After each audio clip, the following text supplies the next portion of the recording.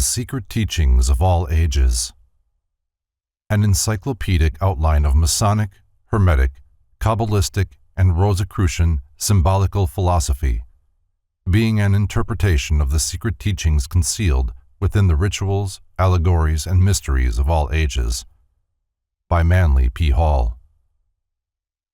Narrated by Matthew Schmitz. This book is dedicated to the rational soul of the world.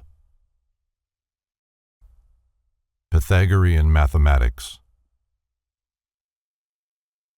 Concerning the secret significance of numbers, there has been much speculation. Though many interesting discoveries have been made, it may be safely said that with the death of Pythagoras, the great key to this science was lost. For nearly 2,500 years, philosophers of all nations have attempted to unravel the Pythagorean skein, but apparently none has been successful. Notwithstanding attempts to obliterate all records of the teachings of Pythagoras, fragments have survived which give clues to some of the simpler parts of his philosophy. The major secrets were never committed to writing, but were communicated orally to a few chosen disciples. These apparently did not divulge their secrets to the profane, the result being that when death sealed their lips, the arcana died with them. Certain of the secret schools in the world today are perpetuations of the ancient mysteries, and although it is quite possible that they may possess some of the original numerical formulae, there is no evidence of it in the voluminous writings of which have issued from these groups during the last 500 years. These writings, while frequently discussing Pythagoras, show no indication of a more complete knowledge of his intricate doctrines than the post-Pythagorean Greek speculators had, who talked much, wrote little, knew less, and concealed their ignorance under a series of mysterious hints and promises. Here and there among the literary products of early writers are found enigmatic statements which they made no effort to interpret. The following example is quoted from Plutarch. The Pythagoreans indeed go farther than this, and honor even numbers and geometrical diagrams with the names and titles of the gods. Thus they call the equilateral triangle head-born Minerva and Tritogenia, because it may be equally divided by 3 perpendiculars drawn from each of the angles. So the unit they term Apollo. As to the number 2 they have affixed the name of strife and audaciousness, and to that of 3, justice, for as doing an injury is an extreme on one side, and suffering one is an extreme on the other side, and suffering in the middle between them.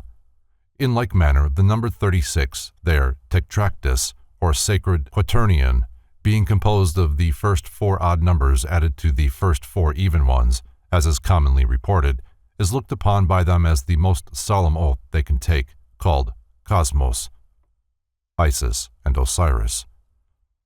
Earlier in the same work, Plutarch also notes, "For as the power of the triangle is expressive of the nature of Pluto, Bacchus, and Mars, and the properties of the square of Rhea, Venus, Ceres, Vesta, and Juno, of the dodecahedron of Jupiter, so, as we are informed by Eudoxus, is the figure of 56 angles expressive of the nature of Typhon."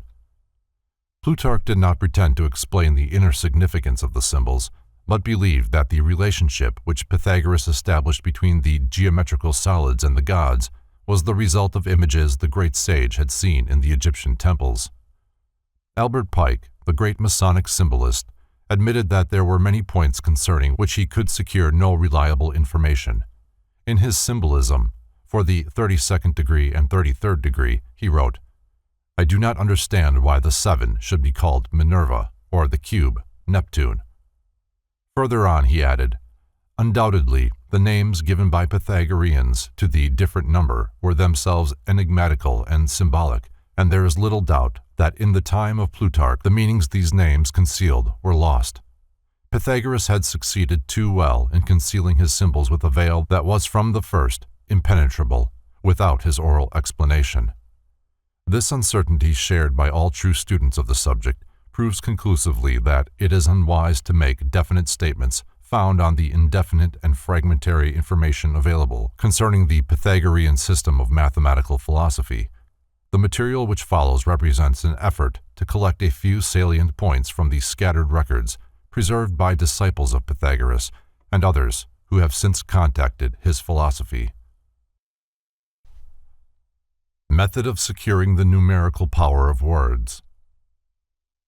The first step in obtaining the numerical value of a word is to resolve it back to its original tongue.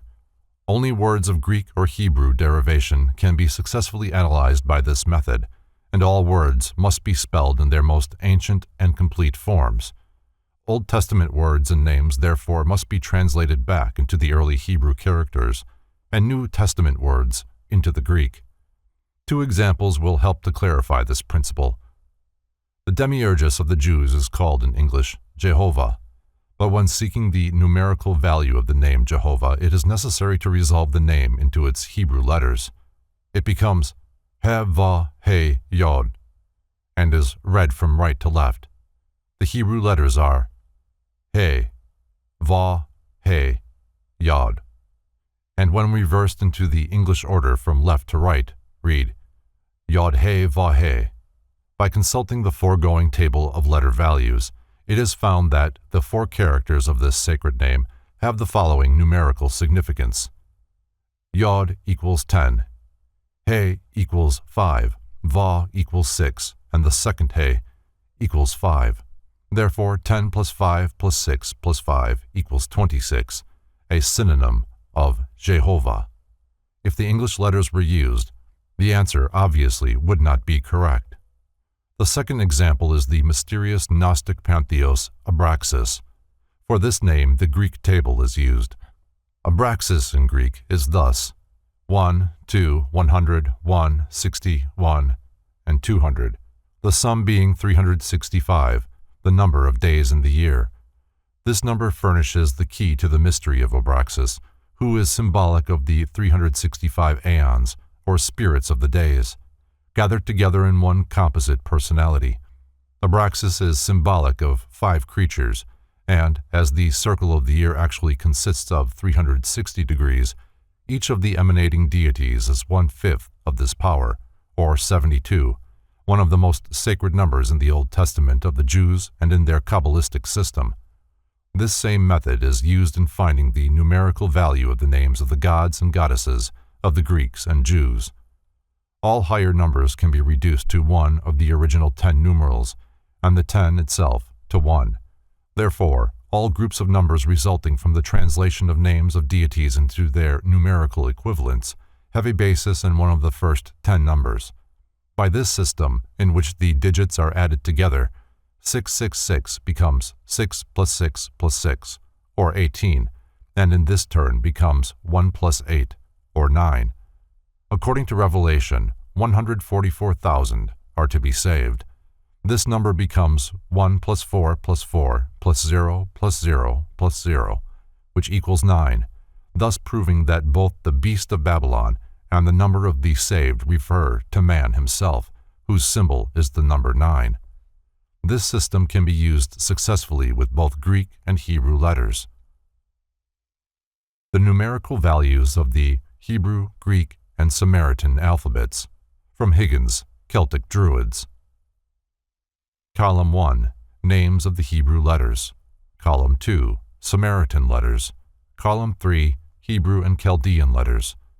Column 4, Numerical equivalents of the letters. Column 5, Capital and Small Greek letters. Column 6, the letters marked with asterisks are those brought to Greece from Phoenicia by Cadmus. Column 7, Name of the Greek letters. Column 8, Nearest English equivalents to the Hebrew, Greek, and Samaritan letters. Note, when used at the end of a word, the Hebrew tau has the numerical value 440, kaf 500, mem 600, nun 700, pe 800, zadi 900. A dotted alpha and a dashed LF have the value of 1000. The original Pythagorean system of numerical philosophy contains nothing to justify the practice now in vogue of changing the given name or surname in the hope of improving the temperament or financial condition by altering the name vibrations. There is also a system of calculation in vogue for the English language, but its accuracy is a matter of legitimate dispute. It is comparatively modern and has no relationship either to the Hebrew Kabbalistic system or to the Greek procedure. The claim made by some that the Pythagorean is not supported by any tangible evidence, and there are many reasons why such a contention is untenable. The fact that Pythagoras used 10 as the basis of calculation, while this system uses 9, an imperfect number, is in itself almost conclusive. Furthermore, the arrangement of the Greek and Hebrew letters does not agree closely enough with the English to permit the application of the number sequences of one language to the number sequences of the others. Further experimentation with the system may prove profitable, but it is without basis in antiquity. The arrangement of the letters and numbers is as follows. The letters under each of the numbers have the value of the figure at the top of the column. Thus, in the word man, M equals 4, A equals 1, N equals 5, a total of 10. The values of the numbers are practically the same as those given by the Pythagorean system.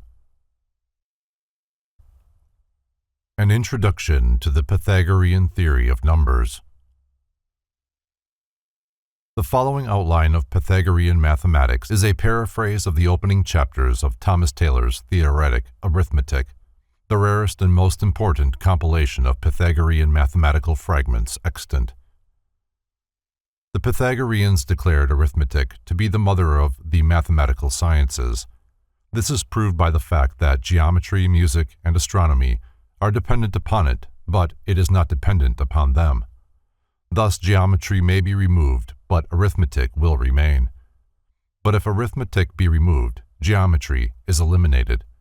In the same manner, music depends upon arithmetic, but the elimination of music affects arithmetic only by limiting one of its expressions.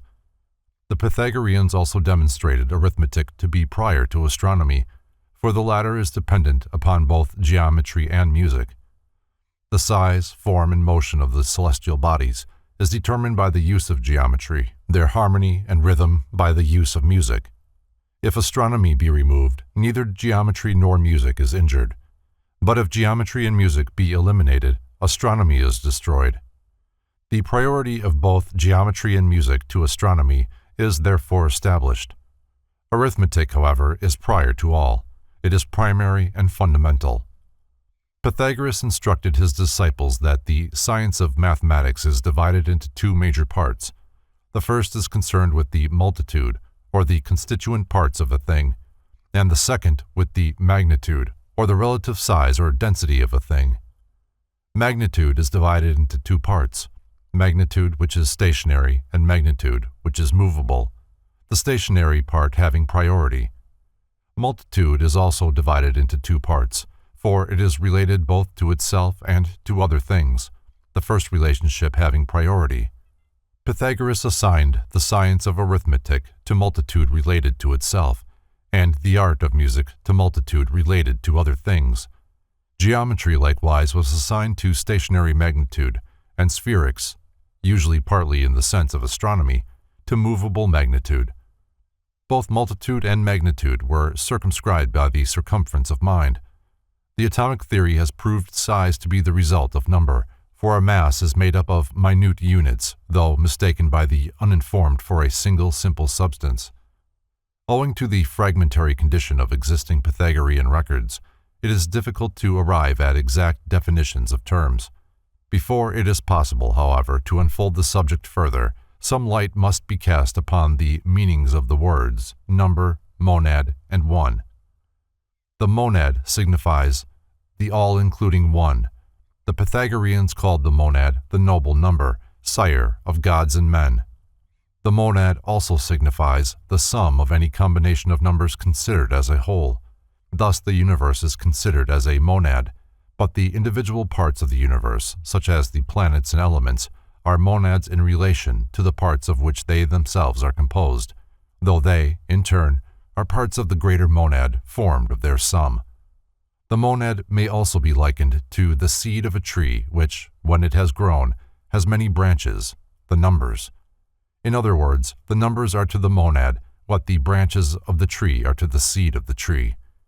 From the study of the mysterious Pythagorean monad, Leibniz evolved his magnificent theory of the world atoms, a theory in perfect accord with the ancient teachings of the mysteries, for Leibniz himself was an initiate of a secret school. By some Pythagoreans, the monad is also considered synonymous with the one. Number is the term applied to all numerals and their combinations.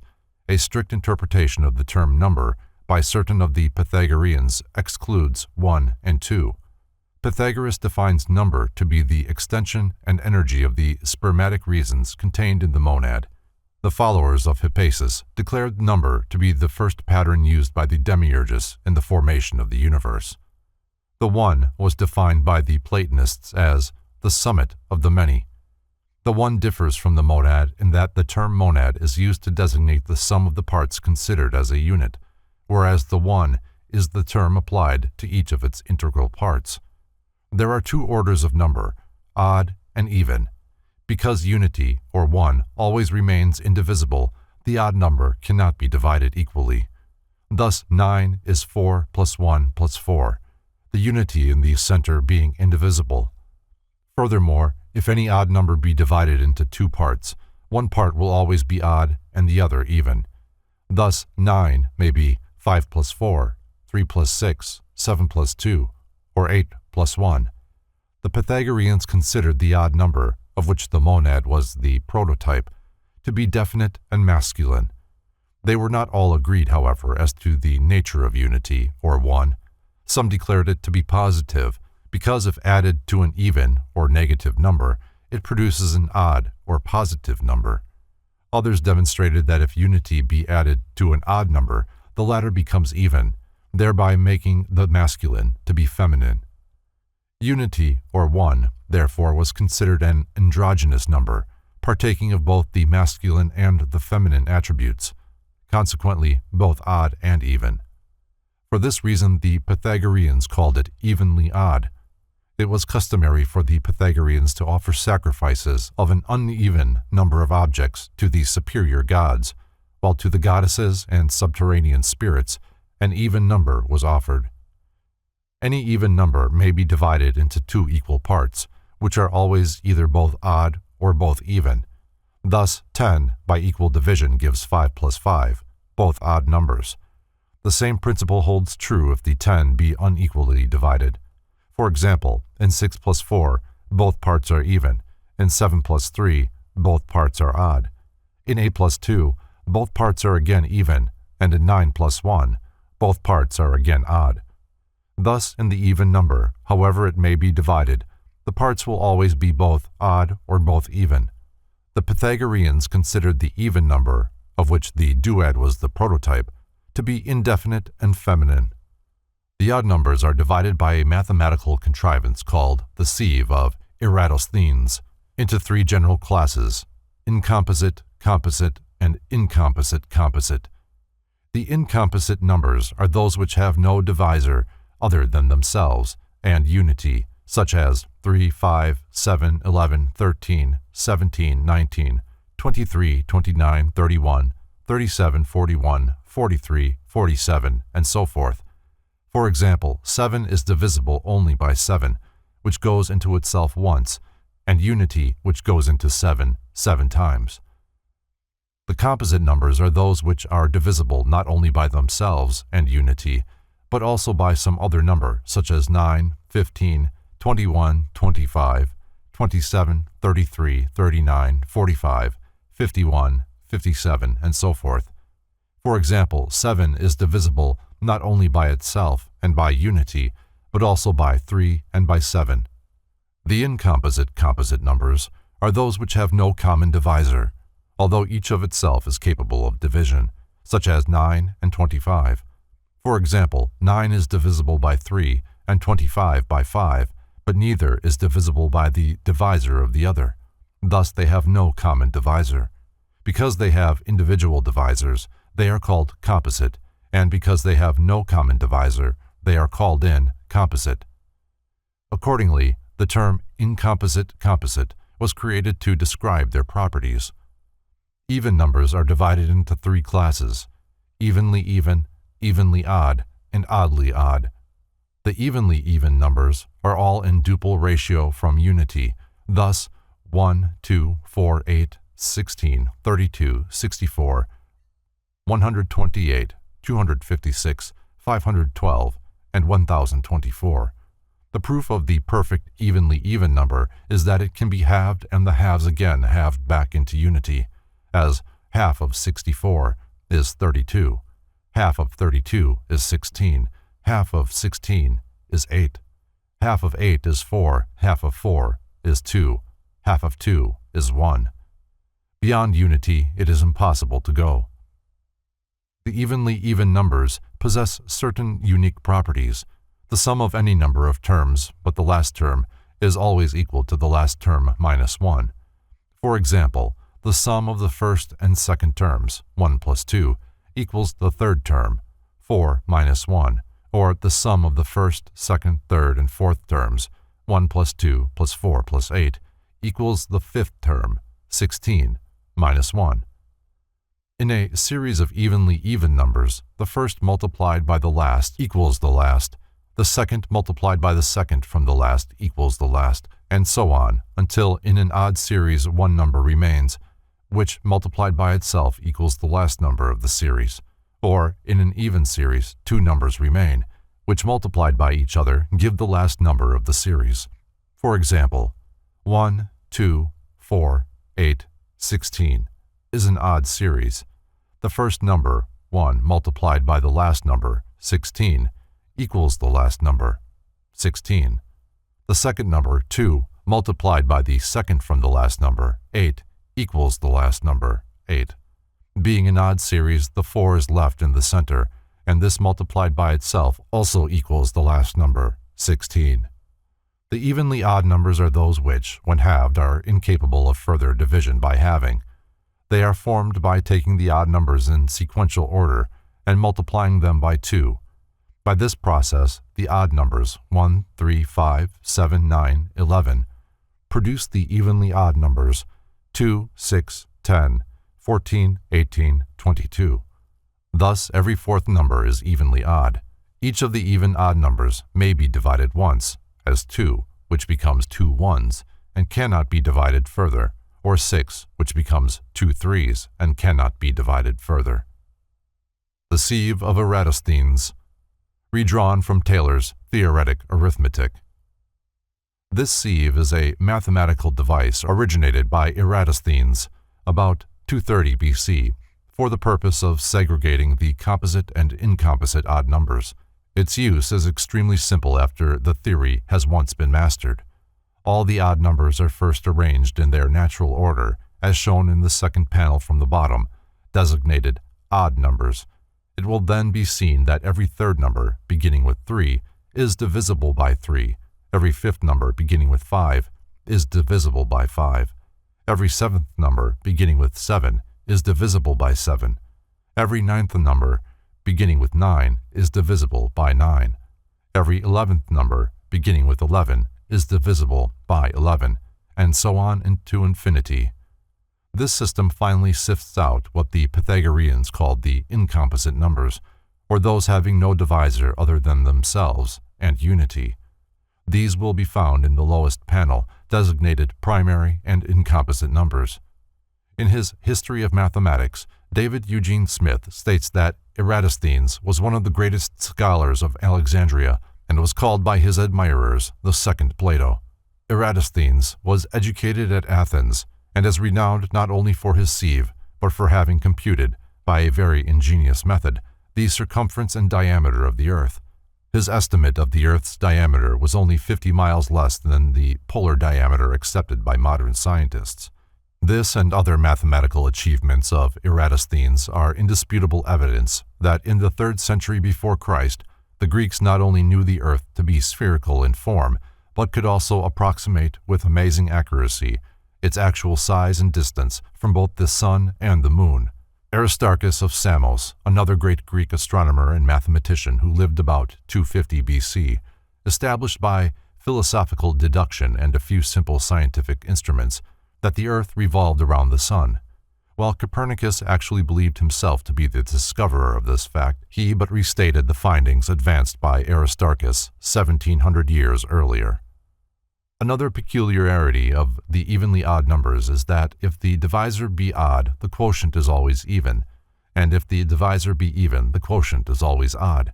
For example, if 18 be divided by 2, an even divisor, the quotient is 9, an odd number. If 18 be divided by 3, an odd divisor, the quotient is 6, an even number. The evenly odd numbers are also remarkable in that each term is 1/2 of the sum of the terms on either side of it. For example, 10 is 1/2 of the sum of 6 and 14. 18 is 1/2 the sum of 14 and 22. And 6 is 1/2 the sum of 2 and 10. The oddly odd or unevenly even numbers are a compromise between the evenly even and the evenly odd numbers. Unlike the evenly even, they cannot be halved back to unity, and unlike the evenly odd, they are capable of more than one division by halving. The oddly odd numbers are formed by multiplying the evenly even numbers above 2 by the odd numbers above 1. The odd numbers above 1 are 3, 5, 7, 9, 11, and so forth. The evenly even numbers above 2 are 4, 8, 16, 32, 64, and so on. The first odd number of the series, 3, multiplied by 4, the first evenly even number of the series, gives 12. The first oddly odd number. By multiplying 5, 7, 9, 11, and so forth by 4, oddly odd numbers are found. The other oddly odd numbers are produced by multiplying 3, 5, 7, 9, 11, and so forth, in turn, by the other evenly even numbers, 8, 16, 32, 64, and so forth. An example of the halving of the oddly odd numbers is as follows. Half of 12 equals 6. Half of 6 equals 3, which cannot be halved further because the Pythagoreans did not divide unity. Even numbers are also divided into 3 other classes: superperfect, deficient, and perfect. Superperfect or superabundant numbers are such as have the sum of their fractional parts greater than themselves. For example, half of 24 equals 12.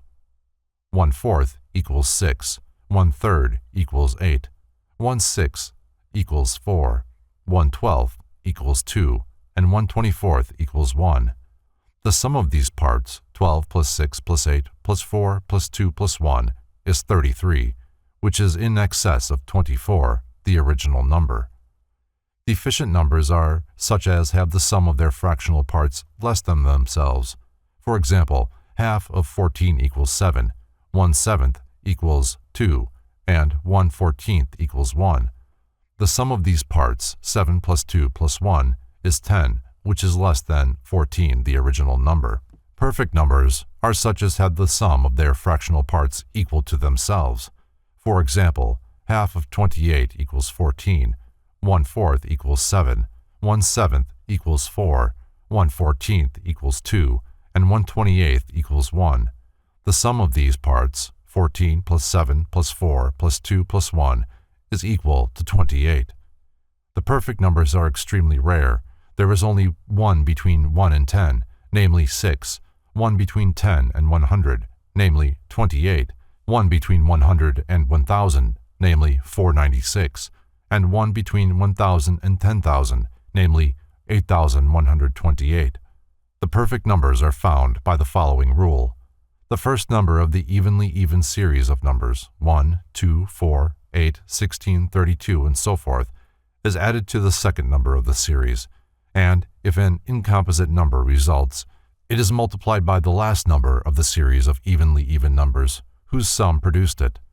The product is the first perfect number. For example, the first and second evenly even numbers are 1 and 2. Their sum is 3, an incomposite number. If 3 be multiplied by 2, the last number of the series of evenly even numbers used to produce it, the product is 6, the first perfect number. If the addition of the evenly even numbers does not result in an incomposite number, the next evenly even number of the series must be added until an incomposite number results. The second perfect number is found in the following manner. The sum of the evenly even numbers 1, 2, and 4 is 7, an incomposite number. If 7 be multiplied by 4, the last of the series of evenly even numbers used to produce it, the product is 28, the second perfect number. This method of calculation may be continued to infinity. Perfect numbers, when multiplied by 2, are superabundant numbers, and when divided by 2 produce deficient numbers. The Pythagoreans evolved their philosophy from the science of numbers.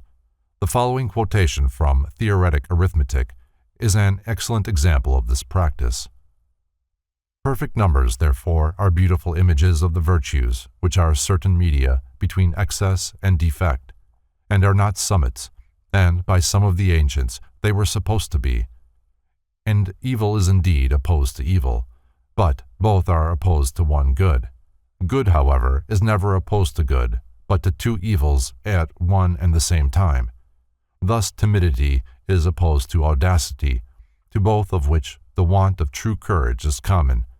But both timidity and audacity are opposed to fortitude. Craft also is opposed to fatuity, to both of which the want of intellect is common, and both these are opposed to prudence. Thus, too, profusion is opposed to avarice, to both of which illiberality is common, and both these are opposed to liberality.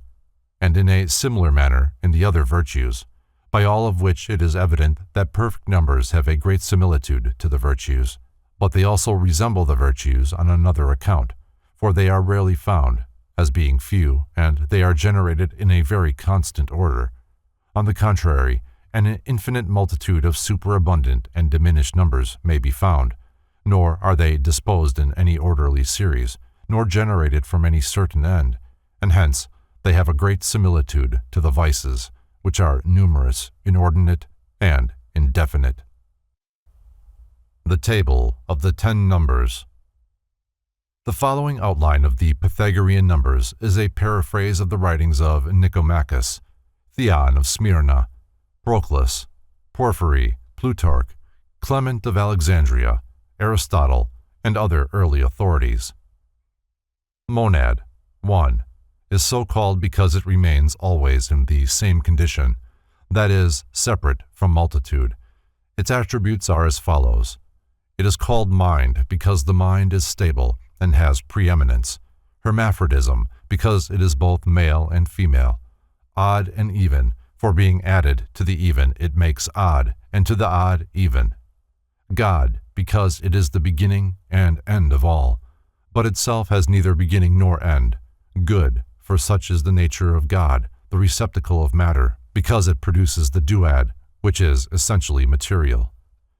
By the Pythagoreans, monad was called chaos, obscurity, chasm, Tartarus, Styx, abyss, leth, atlas, axis, morpho, a name for Venus, and tower or throne of Jupiter, because of the great power which abides in the center of the universe and controls the circular motion of the planars about itself.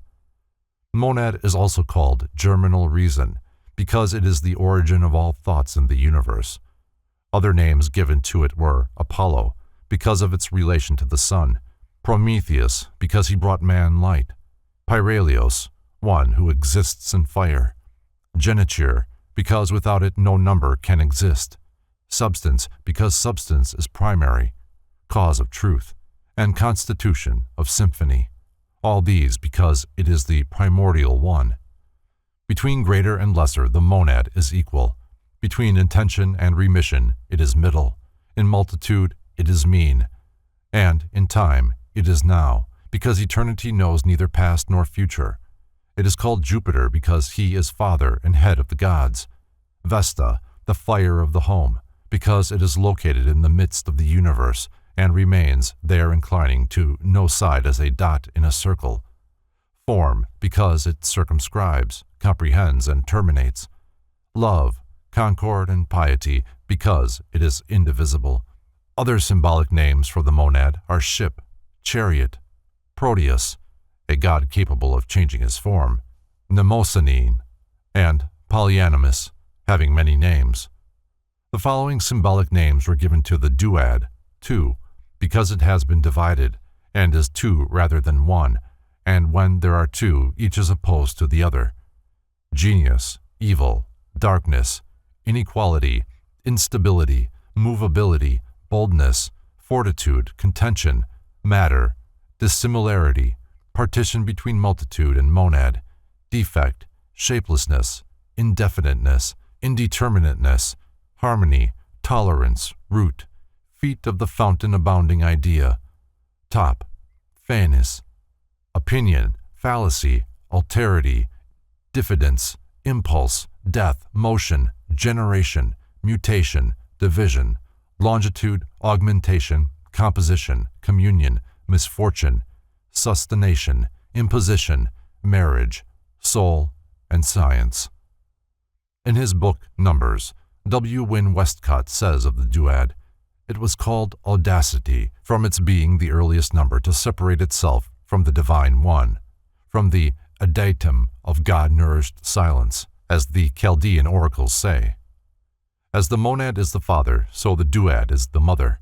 Therefore the duad has certain points in common with the goddesses Isis, Rhea, Jove's mother, Phrygia, Lydia, Dindymene, Sibyl, and Ceres. Erato, one of the muses, Diana, because the moon is forked, Dictana, Venus, Dione, Cytherea, Juno, because she is both wife and sister of Jupiter, and Maia, the mother of Mercury. While the monad is the symbol of wisdom, the duad is the symbol of ignorance, for in it exists the sense of separateness, which sense is the beginning of ignorance. The duad, however, is also the mother of wisdom, for ignorance, out of the nature of itself, invariably gives birth to wisdom.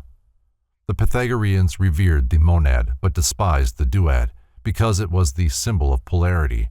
By the power of the duad, the deep was created in contradistinction to the heavens. The deep mirrored the heavens and became the symbol of illusion, for the below was merely a reflection of the above. The below was called Maya, the illusion, the sea, the great void, and to symbolize it, the Magi of Persia carried mirrors. From the duad arose disputes and contentions, until by bringing the monad between the duad, equilibrium was re-established by the Savior God, who took upon himself the form of a number and was crucified between two thieves for their sins of men. The triad, 3, is the first number actually odd, monad not always being considered a number. It is the first equilibrium of unities. Therefore, Pythagoras said that Apollo gave oracles from a tripod and advised offer of libation 3 times. The key words to the qualities of the triad are friendship, peace, justice, prudence, piety, temperance, and virtue. The following deities partake of the principle of the triad: Saturn, ruler of time; Latona, cornucopia; Ophion, the great serpent; Thetis, Hecate; Polyhymnia, a muse; Pluto, Triton, president of the sea; Tritogenia, Achelous, and the faces, furies, and graces. This number is called wisdom, because men organize the present, foresee the future, and benefit by the experiences of the first. It is cause of wisdom and understanding. The triad is the number of knowledge, music, geometry, and astronomy, and the science of the celestials and terrestrials.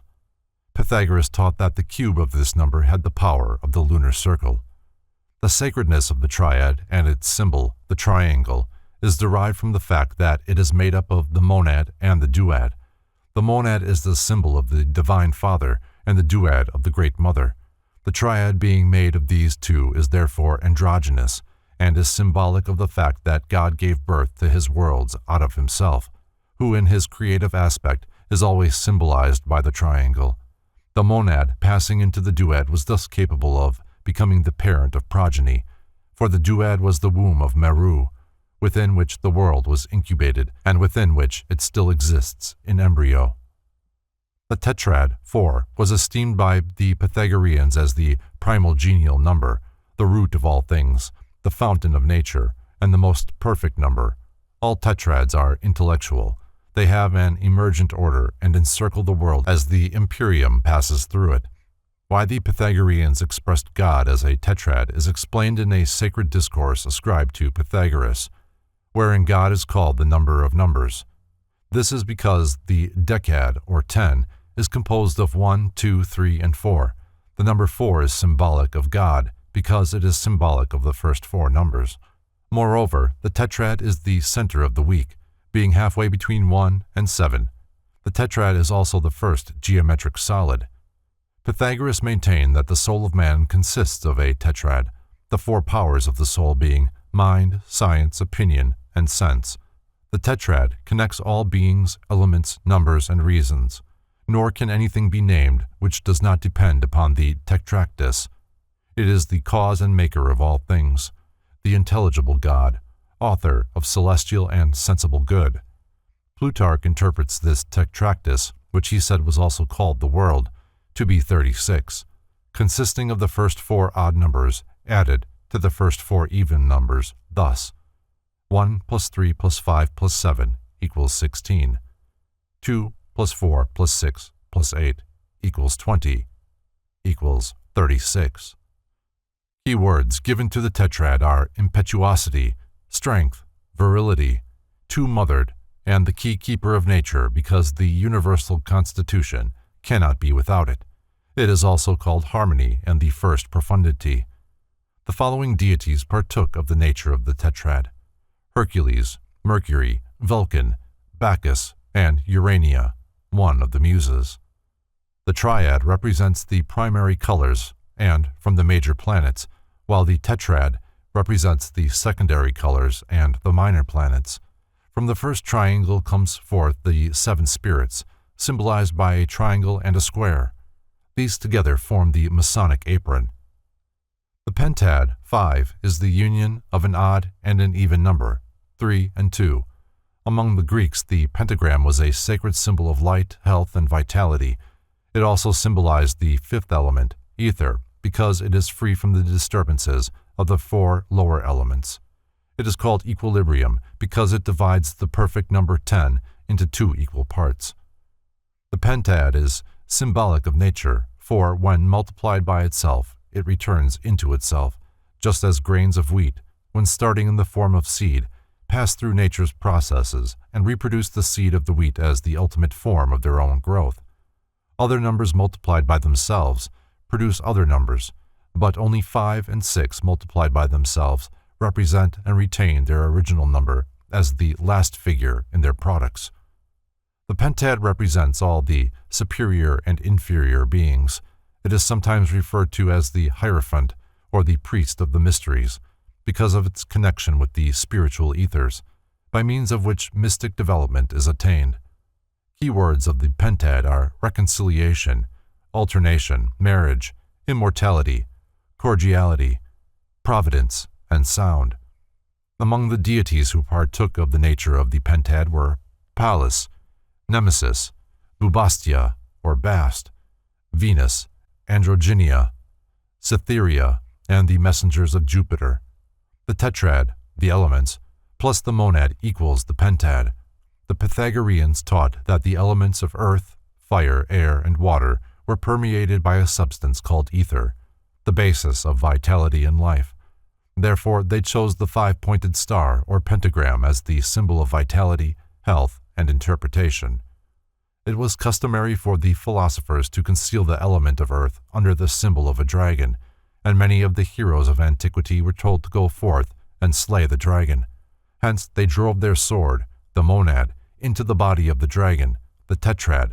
This resulted in the formation of the pentad, a symbol of the victory of the spiritual nature over the material nature. The four elements are symbolized in the early biblical writings as the 4 rivers that poured out of the Garden of Eden. The elements themselves are under the control of the composite cherubim of Ezekiel. The Pythagoreans held the hexad, 6, to represent, as Clement of Alexandria conceived, the creation of the world according to both the prophets and the ancient mysteries.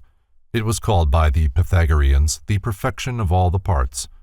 This number was particularly sacred to Orpheus, and also to the Fate, the Casus, and the Muse, Thalia. It was called the form of forms, the articulation of the universe, and the maker of the soul. Among the Greeks, harmony and the soul were considered to be similar in nature, because all souls are harmonic. The hexad is also the symbol of marriage, because it is formed by the union of 2 triangles, one masculine and the other feminine. Among the keywords given to the hexad are time, for it is the measure of duration, panacea, because health is equilibrium, and the hexad is a balance number, the world, because the world, like the hexad, is often seen to consist of contraries by harmony. Omnisufficient, because its parts are sufficient for totality. 3 + 2 + 1 = 6. Unwearied, because it contains the elements of immortality. By the Pythagoreans, the heptad, 7, was called worthy of veneration. It was held to be the number of religion, because man is controlled by 7 celestial spirits to whom it is proper for him to make offerings. It was called the number of life because it was believed that human creatures born in the 7th month of embryonic life usually lived, but those born in the 8th month often died. One author called it the motherless virgin, Minerva, because it was not born of a mother, but out of the crown, or the head of the father, the monad. Keywords of the heptad are fortune, occasion, custody, control, government, judgment, dreams, voices, sounds, and that which leads all things to their end. Deities whose attributes were expressed by the heptad were Aegis, Osiris, Mars, and Clio, one of the Muses. Among many ancient numbers, the heptad is a sacred number. The Elohim of the Jews were supposedly 7 in number. They were the spirits of the dawn, more commonly known as the archangels, controlling the planets. The 7 archangels, with the 3 spirits controlling the sun in its threefold aspect, constitute the 10, the sacred Pythagorean decad. The mysterious Pythagorean tetractys, or 4 rows of dots, increasing from 1 to 4, was symbolic of the stages of creation. The great Pythagorean truth that all things in nature are regenerated through the decad, or 10, is subtly preserved in Freemasonry, through these grips being affected by the uniting of 10 fingers, 5 on the hand of each person. The 3, spirit, mind, and soul, descend into the 4, the world, the sum being the 7, or the mystic nature of man, consisting of a threefold spiritual body and a fourfold material form. These are symbolized by the cube, which has 6 surfaces and a mysterious 7th point within. The 6 surfaces are the directions: north, east, south, west, up, and down, or front, back, right, left, above, and below, or again, earth, fire, air, water, spirit, and matter. In the midst of these stands the One, which is the upright figure of man, from whose center in the cube radiates 6 pyramids. From this comes the great occult axiom: the center is the father of the directions, the dimensions, and the distances. The heptad is the number of the law because it is the number of the makers of cosmic law, the 7 spirits before the throne. The ogdoad, 8, was sacred because it was the number of the first cube, which form had 8 corners, and was the only evenly even number under 10, 1, 2, 4, 8, 4, 2, 1. Thus, the 8 is divided into 2 4s, each 4 is divided into 2 2s, and each 2 is divided into 2 1s, thereby re-establishing the monad. Among the keywords of the ogdoad are love, counsel, prudence, law, and convenience. Among the divinities partaking of its nature were Panharmonia, Rhea, Sibyl, Cadmea, Dindymene, Orsia, Neptune, Themis, and Euterpe, a muse. The ogdoad was a mysterious number associated with the Eleusinian mysteries of Greece and the Kabiri. It was called the Little Holy Number. It derived its form partly from the twisted snakes on the caduceus of Hermes, and partly from the serpentine motion of the celestial bodies, possibly also from the moon's nodes. The Ennead, 9, was the first square of an odd number, 3 by 3. It was associated with failure and shortcoming because it fell short of the perfect number 10 by 1. It was called the called number of man because of the 9 months of his embryonic life. Among its key words are ocean and horizon, because to the ancients these were boundless. The Ennead is the limitless number because there is nothing beyond it but the infinite 10. It was called boundary and limitation because it gathered all numbers within itself. It was called the sphere of the air because it surrounded the numbers as air surrounds the earth. Among the gods and goddesses who partook in greater or lesser degree of its nature were Prometheus, Vulcan, Juno, the sister and wife of Jupiter, Paeon, and Aglaea, Tritogenia, Curatus, Proserpine, Hyperion, and Terpsichore, and Muse. The 9 was looked upon as evil because it was an inverted 6. According to the Eleusinian mysteries, it was because of the spheres through which the consciousness passed on its way to birth. Because of its close resemblance to the spermatozoon, the 9 has been associated with germinal life. The decad, 10, according to the Pythagoreans, is the greatest of numbers, not only because it is the tetractys, the 10 dots, but because it comprehends all arithmetic and harmonic proportions. Pythagoras said that 10 is the nature of number, because all nations reckon to it, and when they arrive at it, they return to the monad. The decad was called both heaven and the world, because the former includes the latter. Being a perfect number, the decad was applied by the Pythagoreans to those things relating to age, power, faith, necessity, and the power of memory. It was also called unwearied, because, like God, it was tireless. The Pythagoreans divided the heavenly bodies into 10 orders. They also stated that the decad perfected all numbers and comprehended within itself the nature of odd and even, moved and unmoved, good and ill. They associated its power with the following deities: Atlas, for it carried the numbers on its shoulders; Urania, Mnemosyne, the sun; Phanes, and the one God. The decimal system can probably be traced back to the time when it was customary to reckon on the fingers, these being among the most primitive of calculating devices and still in use among many aboriginal peoples. The human body in symbolism. The oldest, the most profound, the most universal of all symbols is the human body. The Greeks, Persians, Egyptians, and Hindus considered a philosophical analysis of man's triune nature to be an indispensable part of ethical and religious training. The mysteries of every nation taught that the laws, elements, and powers of the universe were epitomized in the human constitution, that everything which existed outside of man had its analog within man. The universe, being immeasurable in its immensity and inconceivable in its profundity, was beyond mortal estimation. Even the gods themselves could comprehend but a part of the inaccessible glory which was their source. When temporarily permeated with divine enthusiasm, man may transcend for a brief moment the limitations of his own personality and behold in part that celestial effulgence in which all creation is bathed.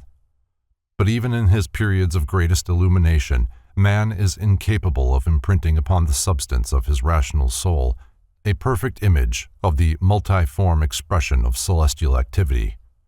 Recognizing the futility of attempting to cope intellectually with that which transcends the comprehension of the rational faculties, the early philosophers turned their attention from the inconceivable divinity to man himself, within the narrow confines of those whose nature they found manifested all the mysteries of the external spheres. As the natural outgrowth of this practice, there was fabricated a secret theological system in which God was considered as the grand man, and, conversely, man as the little god. Continuing this analogy, the universe was regarded as a man, and, conversely, man as a miniature universe. The greater universe was termed the macrocosm, the great world or body, and the divine life or spiritual entity controlling its functions was called the macroprosophos. Man's body, or the individual human universe, was termed the microcosm, and the divine life or spiritual entity controlling its functions was called the microprosophos. The pagan mysteries were primarily concerned with instructing neophytes in the true relationship between the macrocosm and the microcosm, in other words, between God and man. Accordingly, the key to these analogies between the organs and functions of the microcosmic man and those of the macrocosmic man constituted the most prized possession of the early initiates. In Isis Unveiled, H.P. Blavatsky summarizes the pagan concept of man as follows: Man is a little world, the microcosm inside the great universe. Like a fetus, he is suspended, by all his three spirits in the matrix of the macrocosmos, and while his terrestrial body is in constant sympathy with its parent Earth, his astral soul lives in unison with the sidereal anima mundi. He is in it, as it is in him, for the world-pervading element fills all space, and is space itself, only shoreless and infinite. As to his third spirit, the divine, what is it but an infinitesimal ray, one of the countless radiations proceeding directly from the highest cause, the spiritual light of the world? This is the trinity of organic and inorganic nature, the spiritual and the physical, which are three in one, and of which Proclus says that the first monad is the eternal God, the second, eternity, the third, the paradigm or pattern of the universe, the three constituting the intelligible triad. Long before the introduction of idolatry into religion, the early priests caused the statue of a man to be placed in the sanctuary of the temple. This human figure symbolized the divine power in all its intricate manifestations. Thus the priests of antiquity accepted man as their textbook, and through the study of him learned to understand the greater and more abstruse mysteries of the celestial scheme of which they were a part. It is not improbable that this mysterious figure standing over the primitive altars was made in the nature of a mannequin, and, like certain emblematic hands in the mystery schools, was covered with either carved or painted hieroglyphs. The statue may have opened, thus showing the relative positions of the organs, bones, muscles, nerves, and other parts. After ages of research, the mannequin became a mass of intricate hieroglyphs and symbolic figures. Every part had its secret meaning. The measurements formed a basic standard, by the means of which it was possible to measure all parts of cosmos. It was a glorious composite emblem of all the knowledge possessed by the sages and hierophants. Then came the age of idolatry. The mysteries decayed from within, the secrets were lost, and none knew the identity of the mysterious man who stood over the altar. It was remembered only that the figure was a sacred and glorious symbol of the universal power, and it finally came to be looked upon as a god, the one in whose image man was made. Having lost the knowledge of the purpose for which the mannequin was originally constructed, the priests worshipped this effigy until at last their lack of spiritual understanding brought the temple down in ruins about their heads, and the statue crumbled with the civilization that had forgotten its meaning. Proceeding from this assumption of the first theologians that man is actually fashioned in the image of God, the initiated minds of past ages erected the stupendous nature of theology upon the foundation of the human body. The religious world of today is almost totally ignorant of the fact that the science of biology is the fountainhead of its doctrines and tenets. Many of the codes and laws believed by modern divines to have been direct revelations from divinity are in reality the fruitage of ages of patient delving into the intricacies of the human constitution and the infinite wonders revealed by such a study. In nearly all the sacred books of the world can be traced an anatomical analogy. This is most evident in their creation myths. Anyone familiar with embryology and obstetrics will have no difficulty in recognizing the basis of the allegory concerning Adam and Eve and the Garden of Eden, the 9 degrees of the Eleusinian mysteries, and the Brahmanic legend of Vishnu's incarnations. The story of the universal egg, the Scandinavian myth of Ginnungagap, the dark cleft in space in which the seed of the world is sown, and the use of the fish as the emblem of the paternal generative power, all show the true origin of theological speculation. The philosophers of antiquity realized that man himself was the key to the riddle of life, for he was the living image of the divine plan, and in future ages humanity also will come to realize more fully the solemn import of those ancient words. The proper study of mankind is man. Both God and man have a twofold constitution, of which the superior part is invisible and the inferior visible. In both there is also an intermediary sphere, marking the point where these invisible and invisible natures meet. As the spiritual nature of God controls his objective universal form, which is actually a crystallized idea, so the spiritual nature of man is the invisible cause and controlling power of his visible material personality. Thus, it is evident that the spirit of man bears the same relationship to his material body that God bears to the objective universe. The mysteries taught that spirit, or life, was anterior to form, and that what is anterior includes all that is posterior to itself. Spirit being anterior to form, form is therefore included within the realm of spirit. It is also a popular statement or belief that man's spirit is within his body. According to the conclusions of philosophy and theology, however, this belief is erroneous, for spirit first circumscribes an area and then manifests within it. Philosophically speaking, form, being a part of spirit, is within spirit. But spirit is more than the sum of form, as the material nature of man is therefore within the sum of spirit. So the universal nature, including the entire sidereal system, is within the all-pervading essence of God, the universal spirit. According to another concept of the ancient wisdom, all bodies, whether spiritual or material, have three centers, called by the Greeks the upper center, the middle center, and the lower center. An apparent ambiguity will here be noted. To diagram or symbolize adequately abstract mental verities is impossible, for the diagrammatic representation of one aspect of metaphysical relationships may be an actual contradiction of some other aspect. While that which is above is generally considered superior in dignity and power, in reality, that which is in the center is superior and anterior to both that which is said to be above and that which is said to be below. Therefore, it must be said that the first, which is considered as being above, is actually in the center, while both of the others, which are said to be either above or below, are actually beneath. This point can be further simplified if the reader will consider above as indicating degree of proximity to source and below as indicating degree of distance from source, source being posited in the actual center and relative distance being the various points along the radii from the center toward the circumference. In matters pertaining to philosophy and theology, up may be considered as toward the center and down as toward the circumference. Center is spirit, circumference is matter. Therefore, up is toward spirit along an ascending scale of spirituality, down is toward matter along an ascending scale of materiality. The latter concept is partly expressed by the apex of a cone, which, when viewed from above, is seen as a point in the exact center of the circumference formed by the base of the cone. These three universal centers, the one above, the one below, and the link uniting them, represent three suns or three aspects of one sun, centers of effulgence. These also have their analogues in the three grand centers of the human body, which, like the physical universe, is a demiurgic fabrication.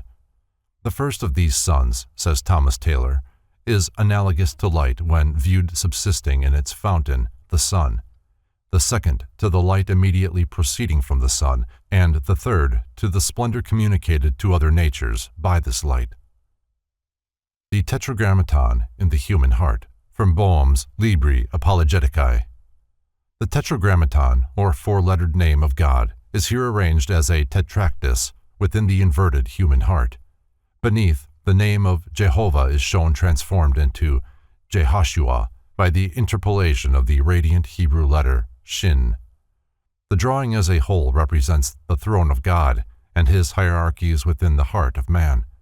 In the first book of his Libri Apologeticae, Jacob Boehm thus describes the meaning of the symbol. For we men have one book in common which points to God. Each has it within himself, which is the priceless name of God. Its letters are the flames of his love, which he, out of his heart, in the priceless name of Jesus, has revealed in us. Read these letters in your hearts and spirits, and you have books enough. All the writings of the children of God direct you unto that one book, for therein lie all the treasures of wisdom. This book is Christ in you. Since the superior or spiritual center is in the midst of the other two, its analog in the physical body is the heart, the most spiritual and mysterious organ in the human body.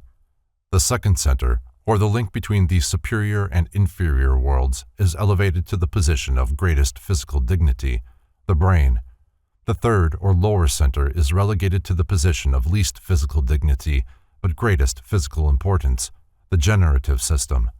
Thus the heart is symbolically the source of life, the brain the link by which, through rational intelligence, life and form are united, and the generative system, or infernal creator, the source of that power by which physical organisms are produced.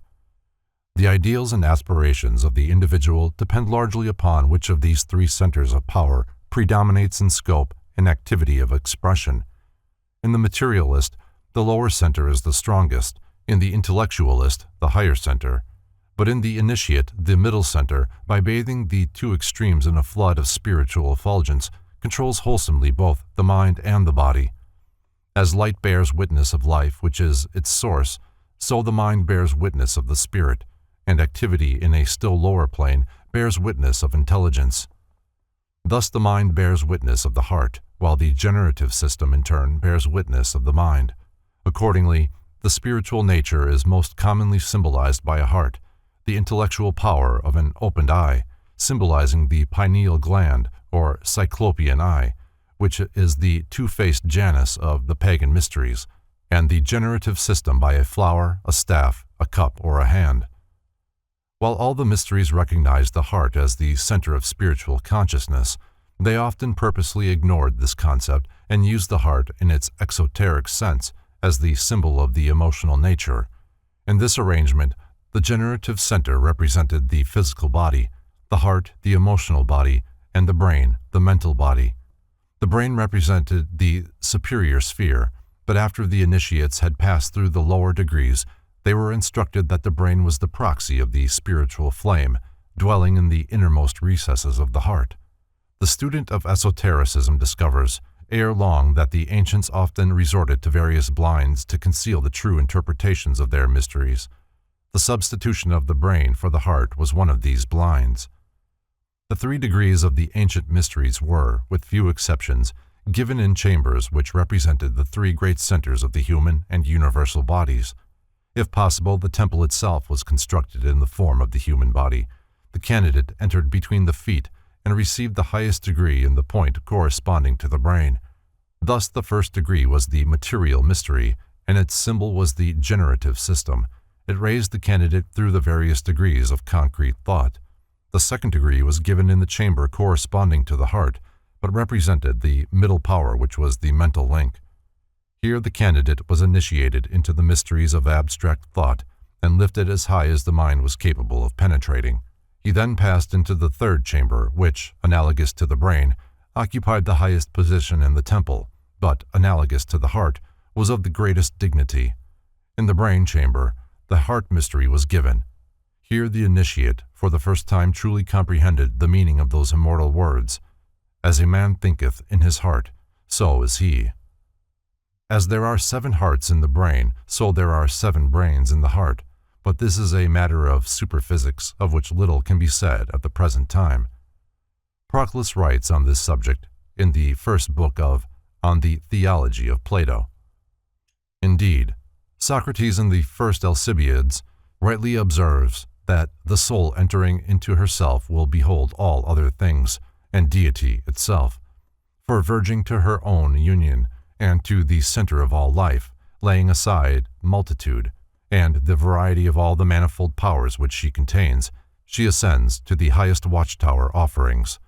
And, as in the most holy of the mysteries, they say that the mystics at first meet with the multiform and many-shaped genera, which are hurled forth before the gods, but on entering the temple, unmoved and guarded by the mystic rites, they genuinely receive in their bosom, heart, divine illumination, and divested of their garments, as they would say, participate of a divine nature, the same mode, as it appears to me, take place in the speculation of holes.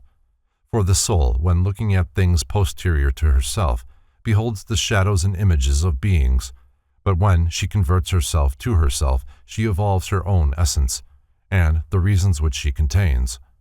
And at first, indeed, she only, as it were, beholds herself, but when she penetrates more profoundly into the knowledge of herself, she finds in herself both intellect and the orders of beings. When, however, she proceeds into her interior recesses, and into the adytum, as it were, of the soul, she perceives with her eye closed, without the aid of the lower mind, the genius of the gods, and the unities of beings.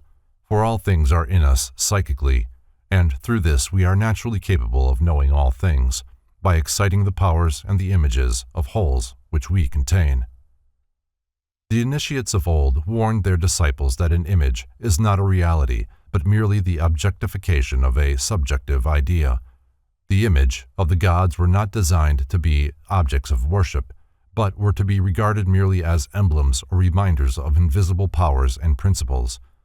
Similarly, the body of man must not be considered as the individual, but only as the house of the individual, in the same manner that the temple was the house of God. In a state of grossness and perversion, man's body is the tomb or prison of a divine principle. In a statement of unfoldment and regeneration, it is the house or sanctuary of the deity by whose creative powers it was fashioned. Personality is suspended upon a thread from the nature of being, declares the secret work. Man is essentially a permanent and immortal principle. Only his bodies pass through the cycle of birth and death. The immortal is the reality. The mortal is the unreality. During each period of earth life, reality thus dwells in unreality, to be liberated from it temporarily by death and permanently by illumination. Hand decorated with effigies of Jesus Christ, the Virgin Mary, and the 12 Apostles, from an old print, courtesy of Carl Oscar Borg. Upon the 12 phalanges of the fingers appear the likenesses of the Apostles, each bearing its own appropriate symbol. In the case of those who suffered martyrdom, the symbol signifies the instrument of death. Thus, the symbol of St. Andrew is a cross, of St. Thomas a javelin or a builder's square, of St. James the Less a club, of St. Philip a cross, of St. Bartholomew a large knife or scimitar, of St. Matthew a sword or spear, sometimes a purse, of St. Simon a club or saw, of St. Matthias an axe, and of St. Judas a halberd. The apostles whose symbols do not elate to their martyrdom are St. Peter, who carries 2 crossed keys, 1 gold and 1 silver, St. James the Great, who bears a pilgrim's staff and a scallop shell, and St. John, who holds a cup from which the poison miraculously departed in the form of a serpent. See Handbook of Christian Symbolism. The figure of Christ upon the second phalange of the thumb does not follow the pagan system of assigning the first person of the creative triad to this position. God the Father should occupy the second phalange, God the Son the first phalange, while to God the Holy Spirit is assigned the base of the thumb. Also, according to the philosophic arrangement, the Virgin should occupy the base of the thumb, which is sacred to the moon. While generally regarded as polytheists, the pagans gained this reputation not because they worshipped more than one god, but rather because they personified the attributes of this god, thereby creating a pantheon of posterior deities, each manifesting a part of what the one god manifested as a whole. The various pantheons of ancient religions therefore actually represent the catalogued and personified attributes of deity. In this respect, they correspond to the hierarchies of the Hebrew Kabbalists. All the gods and goddesses of antiquity consequently have their analogies in the human body, as have also the elements, planets, and constellations which were assigned as proper vehicles for these celestials. 4 body centers are assigned to the elements, the 7 vital organs to the planets, the 12 principal parts and members to the zodiac, the invisible parts of man's divine nature to various supramundane deities, while the hidden God was declared to manifest through the marrow in the bones. It is difficult for many to realize that they are actual universes, that their physical bodies are a visible nature through the structure of which countless waves of evolving life are unfolding their latent potentialities. Yet, through man's physical body, not only are a mineral, a plant, and an animal kingdom evolving, but also unknown classifications and divisions of invisible spiritual life. Just as cells are infinitesimal units in the structure of man, so man is an infinitesimal unit in the structure of the universe. A theology based upon the knowledge and appreciation of these relationships is as profoundly just as it is profoundly true. As man's physical body has 5 distinct and important extremities, 2 legs, 2 arms, and a head, of which the last governs the first 4, The number 5 has been accepted as the symbol of man.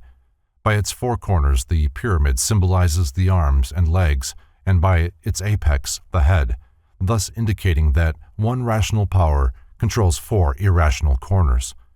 The hands and feet are used to represent the 4 elements, of which the 2 feet are earth and water, and the 2 hands, fire and air. The brain then symbolizes the sacred 5th element, aether, which controls and unites the other 4. If the feet are placed together and the arms outspread, man then symbolizes the cross with the rational intellect as the head or upper limb.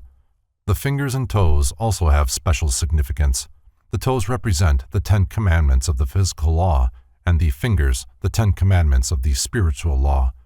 The 4 fingers of each hand represent the 4 elements, and the 3 phalanges of each finger represent the divisions of the element, so that in each hand there are 12 parts to the fingers, which are analogous to the signs of the zodiac, whereas the 2 phalanges and base of each thumb signify the threefold deity. The first phalange corresponds to the creative aspect, the second to the preservative aspect, and the base to the generative and destructive aspect. When the hands are brought together, the result is the 24 elders and the 6 days of creation. In symbolism, the body is divided vertically into halves, the right half being considered as light and the dark half as darkness. By those unacquainted with the true meanings of light and darkness, the light half was denominated spiritual and the left half material. Light is the symbol of objectivity, darkness of subjectivity. Light is a manifestation of life and is therefore posterior to life. That which is anterior to light is darkness, in which light exists temporarily, but darkness permanently. As life precedes light, its only symbol is darkness, and darkness is considered as the veil which must eternally conceal the true nature of abstract and undifferentiated being. In ancient times, men fought with their right arms and defended the vital centers with their left arms, on which was carried the protecting shield. The right half of the body was regarded, therefore, as offensive, and the left half defensive. For this reason also, the right side of the body was considered masculine, and the left side feminine. Several authorities are of the opinion that the present prevalent right-handedness of the race is the outgrowth of the custom of holding the left hand in restraint for defensive purposes. Furthermore, as the source of being is in the primal darkness which preceded light, so the spiritual nature of man is in the dark part of his being, for the heart is on the left side. Among the curious misconceptions arising from the false practice of associating darkness with evil is one by which several early nations used the right hand for all constructive labors, and the left hand for only those purposes termed unclean and unfit for the sight of the gods. For the same reason, black magic was often referred to as the left-hand path, and heaven was said to be upon the right, and hell upon the left. Some philosophers further declared that there were 2 methods of writing, one from left to right, which was considered the exoteric method, the other from right to left, which was considered esoteric. The exoteric writing was that which was done out or away from the heart, while the esoteric writing was that which, like the ancient Hebrew, was written toward the heart. The secret doctrine declares that every part and member of the body is epitomized in the brain, and, in turn, that all that is in the brain is epitomized in the heart. In symbolism, the human head is frequently used to represent intelligence and self-knowledge. As the human body in its entirety is the most perfect known product of the Earth's evolution, it was employed to represent divinity, the highest appreciable state or condition. Artists attempting to portray divinity often show only a hand emerging from an impenetrable cloud. The cloud signifies the unknowable divinity, concealed from man by human limitation. The hand signifies the divine activity, the only part of God which is cognizable to the lower senses. The face consists of a natural trinity, the eyes representing the spiritual power which comprehends, the nostrils representing the preservative and vivifying power, and the mouth and ears representing the material demiurgic power of the lower world. The first sphere is eternally existent and is creative. The second sphere pertains to the mystery of the creative breach, and the third sphere to the creative word. By the word of God the material universe was fabricated, and the 7 creative powers, or vowel sounds, which had been brought into existence by the speaking of the word, became the 7 Elohim, or deities, by whose power and administration the lower world was organized. Occasionally, the deity is symbolized by an eye, an ear, a nose, or a mouth. By the first, divine awareness is signified, by the second, divine interest, by the third, divine vitality, and by the fourth, divine command. The threefold life of the inner man, redrawn from Gitschel's Theosophia Practica. Johann Georg Gitschel, a profound philosopher and mystic, the most illumined of the disciples of Jacob Boehm, secretly circulated the above diagrams among a small group of devoted friends and students. Gitschel republished the writings of Boehm, illustrating them with numerous remarkable figures. According to Gitschel, the diagrams above represent the anatomy of the divine or inner man and graphically set forth its condition during its human, infernal, and divine states. The plates in the William Law edition of Boehm's works are based apparently upon Gitschel's diagrams, which they follow in all essentials. Gitschel gives no detailed description of his figures, and the lettering on the original diagrams here, translated out of German, is the only clue to the interpretation of the charts. The two end figures represent the obverse and reverse of the same diagram and are termed Table 3. They are designed to show the condition of the whole man as to all his 3 essential parts, spirit, soul, and body, in his regenerated state. The third figure from the left is called the second table and sets forth the condition of man in his old, lapsed, and corrupted state, without any respect to or consideration of his renewing by regeneration. The third figure, however, does not correspond within the first table of William Law. The first table presumably represents the condition of humanity before the fall, but the Gitschel plate pertains to the third or regenerated state of mankind.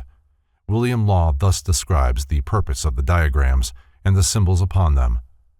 These 3 tables are designed to represent man in his different threefold state, the first before his fall, in purity, dominion, and glory, the second after his fall, in pollution and perdition, and the third in his rising from the fall, or on the way of regeneration, in sanctification and tendency to his last perfection. The student of Orientalism will immediately recognize in the symbols upon the figures the Hindu chakras, or centers of spiritual force, the various motions and aspects of which reveal the condition of the disciple's internal divine nature. The ancients did not believe that spirituality made men either righteous or rational, but rather that righteousness and rationality made men spiritual. The mysteries taught that the spiritual illumination was attained only by bringing the lower nature up to a certain standard of efficiency and purity. The mysteries were therefore established for the purpose of unfolding the nature of man according to certain fixed rules which, when faithfully followed, elevated the human consciousness to a point where it was capable of cognizing its own constitution and the true purpose of existence. This knowledge of how man's manifold constitution could be most quickly and completely regenerated to the point of spiritual illumination constituted the secret or esoteric doctrine of antiquity. Certain apparently physical organs and centers are in reality the veils or sheaths of spiritual centers.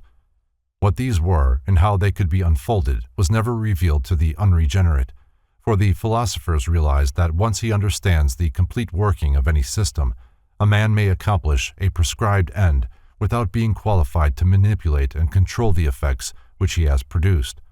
For this reason, long periods of probation were imposed, so that the knowledge of how to become as the gods might remain the sole possession of the worthy. Lest that knowledge be lost, however, it was concealed in allegories and myths which were meaningless to the profane, but self-evident to those acquainted with that theory of personal redemption which was the foundation of philosophical theology.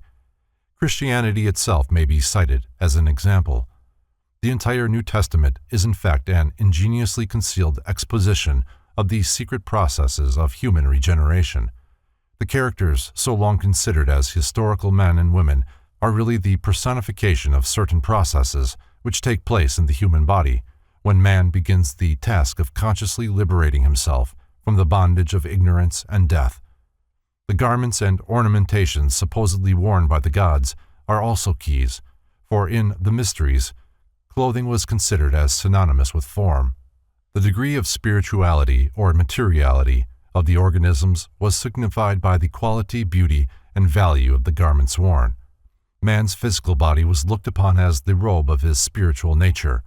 Consequently, the more developed were his supersubstantial powers, the more glorious his apparel. Of course, clothing was originally worn for ornamentation rather than protection, and such practice still prevails among many primitive peoples. The mysteries caught that man's only lasting adornments were his virtues and worthy characteristics, that he was clothed in his own accomplishments and adorned by his attainments. Thus, the white robe was symbolic of purity, the red robe of sacrifice and love, and the blue robe of altruism and integrity. Since the body was said to be the robe of the spirit, mental or moral deformities were depicted as deformities of the body. Considering man's body as the measuring rule of the universe, the philosophers declared that all things resemble in constitution, if not in form, the human body. The Greeks, for example, declared Delphi to be the navel of the earth, for the physical planet was looked upon as a gigantic human being twisted into the form of a ball. In contradistinction to the belief of Christendom that the earth is an inanimate thing, the pagans considered not only the earth, but also the sidereal bodies as individual creatures possessing individual intelligences. They even went so far as to view the various kingdoms of nature as individual entities. The animal kingdom, for example, was looked upon as one being, a composite of all the creatures composing that kingdom. This prototypic beast was a mosaic embodiment of all animal propensities, and within its nature the entire animal world existed as the human species exists within the constitution of the prototypic atom. The divine tree in man. Reverse. From Laws, Figures of Jacob Boehm. Just as the diagram representing the front view of man illustrates his divine principles in their regenerated state, so the back view of the same figure sets forth the inferior or night condition of the sun. From the sphere of the astral mind, a line ascends through the sphere of reason into that of the senses. The sphere of the astral mind and of the senses are filled with stars to signify the nocturnal condition of their natures. In the sphere of reason, the superior and the inferior are reconciled, reason in the mortal man corresponding to illumined understanding in the spiritual man. The divine tree in man. Obverse. From Laws, Figures of Jacob Boehm. A tree with its roots in the heart rises from the mirror of the deity through the sphere of the understanding to branch forth in the sphere of the senses. The roots and trunk of this tree represent the divine nature of man and may be called his spirituality. The branches of the tree are the separate parts of the divine constitution and may be likened to the individuality, and the leaves, because of their ephemeral nature, correspond to the personality, which partakes of none of the permanence of its divine source. In the same manner, races, nations, tribes, religions, states, communities, and cities were viewed as composite entities, each made up of varying numbers of individual units. Every community has an individuality which is the sum of the individual attitudes of its inhabitants. Every religion is an individual whose body is made up of a hierarchy and vast host of individual worshippers. The organization of any religion represents its physical body and its individual members, the cell life, making up this organism. Accordingly, religions, races, and communities, like individuals, pass through Shakespeare's 7 ages, for the life of man is a standard by which the perpetuity of all things is estimated. According to the secret doctrine, man, through the gradual refinement of his vehicles and the ever-increasing sensitiveness resulting from that refinement, is gradually overcoming the limitations of matter and is disentangling himself from his mortal coil. When humanity has completed its physical evolution, the empty shell of materiality left behind will be used by other life waves as stepping stones to their own liberation. The trend of man's evolutionary growth is ever toward his own essential selfhood. At the point of deepest materialism, therefore, man is at the greatest distance from himself. According to the mystery teachings, not all the spiritual nature of man incarnates in matter. The spirit of man is diagrammatically shown as an equilateral triangle with one point downward. This lower point, which is 1/3 of the spiritual nature, but in comparison to the dignity of the other two, is much less than 1/3. descends into the illusion of material existence for a brief space of time. That which never clothes itself in the sheath of matter is the Hermetic Anthropos, the Overman, analogous to the Cyclops or guardian daemon of the Greeks, the angel of Jacob Boehm, and the Oversoul of Emerson, that unity, that Oversoul within which every man's particular being is contained and made one with all other.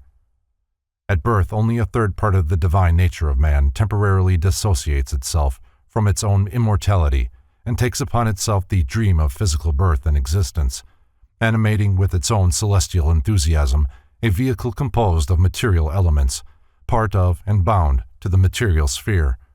At death, this incarnated part awakens from the dream of physical existence and reunites itself once more with its eternal condition. This periodical descent of spirit into matter is termed the wheel of life and death, and the principles involved are treated at length by the philosophers under the subject of metempsychosis. By initiation into the mysteries and a certain process known as operative theology, this law of birth and death is transcended, and during the course of physical existence, that part of the spirit which is asleep in form is awakened without the intervention of death, the inevitable initiator, and is consciously reunited with the anthropos, or the overshadowing substance of itself.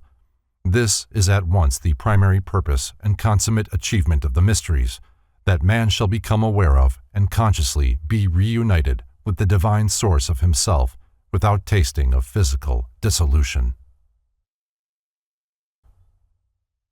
The Hiramic Legend. When Solomon, the beloved of God, builder of the everlasting house and Grand Master of the Lodge of Jerusalem, ascended the throne of his father David, he consecrated his life to the erection of a temple to God and a palace for the kings of Israel. David's faithful friend, Hiram, king of Tyre, hearing that a son of David sat upon the throne of Israel, sent messages of congratulations and offers of assistance to the new ruler. In his History of the Jews, Josephus mentions that copies of the letters passing between the two kings were then to be seen both at Jerusalem and at Tyre. Despite Hiram's lack of appreciation for the 20 cities of Galilee which Solomon presented to him upon the completion of the temple, the two monarchs remained the best of friends. Both were famous for their wit and wisdom, and when they exchanged letters, each devised puzzling questions to test the mental ingenuity of the other. Solomon made an agreement with Hiram of Tyre, promising vast amounts of barley, wheat, corn, wine, and oil as wages for the masons and carpenters from Tyre, who were to assist the Jews in the erection of the temple. Hiram also supplied cedars and other fine trees, which were made into rafts and floated down the sea to Joppa, whence they were taken inland by Solomon's workmen to the temple site. Because of his great love for Solomon, Hiram of Tyre sent also the Grand Master of the Dionysiac architects, Hiram Abiff, a widow's son, who had no equal among the craftsmen of the earth. Hiram is described as being a Tyrian by birth, but of Israelitish descent, and a second Bezaleel, honored by his king with the title of father. The Freemason's Pocket Companion, published in 1771, describes Hiram as the most cunning, skillful, and curious workman that ever lived, whose abilities were not confined to building alone, but extended to all kinds of work, whether in gold, silver, brass, or iron, whether in linen, tapestry, or embroidery, whether considered as an architect, statuary, founder, or designer, separately or together, he equally excelled. From his designs and under his direction, all the rich and splendid furniture of the temple and its several appendages were begun, carried on, and finished. Solomon appointed him, in his absence, to fill the chair as Deputy Grand Master, and in his presence, Senior Grand Warden, Master of Work, and General Overseer of all artists, as well those whom David had formerly procured from Tyre and Sidon, as those Hiram should now send. Modern Masonic writers differ as to the accuracy of the last sentence. Although an immense amount of labor was involved in its construction, Solomon's Temple, in the words of George Oliver, was only a small building and very inferior in point of size to some of our churches. The number of buildings contiguous to it and the vast treasure of gold and precious stones used in its construction concentrated a great amount of wealth within the temple area. In the midst of the temple stood the Holy of Holies, sometimes called the Oracle. It was an exact cube, each dimension being 20 cubits, and exemplified the influence of Egyptian symbolism. The buildings of the temple group were ornamented with 1,453 columns of Parian marble, magnificently sculptured, and 2,906 pilasters decorated with capitals. There was a broad porch facing the east, and the Sanctum Sanctorum was upon the west. According to tradition, the various buildings and courtyards could hold in all 300,000 persons. Both the sanctuary and the Holy of Holies were entirely lined with solid gold plates encrusted with jewels. King Solomon began the building of the temple in the 4th year of his reign on what would be, according to modern calculation, the 21st day of April, and finished it in the 11th year of his reign on the 23rd day of October. The temple was begun in the 480th year after the children of Israel had passed the Red Sea. Part of the labor of construction included the building of an artificial foundation on the brow of Mount Moriah. These stones for the temple were hoisted from quarries directly beneath Mount Moriah and were trued before being brought to the surface. The brass and golden ornaments for the temple were cast in molds in the clay ground between Sukkoth and Zeradatha, and the wooden parts were all finished before they reached the temple site. The building was put together, consequently, without sound and without instruments, all its parts fitting exactly, without the hammer of contention, the axe of division, or any tool of mischief. Anderson's much-discussed Constitutions of the Freemasons, published in London in 1723 and reprinted by Benjamin Franklin in Philadelphia in 1734, thus describes the division of the laborers engaged in the building of the everlasting house. But Dagon's temple and the finest structures of Tyre and Sidon could not be compared with the eternal God's temple at Jerusalem. There were employed about it no less than 3,600 princes, or master masons, to conduct the work according to Solomon's directions, with 80,000 hewers of stone in the mountain, or fellow craftsmen, and 70,000 laborers. In all, 153,600, besides the levy under Adoniram, to work in the mountains of Lebanon by turns with the Sidonians. As such, 30,000, being in all 183,600. Daniel Sickles gives 3,300 overseers instead of 3,600, and lists the 3 Grand Masters separately. The same author estimates the cost of the temple at nearly 4,000 millions of dollars. The Masonic legend of the building of Solomon's temple does not, in every particular, parallel the scriptural version, especially in those proportions relating to Hiram Abiff. According to the biblical account, this master workman returned to his own country. In the Masonic Allegory, he is foully murdered. On this point, A. E. Waite, in his New Encyclopedia of Freemasonry, makes the following explanatory comment. The legend of the master builder is the great allegory of Masonry. It happens that his figurative story is grounded on the fact of a personality mentioned in Holy Scripture, but this historical background is of the accidents and not the essence. The significance is in the allegory and not in any point of history which may lie behind it. A Masonic apron with symbolic figures. From an early hand-painted Masonic apron. While the mystic symbolism of Freemasonry decrees that the apron shall be a simple square of white lambskin with appropriate flap, Masonic aprons are frequently decorated with curious and impressive figures. When silk, cotton, or linen is worn, writes Albert Pike, the symbolism is lost, nor is one clothed who blots, defaces, and desecrates the white surface with ornamentation, figuring, or colors of any kind. See Symbolism. To Mars, the ancient plane of cosmic energy, the Atlantean and Chaldean stargazers assigned Aries as a diurnal throne and Scorpio as a nocturnal throne. Those not raised to spiritual life by initiation are described as dead from the sting of a scorpion, for they wander in the night side of divine power. Through the mystery of the Paschal Lamb, or the attainment of the Golden Fleece, these souls are raised into the constructive day power of Mars and Aries, the symbol of the Creator. When worn over the area related to the animal passions, The pure lambskin signifies the regeneration of the procreative forces and their consecration to the service of the deity. The size of the apron, exclusive of the flap, makes it the symbol of salvation, for the mysteries declare that it must consist of 144 square inches.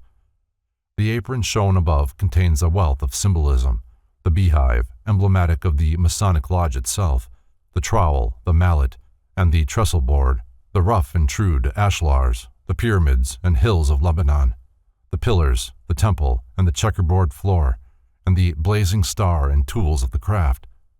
The center of the apron is occupied by the compass and square, representative of the macrocosm and the microcosm, and alternately black and white serpent of astral light. Below is an acacia branch with 7 sprigs, signifying the life centers of the superior and inferior man. The skull and crossbones are a continual reminder that the spiritual nature attains liberation only after the philosophical death of man's sensuous personality.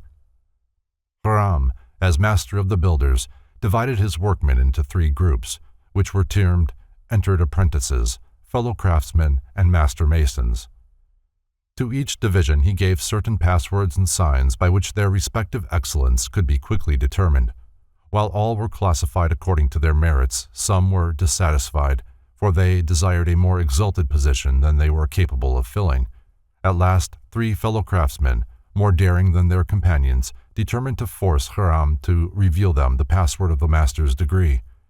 Knowing that Hiram always went into the unfinished sanctum sanctorum at high noon to pray, these ruffians, whose names were Jubella, Jubello, and Jubellum, lay in wait for him, one at each of the main gates of the temple.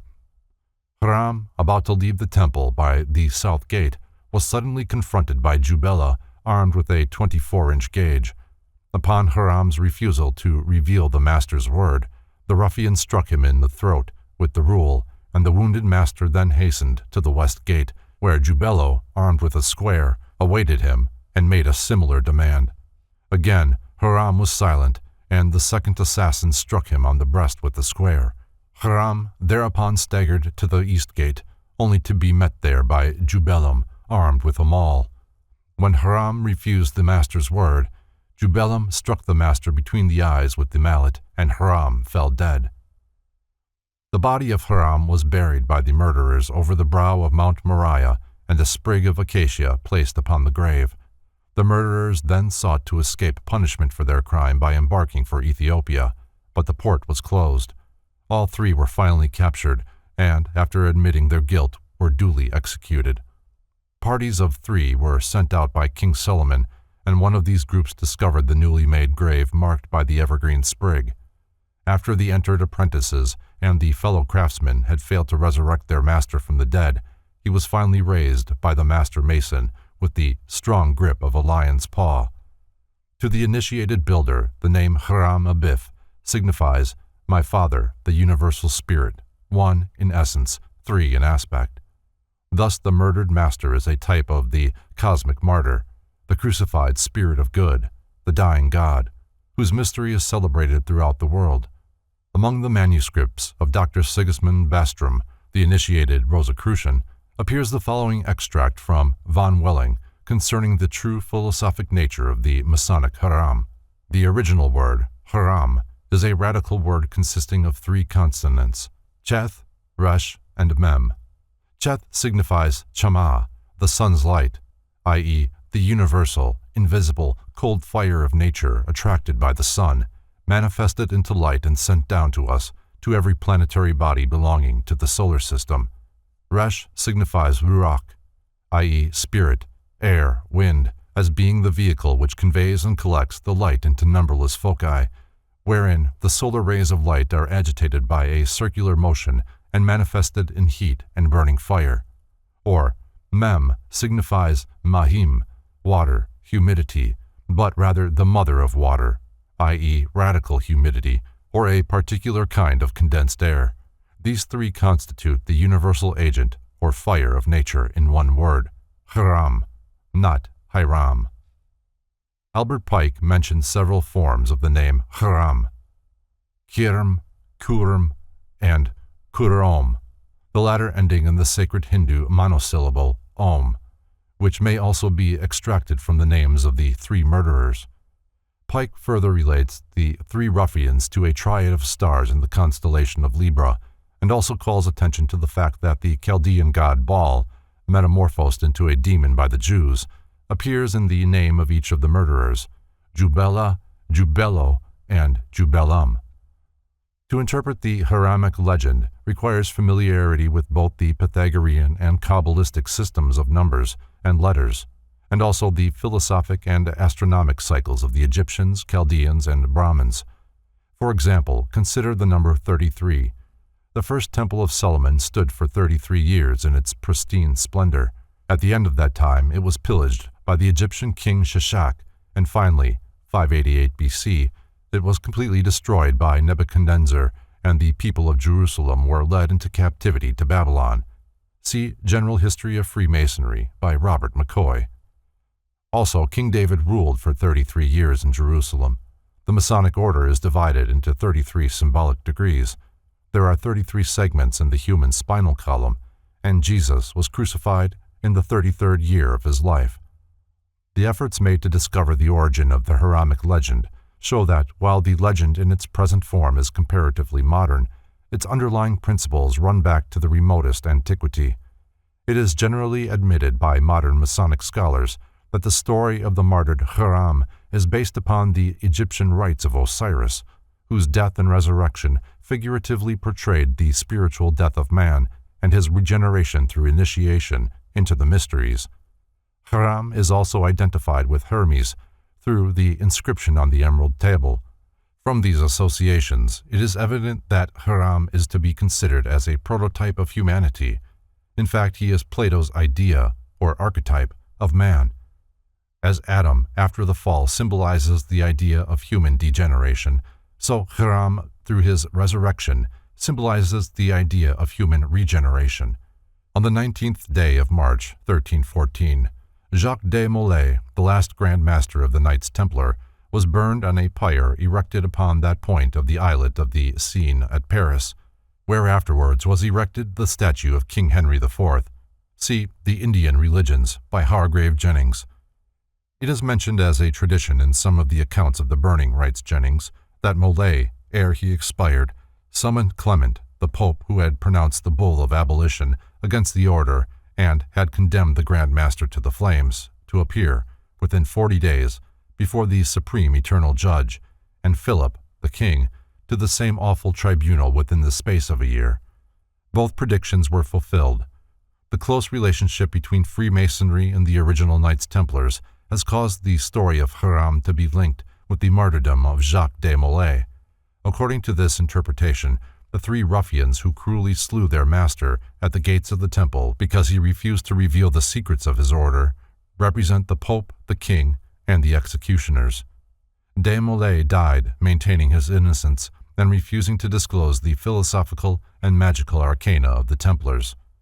Those who have sought to identify Hiram with the murdered King Charles I conceived the Hiramic legend to have been invented for that purpose by Elias Ashmole, a mystic philosopher who was probably a member of the Rosicrucian fraternity. Charles was dethroned in 1647 and died on the block in 1649, leaving the Royalist party leaderless. An attempt has been made to relate the term the sons of the widow, an appellation frequently applied to members of the Masonic order, to this incident in English history, for by the murder of her king, England became a widow, and all Englishmen widows' sons. To the mystic Christian Mason, Hiram represents the Christ, who in 3 days, or degrees, raised the temple of his body from its earthly sepulchre. His 3 murderers were Caesar's agent, the state, the Sanhedrin, the church, and the incited populace, the mob. Thus considered, Hiram becomes the higher nature of man, and the murderers are ignorance, superstition, and fear. The indwelling Christ can give expression to himself in this world only through man's thoughts, feelings, and actions. Right thinking, right feeling, and right action, these are 3 gates through which the Christ power passes into the material world, there to labor in the erection of the temple of universal brotherhood. Ignorance, superstition, and fear are 3 ruffians, through whose agencies the spirit of good is murdered, and a false kingdom, controlled by wrong thinking, wrong feeling, and wrong action, established in its stead. In the material universe, evil appears ever victorious. In this sense, writes Daniel Sickles, the myth of the Tyrian is perpetually repeated in the history of human affairs. Orpheus was murdered, and his body thrown into the Hebrus. Socrates was made to drink the hemlock, and, in all ages, we have seen evil temporarily triumphant, and virtue and truth calumniated, persecuted, crucified, and slain. But eternal justice marches surely and swiftly through the world. The Typhons, the children of darkness, the plotters of crime, all the infinitely varied forms of evil are swept into oblivion, and truth and virtue, for a time laid low, come forth, clothed with diviner majesty and crowned with everlasting glory. See General Ayman Rezan. If, as there is ample reason to suspect, the modern Freemasonic order was profoundly influenced by, if it is not an actual outgrowth of, Francis Bacon's secret society, its symbolism is undoubtedly permeated with Bacon's two great ideals, universal education and universal democracy. The deadly enemies of universal education are ignorance, superstition, and fear, by which the human soul is held in bondage to the lowest part of its own constitution. The errant enemies of universal democracy have ever been the crown, the tiara, and the torch. Thus, Hiram symbolizes that ideal state of spiritual, intellectual, and physical emancipation which has ever been sacrificed upon the altar of human selfishness. Hiram is the beautifier of the eternal house. Modern utilitarianism, however, sacrifices the beautiful for the practical, in the same breath declaring the obvious lie that selfishness, hatred, and discord are practical. Dr. Orville Ward Owen found a considerable part of the first 32 degrees of Freemasonic ritualism hidden in the text of the first Shakespeare folio. Masonic emblems are to be observed also upon the title pages of nearly every book published by Bacon. Sir Francis Bacon considered himself as a living sacrifice upon the altar of human need. He was obviously cut down in the midst of his labors, and no student of his New Atlantis can fail to recognize the Masonic symbolism contained therein. According to the observations of Joseph Fort Newton, the Temple of Solomon described by Bacon in that utopian romance was not a house at all, but the name of an ideal state. Is it not true that the Temple of Freemasonry is also emblematic of a condition of society? While, as before stated, the principles of the Hiramic legend are of the greatest antiquity, it is not impossible that its present form may be based upon incidents in the life of Lord Bacon, who passed through the philosophic death and was raised in Germany. The Emblematic Hand of the Mysteries, from Montfaucon's Antiquities. A hand covered with numerous symbols was extended to the neophytes when they entered into the Temple of Wisdom.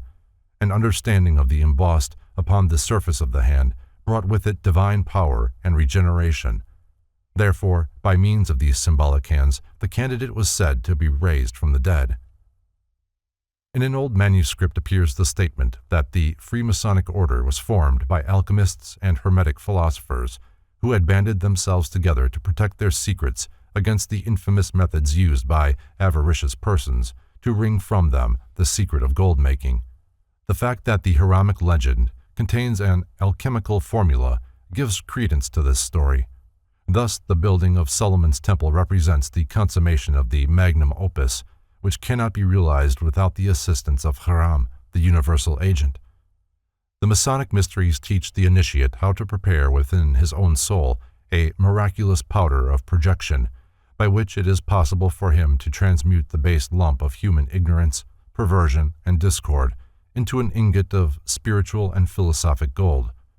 Sufficient similarity exists between the Masonic Hiram and the Kundalini of Hindu mysticism to warrant the assumption that Hiram may be considered a symbol also of the spirit fire moving through the sixth ventricle of the spinal column. The exact science of human regeneration is the lost key of Masonry, for when the spirit fire is lifted up through the 33 degrees, or segments of the spinal column, and enters into the domed chamber of the human skull, it finally passes into the pituitary body, Isis, where it invokes Ra, the pineal gland, and demands the sacred name. Operative Masonry, in the fullest meaning of that term, signifies the process by which the Eye of Horus is opened. E. A. Wallace Budge has noted that in some of the papyri illustrating the entrance of the souls of the dead into the judgment hall of Osiris, the deceased person has a pine cone attached to the crown of his head. The Greek mystics also carried a symbolic staff, the upper end being in the form of a pine cone, which was called the thyrsus of Bacchus. In the human brain, there is a tiny gland called the pineal body, which is the sacred eye of the ancients and corresponds to the third eye of the Cyclops. Little is known concerning the function of the pineal body, which Descartes suggested, more wisely than he knew, might be the abode of the spirit of man. As its name signifies, the pineal gland is the sacred pine cone in man, the eye single, which cannot be opened until Hiram, the spirit fire, is raised through the sacred seals, which are called the 7 churches in Asia. There is an oriental painting which shows 3 sunbursts. One sunburst covers the head, in the midst of which sits Brahma with 4 heads, his body a mysterious dark color. The second sunburst, which covers the heart, solar plexus, and upper abdominal region, shows Vishnu sitting in the blossom of the lotus on a couch formed of the coils of the serpent of cosmic motion, its 7 hooded head forming a canopy over the god. The third sunburst is over the generative system, in the midst of which sits Shiva, his body a grayish-white, and the Ganges River flowing out of the crown of his head. This painting was the work of a Hindu mystic who spent many years subtly concealing great philosophical principles within these figures. The Christian legends could be related also to the human body of the same method as the Oriental, for the arcane meanings hidden in the teachings of both schools are identical. As applied to Masonry, the 3 sunbursts represent the gates of the temple at which Hiram was struck, there being no gate in the north because the sun never shines from the northern angle of the heavens. The north is the body of the physical because of its relation to ice, or crystallized water, and to the body, crystallized spirit. In man, the light shines toward the north, but never from it, because the light has no light of its own, but shines with the reflected glory of the divine life particles concealed within the physical substance. For this reason, the moon is accepted as the symbol of man's physical nature. Hiram is the mysterious, fiery, airy water which must be raised through the 3 grand centers, symbolized by the ladder with 3 rungs, and the sunburst flowers mentioned in the description of the Hindu painting. It must also pass upward by means of the ladder of 7 rungs, the 7 plexuses proximate to the spine. The 9 segments of the sacrum and coccyx are pierced by 10 foramina, through which pass the roots of the tree of life. 9 is the sacred number of man, and in the symbolism of the sacrum and coccyx, a great mystery is concealed. That part of the body from the kidneys downwards was termed by the early Kabbalists the land of Egypt, into which the children of Israel were taken during the captivity. Out of Egypt, Moses, the illuminated mind, as his name implies, led the tribes of Israel, the 12 faculties, by raising the brazen serpent in the wilderness upon the symbol of the Tau cross. Not only Hiram, but the godmen of nearly every pagan mystery ritual are personifications of the spirit fire in the human spinal cord. The astronomical aspect of the Hiramic legend must not be overlooked. The tragedy of Hiram is enacted annually by the sun during its passage through the signs of the zodiac. From the journey of the sun through the 12 signs, writes Albert Pike, come the legend of the 12 labors of Hercules and the incarnations of Vishnu and Buddha. Hence came the legend of the murder of Kurum, representative of the sun, by the 3 fellow crafts, symbols of the winter signs, Capricornus, Aquarius, and Pisces, who assailed him at the 3 gates of heaven and slew him at the winter solstice. Hence the search for him by the 9 fellow crafts, the other 9 signs, his finding, burial, and resurrection. See Morals and Dogma. Other authors consider Libra, Scorpio, and Sagittarius as the 3 murderers of the sun, inasmuch as Osiris was murdered by Typhon, to whom were assigned the 30 degrees of the constellation of Scorpio. In the Christian mysteries also, Judas signifies the scorpion, and the 30 pieces of silver for which he betrayed his Lord represent the number of degrees in that sign. having been struck by Libra, the state, Scorpio, the church, and Sagittarius, the mob. The sun, Hiram, is secretly homed through the darkness by the signs of Capricorn, Aquarius, and Pisces, and buried over the brow of a hill, the vernal equinox. Capricorn has for its symbol an old man with a scythe in his hand. This is Father Time, a wayfarer who is symbolized in Masonry as straightening out the ringlets of a young girl's hair. If the Weeping Virgin be considered a symbol of Virgo, and Father Time with his scythe a symbol of Capricorn, then the interval of 90 degrees between these two signs will be found to correspond to that occupied by the three murderers. Esoterically, the urn containing the ashes of Hiram represents the human heart. Saturn, the old man who lives at the North Pole and brings with him to the children of men a sprig of evergreen, the Christmas tree, is familiar to the little folks under the name of Santa Claus, for he brings each winter the gift of a new year. The martyred sun is discovered by Aries, a fellow craftsman, and at the vernal equinox the process of raising him begins. This is finally accomplished by the line of Judah, who, in ancient times, occupied the position of the keystone of the royal arch of heaven. The procession of the equinoxes causes various signs to play the role of the murderers of the sun during the different ages of the world, but the principle involved remains unchanged. Such is the cosmic story of Hiram, the universal benefactor, the fiery architect of the divine house, who carries with him to the grave that lost word which, when spoken, raises all life to power and glory. According to Christian mysticism, when the lost word is found, it is discovered in a stable, surrounded by beasts and marked by a star. After the sun leaves Leo, writes Robert Hewitt Brown, the days begin to grow unequivocally shorter as the sun declines toward the autumnal equinox, to be again slain by the 3 autumnal months, lie dead through the 3 winter ones, and be raised again by the 3 vernal ones. Each year the great tragedy is repeated, and the glorious resurrection takes place. See Stellar Theology and Masonic Astronomy. Hiram is termed dead because in the average individual the cosmic creative forces are limited in their manifestation to purely physical, and correspondingly materialistic expression. Obsessed by his belief in the reality and permanence of physical existence, man does not correlate the material universe with the blank north wall of the temple. As the solar light symbolically is said to die as it approaches the winter solstice, so the physical world may be termed the winter solstice of the spirit. Reaching the winter solstice, the sun apparently stands still for 3 days, and then, rolling away the stone of winter, begins its triumphal march north towards the summer solstice. The condition of ignorance may be likened to the winter solstice of philosophy, spiritual understanding to the summer solstice. From this point of view, initiation into the mysteries becomes the vernal equinox of the spirit, at which time the Hiram in man crosses from the realm of mortality into that of eternal life. The autumnal equinox is analogous to the mythological fall of man, at which time the human spirit descended into the realms of Hades by being immersed in the illusion of terrestrial existence.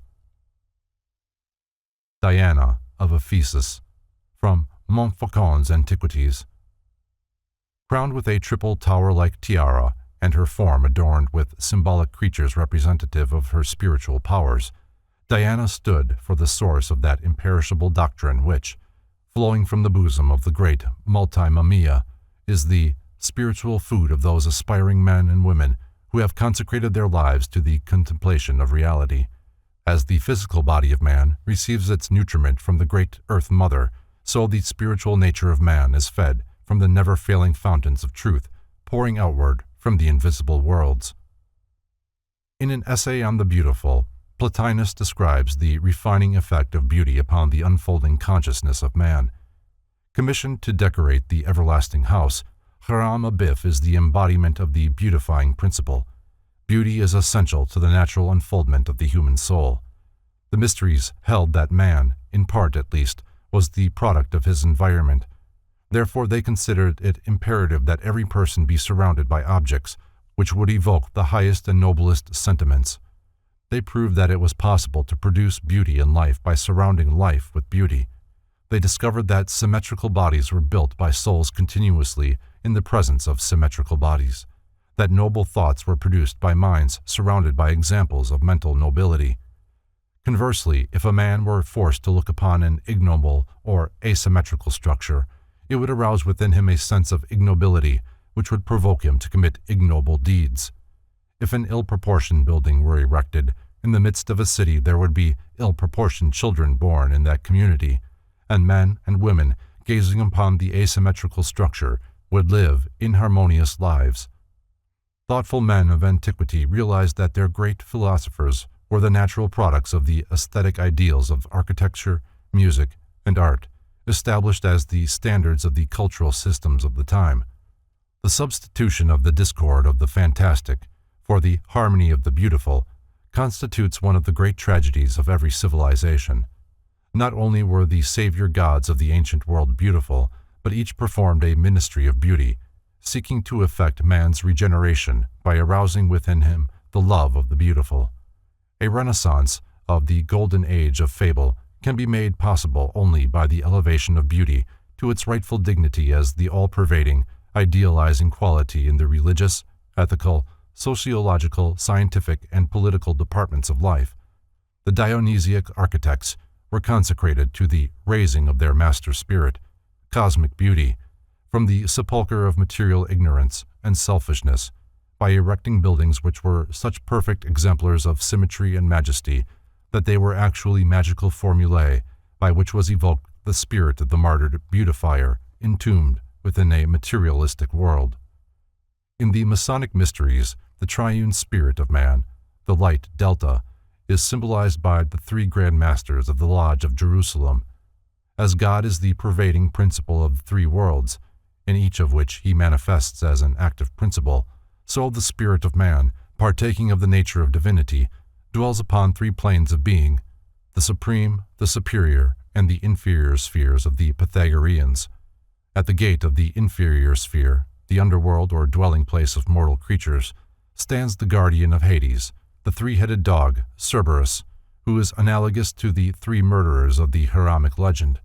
According to this symbolic interpretation of the triune spirit, Hiram is the third or incarnating part, the master builder who through all ages erects living temples of flesh and blood as shrines of the Most High. Hiram comes forth as a flower and is cut down. He dies at the gates of matter. He is buried in the elements of creation. But, like Thor, he swings his mighty hammer in the fields of space, sets the primordial atoms in motion, and establishes order out of chaos. As the potentiality of cosmic power within each human soul, Hiram lies waiting for man by the elaborate ritualism of life to transmute potentiality into divine potency. As the sense perceptions of the individual increase, however, man gains ever greater control over his various parts, and the spirit of life within gradually attains freedom. The three murderers represent the laws of the inferior world, birth, growth, and decay, whichever frustrate the plan of the builder. To the average individual, physical birth actually signifies the death of Hiram, and physical death the resurrection of Hiram. To the initiate, however, the resurrection of the spiritual nature is accomplished without the intervention of physical death. The curious symbols found in the base of Cleopatra's Needle, now standing in Central Park, New York, were interpreted as being of first Masonic significance by S. A. Zola, 33rd degree, past Grand Master of the Grand Lodge of Egypt. Masons' marks and symbols are to be found on the stones of numerous public buildings, not only in England and on the continent, but also in Asia. In his Indian Masons' marks of the Mughal dynasty, A. Gorham describes scores of markings appearing on the walls of buildings such as the Taj Mahal, the Jama Masjid, and that famous Masonic structure, the Qutb Minar. According to those who regard Masonry as an outgrowth of the secret society of architects and builders, which for thousands of years formed a caste of master craftsmen, Hiram Abiff was the Tyrian Grand Master of a worldwide organization of artisans, with headquarters in Tyre. Their philosophy consisted of incorporating into the measurements and ornamentation of temples, palaces, mausoleums, fortresses, and other public buildings their knowledge of the laws controlling the universe. Every initiated workman was given a hieroglyphic with which he marked the stones he trewed, to show all posterity that he thus dedicated to the supreme architect of the universe each perfected product of his labor. Concerning Mason's marks, Robert Freak Gould writes, "It is very remarkable that these marks are to be found in all countries, in the chambers of the Great Pyramid at Giza, on the underground walls of Jerusalem, in Herculaneum and Pompeii, on Roman walls and Grecian temples, in Hindustan, Mexico, Peru, Asia Minor, as well as on the great ruins of England, France, Germany, Scotland, Italy, Portugal, and Spain. See A Concise History of Freemasonry." From this viewpoint, the story of Hiram may well represent the incorporation of the divine secrets of architecture into the actual parts and dimensions of earthly buildings. The 3 degrees of the craft bury the Grand Master, the great arcanum, in the actual structure they erect, after first having killed him with the builder's tools, by reducing the dimensionless spirit of cosmic beauty to the limitations of concrete form. These abstract ideals of architecture can be resurrected, however, by the master mason who, by meditating upon the structure, releases therefrom the divine principles of architectonic philosophy incorporated or buried within it. Thus, the physical building is actually the tomb or embodiment of the creative ideal, of which its material dimensions are but the shadow. Moreover, the Hiramic legend may be considered to embody the vicissitudes of philosophy itself. As institutions for the dissemination of ethical culture, the pagan mysteries were the architects of civilization. Their power and dignity were personified in Hiram Abiff, the master builder, but they eventually fell a victim to the onslaughts of that recurrent trio of state, church, and mob. They were desecrated by the state, jealous of their wealth and power, by the early church, fearful of their wisdom, and by the rabble or soldiery incited by both state and church. As Hiram, when raised from his grave, whispers the master mason's word which was lost through his untimely death, so according to the tenets of philosophy, the reestablishment or resurrection of the ancient mysteries will result in the rediscovery of that secret teaching without which civilization must continue in a state of spiritual confusion and uncertainty. When the mob governs, man is ruled by ignorance. When the church governs, he is ruled by superstition. And when the state governs, he is ruled by fear. Before men can live together in harmony and understanding, ignorance must be transmuted into wisdom, superstition into an illumined faith, and fear into love.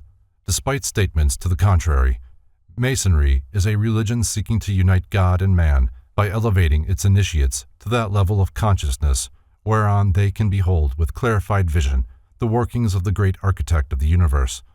From age to age, the vision of a perfect civilization is preserved as the ideal for mankind. In the midst of that civilization shall stand a mighty university wherein both the sacred and secular sciences concerning the mysteries of life will be freely taught to all who will assume the philosophic life. Here creed and dogma will have no place. The superficial will be removed, and only the essential be preserved. The world will be ruled by its most illumined minds, and each will occupy the position for which he is most admirably fitted. The great university will be divided into grades, admission to which will be through preliminary tests or initiations. Here mankind will be instructed in the most sacred, the most secret, and the most enduring of all mysteries, symbolism. Here the initiate will be taught that every visible object, every abstract thought, every emotional reaction is but the symbol of an eternal principle. Here mankind will learn that Hiram, or truth, lies buried in every atom of cosmos, that every form is a symbol and every symbol the tomb of an eternal verity. Through education, spiritual, mental, moral, and physical, man will learn to release living truths from their lifeless coverings. The perfect government of the earth must be patterned eventually after that divine government by which the universe is ordered. In that day, when perfect order is reestablished, with peace universal and good triumphant, men will no longer seek for happiness, for they shall find it welling up within themselves. Dead hopes, dead aspirations, dead virtues shall rise from their graves, and the spirit of beauty and goodness repeatedly slain by ignorant men shall again be the master of work. Then shall sages sit upon the seats of the mighty, and the gods walk with men. The Pythagorean theory of music and color. Harmony is a state recognized by great philosophers as the immediate prerequisite of beauty. A compound is termed beautiful only when its parts are in harmonious combination. The world is called beautiful, and its creator is designated the good, because good perforce must act in conformity with its own nature, and good acting according to its own nature is harmony, because the good which it accomplishes is harmonious with the good which it is. Beauty, therefore, is harmony manifesting its own intrinsic nature in the world of form. The universe is made up of successive gradations of good, these gradations ascending from matter, which is the least degree of good, to spirit, which is the greatest degree of good. In man, his superior nature is the summum bonum. It therefore follows that his highest nature most readily cognizes good, because the good external to him in the world is in harmonic ratio with the good present in his soul. What man terms evil is therefore in common with matter, merely the least degree of its own opposite. The least degree of good presupposes likewise the least degree of harmony and beauty. Thus deformity, or evil, is really the least harmonious combination of elements naturally harmonic as individual units. Deformity is unnatural, for the sum of all things being the good, it is natural that all things should partake of the good, and be arranged in combinations that are harmonious. Harmony is the manifesting expression of the will of the eternal good. The philosophy of music. It is highly probable that the Greek initiates gained their knowledge of the philosophic and therapeutic aspects of music from the Egyptians, who in turn considered Hermes the founder of the art. According to one legend, this god constructed the first lyre by stretching strings across the concavity of a turtle shell. Both Isis and Osiris were patrons of music and poetry. Plato, in describing the antiquity of these arts among the Egyptians, declared that songs and poetry had existed in Egypt for at least 10,000 years, and that these were of such an exalted and inspiring nature that only gods or godlike men could have composed them. In the mysteries, the lyre was regarded as the secret symbol of the human constitution, the body of the instrument representing the physical form, the strings, the nerves, and the musician, the spirit. Playing upon the nerves, the spirit thus created the harmonies of normal functioning, which, however, became discords if the nature of man were defiled. While the early Chinese, Hindus, Persians, Egyptians, Israelites, and Greeks employed both vocal and instrumental music in their religious ceremonials, also to complement their poetry and drama, it remained for Pythagoras to raise the art to its true dignity by demonstrating its mathematical foundation. Although it is said that he himself was not a musician, Pythagoras is now generally credited with the discovery of the diatonic scale. Having first learned the divine theory of music from the priests of the various mysteries into which he had been accepted, Pythagoras pondered for several years upon the laws governing consonance and dissonance. How he actually solved the problem is unknown, but the following explanation has been invented. One day, while meditating upon the problem of harmony, Pythagoras chanced to pass a brazier's shop, where workmen were pounding out a piece of metal upon an anvil. By noting the variances in pitch between the sounds made by large hammers and those made by smaller implements, and carefully estimating the harmonies and discords resulting from combinations of these sounds, he gained his first clue to the musical intervals of the diatonic scale. He entered the shop, and after carefully examining the tools and making mental note of their weights, returned to his own house and constructed an arm of wood so that it extended out from the wall of his room. At regular intervals along this arm, he attached 4 cords, all of like composition, size, and weight. To the first of these he attached a 12-pound weight, to the second a 9-pound weight, to the third an 8-pound weight, and to the fourth a 6-pound weight. These different weights corresponded to the sizes of the brazier's hammers. Pythagoras thereupon discovered that the first and fourth strings, when sounded together, produced the harmonic interval, the octave. For doubling the weight had the same effect as halving the string. The tension of the first string being twice that of the fourth string, their ratio was said to be 2:1, or duple. By similar experimentation, he ascertained that the first and third string produced the harmony of the diapente, or the interval of the fifth. The tension of the first string being half again as much as that of the third string, their ratio was said to be 3:2, or sesquialter. Likewise, the second and fourth strings, having the same ratio as the first and third strings, yielded a diapente harmony. Continuing his investigation, Pythagoras discovered that the first and second strings produced the harmony of the diatessaron, or the interval of the third, and the tension of the first string being a third greater than that of the second string, their ratio was said to be 4:3, or sesquitercian. The third and fourth strings, having the same ratio as the first and second strings, produced another harmony of the diatessaron. According to Iamblichus, the second and third strings had the ratio of 8:9, or epogdoin. The key to harmonic ratios is hidden in the famous Pythagorean tetractys, or pyramid of dots. The tetractys is made up of the first four numbers, 1, 2, 3, and 4, which, in their proportions, reveal the intervals of the octave, the diapente, and the diatessaron. While the law of harmonic intervals as set forth above is true, it has been subsequently proved that hammers striking metal in the manner described will not produce the various tones ascribed to them. In all probability, therefore, Pythagoras actually worked out his theory of harmony from the monochord, a contrivance consisting of a single string stretched between two pegs and supplied with movable frets. To Pythagoras, music was one of the dependencies of the divine science of mathematics, and its harmonies were inflexibly controlled by mathematical proportions. The Pythagoreans averred that mathematics demonstrated the exact method by which the good established and maintained its universe. Number, therefore, preceded harmony, since it was the immutable law that governs all harmonic proportions. After discovering these harmonic ratios, Pythagoras gradually initiated his disciples into this, the supreme arcanum of his mysteries.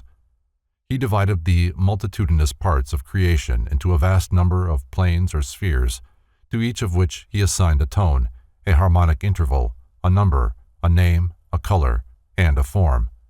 He then proceeded to prove the accuracy of his deductions by demonstrating them upon the different planes of intelligence and substance, ranging from the most abstract logical premise to the most concrete geometrical solid. From the common agreement of these diversified methods of proof, he established the indisputable existence of certain natural laws. The intervals and harmonies of the spheres. From Stanley's The History of Philosophy. In the Pythagorean concept of the music of the spheres, the interval between the earth and the sphere of the fixed stars was considered to be a diapason, the most perfect harmonic interval. The allowing arrangement is most generally accepted for the musical intervals of the planets between the earth and the sphere of the fixed stars.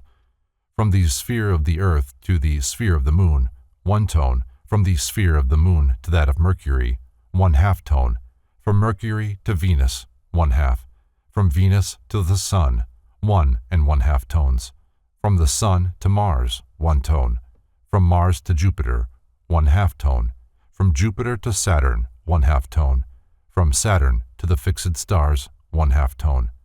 The sum of these intervals equals the 6 whole tones of the octave.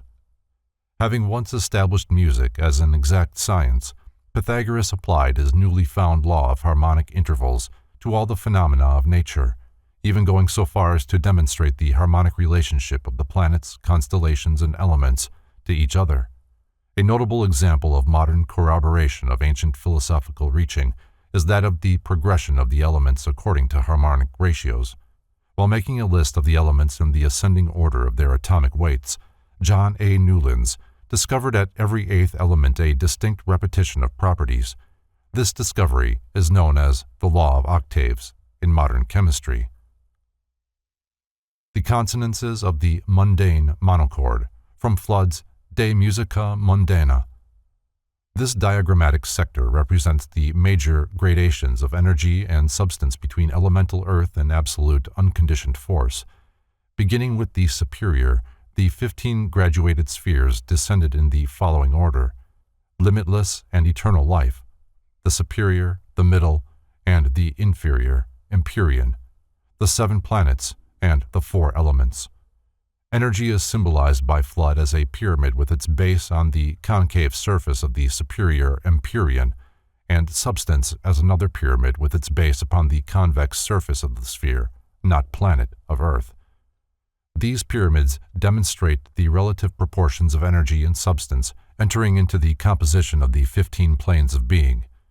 It will be noted that the ascending pyramid of substance touches but does not pierce the 15th sphere, that of limitless and eternal life.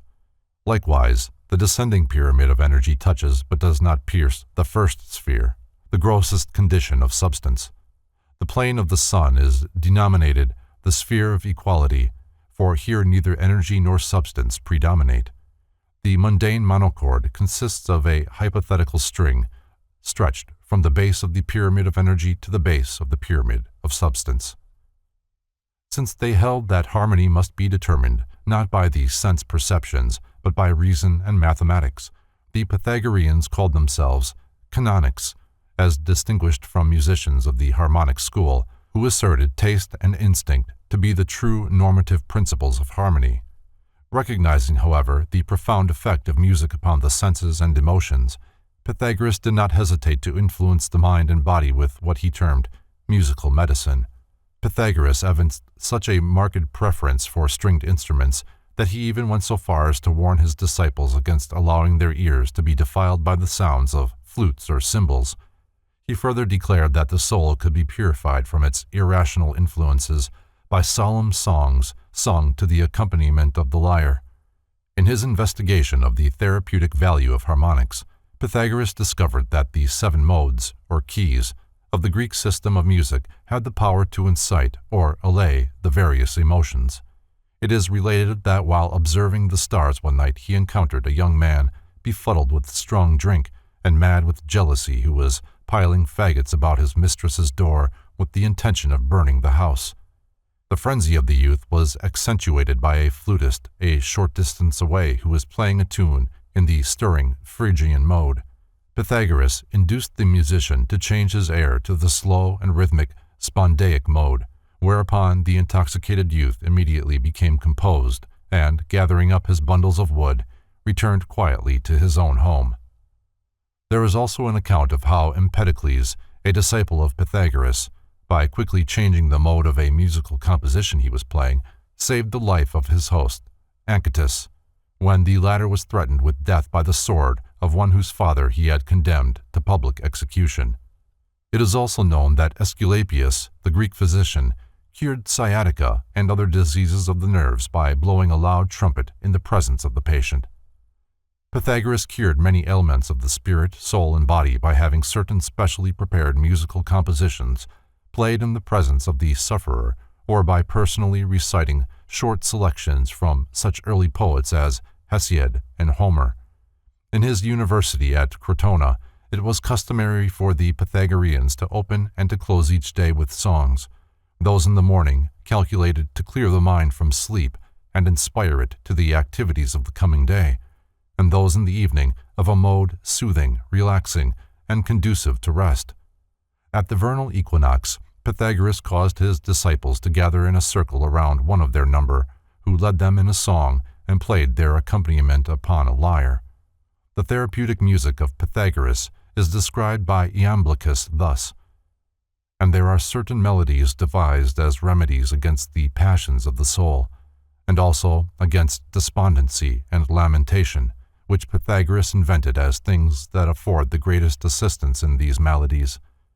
And again, he employed other melodies against rage and anger, and against every aberration of the soul.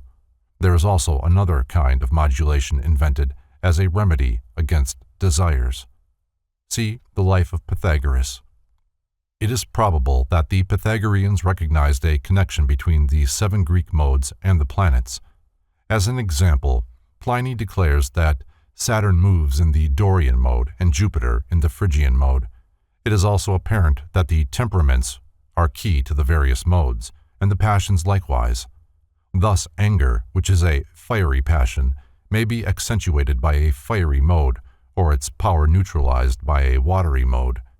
The far-reaching effect exercised by music upon the culture of the Greeks is thus summed up by Emil Naumann.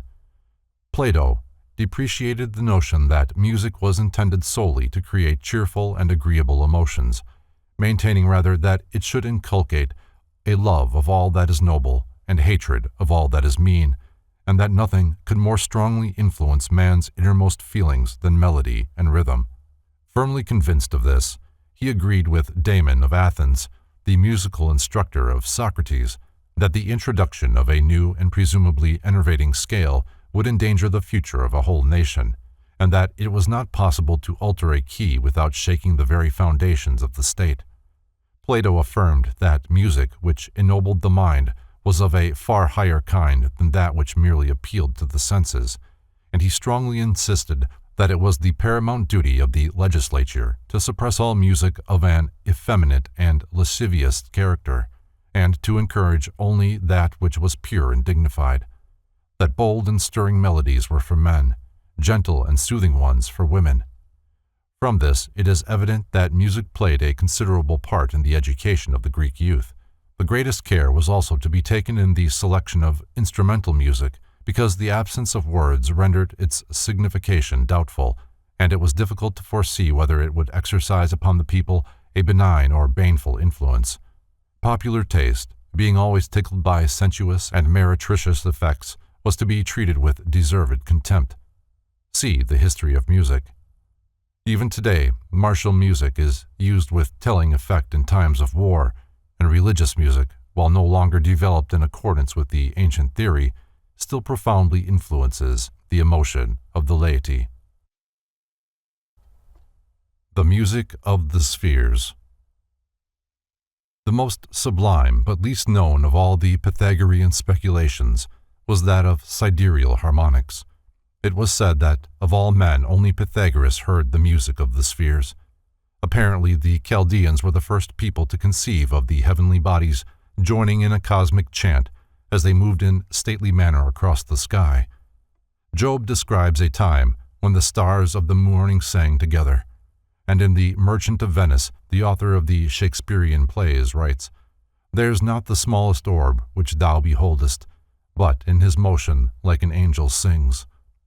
So little remains, however, of the Pythagorean system of celestial music that it is only possible to approximate his actual theory.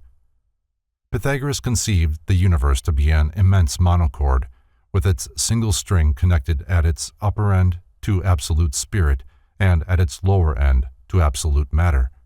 In other words, a cord stretched between heaven and earth.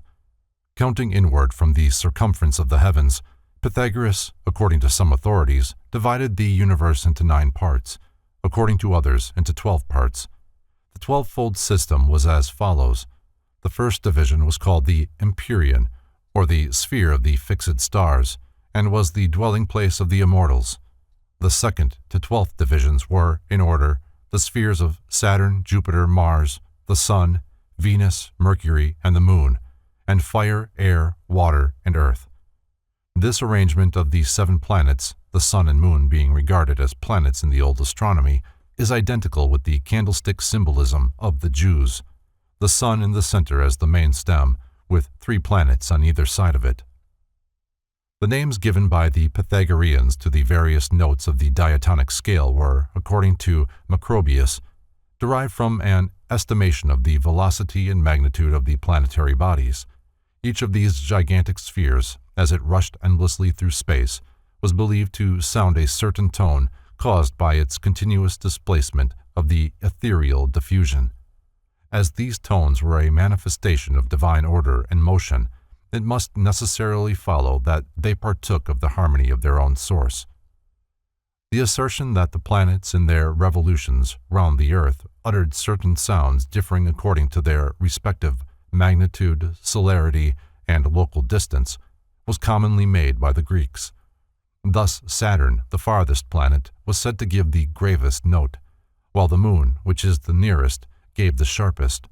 These sounds of the 7 planets and the sphere of the fixed stars, together with that above us, and Tichthon, are the 9 muses, and their joint symphony is called mnemosyne.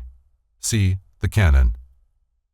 This quotation contains an obscure reference to the ninefold division of the universe previously mentioned. The mundane monochord with its proportions and intervals. From Flood's De Musica Mundana. In this chart is set forth a summary of Flood's theory of universal music. The interval between the element of earth and the highest heaven is considered as a double octave, thus showing the two extremes of existence to be in disdiapason harmony. It signifies that the highest heaven, the sun, and the earth have the same time, the difference being in pitch. The sun is the lower octave of the highest heaven, and the earth the lower octave of the sun. The lower octave comprises that part of the universe in which substance predominates over energy. Its harmonies, therefore, are more gross than those of the higher octave, wherein energy predominates over substance.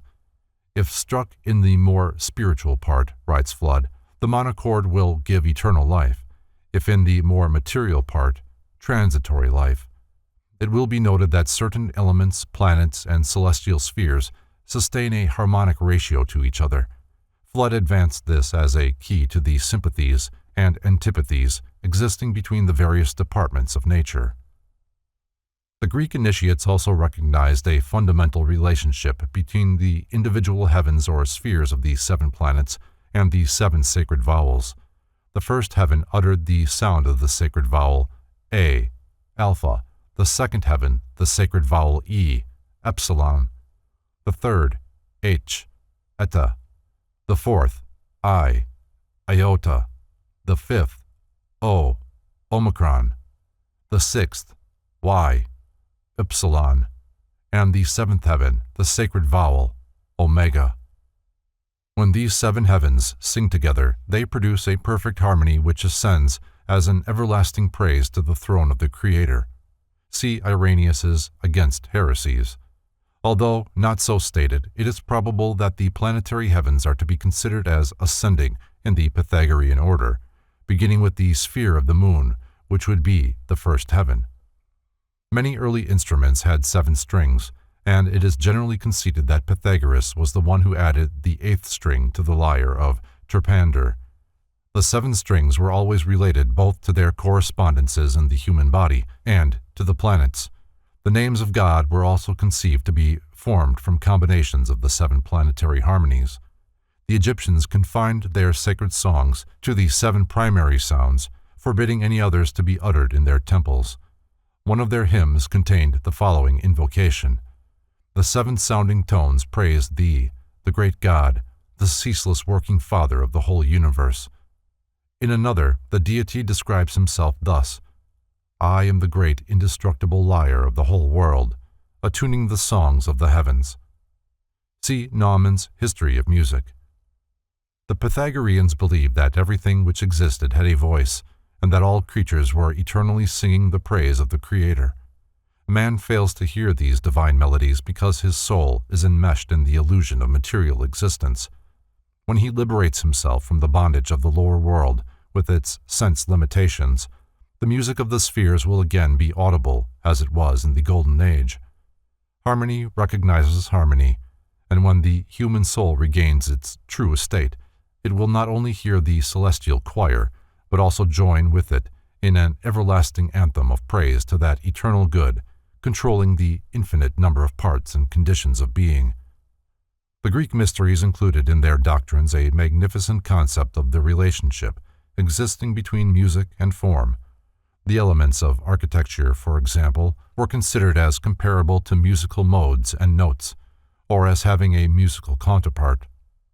Consequently, when a building was erected in which a number of these elements were combined, the structure was then likened to a musical chord, which was harmonic only when it fully satisfied the mathematical requirements of harmonic intervals.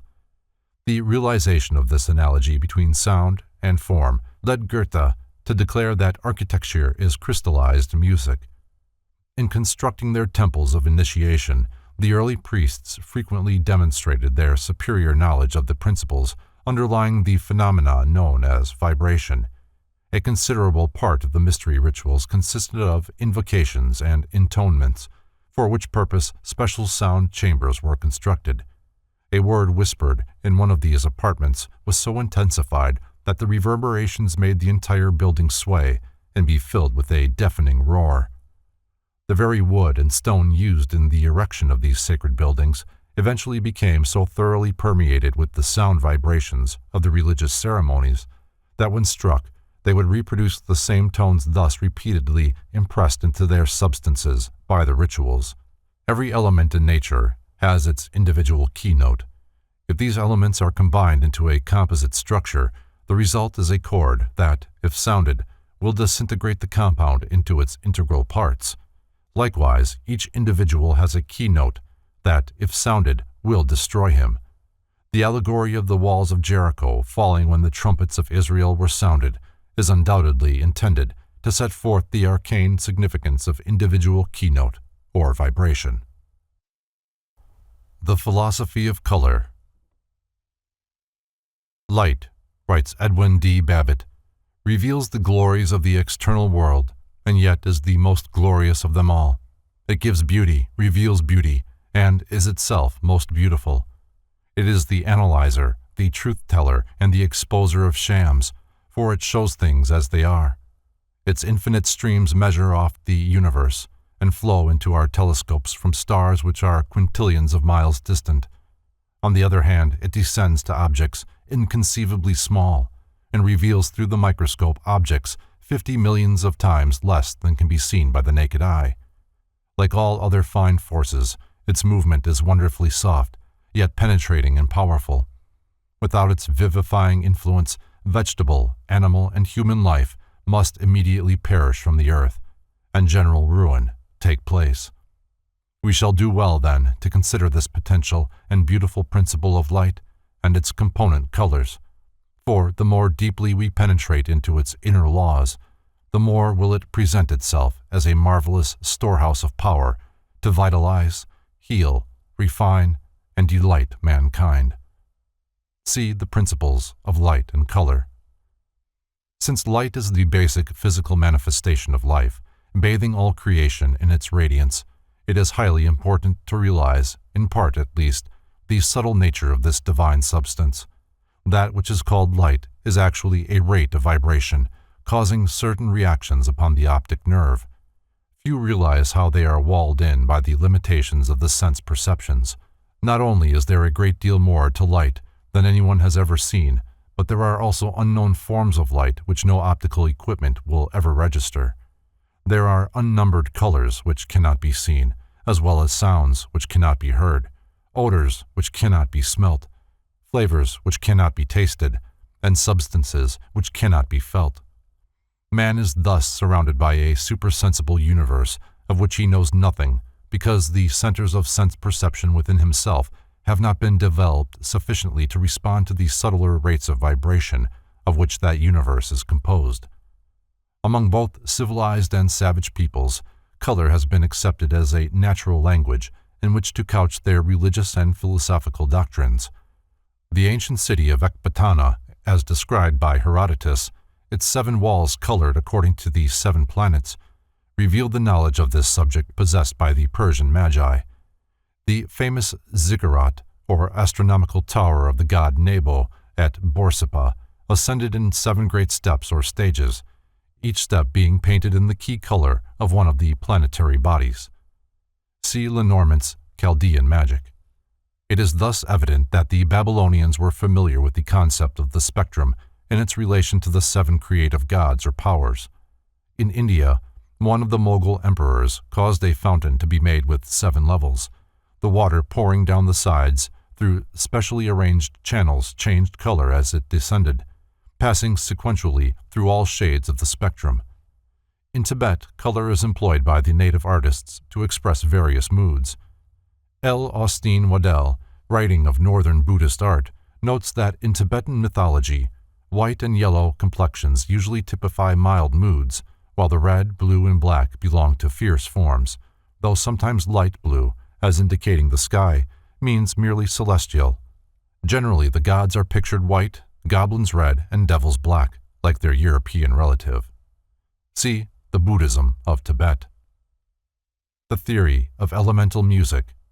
From Flood's De Musica Mundana. In this diagram, two interpenetrating pyramids are again employed, one of which represents fire and the other earth. It is demonstrated according to the law of elemental harmony that fire does not enter into the composition of earth, nor earth into the composition of fire. The figures on the chart disclose the harmonic relationships existing between the four primary elements, according to both Flood and the Pythagoreans. Earth consists of 4 parts of its own nature, water of 3 parts of earth and 1 part of fire. The sphere of equality is a hypothetical point where there is an equilibrium of 2 parts of earth and 2 parts of fire. Air is composed of 3 parts of fire and 1 part of earth, fire of 4 parts of its own nature. Thus earth and water bear to each other the ratio of 4:3, or the diatessaron harmony, and water and the sphere of equality the ratio of 3:2, or the diapente harmony. Fire and air also bear to each other the ratio of 4:3, the diatessaron harmony, and air and the sphere of equality the ratio of 3:2, or the diapente harmony. As the sum of the diatessaron and the diapente equals a diapason, or octave, it is evident that both the sphere of fire and the sphere of earth are in diapason harmony with the sphere of equality, and also that fire and earth are in disdiapason harmony with each other. In Meno, Plato, speaking through Socrates, describes color as an effluence of form, commensurate with sight and sensible. In Theaetetus, he discourses more at length on the subject thus: "Let us carry out the principle which has just been affirmed, that nothing is self-existent, and then we shall see that every color, white, black, and every other color, arises out of the eye meeting the appropriate motion, and that what we term the substance of each color is neither the active nor the passive element, but something which passes between them, and is peculiar to each percipient. Are you certain that the several colors appear to every animal, say a dog, as they appear to you?" In the Pythagorean Tetractys, the supreme symbol of universal forces and processes, are set forth the theories of the Greeks concerning color in music. The first 3 dots represent the threefold white light, which is the Godhead, containing potentially all sound and color. The remaining 7 dots are the colors of the spectrum and the notes of the musical scale. The colors and tones are the active creative powers which, emanating from the first cause, establish the universe. The 7 are divided into 2 groups, one containing 3 powers and the other 4, a relationship also shown in the Tetractys. The higher group, that of 3, becomes the spiritual nature of the created universe. The lower group, that of 4, manifests as the irrational sphere, or inferior world. In the mysteries, the 7 logi, or creative lords, are shown as streams of force issuing from the mouth of the Eternal One. This signifies the spectrum being extracted from the white light of the supreme deity. The 7 creators, or fabricators, of the inferior spheres were called by the Jews the Elohim. By the Egyptians they were referred to as the builders, sometimes as the governors, and are depicted with great knives in their hands with which they carved the universe from its primordial substance. Worship of the planets is based upon their acceptation as the cosmic embodiments of the 7 creative attributes of God. The lords of the planets were described as dwelling within the body of the sun, for the true nature of the sun, being analogous to the white light, contains the seeds of all the tone and color potencies which it manifests. There are numerous arbitrary arrangements setting forth the mutual relationships of the planets, the colors, and the musical notes. The most satisfactory system is that based upon the law of the octave.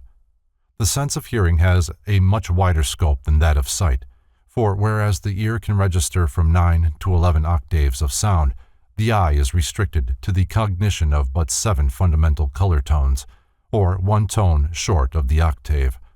Red, when posited as the lowest color tone in the scale of chromatics, thus corresponds to do, the first note of the musical scale. Continuing the analogy, orange corresponds to re, yellow to mi, green to fa, blue to sol, indigo to la, and violet to si. The 8th color tone necessary to complete the scale should be the higher octave of red, the first color tone. The accuracy of the above arrangement is attested by two striking facts. 1.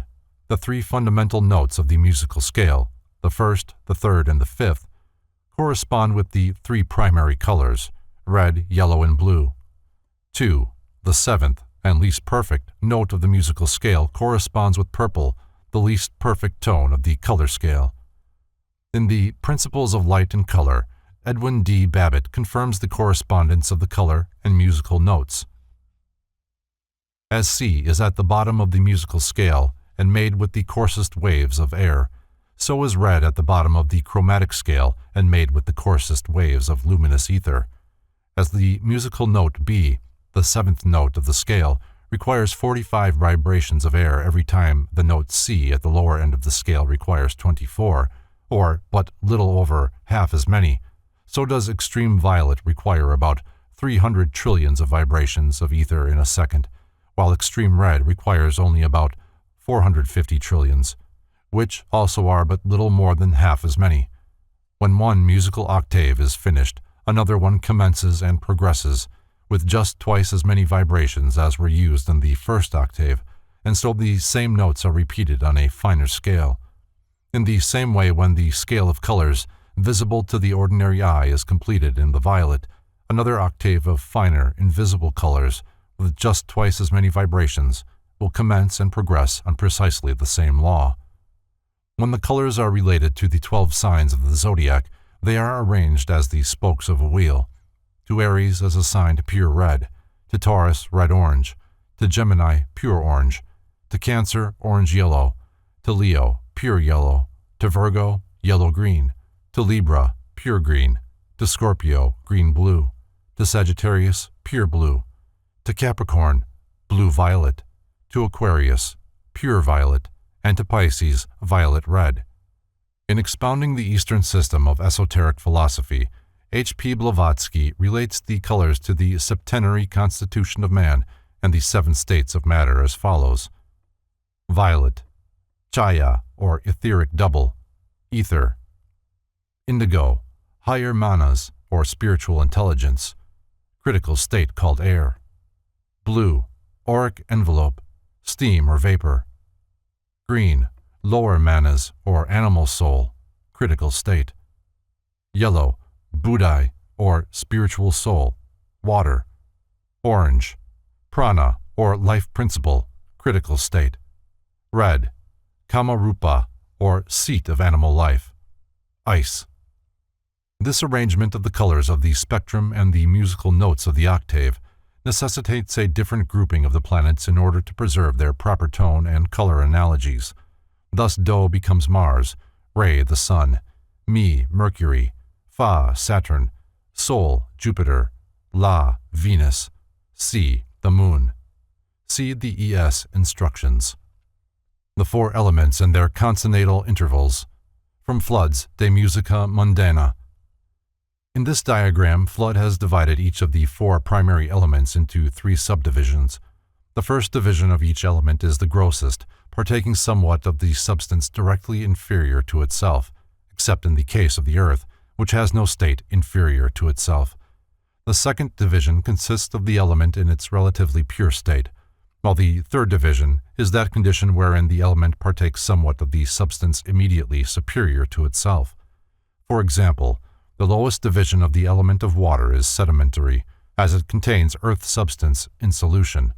The second division represents water in its most common state, salty, as in the case of the ocean, and the third division is water in its purest state, free from salt. The harmonic interval assigned to the lowest division of each element is 1 tone, to the central division also a tone, but to the higher division a half tone because it partakes of the division immediately above it. Flood emphasizes the fact that as the elements ascend in series of 2½ tones, the diatessaron is the dominating harmonic interval of the elements. Fishes, insects, animals, reptiles, and birds. Part 1. The creatures inhabiting the water, air, and earth were held in veneration by all races of antiquity. Realizing that visible bodies are only symbols of invisible forces, the ancients worshipped the divine power through the lower kingdoms of nature. because those less evolved and more simply constituted creatures responded most readily to the creative impulses of the gods. The sages of old studied living things to a point of realization that God is most perfectly understood through a knowledge of his supreme handiwork, animate and inanimate nature. Every existing creature manifests some aspect of the intelligence or power of the Eternal One, who can never be known save through a study and appreciation of his numbered but inconceivable parts. When a creature is chosen, therefore, to symbolize to the concrete human mind some concealed abstract principle, it is because its characteristics demonstrate this invisible principle in its visible action. Fishes, insects, animals, reptiles, and birds appear in the religious symbolism of nearly all nations because the forms and habits of these creatures and the media in which they exist closely relate them to the various generative and germinative powers of nature, which were considered prima facie evidence of divine omnipresence. The early philosophers and scientists, realizing that all life has its origin in water, chose the fish as the symbol of the life germ. The fact that fishes are most prolific makes the simile still more apt. While the early priests may not have possessed the instruments necessary to analyze the spermatozoon, they concluded by deduction that it resembled a fish. Fishes were sacred to the Greeks and Romans, being connected with the worship of Aphrodite, or Venus. An interesting survival of pagan ritualism is found in the custom of eating fish on Friday. Freya, in whose honor the day was named, was the Scandinavian Venus, and this day was sacred among many nations to the goddess of beauty and fecundity. This analogy further links the fish with the procreative mystery. Friday is also sacred to the followers of the Prophet Muhammad. The word nun means both fish and growth, and as Inman says, the Jews were led to victory by the son of the fish, whose other names were Joshua and Jesus, the Savior. Nun is still the name of a female devotee of the Christian faith. Among early Christians, 3 fishes were used to symbolize the Trinity, and the fish is also one of the 8 sacred symbols of the great Buddha. It is also significant that the dolphin should be sacred to both Apollo, the solar savior, and Neptune. It was believed that this fish carried shipwrecked sailors to heaven on its back. The dolphin was accepted by the early Christians as an emblem of Christ, because the pagans had viewed this beautiful creature as a friend and benefactor of man.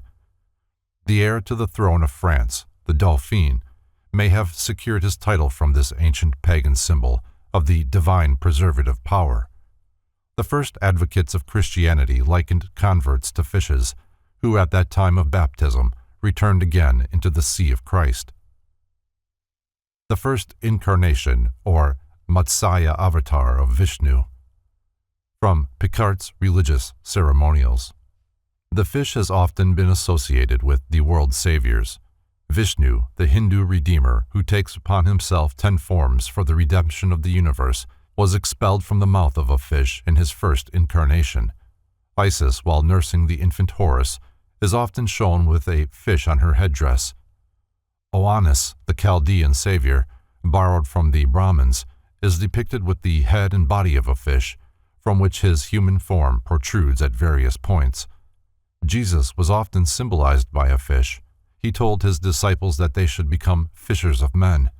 The sign of the fish was also the first monogram of the Christians. The mysterious Greek name of Jesus means a fish.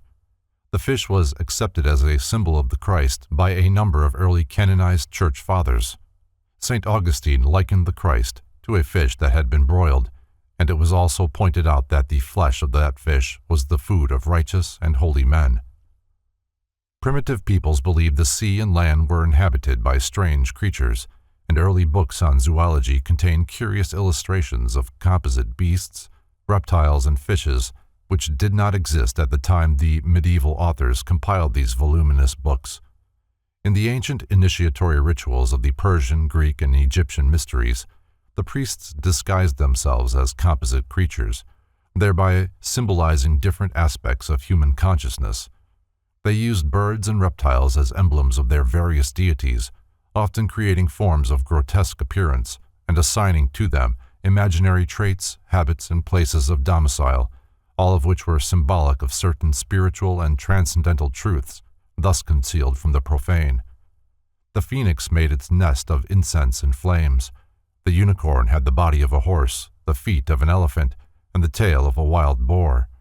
The upper half of the centaur's body was human, and the lower half equine. The pelican of the Hermetists fed its young from its own breast, and to this bird were assigned other mysterious attributes which could have been true only allegorically. Though regarded by many writers of the Middle Ages as actual living creatures, none of these, the pelican excepted, ever existed outside the symbolism of the mysteries. Possibly they originated in rumors of animals then little known. In the temple, however, they became a reality, for there they signified the manifold characteristics of man's nature. The manticora had certain points in common with the hyena.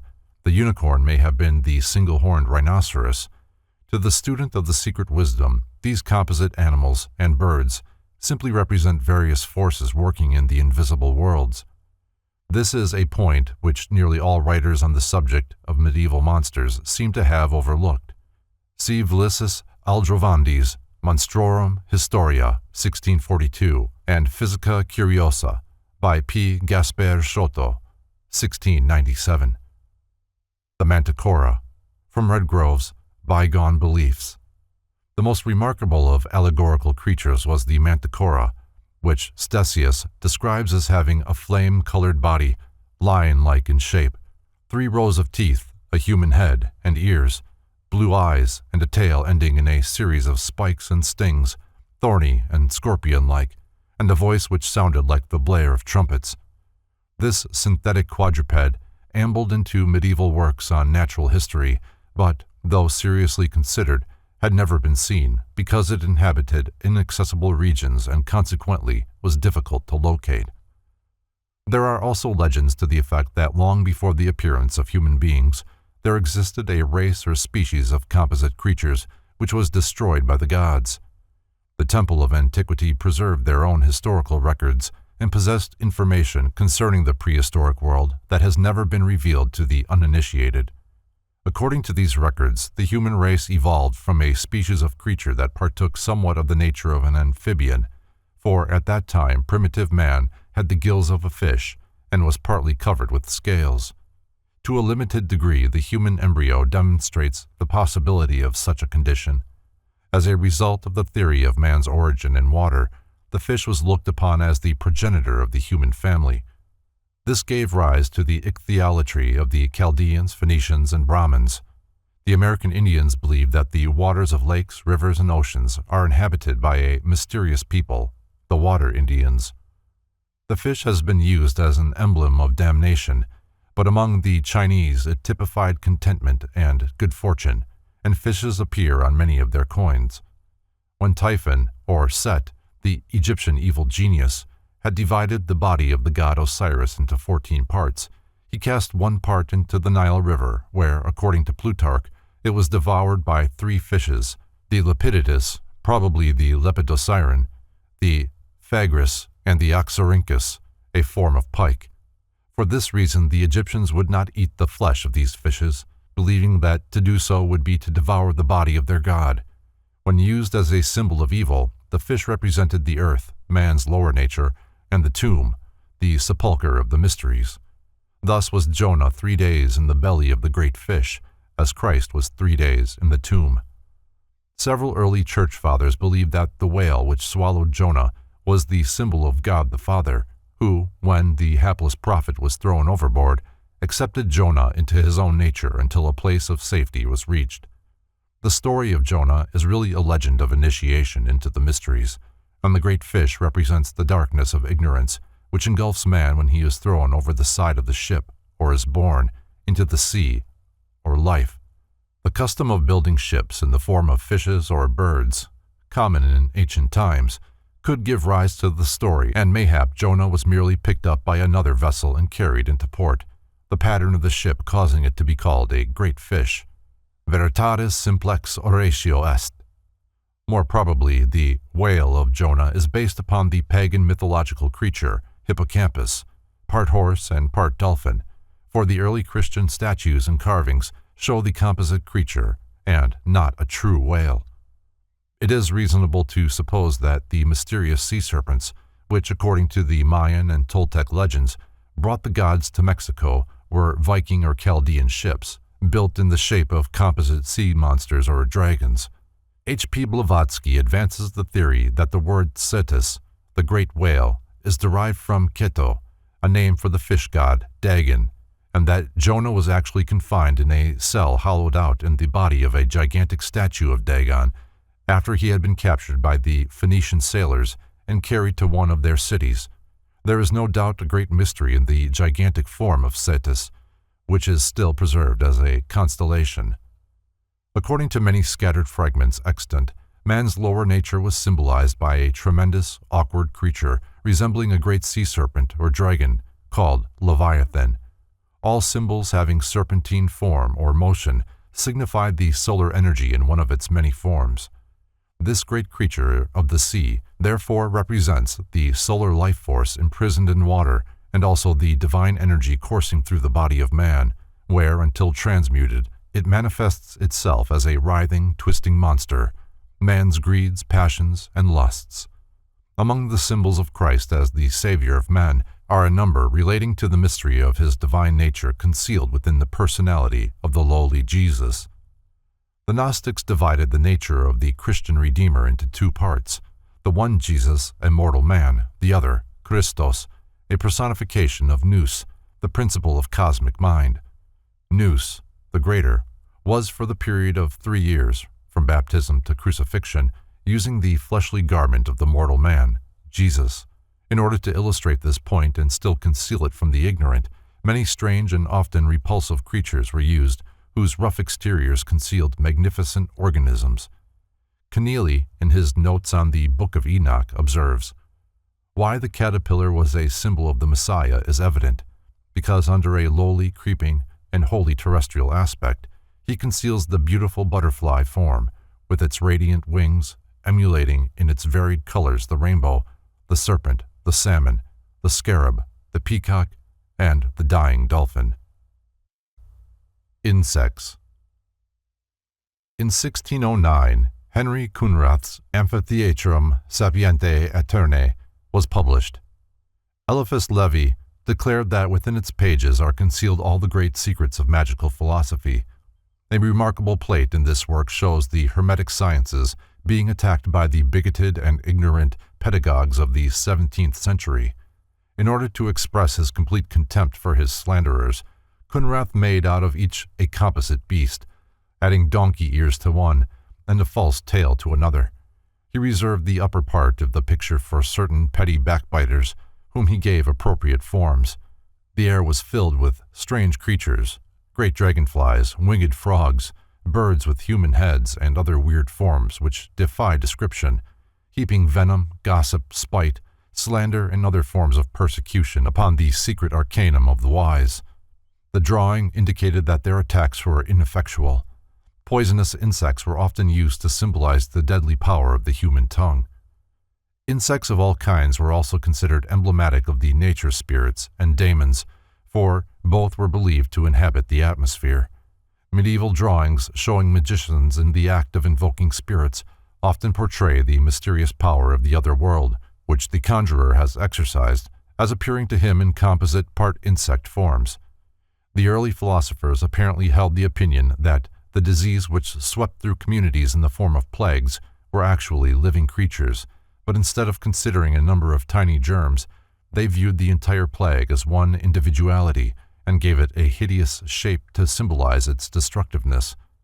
The fact that plagues came in the air caused an insect or a bird to be used as their symbol. Beautiful symmetrical forms were assigned to all natural benevolent conditions or powers, but to unnatural or malevolent powers were assigned contorted and abnormal figures. The evil one was either hideously deformed or else of the nature of certain despised animals. A popular superstition during the Middle Ages held that the devil had the feet of a rooster, while the Egyptians assigned to Typhon, or devil, the body of a hog. The habits of the insects were carefully studied. Therefore the ant was looked upon as emblematic of industry and foresight, as it stored up supplies for the winter and also had strength to move objects many times its own weight.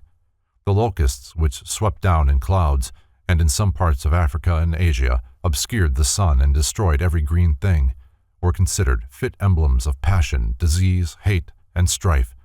For these emotions destroy all that is good in the soul of man and leave a barren desert behind them.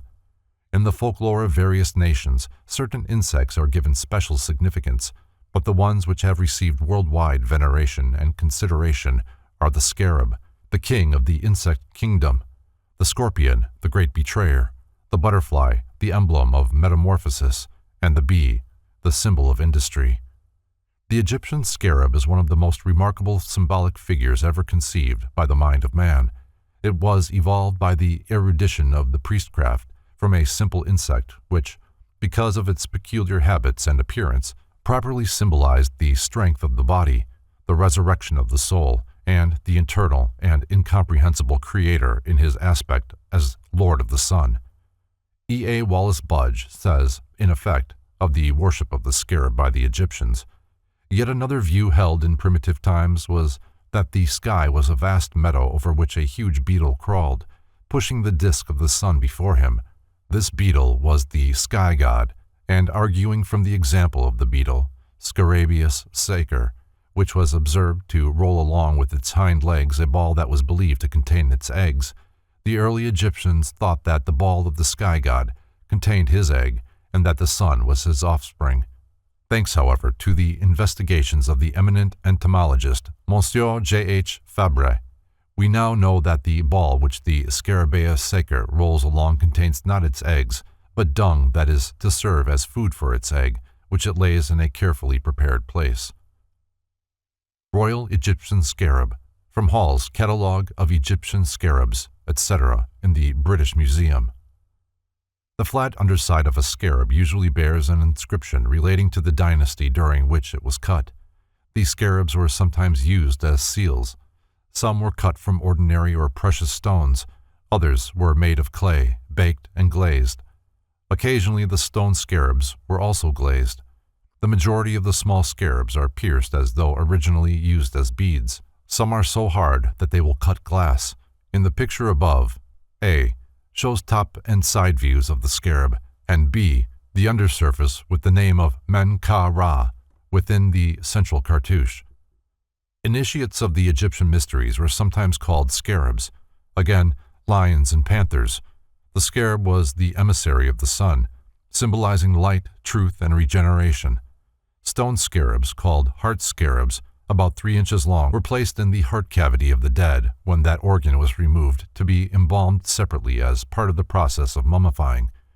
Some maintain that these stone beetles were merely wrapped in the winding cloths at the time of preparing the body for eternal preservation. The following passage concerning this appears in the great Egyptian Book of Initiation, the Book of the Dead. "And behold, thou shalt make a scarab of green stone, which shalt be placed in the breast of a man, and it shall perform for him the opening of the mouth."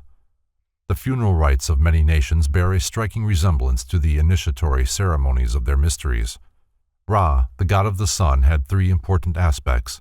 As the creator of the universe, he was symbolized by the head of a scarab and was called Khepra, which signified the resurrection of the soul and a new life at the end of the mortal span. The mummy cases of the Egyptian dead were nearly always ornamented with scarabs. Usually one of these beetles, with outspread wings, was painted on the mummy case directly over the breast of the dead.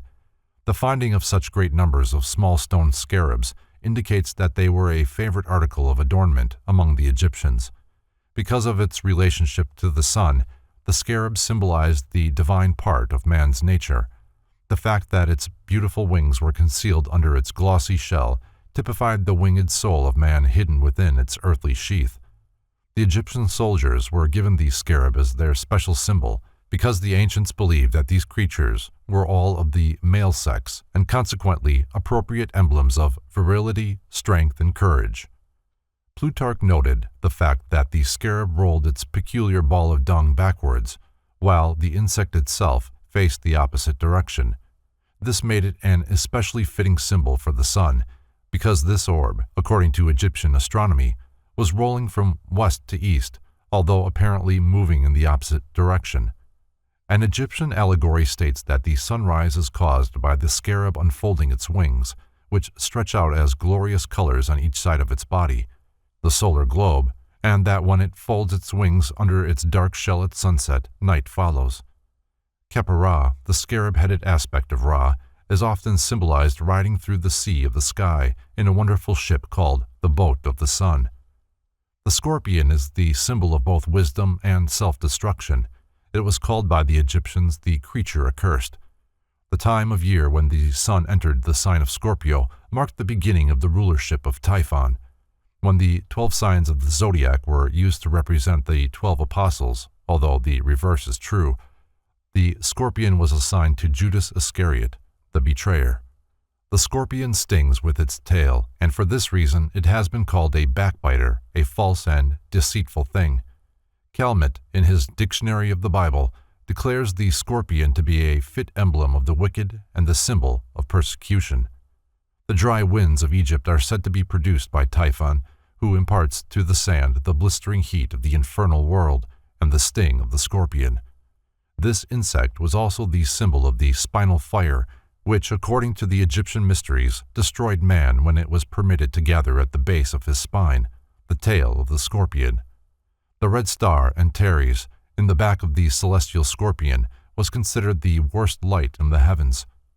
Kalb al-Karab, or the heart of the scorpion, was called by the ancients the lieutenant or deputy of Mars.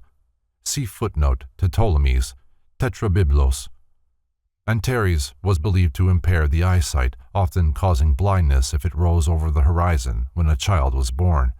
This may refer again to the sandstorm, which was capable of blinding unwary travelers. The scorpion was also the symbol of wisdom, for the fire which it controlled was capable of illuminating as well as consuming.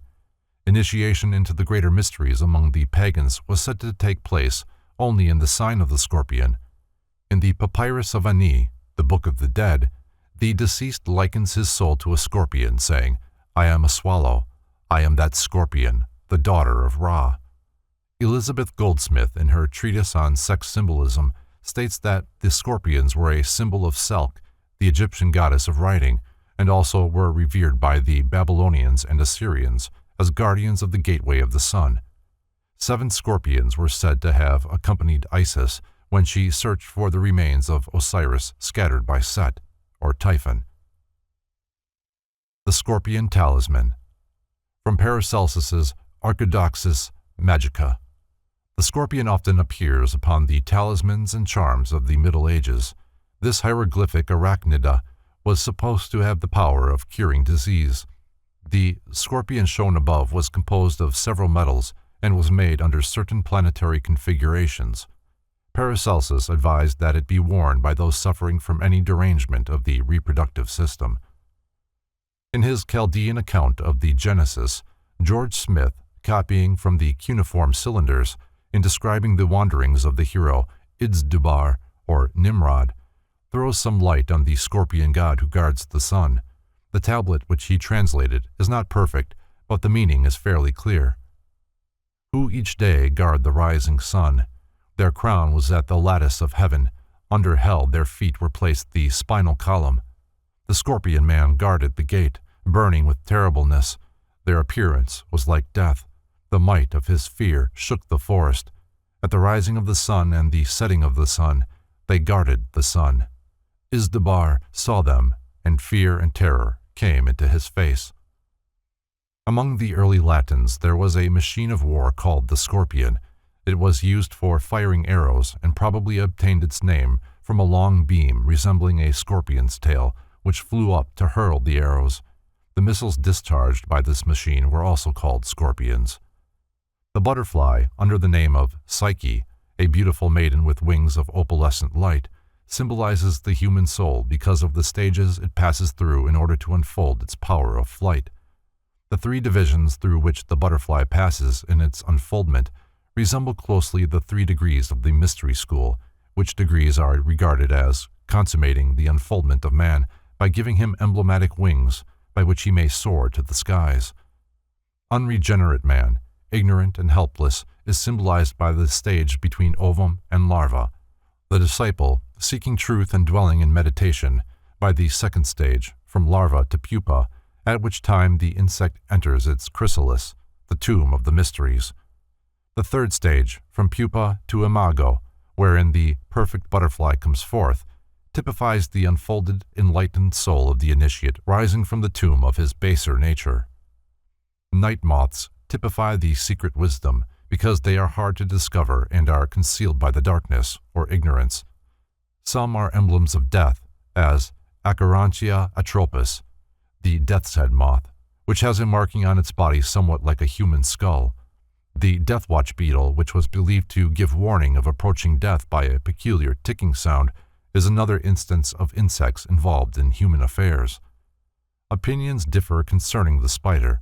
Its shape makes it an appropriate emblem of the nerve plexus and ganglia of the human body. Some Europeans consider it extremely bad luck to kill a spider, possibly because it is looked upon as an emissary of the evil one, whom no person desires to offend. There is a mystery concerning all poisonous creatures, especially insects. Paracelsus taught that the spider was the medium for a powerful but evil force which the black magicians used in their nefarious undertakings. Certain plants, minerals, and animals have been sacred among all the nations of the earth because of their peculiar sensitiveness to the astral fire, a mysterious agency in nature which the scientific world has contacted through its manifestations as electricity and magnetism.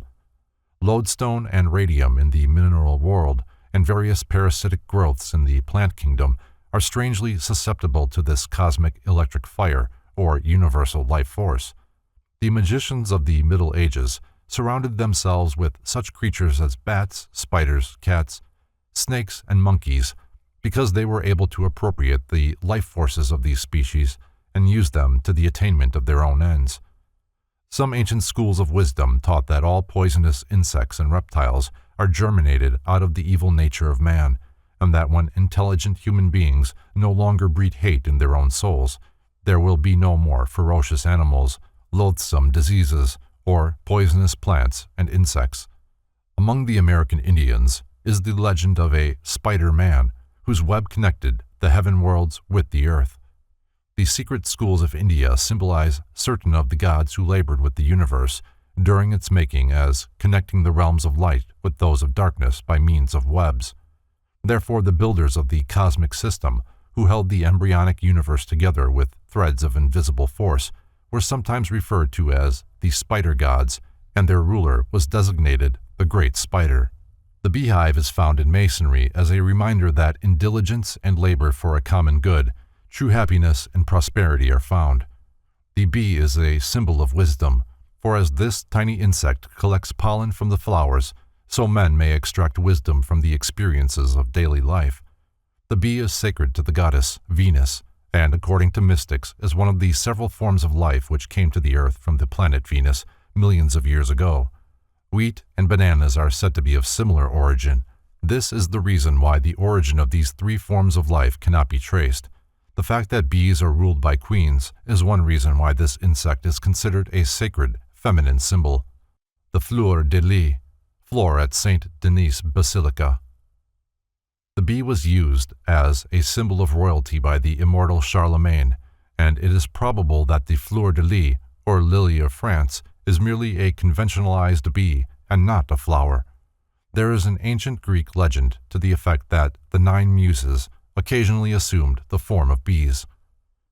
In India, the god Prana, the personification of the universal life force, is sometimes shown surrounded by a circle of bees. Because of its importance in pollinizing flowers, the bee is the accepted symbol of the generative power. At one time, the bee was the emblem of the French kings. The rulers of France wore robes embroidered with bees, and the canopies of their thrones were decorated with gigantic figures of these insects. The fly symbolizes the tormentor because of the annoyance it causes to animals. The Chaldean god Baal was often called Baal Zebul, or the god of the dwelling place. The word Zebub, or Zabab, means a fly, and Baal Zebul became Baal Zebub, or Beelzebub, a word which was loosely translated to mean Jupiter's fly. The fly was looked upon as a form of the divine power because of its ability to destroy decaying substances and thus promote health. The fly may have obtained its name Zebub from its peculiar buzzing or humming. Inman believes that Beelzebub, which the Jews ridiculed as "my lord of flies," really means "my lord who hums" or murmurs. Inman recalls the singing Memnon on the Egyptian desert, a tremendous figure with an Aeolian harp on the top of its head. When the wind blows strongly, this great statue sighs or hums.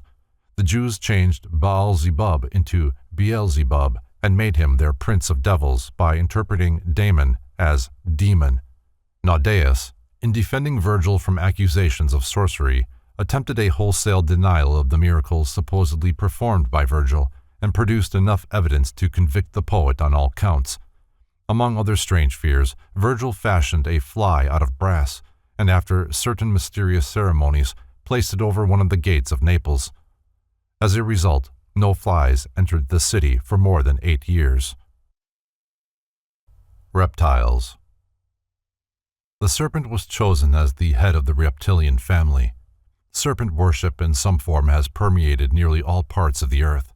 The serpent mounds of the American Indian, the carved stone snakes of Central and South America, the hooded cobras of India, Python, the great snake of the Greeks, the sacred serpents of the Druids, the Midgard snake of Scandinavia, the Nagas of Burma, Siam, and Cambodia, the brazen serpent of the Jews, the mystic serpent of Orpheus, the snakes at the oracle of Delphi twining themselves around the tripod upon which the Pythian priestess sat, the tripod itself being in the form of twisted serpents, the sacred serpents preserved in the Egyptian temples, the uraeus coiled upon the foreheads of the pharaohs and priests.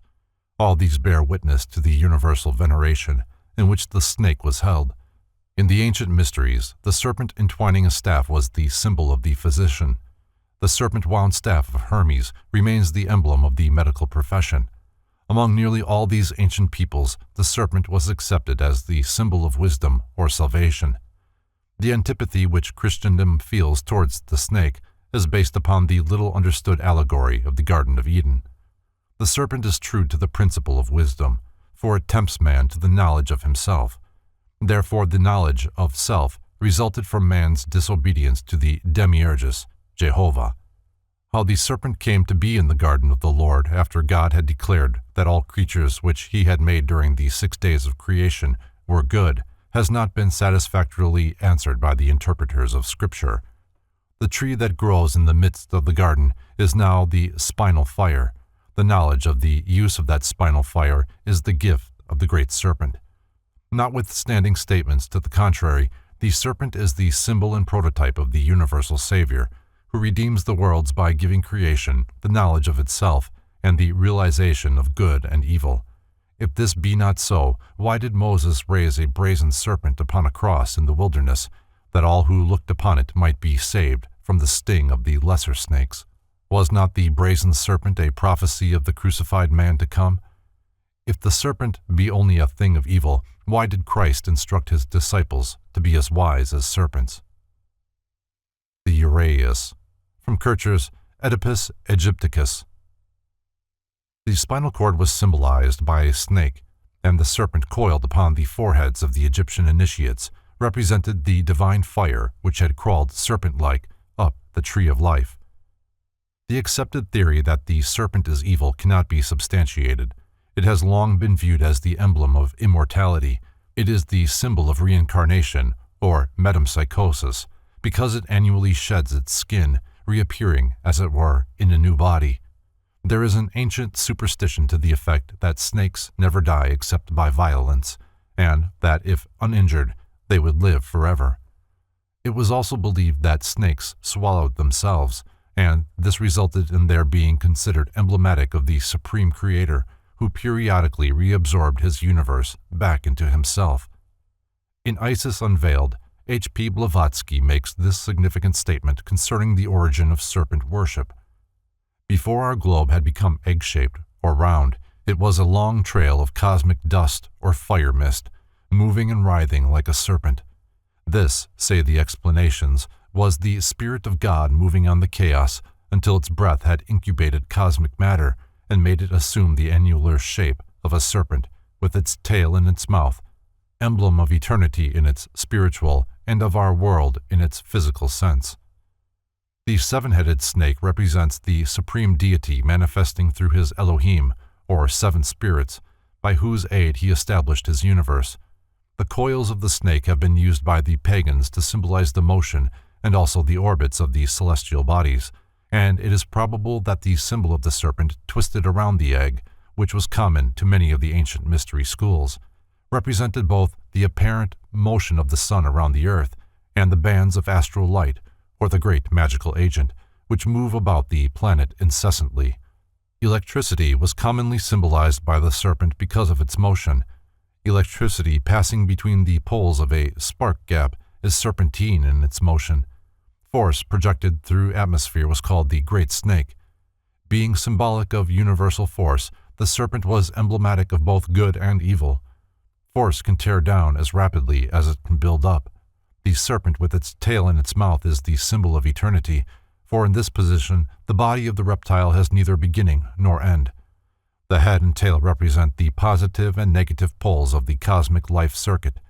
The initiates of the mysteries were often referred to as serpents, and their wisdom was considered analogous to the divinely inspired power of the snake. There is no doubt that the title winged serpents, the seraphim, was given to one of the invisible hierarchies that labored with the earth during its early formation. There is a legend that in the beginning of the world, winged serpents reigned upon the earth. These were probably the demigods which antedate the historical civilization of every nation. The symbolic relationship between the sun and the serpent found literal witness in the fact that life remains in the snake until sunset, even though it be cut into a dozen parts. The Hopi Indians considered the serpent to be in close communication with the earth spirit. Therefore, at the time of their annual snake dance, they send their prayers to the earth spirit by first specially sanctifying large numbers of these reptiles, and then liberating them to return to the earth with the prayers of the tribe.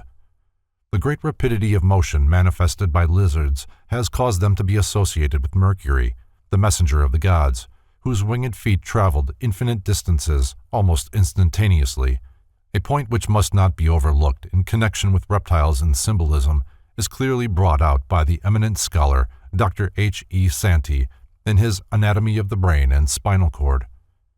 In reptiles, there are two pineal bodies, an anterior and a posterior, of which the posterior remains undeveloped, but the anterior forms a rudimentary cyclopean eye.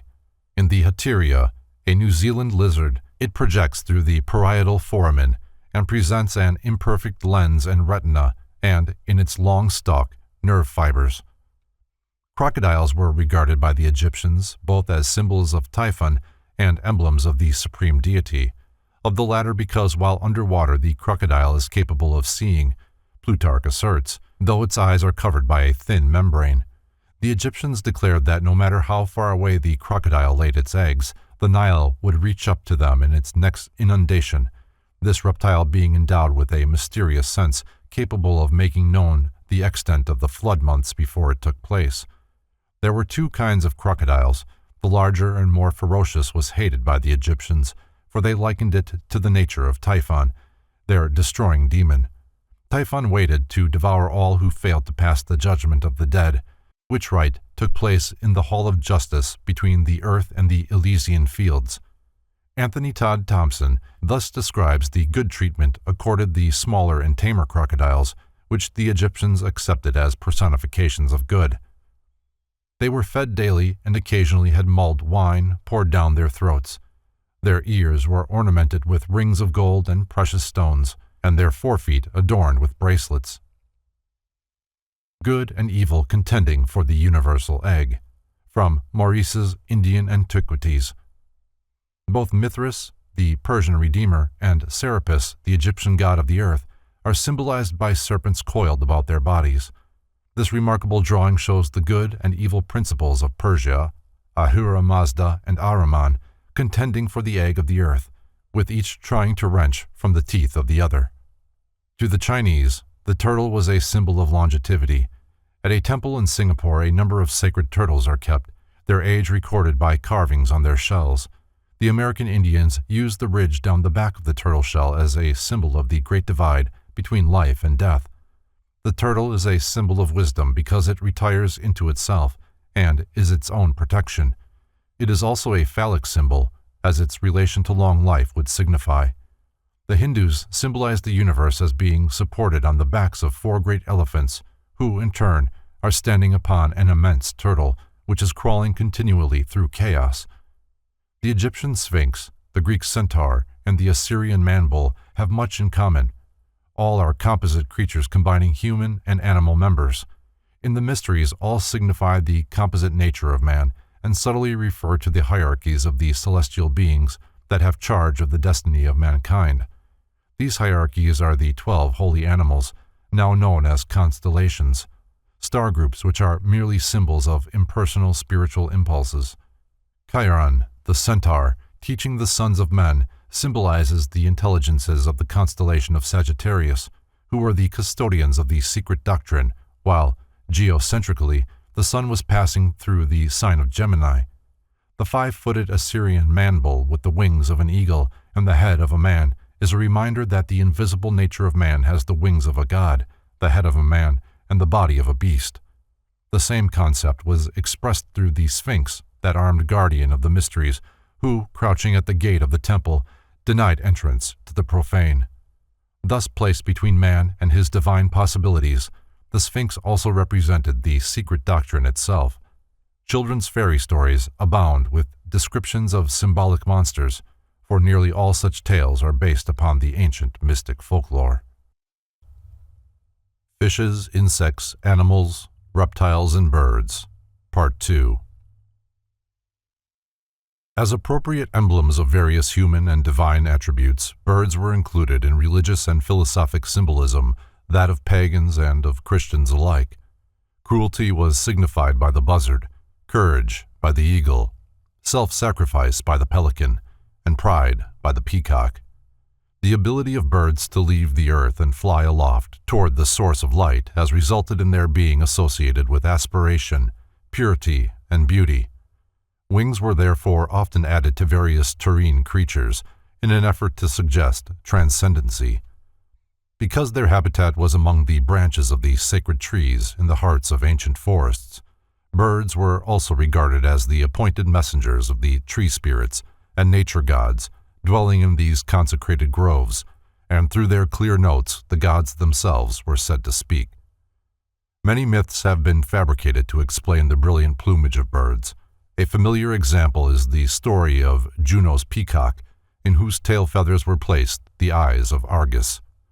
Numerous American Indian legends also deal with birds and the origin of the various colors of feathers. The Navajos declare that when all living things climbed to the stalk of a bamboo to escape the flood, the wild turkey was on the lowest branch and his tail feathers trailed in the water, hence the color was all washed out. Gravitation, which is a law in the material world, is the impulse toward the center of materiality. Levitation, which is a law in the spiritual world, is the impulse toward the center of spirituality. Seeming to be capable of neutralizing the effect of gravity, the bird was said to partake of a nature superior to other terrestrial creation, and its feathers, because of their sustaining power, came to be accepted as symbols of divinity, courage, and accomplishment. A notable example is the dignity attached to the eagle feathers by the American Indians, among whom they are insignia of merit. Angels have been invested with wings because, like birds, they were considered to be the intermediaries between the gods and men, and to inhabit the air or middle kingdom betwixt heaven and earth. As the dome of the heavens was likened to a skull in the Gothic mysteries, so the birds which flew across the sky were regarded as thoughts of the deity. For this reason, Odin's 2 messenger ravens were called Hugin and Munyin, thought and memory.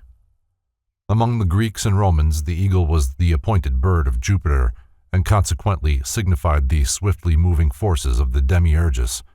Hence it was looked upon as the mundane lord of the birds, in contradistinction to the phoenix, which was symbolic of the celestial ruler. The eagle typified the sun in its material phase, and also the immutable demiurgic law beneath which all mortal creatures must bend. The eagle was also the hermetic symbol of sulfur, and signified the mysterious fire of Scorpio, the most profoundly significant sign of the zodiac, and the gate of the great mystery.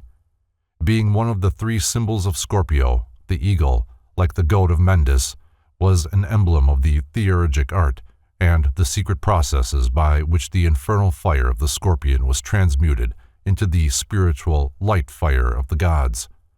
Among certain American Indian tribes, the thunderbird is held in peculiar esteem. This divine creature is said to live above the clouds. The flapping of its wings causes the rumbling which accompanies storms, while the flashes from its eyes are the lightning. Birds were used to signify the vital breath, and among the Egyptians, mysterious hawk-like birds with human heads, and carrying in their claws the symbols of immortality, are often shown hovering as emblems of the liberated soul over the mummified bodies of the dead. In Egypt, the hawk was the sacred symbol of the sun, and Ra, Osiris, and Horus are often depicted with the heads of hawks. The cock, or rooster, was a symbol of Kashmala, Cadmilis, in the Samothracian mysteries, and is also a phallic symbol sacred to the sun. It was accepted by the Greeks as the emblem of Ares, or Mars, and typified watchfulness and defense. When placed in the center of a weather vane, it signifies the sun in the midst of the four corners of creation. The Greeks sacrificed a rooster to the gods at the time of entering the Eleusinian mysteries. Sir Francis Bacon is supposed to have died as the result of stuffing a fowl with snow. May this not signify Bacon's initiation into the pagan mysteries which still existed in his day? Both the peacock and the ibis were objects of veneration because they destroyed the poisonous reptiles, which were popularly regarded as the emissaries of the infernal gods. Because of the myriad of eyes in its tail feathers, the peacock was accepted as the symbol of wisdom, and on account of its general appearance, it was often confused with the fabled phoenix of the mysteries. There is a curious belief that the flesh of the peacock will not putrefy, even though kept for a considerable time. As an outgrowth of this belief, the peacock became the emblem of immortality, because the spiritual nature of man, like the flesh of this bird, is incorruptible. The Egyptians paid divine honors to the ibis, and it was a cardinal crime to kill one, even by accident. It was asserted that the ibis could live only in Egypt, and that if transported to a foreign country, it would die of grief. The Egyptians declared this bird to be the preserver of crops, and especially worthy of veneration, because it drove out the winged serpents of Libya, which the wind blew into Egypt. The ibis was sacred to Thoth, and when its head and neck were tucked under its wing, its body closely resembled a human heart. See Montfaucon's Antiquities. The black and white ibis was sacred to the moon, but all forms were revered because they destroyed crocodile eggs, the crocodile being a symbol of the detested Typhon. Nocturnal birds were appropriate symbols of both sorcery and the secret divine sciences. Sorcery because black magic cannot function in the light of truth, or day, and is powerful only when surrounded by ignorance, or night. And the divine sciences because those possessing the arcana are able to see through the darkness of ignorance and materiality. Owls and bats were consequently often associated with either witchcraft or wisdom. The goose was an emblem of the first primitive substance, or condition from which and within which the worlds were fashioned. In the mysteries, the universe was likened to an egg which the cosmic goose had laid in space. Because of its blackness, the crow was the symbol of chaos, or the chaotic darkness preceding the light of creation. The grace and purity of the swan were emblematic of the spiritual grace and purity of the initiate. This bird also represented the mysteries which unfolded these qualities in humanity. This explains the allegories of the gods, the secret wisdom, incarnating in the body of a swan, the initiate. Being scavengers, the vulture, the buzzard, and the condor signified that form of divine power which, by disposing of refuse or other matter dangerous to the life and health of humanity, cleanses and purifies the lower spheres. These birds were therefore adopted as symbols of the disintegrative processes which accomplish good while apparently destroying, and by some religions have been mistakenly regarded as evil. Birds such as the parrot and raven were accorded veneration because, being able to mimic the human voice, They were looked upon as links between the human and animal kingdoms. The dove, accepted by Christianity as the emblem of the Holy Ghost, is an extremely ancient and highly revered pagan yonic emblem. In many of the ancient mysteries, it represented the third person of the creative triad, or the fabricator of the world. As the lower worlds were brought into existence through a generative process, so the dove has been associated with those deities identified with the procreative functions. It is sacred to Astarte, Cybele, Isis, Venus, Juno, Mylida, and Aphrodite. On account of its gentleness and devotion to its young, the dove was looked upon as the embodiment of the maternal instinct. The dove is also an emblem of wisdom, for it represents the power and order by which the lower worlds are maintained. It has long been accepted as a messenger of the divine will and signifies the activity of God. The name dove has been given to oracles and to prophets. The true name of the dove was Iona, or Ionis, and it was a very sacred emblem, and, at one time, almost universally received. It was adopted by the Hebrews, and the mystic dove was regarded as a symbol from the days of Noah by all those who were of the Church of God. The prophet sent to Nineveh as God's messenger was called Jonah, or the dove, our Lord's forerunner. The Baptist was called in Greek by the name of Ionis, and so was the Apostle of Love, the author of the fourth Gospel and of the Apocalypse, named Ioannis. Bryant's analysis of ancient mythology. In Masonry, the dove is the symbol of purity and innocence. It is significant that in the pagan mysteries the dove of Venus was crucified upon the four spokes of a great wheel, thus foreshadowing the mystery of the crucified Lord of Love.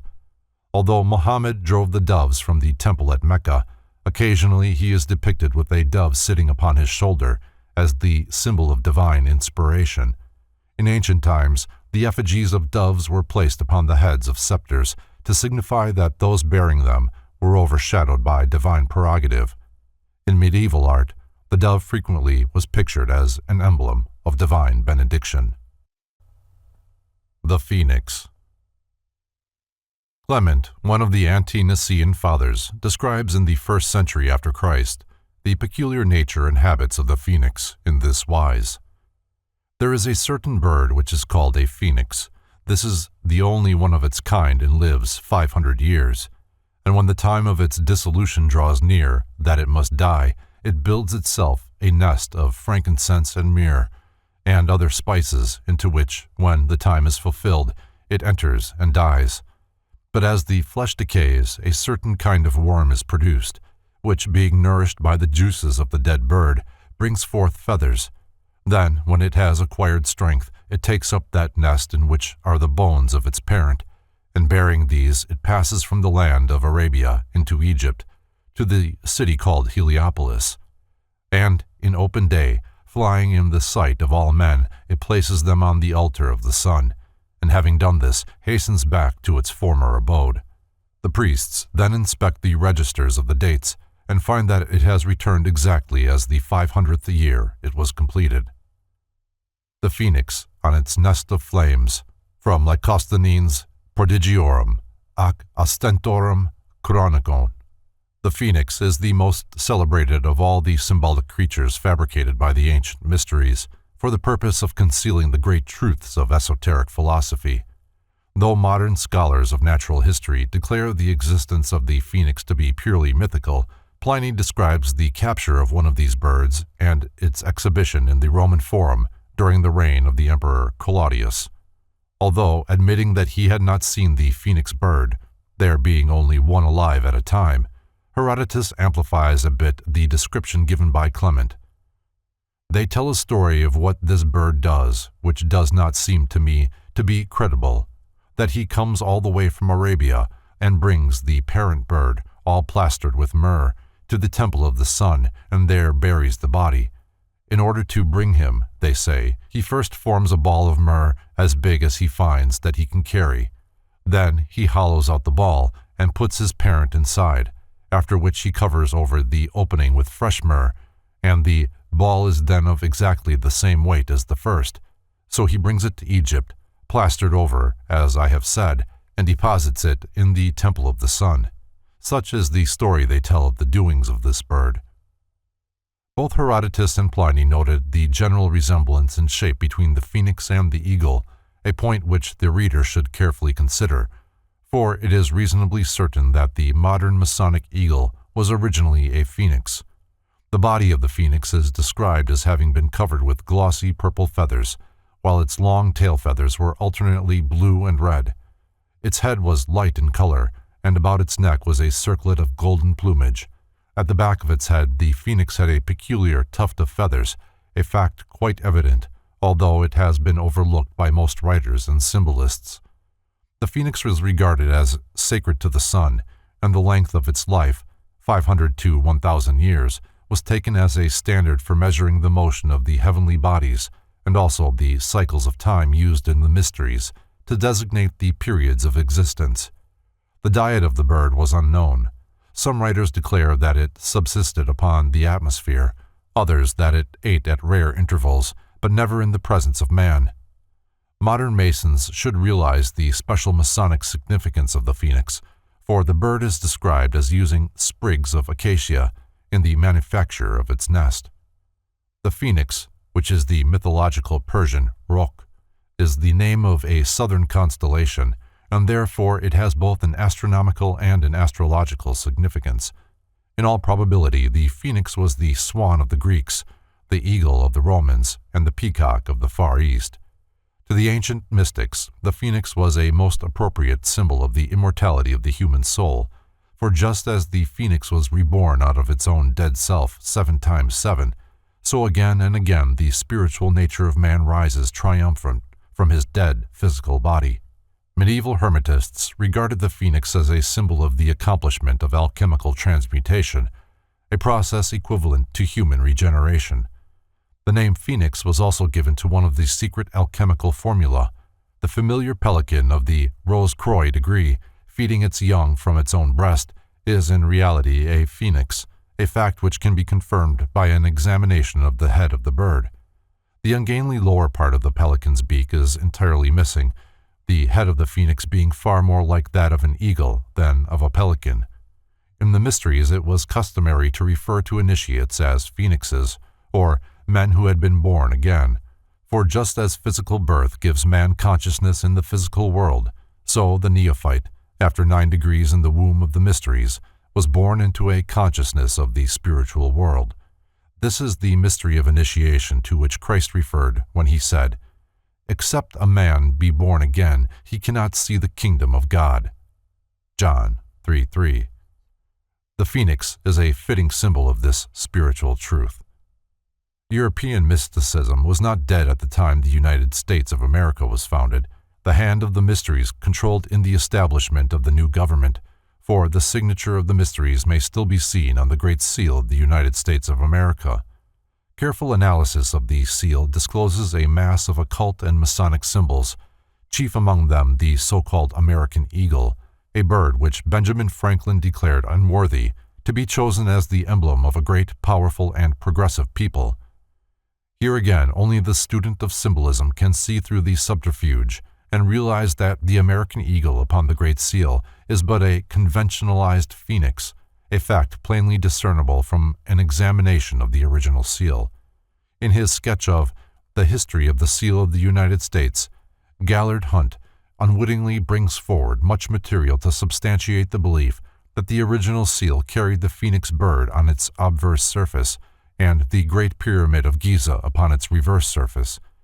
In a colored sketch submitted as a design for the Great Seal by William Barton in 1782, an actual phoenix appears sitting upon a nest of flames. This itself demonstrates a tendency towards the use of this emblematic bird. If anyone doubts the presence of Masonic and occult influences at the time the Great Seal was designed, he should give due consideration to the comments of Professor Charles Eliot Norton of Harvard, who wrote concerning the unfinished pyramid and the all-seeing eye which adorned the reverse of the seal as follows. The device adopted by Congress is practically incapable of effective treatment. It can hardly, however artistically treated by the designer, look otherwise than as a dull emblem of a Masonic fraternity. The history of the seal of the United States. The obverse and reverse of the Great Seal of the United States of America, from Hunt's History of the Seal of the United States. The significance of the mystical number 13, which frequently appears upon the Great Seal of the United States, is not limited to the number of the original colonies. The sacred emblem of the ancient initiates, here composed of 13 stars, also appears above the head of the eagle.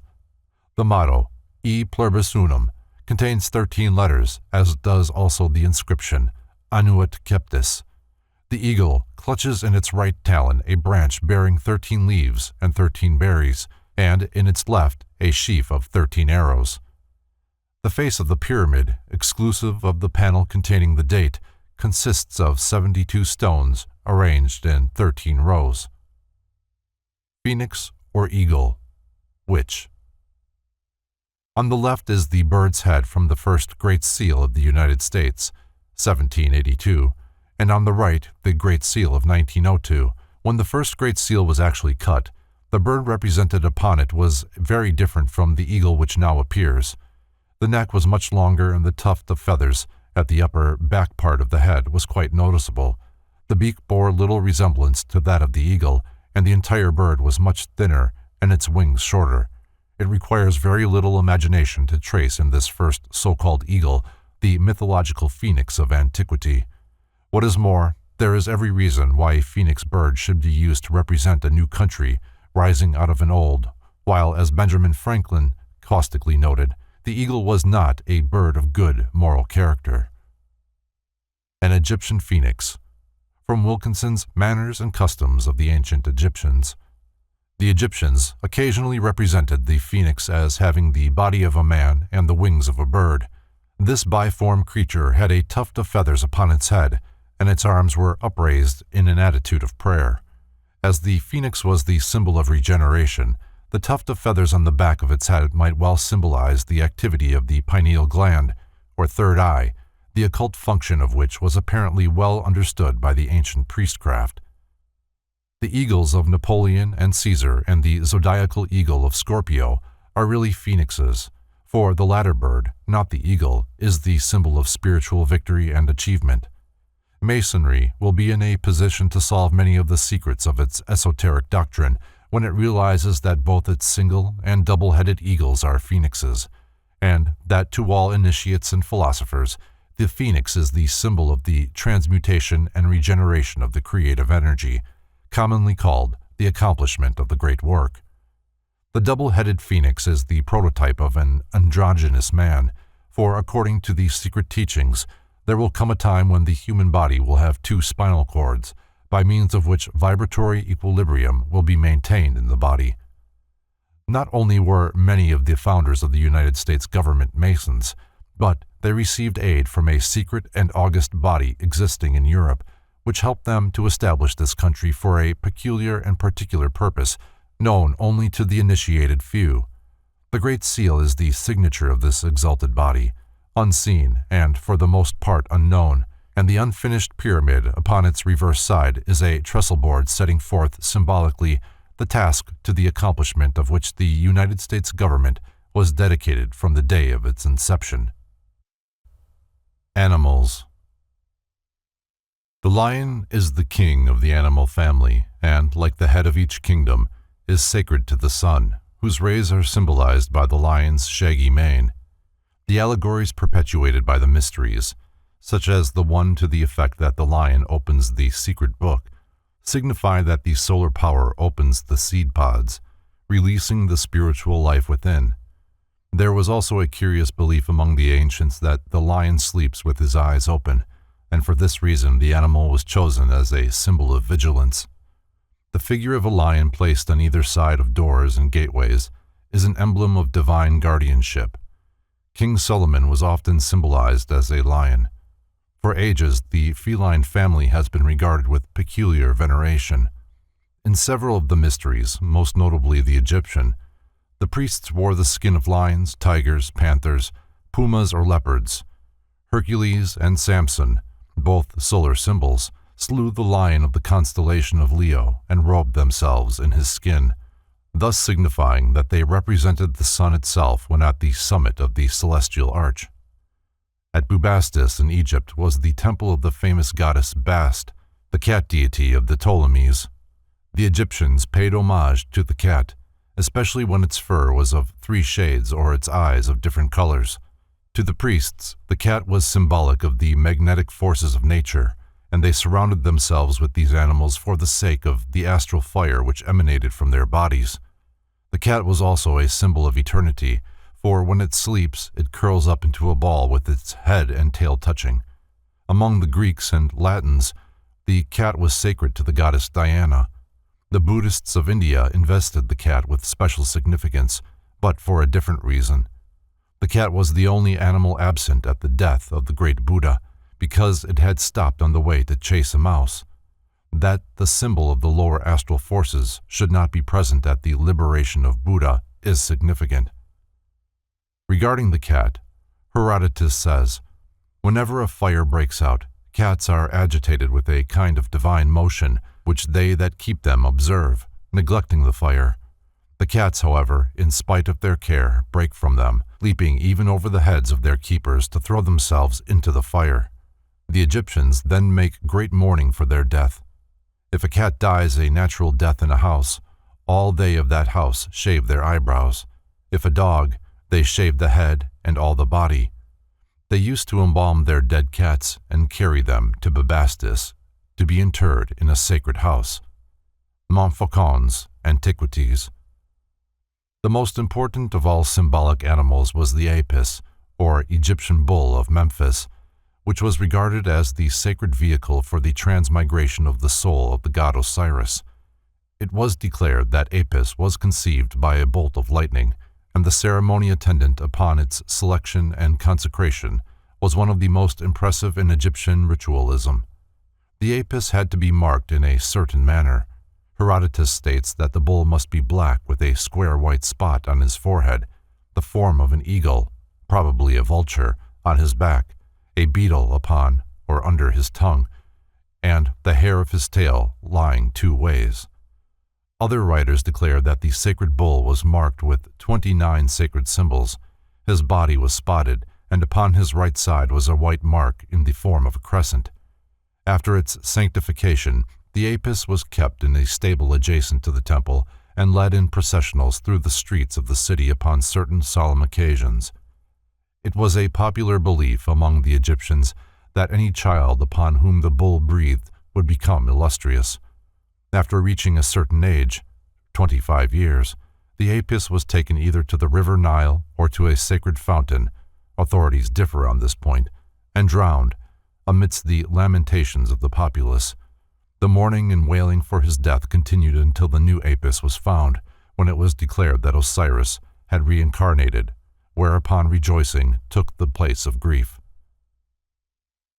The Sacred Bull, or Apis, from Kircher's Sphinx Mystagoga. The importance of the bull as the symbol of the sun at the vernal equinox is discussed in the chapter on the zodiac and its signs. The bull and the ox are ancient emblems of the element of earth, consequently of the planet itself. They also signify the animal nature of man, and for this reason were sacrificed upon the altars of such ancient mysteries as the Jewish and Druidic. Plutarch wrote, "The Apis ought to be regarded by us as a fair and beautiful image of the soul of Osiris. Osiris represents the spiritual nature of the lower world, which is murdered and distributed throughout the substance of the physical spheres. Apis is the emblem of the material world, within which is the spiritual nature, Osiris. The Apis is also the symbol of the exoteric or profane doctrine, in contradistinction to the esoteric or divine teachings represented by the uraeus worn upon the foreheads of the priests. From this is derived the mythological allegory of Serapis, who in a certain sense is not only the composite figure of Osiris and the lower world in which he is incarnated, but also of the mysteries, which are the terrestrial bodies containing the secret teachings, or the spiritual soul. The worship of the bull was not confined to Egypt, but was prevalent in many nations of the ancient world. In India, Nandi, the sacred white bull of Siva, is still the object of much veneration, and both the Persians and the Jews accepted the bull as an important religious symbol. The Assyrians, Phoenicians, Chaldeans, and even the Greeks reverenced this animal, and Jupiter turned himself into a white bull to abduct Europa. The bull was a powerful phallic emblem signifying the paternal creative power of the demiurgus. At his death, he was frequently mummified and buried with the pomp and dignity of a god in a specially prepared sarcophagus. Excavations in the Serapeum at Memphis have uncovered tombs of more than 60 of these sacred animals. As the sign rising over the horizon at the vernal equinox constitutes the starry body for the annual incarnation of the sun, the bull not only was the celestial symbol of the solar man, but, because the vernal equinox took place in the constellation of Taurus, was called the breaker or opener of the year. For this reason, in astronomical symbolism, the bull is often shown breaking the annular egg with his horns. The Apis further signifies that the God mind is incarnated in the body of a beast, and therefore that the physical beast form is the sacred vehicle of divinity. Man's lower personality is the Apis in which Osiris incarnates. The result of the combination is the creation of Sorapis, Serapis, the material soul as ruler of the irrational material body and involved therein. After a certain period, which is determined by the square of 5 or 25 years, the body of the Apis is destroyed and the soul liberated by the water which drowns the material life. This was indicative of the washing away of the material nature by the baptismal waters of divine light and truth. The drowning of the Apis is the symbol of death. The resurrection of Osiris in the new bull is the symbol of eternal renovation. The white bull was also symbolically sacred as the appointed emblem of the initiates, signifying the spiritualized material bodies of both man and nature. When the vernal equinox no longer occurred in the sign of Taurus, the sun god incarnated in the constellation of Aries, and the ram then became the vehicle of the solar power. Thus, the sun rising in the sign of the celestial lamb triumphs over the symbolic serpent of darkness. The lamb is a familiar emblem of purity because of its gentleness and the whiteness of its wool.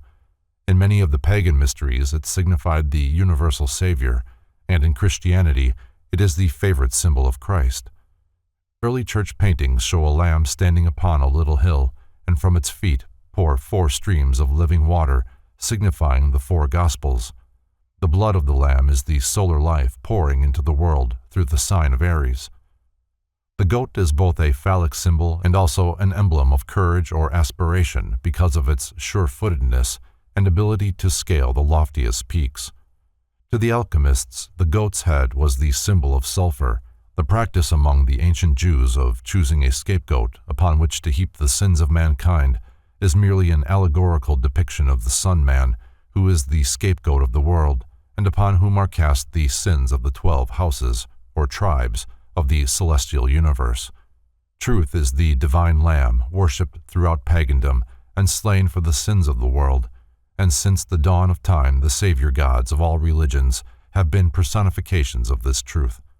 The golden fleece, sought by Jason and his Argonauts, is the celestial lamb, the spiritual and intellectual sun.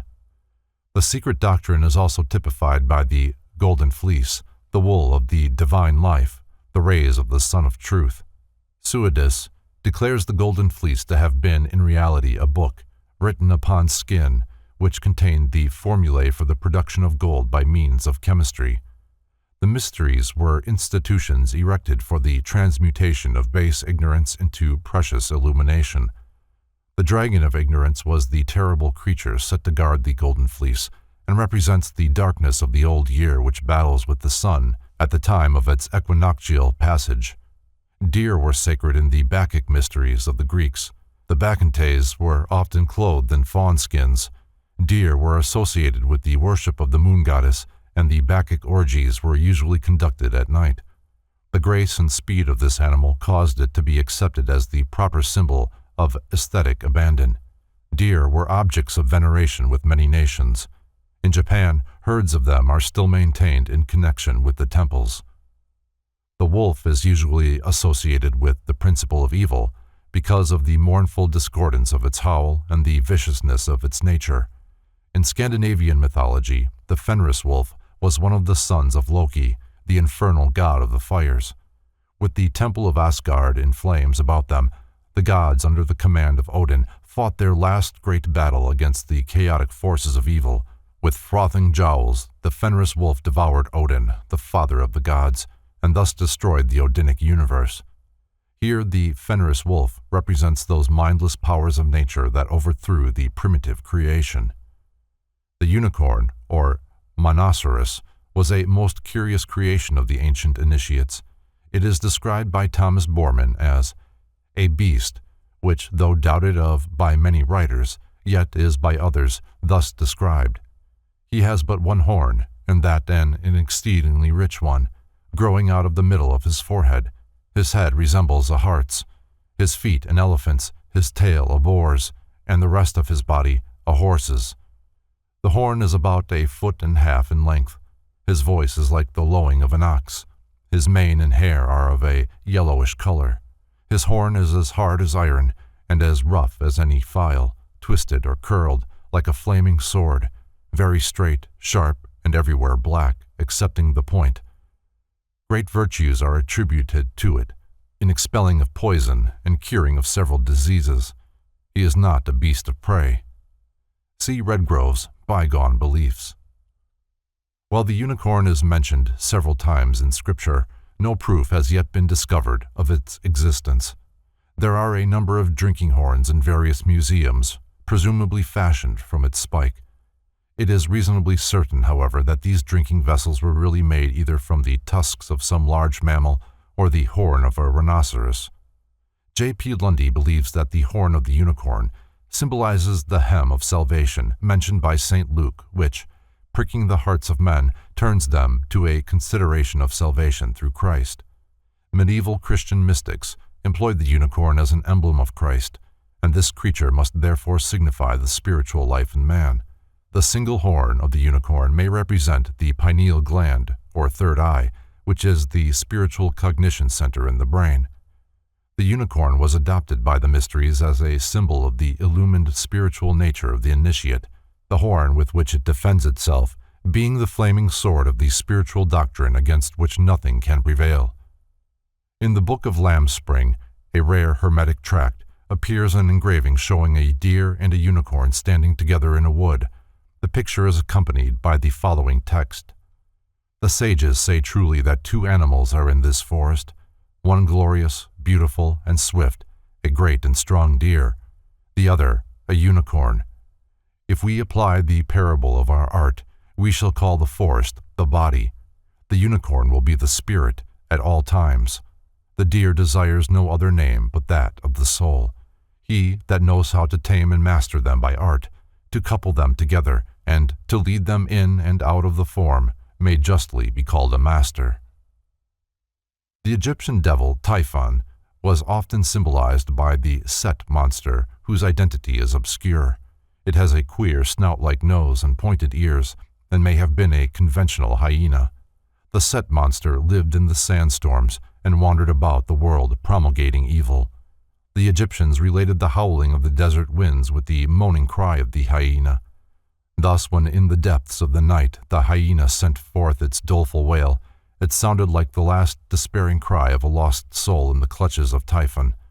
Among the duties of this evil creature was that of protecting the Egyptian dead against grave robbers. Among other symbols of Typhon was the hippopotamus, sacred to the god Mars, because Mars was enthroned in the sign of Scorpio, the house of Typhon. The ass was also sacred to this Egyptian demon. Jesus riding into Jerusalem upon the back of an ass has the same significance as Hermes standing upon the prostrate form of Typhon. The early Christians were accused of worshipping the head of an ass. A most curious animal symbol is the hog, or sow, sacred to Diana, and frequently employed in the mysteries as an emblem of the occult art. The wild boar which gored Attis shows the use of this animal in the mysteries. According to the mysteries, the monkey represents the condition of man before the rational soul entered into his constitution. Therefore, it typifies the irrational man. By some, the monkey is looked upon as a species not ensouled by the spiritual hierarchies, by others as a fallen state wherein man has been deprived of his divine nature through degeneracy. The ancients, though evolutionists, did not trace man's ascent through the monkey. The monkey they considered as having separated itself from the main stem of progress. The monkey was occasionally employed as a symbol of learning. Cynocephalus, the dog-headed ape, was the Egyptian hieroglyphic symbol of writing and was closely associated with Thoth. Cynocephalus is symbolic of the moon and Thoth of the planet Mercury. Because of the ancient belief that the moon followed Mercury about the heavens, the dog ape was described as the faithful companion of Thoth. The dog, because of its faithfulness, denotes the relationship which should exist between disciple and master or between the initiate and his god. The shepherd dog was a type of the priestcraft. The dog's ability to sense and follow unseen persons for miles symbolized the transcendental power by which the philosopher follows the thread of truth through the labyrinth of earthly error. The dog is also a symbol of Mercury. The dog star, Sirius, or Sothis, was sacred to the Egyptians because it presaged the annual inundations of the Nile. Thoth, the god-headed, from Lenoir's La Franche Mauconniere. Araoris, or Thoth, one of the five immortals, protected the infant Horus from the wrath of Typhon after the murder of Osiris.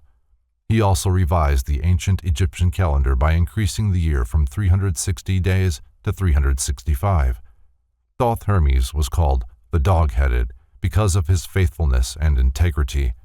He is shown crowned with a solar nimbus, carrying in one hand the crux ansata, the symbol of eternal life, and in the other a serpent-wound staff, symbolic of his dignity as counselor of the gods. As a beast of burden, the horse was the symbol of the body of man forced to sustain the weight of his spiritual constitution. Conversely, it also typified the spiritual nature of man, forced to maintain the burden of the material personality. Chiron, the centaur, mentor of Achilles, represents the primitive creation which was the progenitor and instructor of mankind, as described by Berossus. The winged horse and the magic carpet both symbolize the secret doctrine and the spiritualized body of man. The wooden horse of Troy, secreting an army for the capture of the city, represents man's body, concealing within it those infinite potentialities which will later come forth and conquer his environment. Again, like Noah's Ark, it represents the spiritual nature of man as containing a host of latent potentialities, which subsequently become active. The siege of Troy is a symbolic account of the abduction of the human soul, Helena, by the personality, Paris, and its final redemption, through persevering struggle, by the secret doctrine, the Greek army under the command of Agamemnon. Aeneas and the Harpies, from Virgil's Aeneid. Dryden's translation. Among the mythological creatures of the mysteries were the Harpies, projections into material substance of beings existing in the invisible world of nature. They were described by the Greeks as being composite with the heads of maidens and the bodies of birds. The wings of the Harpies were composed of metal, and their flight was accompanied by a terrible clanging noise. During his wanderings, Aeneas, the Trojan hero, landed on the island of the Harpies, where he and his followers vainly battled with these monsters. One of the Harpies perched upon a cliff, and there prophesied to Aeneid that his attack upon them would bring dire calamity to the Trojans. Flowers, plants, fruits, and trees. The Yoni and Phallus were worshipped by nearly all ancient peoples as appropriate symbols of God's creative power. The Garden of Eden, the Ark, the Gate of the Temple, the Veil of the Mysteries, the Vesica Pisces or oval nimbus, and the Holy Grail are important Yonic symbols. The pyramid, the obelisk, the cone, the candle, the tower, the Celtic monolith, the spire, the campanile, the maypole, and the sacred spear are symbolic of the phallus. In treating the subject of priapic worship, too many modern authors judge pagan standards by their own and wallow in the mire of self-created vulgarity. The Eleusinian Mysteries, the greatest of all the ancient secret societies, established one of the highest known standards of morality and ethics, and those criticizing their use of phallic symbols should ponder the trenchant words of King Edward III, Honi soit qui mal y pense. The obscene rites practiced by the later Bacchanalia and Dionysia were no more representative of the standards of purity originally upheld by the mysteries than the orgies occasionally occurring among the adherents of Christianity till the 18th century were representative of primitive Christianity. Sir William Hamilton, British minister at the court of Naples, declares that in 1780, Isernia, a community of Christians in Italy, worshipped with phallic ceremonies the pagan god Priapus under the name of Saint Cosmo. See 2 essays on the worship of Priapus by Richard Payne Knight. Father, mother, and child constitute the natural trinity. The mysteries glorified the home as the supreme institution consisting of this trinity functioning as a unit. Pythagoras likened the universe to the family, declaring that as the supreme fire of the universe was in the midst of its heavenly bodies, so, by analogy, the supreme fire of the world was upon its hearthstones. The Pythagorean and other schools of philosophy conceived the one divine nature of God to manifest itself in the threefold aspect of father, mother, and child. These 3 constituted the divine family, whose dwelling place is creation, and whose natural and peculiar symbol is the 47th problem of Euclid. God, the Father, is spirit, God, the Mother, is matter, and God, the child, the product of the 2, represents the sum of living things born out of and constituting nature. The seed of spirit is sown in the womb of matter, and, by an immaculate or pure conception, the progeny is brought into being. Is not this the true mystery of the Madonna holding the holy babe in her arms? Who dares to say that such symbolism is improper? The mystery of life is the supreme mystery, revealed in all of its divine dignity and glorified as nature's perfect achievement by the initiated sages and seers of all ages. The prudery of today, however, declares this same mystery to be unfit for the consideration of holy-minded people.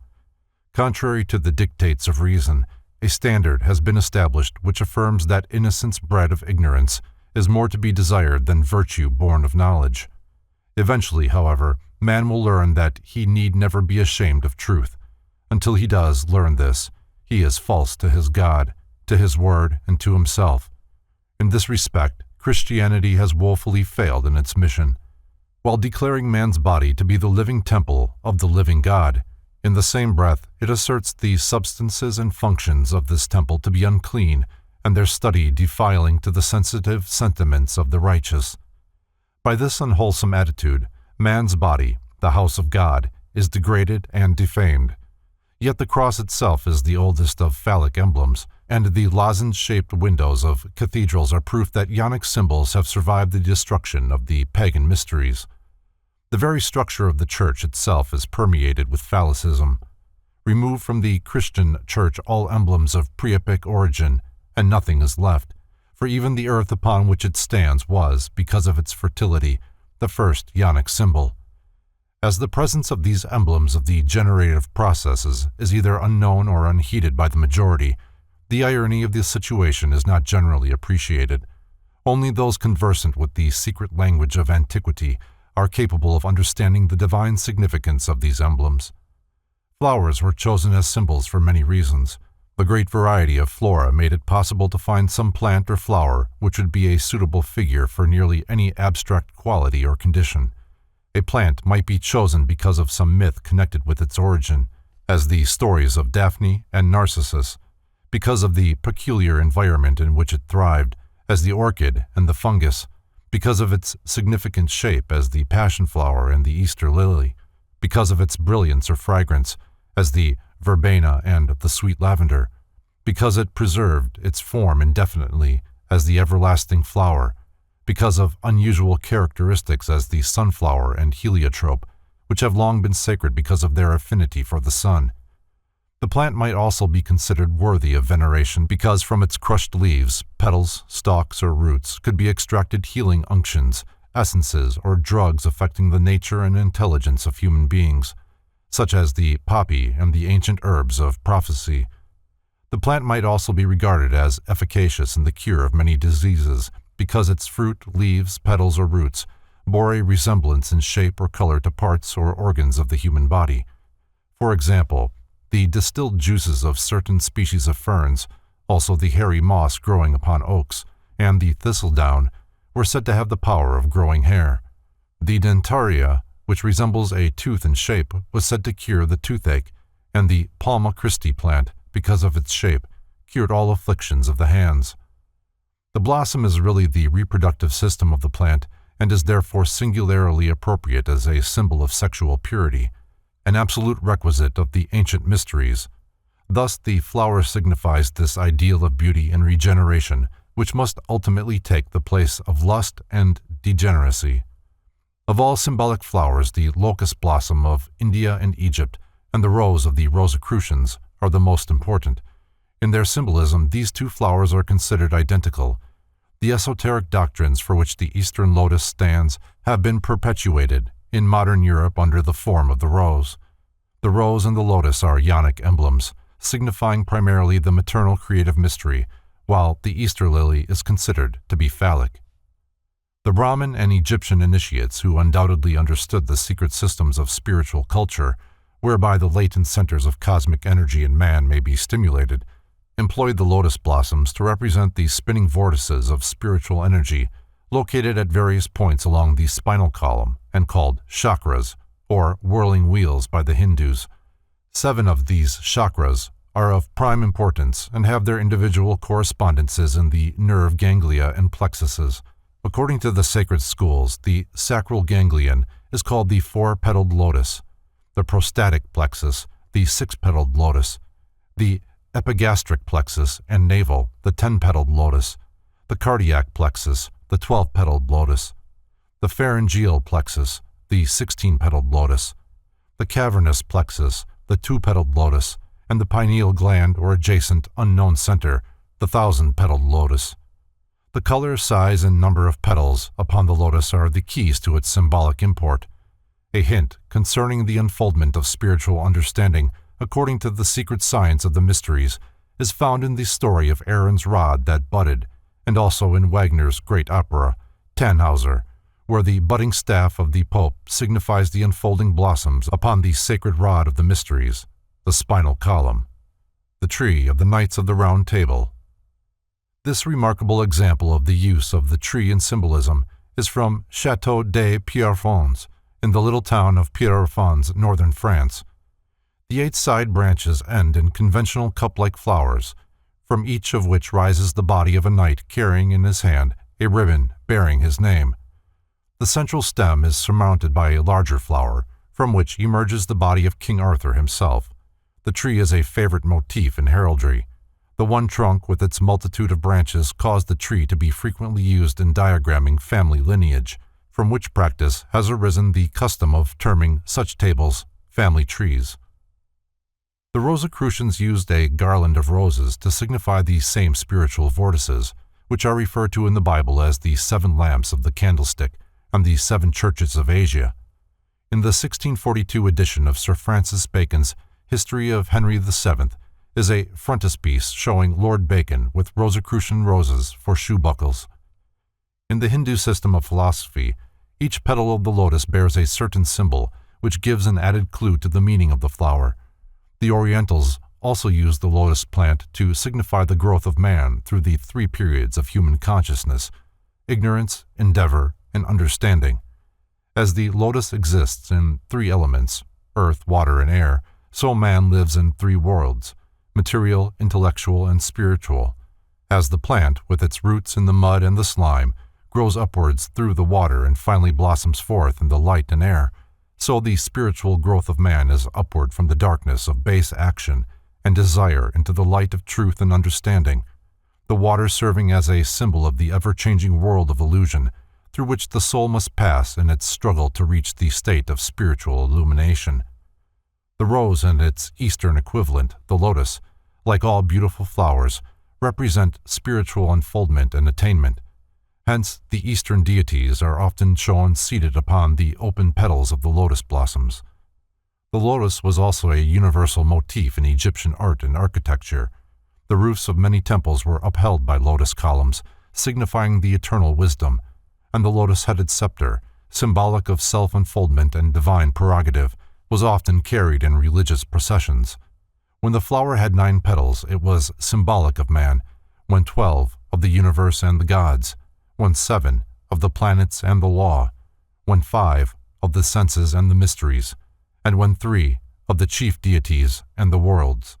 The heraldic rose of the Middle Ages generally has either 5 or 10 petals, thereby showing its relationship to the spiritual mystery of man through the Pythagorean pentad and decad. Cultus Arborum. The worship of trees as proxies of divinity was prevalent throughout the ancient world. Temples were often built in the heart of sacred groves, and nocturnal ceremonials were conducted under the wide-spreading branches of great trees, fantastically decorated and festooned in honor of their patron deities. In many instances, the trees themselves were believed to possess the attributes of divine power and intelligence, and therefore supplications were often addressed to them. The beauty, dignity, massiveness, and strength of oaks, elms, and cedars led to their adoption as symbols of power, integrity, permanence, virility, and divine protection. Several ancient peoples, notably the Hindus and Scandinavians, regarded the macrocosm, or grand universe, as a divine tree growing from a single seed sown in place. The Greeks, Persians, Chaldeans, and Japanese have legends describing the axle tree, or reed, upon which the earth revolves. Kapila declares the universe to be the eternal tree, Brahma, which springs from an imperceptible and intangible seed, the material monad. The medieval Kabbalists represented creation as a tree with its roots in the reality of spirit and its branches in the illusion of tangible existence. The Sephirothic Tree of the Kabbalah was therefore inverted, with its roots in heaven and its branches upon the earth. Madame Blavatsky notes that the Great Pyramid was considered to be a symbol of this inverted tree, with its root at the apex of the pyramid and its branches diverging in 4 streams towards the base. The Scandinavian world tree, Yggdrasil, supports on its branches 9 spheres or worlds, which the Egyptians symbolized by the 9 stamens of the Persea or avocado. All of these are enclosed within the mysterious 10th sphere or cosmic egg, the definitionless cipher of the mysteries. The Kabbalistic tree of the Jews also consists of 9 branches, or worlds, emanating from the first cause or crown, which surrounds its emanations as the shell surrounds the egg. The single source of life and the endless diversity of its expression has a perfect analogy in the structure of the tree. The trunk represents the single origin of all diversity. The roots, deeply embedded in the dark earth, are symbolic of divine nutriment, and its multiplicity of branches spreading from the central trunk represent the infinity of universal effects dependent upon a single cause. The tree has also been accepted as symbolic of the microcosm, that is, man. According to the esoteric doctrine, man first exists potentially within the body of the world tree and later blossoms forth into objective manifestation upon its branches. According to an early Greek mystery myth, the god Zeus fabricated the 3rd race of men from ash trees. The serpent, so often shown wound around the trunk of the tree, usually signifies the mind, the power of thought, and is the eternal tempter, or urge, which leads all rational creatures to the ultimate discovery of reality, and thus overthrows the rule of the gods. The serpent, hidden in the foliage of the universal tree, represents the cosmic mind, and in the human tree, the individualized intellect. The concept that all life originates from seeds caused grain and various plants to be accepted as emblematic of the human spermatozoon, and the tree was therefore symbolic of organized life, unfolding from its primitive germ. The growth of the universe from its primitive seed may be likened to the growth of the mighty oak from the tiny acorn. While the tree is apparently much greater than its own source, nevertheless, that source contains potentially every branch, twig, and leaf, which will later be objectively unfolded by the processes of growth. Man's veneration for trees as symbols of the abstract qualities of wisdom and integrity also led him to designate as trees those individuals who possess these divine qualities to an apparently superhuman degree. Highly illumined philosophers and priests were therefore often referred to as trees or tree men, For example, the Druids, whose name, according to one interpretation, signifies the men of the oak trees, or the initiates of certain Syrian mysteries, who were called cedars. In fact, it is far more credible and probable that the famous cedars of Lebanon, cut down for the building of King Solomon's temple, were really illumined, initiated sages. The mystic knows that the true supports of God's glorious house were not the logs subject to decay, but the immortal and imperishable intellects of the tree hierophants. Trees are repeatedly mentioned in the Old and New Testaments and in the scriptures of various pagan nations. The tree of life and the tree of knowledge of good and evil, mentioned in Genesis, the burning bush in which the angel appeared to Moses, the famous vine and fig tree of the New Testament, the grove of olives in the Garden of Gethsemane, where Jesus went to pray, and the miraculous tree of Revelation, which bore 12 manners of fruit and whose leaves were for the healing of the nations, all bear witness to the esteem in which trees were held by the scribes of the Holy Writ.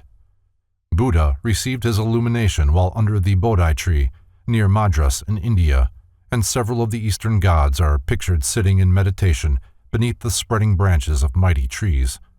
Many of the great sages and saviors carried wands, rods, or staves cut from the wood of sacred trees, as the rods of Moses and Aaron, Gungnir, the spear of Odin, cut from the tree of life, and the consecrated rod of Hermes, around which the frightening serpents entwined themselves.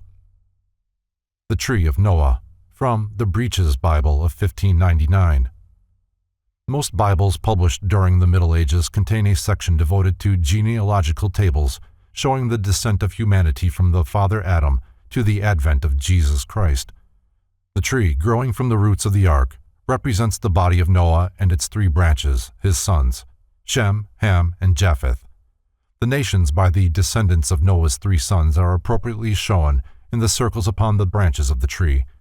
While such tables are hopelessly incorrect from a historical point of view, to the symbolist their allegorical interpretations are of inestimable importance.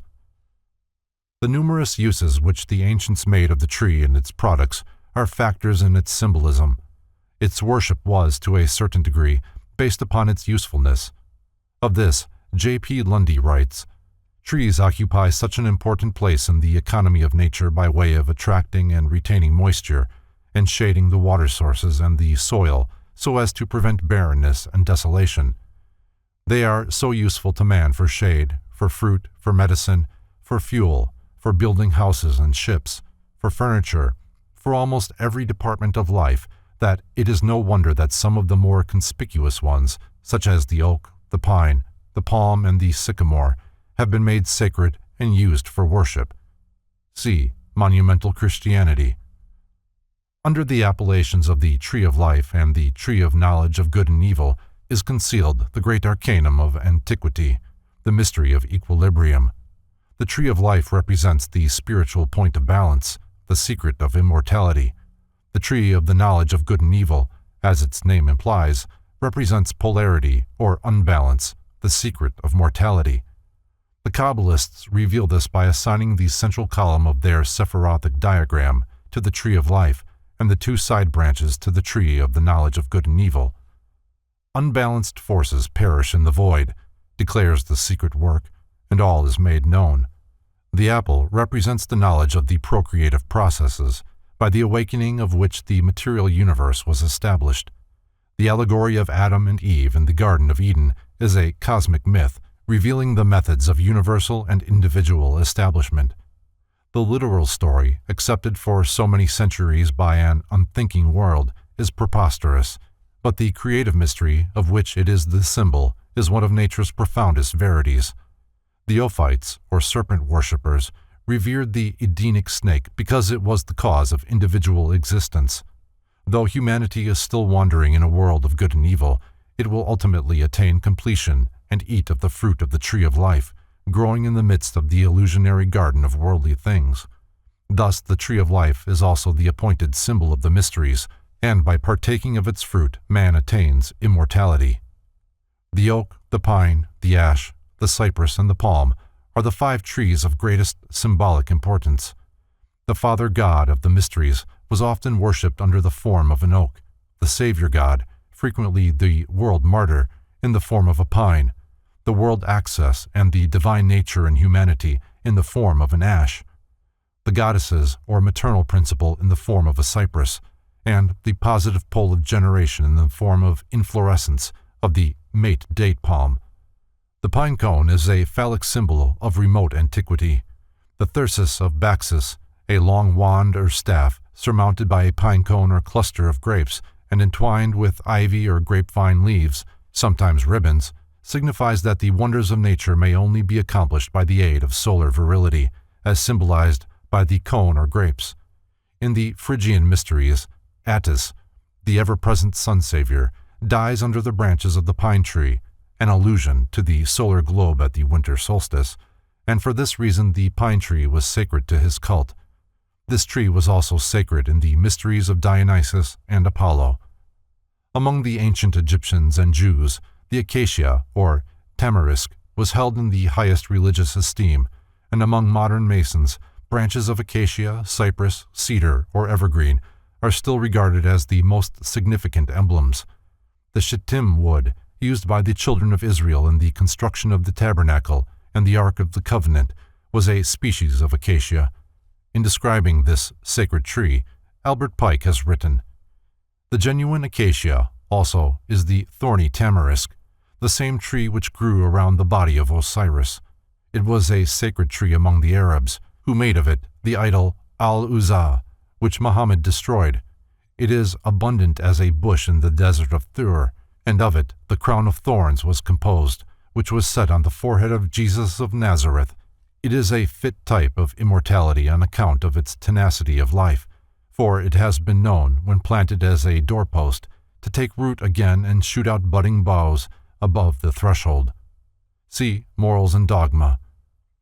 It is quite possible that much of the veneration accorded to the acacia is due to the peculiar attributes of the mimosa, or sensitive plant, with which it was often identified by the ancients. There is a Coptic legend to the effect that the sensitive plant was the first of all trees or shrubs to worship Christ. The rapid growth of the acacia and its beauty have also caused it to be regarded as emblematic of fecundity and generation. The symbolism of the acacia is susceptible of 4 distinct interpretations. 1. It is the emblem of the vernal equinox, the annual resurrection of the solar deity. 2. Under the form of the sensitive plant which shrinks from human touch, the acacia signifies purity and innocence, as one of the Greek meanings of its name implies.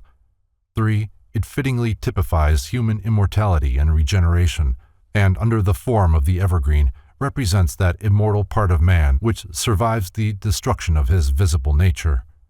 4. It is the ancient and revered emblem of the mysteries, and candidates entering the tortuous passageways in which the ceremonials were given carried in their hands branches of these sacred plants or small clusters of sanctified flowers. Albert G. Mackey calls attention to the fact that each of the ancient mysteries had its own peculiar plant sacred to the gods or goddesses in whose honor the rituals were celebrated. These sacred plants were later adopted as the symbols of the various degrees in which they were used. Thus, in the mysteries of Adonis, lettuce was sacred.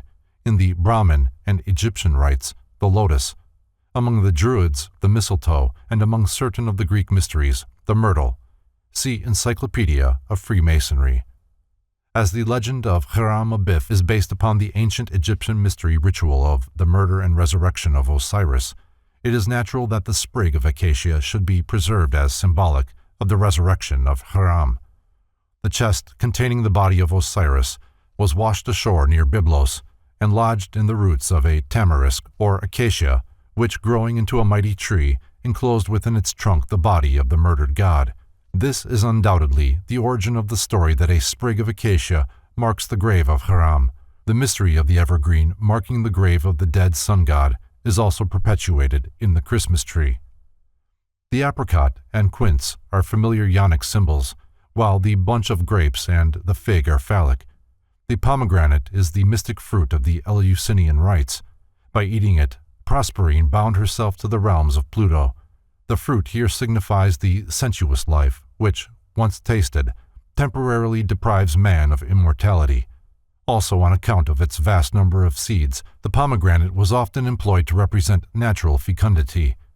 For the same reason, Jacob Bryant, in his Ancient Mythology, notes that the ancients recognized in this fruit an appropriate emblem of the Ark of the Deluge, which contained the seeds of the new human race. Among the ancient mysteries, the pomegranate was also considered to be a divine symbol of such peculiar significance that its true explanation could not be divulged. It was termed by the Kabiri the forbidden secret. Many Greek gods and goddesses are depicted holding the fruit or flower of the pomegranate in their hands, evidently to signify that they are givers of life and plenty. Pomegranate capitals were placed upon the pillars of Jachin and Boaz, standing in front of King Solomon's temple, and by the order of Jehovah, pomegranate blossoms were embroidered upon the bottom of the high priest's ephod. The sunflower. From Kircher's Magnus Sive de Arte Magnetica Opus Tripartitum.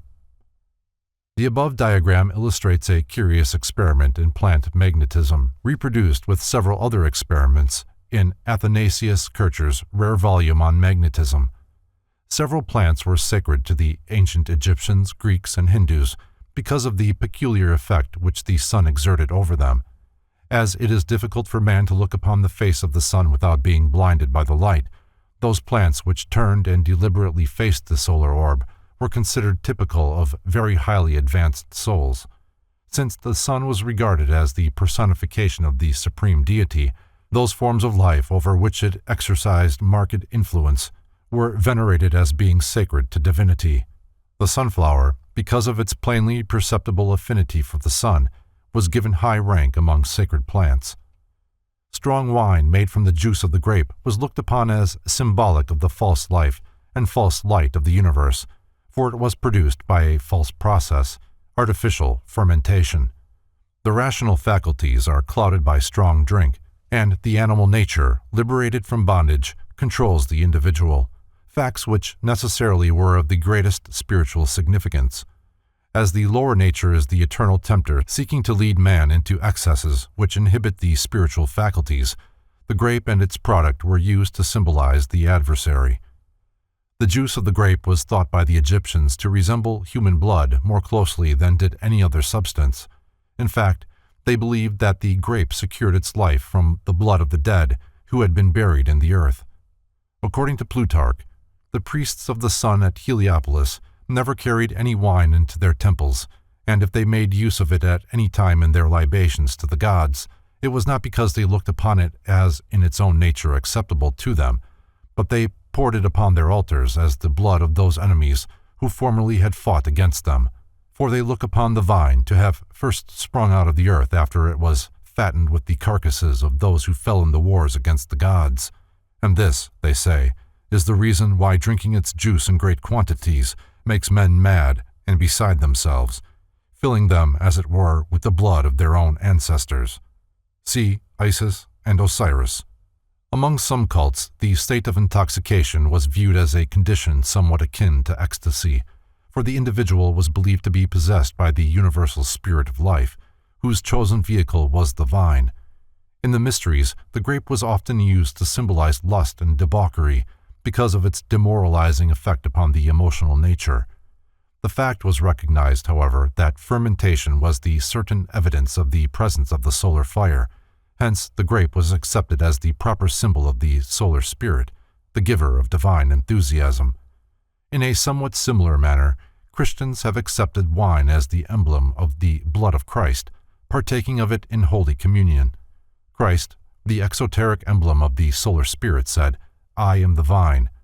He was therefore worshipped with the wine of ecstasy in the same manner as were his pagan prototypes, Bacchus, Dionysus, Eris, and Adonis.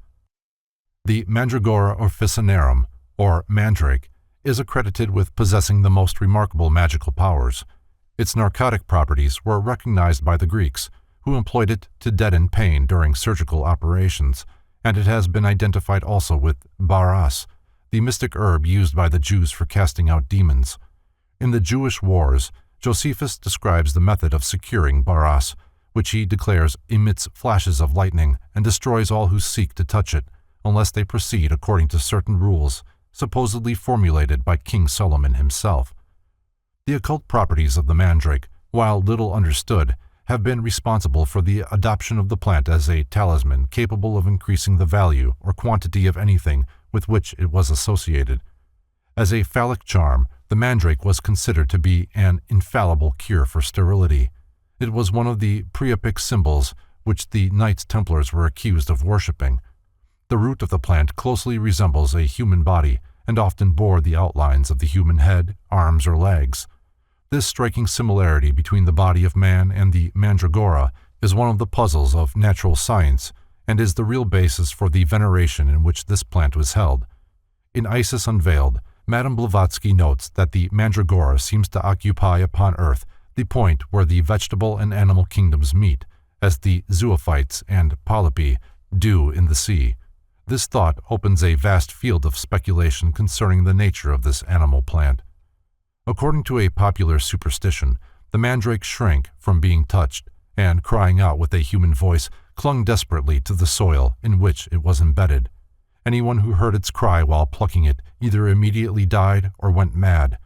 To circumvent this tragedy, it was customary to dig around the roots of the mandrake until the plant was thoroughly loosened, and then to tie one end of a cord about the stalk and fasten the other end to a dog. The dog, obeying his master's call, thereupon dragged the root from the earth and became the victim of the mandragora curse. When once uprooted, the plant could be handled with immunity. During the Middle Ages, mandrake charms brought great prices, and an art was evolved by which the resemblance between the mandragora root and the human body was considerably accentuated. Like most superstitions, the belief in the peculiar powers of the mandrake was founded upon an ancient secret doctrine concerning the true nature of the plant. It is slightly narcotic, says Eliphas Levi, and an aphrodisiacal virtue was ascribed to it by the ancients, who represented it as being sought by Thessalian sorcerers for the composition of philters. Is this root the umbilical vestige of our terrestrial origin, as a certain magical mysticism has suggested? We dare not affirm it seriously, but it is true all the same that man issued from the slime of earth, and his first appearance must have been in the form of a rough sketch. The analogies of nature compel us to admit the notion, at least as a possibility. The first men were, in this case, a family of gigantic, sensitive mandragores, animated by the sun, who rooted themselves up from the earth. See Transcendental Magic. The homely onion was revered by the Egyptians as a symbol of the universe because its rings and layers represented the concentric planes into which creation was divided according to the Hermetic mysteries. It was also regarded as possessing great medicinal virtue. Because of peculiar properties resulting from its pungency, the garlic plant was a powerful agent in transcendental magic. To this day, no better medium has been found for the treatment of obsession. Vampirism and certain forms of insanity, especially those resulting from mediumship and the influences of elemental larvae, respond immediately to the use of garlic. In the Middle Ages, its presence in a house was believed to ward off all evil powers. Trifoliate plants, such as the shamrock, were employed by many religious cults to represent the principle of the Trinity. St. Patrick is supposed to have used the shamrock to illustrate this doctrine of the true divinity. The reason for the additional sanctity conferred by a fourth leaf is that the fourth principle of the Trinity is man, and the presence of this leaf, therefore, signifies the redemption of humanity. The Tree of Alchemy, from Museum Hermeticum Reformatum et Amplificatum. The alchemists were wont to symbolize their metals by means of a tree, to indicate that all seven were branches dependent upon the single trunk of solar life. As the seven spirits depend upon God and are branches of a tree of which He is the root, trunk, and the spiritual earth from which the root derives its nourishment, so the single trunk of divine life and power nourishes all the multitudinous forms of which the universe is composed. In Gloria Mundi, from which the above illustration is reproduced, there is contained an important thought concerning the plant-like growth of metals. All trees, herbs, stones, metals, and minerals grow and attain to perfection without being necessarily touched by any human hand, for the seed is raised up from the ground, puts forth flowers, and bears fruit simply through the agency of natural influences. As it is with plants, so it is with metals. While they lie in the heart of the earth, in their natural ore, They grow and are developed day by day through the influence of the four elements. Their fire is the splendor of the sun and moon. The earth conceives in her womb the splendor of the sun, and by it the seeds of the metals are well and equally warmed, just like the grain in the fields.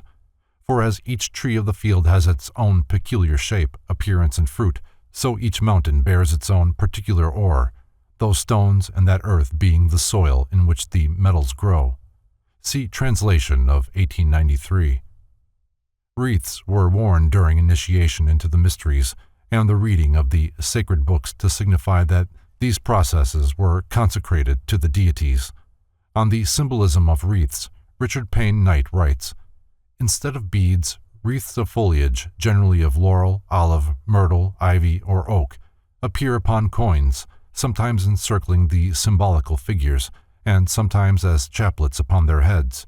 All these were sacred to some peculiar personifications of the deity, and significant of some particular attributes, and in general, all evergreens were Dionysiac planes, that is, symbols of the generative power, signifying perpetuity of existence." See Symbolical Language of Ancient Art and Mythology. Stones, metals, and gems. Each of the four primary elements, as taught by the early philosophers, has its analogue in the quaternary terrestrial constitution of man. The rocks and earth correspond to the bones and flesh, the water to the various fluids, the air to the gases, and the fire to the bodily heat. Since the bones are the framework that sustains the corporeal structure, they may be regarded as a fitting emblem of the spirit, that divine foundation which supports the composite fabric of mind, soul, and body. To the initiate, the skeleton of death holding in bony fingers the reaper's scythe denotes Saturn, or Kronos, the father of the gods, carrying the sickle with which he mutilated Ouranos, his own sire. In the language of the mysteries, the spirits of men are the powdered bones of Saturn. The latter deity was always worshipped under the symbol of the base or footing, inasmuch as he was considered to be the substructure upholding creation. The myth of Saturn has its historical basis in the fragmentary records preserved by the early Greeks and Phoenicians concerning a king by that name who ruled over the ancient continent of Hyperborea. Polaris, Hyperborea, and Atlantis, because they lie buried beneath the continents and oceans of the modern world, have frequently been symbolized as rocks supporting upon their broad surfaces new lands, races, and empires. According to the Scandinavian mysteries, the stones and cliffs were formed from the bones of Ymir, the primordial giant of the seething clay, while to the Hellenic mystics, the rocks were the bones of the Great Mother, Gaia. After the deluge sent by the gods to destroy mankind at the close of the Iron Age, only Deucalion and Pyrrha were left alive. Entering a ruined sanctuary to pray, they were directed by an oracle to depart from the temple and, with heads veiled and garments unbound, cast behind them the bones of their mother. Construing the cryptic message of the god to mean that the earth was the great mother of all creatures, Deucalion picked up loose rocks and, bidding Pyrrha to do likewise, cast them behind him. From these rocks there sprang forth a new and stalwart race of human beings, the rocks thrown by Deucalion becoming men, and those thrown by Pyrrha becoming women. In this allegory is epitomized the mystery of human evolution, for spirit, by ensouling matter, becomes that indwelling power which gradually but sequentially raises the mineral to the status of the plant to the plane of the animal to the dignity of man, and man to the estate of the gods. The solar system was organized by forces operating inward from the great ring of the Saturnian sphere, and since the beginnings of all things were under the control of Saturn, the most reasonable inference is that the first forms of worship were dedicated to him and his peculiar symbol, the stone. Thus, the intrinsic nature of Saturn is synonymous with that spiritual rock which is the enduring foundation of the solar temple and has its antitype or lower octave in that terrestrial rock, the planet Earth, which sustains upon its jagged surface the diversified genera of mundane life. Although its origin is uncertain, litholatry undoubtedly constitutes one of the earliest forms of religious expression.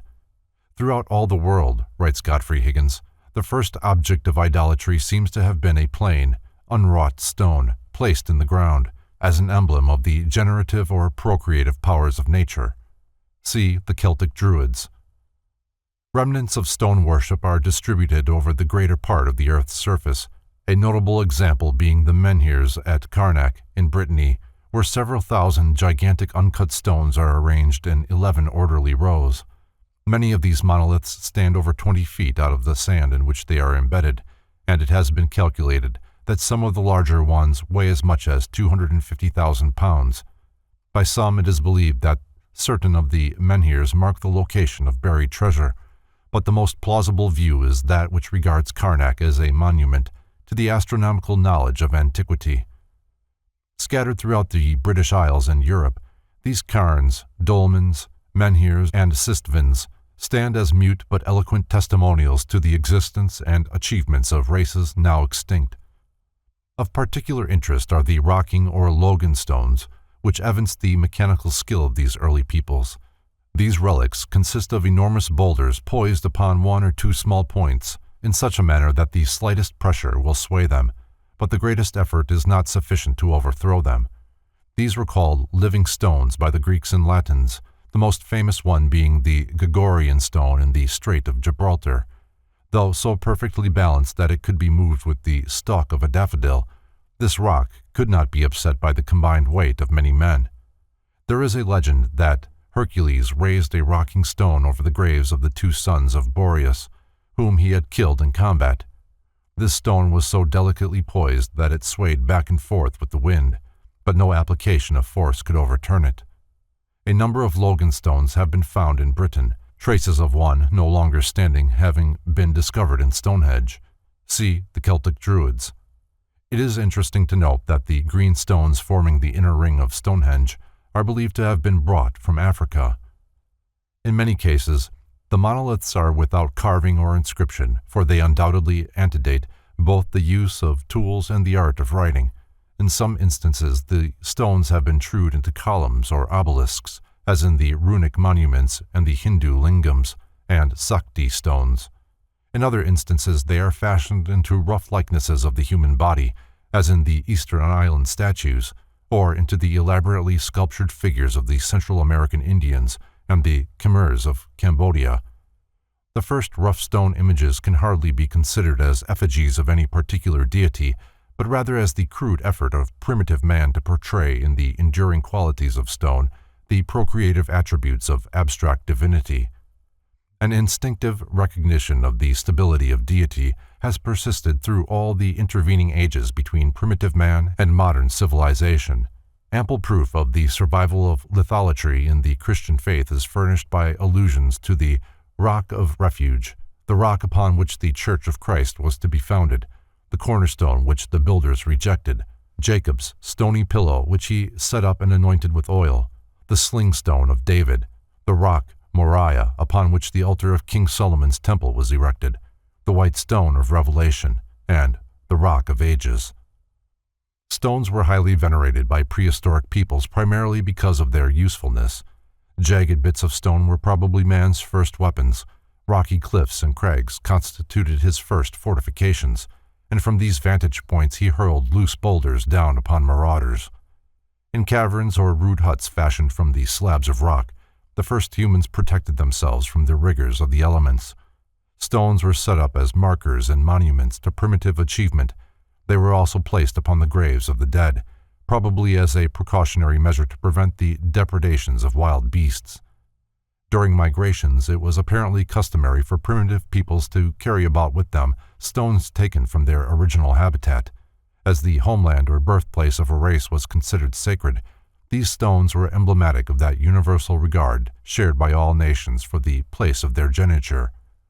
The discovery that fire could be produced by striking together two pieces of stone augmented man's reverence for stones, but ultimately the hitherto unsuspected world of wonders opened by the newly discovered element of fire caused pyrolatry to supplant stone worship. The dark, cold father, stone, gave birth out of itself to the bright, glowing sun, fire, and the newly born flame, by displacing its parent, became the most impressive and mysterious of all religio-philosophic symbols, widespread and enduring through the ages. Saturn, swallowing the stone substituted for Jupiter. From Catraris Imagini Degli Dei Degli Antici. Saturn, having been warned by his parents that one of his own children would dethrone him, devoured each child at birth. At last Rhea, his wife, in order to save Jupiter, her sixth child, substituted for him a rock enveloped in swaddling clothes, which Saturn, ignorant of the deception practiced upon him, immediately swallowed. Jupiter was concealed on the island of Crete until he attained manhood, when he forced his father to disgorge the 5 children he had eaten. The stone, swallowed by Saturn in lieu of his youngest son, was placed by Jupiter at Delphi, where it was held in great veneration and was daily anointed. The body of everything was likened to a rock, trued either into a cube or more ornately chiseled to form a pedestal, while the spirit of everything was likened to the elaborately carved figure surmounting it. Accordingly, altars were erected as a symbol of the lower world, and fires were kept burning upon them to represent that spiritual essence illuminating the body it surmounted. The square is actually one surface of a cube, its corresponding figure in plane geometry, and its proper philosophic symbol. Consequently, when considering the earth as an element and not as a body, the Greeks, Brahmins, and Egyptians always referred to its 4 corners, although they were fully aware that the planet itself was a sphere. Because their doctrines were the sure foundation of all knowledge and the first step in the attainment of conscious immortality, the mysteries were often represented as cubical or pyramidal stones. Conversely, these stones themselves became the emblem of that condition of self-achieved godhood. The unchangeability of the stone made it an appropriate emblem of God, the immovable and unchangeable source of existence, and also of the divine sciences, the eternal revelation of himself to mankind. As the personification of the rational intellect, which is the true foundation of human life, Mercury, or Hermes, was symbolized in a like manner. Square or cylindrical pillars, surmounted by a bearded head of Hermes and called Hermé, were set up in public places. Terminus, a form of Jupiter and god of boundaries and highways, from whose name is derived the modern word terminal, was also symbolized by an upright stone, sometimes ornamented with the head of the god, which was placed at the borders of provinces and the intersections of important roads. The philosopher's stone is really the philosophical stone, for philosophy is truly likened to a magic jewel, whose touch transmutes base substances into priceless gems like itself. Wisdom is the alchemist's powder of projection, which transforms many thousand times its own weight of gross ignorance into the precious substance of enlightenment. The Tablets of the Law. While upon the heights of Mount Sinai, Moses received from Jehovah 2 tablets bearing the characters of the Decalogue, traced to the very finger of Israel's God. These tables were fashioned from the divine sapphire, Shethia, which the Most High, after removing from his own throne, had cast into the abyss to become the foundation and generator of the worlds. This sacred stone, formerly of heavenly dew, was sundered by the breath of God, and upon the 2 parts were drawn in black fire the figures of the law. These precious inscriptions, aglow with celestial splendor, were delivered by the Lord on the Sabbath day into the hands of Moses, who was able to read the illumined letters from the reverse side because of the transparency of the great jewel. See The Secret Doctrine in Israel, or the Zohar, for details of this legend. The 10 Commandments are the 10 shining gems placed by the Holy One in the sapphire sea of being, and in the depths of matter the reflections of these jewels are seen as the laws governing the sublunary spheres. They are the sacred 10 by which the supreme deity has stamped his will upon the face of nature. This same decad was celebrated by the Pythagoreans under the form of the tetractys, that triangle of spermatic points which reveals to the initiated the whole working of the cosmic scheme, for 10 is the number of perfection, the key to creation, and the proper symbol of God, man, and the universe. Because of the idolatry of the Israelites, Moses deemed the people unworthy to receive the sapphire tables. Hence he destroyed them, that the mysteries of Jehovah should not be violated. For the original set, Moses substituted 2 tablets of rough stone, into the surface of which he had cut 10 ancient letters, while the former tables, partaking of the divinity of the tree of life, blazed forth eternal verities. The latter, partaking of the nature of the tree of good and evil, revealed only temporal truths. Thus the ancient tradition of Israel returned again to heaven, leaving only its shadow with the children of the 12 tribes.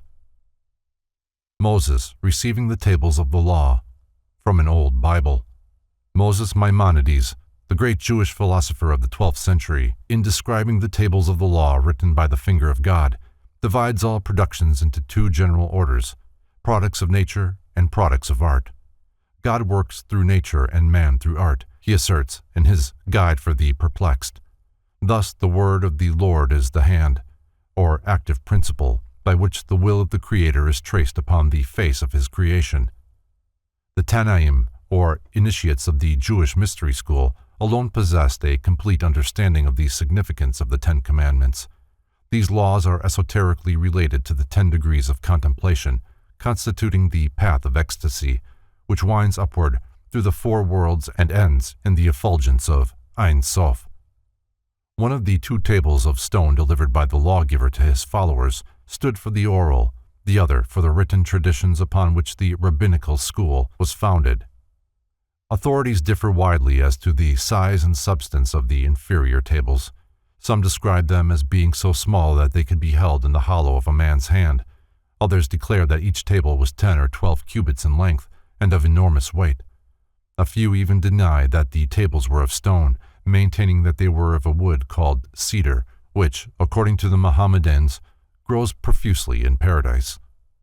The 2 tables signify respectively the superior and the inferior worlds, the paternal and the maternal formative principles.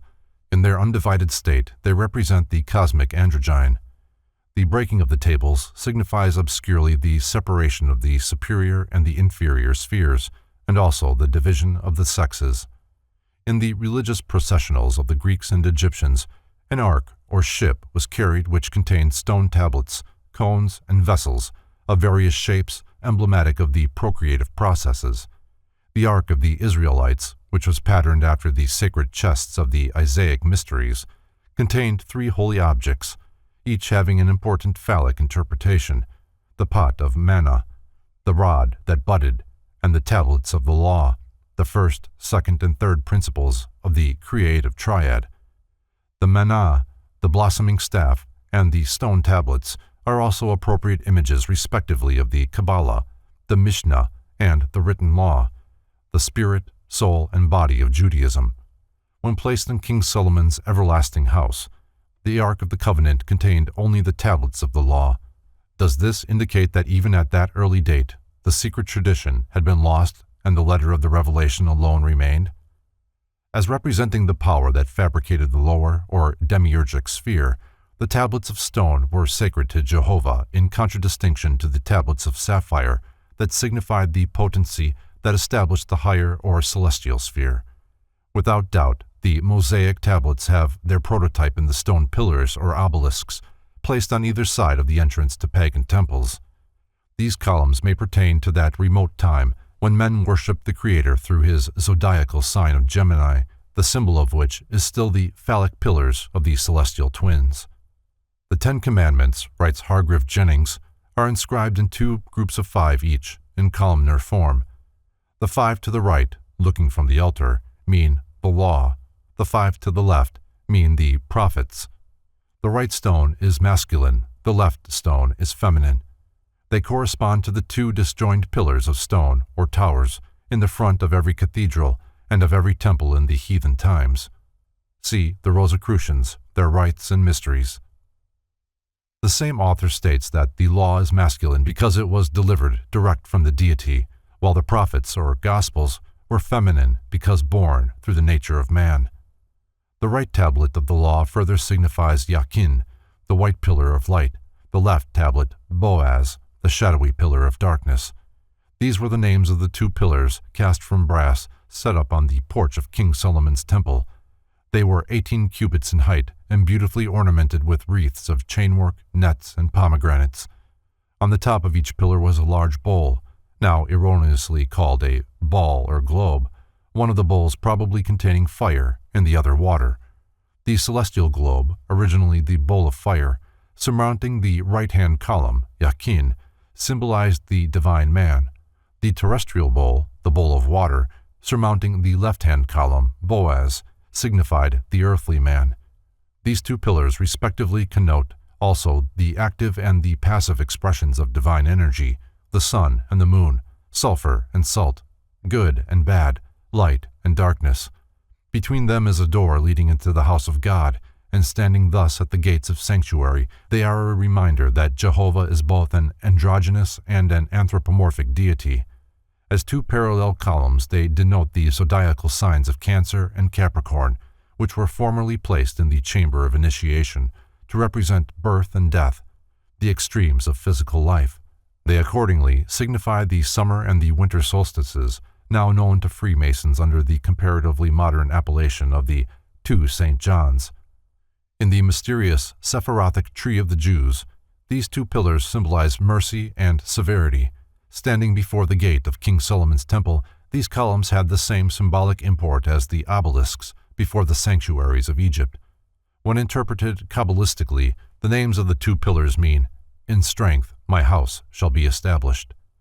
In the splendor of mental and spiritual illumination, the high priest stood between the pillars as a mute witness to the perfect virtue of equilibrium, that hypothetical point equidistant from all extremes.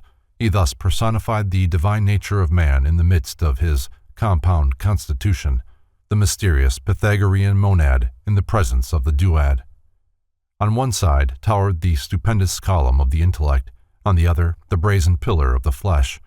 Midway between these two stands the glorified wise man, but he cannot reach this high estate without first suffering upon the cross made by joining these pillars together. The early Jews occasionally represented the two pillars, Yakin and Boaz, as the legs of Jehovah, thereby signifying to the modern philosopher that wisdom and love, in their most exalted sense, support the whole order of creation, both mundane and supermundane. The Holy Grail. Like the sapphire Shathia, the lapis exilis, crown jewel of the archangel Lucifer, fell from heaven. Michael, archangel of the sun and the hidden god of Israel, at the head of the angelic hosts, swooped down upon Lucifer and his legions of rebellious spirits. During the conflict, Michael, with his flaming sword, struck the flashing lapis exilis from the coronet of his adversary, and the green stone fell through all the celestial rings into the dark and immeasurable abyss. Out of Lucifer's radiant gem was fashioned the Sangreal, or Holy Grail, from which Christ is said to have drunk at the Last Supper.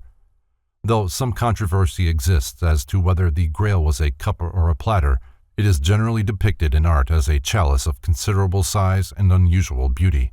According to the legend, Joseph of Arimathea brought the Grail cup to the place of the crucifixion, and in it caught the blood pouring from the wounds of the dying Nazarene. Later, Joseph, who had become custodian of the sacred relics, the Sangreal and the Spear of Longinus, carried them into a distant country. According to one version, his descendants finally placed these relics in Glastonbury Abbey in England. According to another, in a wonderful castle on Mount Salvet, Spain, built by angels in a single night. Under the name of Preston John, Parsifal, the last of the Grail kings, carried the holy cup with him into India, and it disappeared forever from the Western world. Subsequent search for this Sangreal was the motif for much of the knight-errantry of the Arthurian legends and the ceremonials of the Round Table. See the Morte d'Arthur. No adequate interpretation has ever been given to the Grail mysteries. Some believe the Knights of the Holy Grail to have been a powerful organization of Christian mystics, perpetuating the ancient wisdom under the rituals and sacraments of the oracular cup. The quest for the Holy Grail is the eternal search for truth, and Albert G. Mackey sees in it a variation of the Masonic legend of the lost word, so long sought by the brethren of the craft. There is also evidence to support the claim that the story of the Grail is an elaboration of an early pagan nature myth, which has been preserved by reason of the subtle manner in which it was engrafted upon the cult of Christianity. From this particular viewpoint, the Holy Grail is undoubtedly a type of the ark or vessel in which the life of the world is preserved, and therefore is significant of the body of the Great Mother, Nature. Its green color relates it to Venus and to the mystery of generation, also to the Islamic faith whose sacred color is green and whose Sabbath is Friday, the day of Venus. The Holy Grail is a symbol both of the lower or irrational world and of the bodily nature of man, because both are receptacles for the living essences of the superior worlds. Such is the mystery of the redeeming blood which, descending into the condition of death, overcomes the last enemy by ensouling all substance with its own immortality.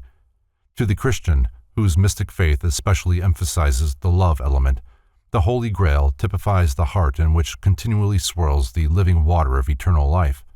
Moreover, to the Christian, the search for the Holy Grail is the search for the real self, which, when found, is the consummation of the magnum opus. The Holy Cup can be discovered only by those who have raised themselves above the limitations of sensuous existence. In his mystic poem, The Vision of Sir Launfal, James Russell Lowell describes the true nature of the Holy Grail by showing that it is visible only to a certain state of spiritual consciousness. Only upon returning from the vain pursuit of haughty ambition did the aged and broken knight see the transformed leper's cup, the glowing chalice of his lifelong dream. Some writers trace a similarity between the Grail legend and the stories of the martyred sun gods, whose blood, descending from heaven into the earth, was caught in the cup of matter and liberated therefrom by the initiatory rites. The Holy Grail may also be the seed pod, so frequently employed in the ancient mysteries as an emblem of germination and resurrection, and if the cup-like shape of the Grail be derived from the flower, it signifies the regeneration and spiritualization of the generative forces in man. There are many accounts of stone images which, because of the substances entering into their composition and the ceremonials attendant upon their construction, were ensouled by the divinities whom they were created to resemble. To such images were ascribed various human faculties and powers, such as speech, thought, and even motion, while renegade priests doubtless resorted to trickery, an instance of which is related in a curious apocryphal fragment entitled Bel and the Dragon, and supposedly deleted from the end of the Book of Daniel. Many of the phenomena recorded in connection with sanctified statues and relics can hardly be explained unless the work of supernatural agencies be admitted. History records the existence of stones which, when struck, threw all who heard the sound into a state of ecstasy. There were also echoing images which whispered for hours after the room itself had become silent, and musical stones productive of the sweetest harmonies. In recognition of the sanctity which the Greeks and Latins ascribed to stones, they placed their hands upon certain consecrated pillars when taking an oath. In ancient times, stones played a part in determining the fate of accused persons, for it was customary for juries to reach their verdicts by dropping pebbles into a bag.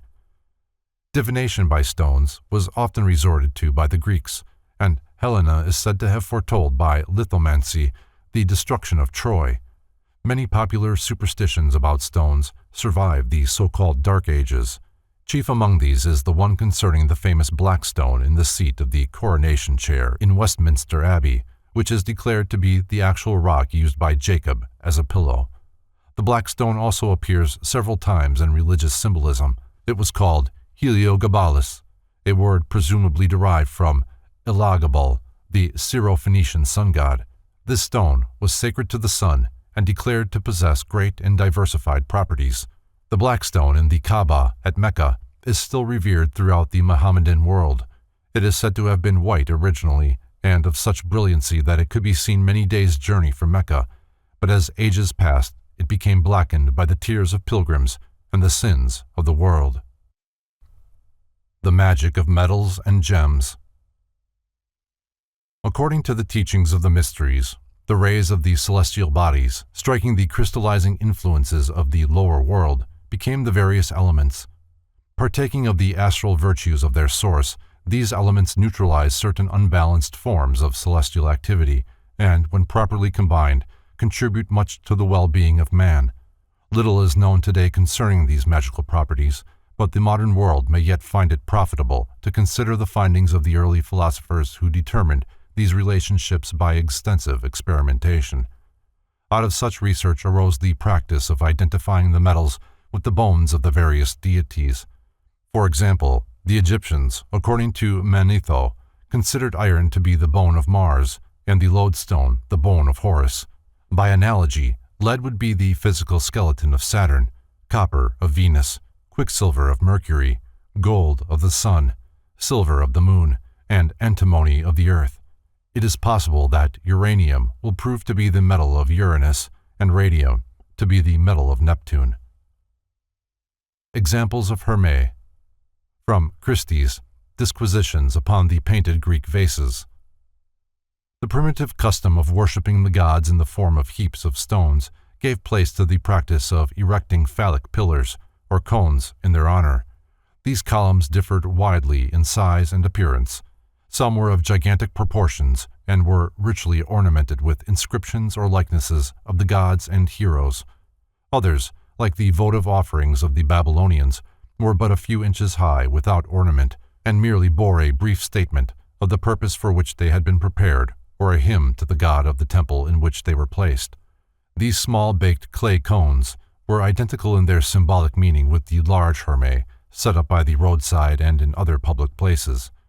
Later, the upper end of the column was surmounted by a human head. Often, two projections or tenons corresponding to shoulders were placed, one on either side, to support the wreaths of flowers adorning the columns. Offerings, usually of food, were placed near the Hermes.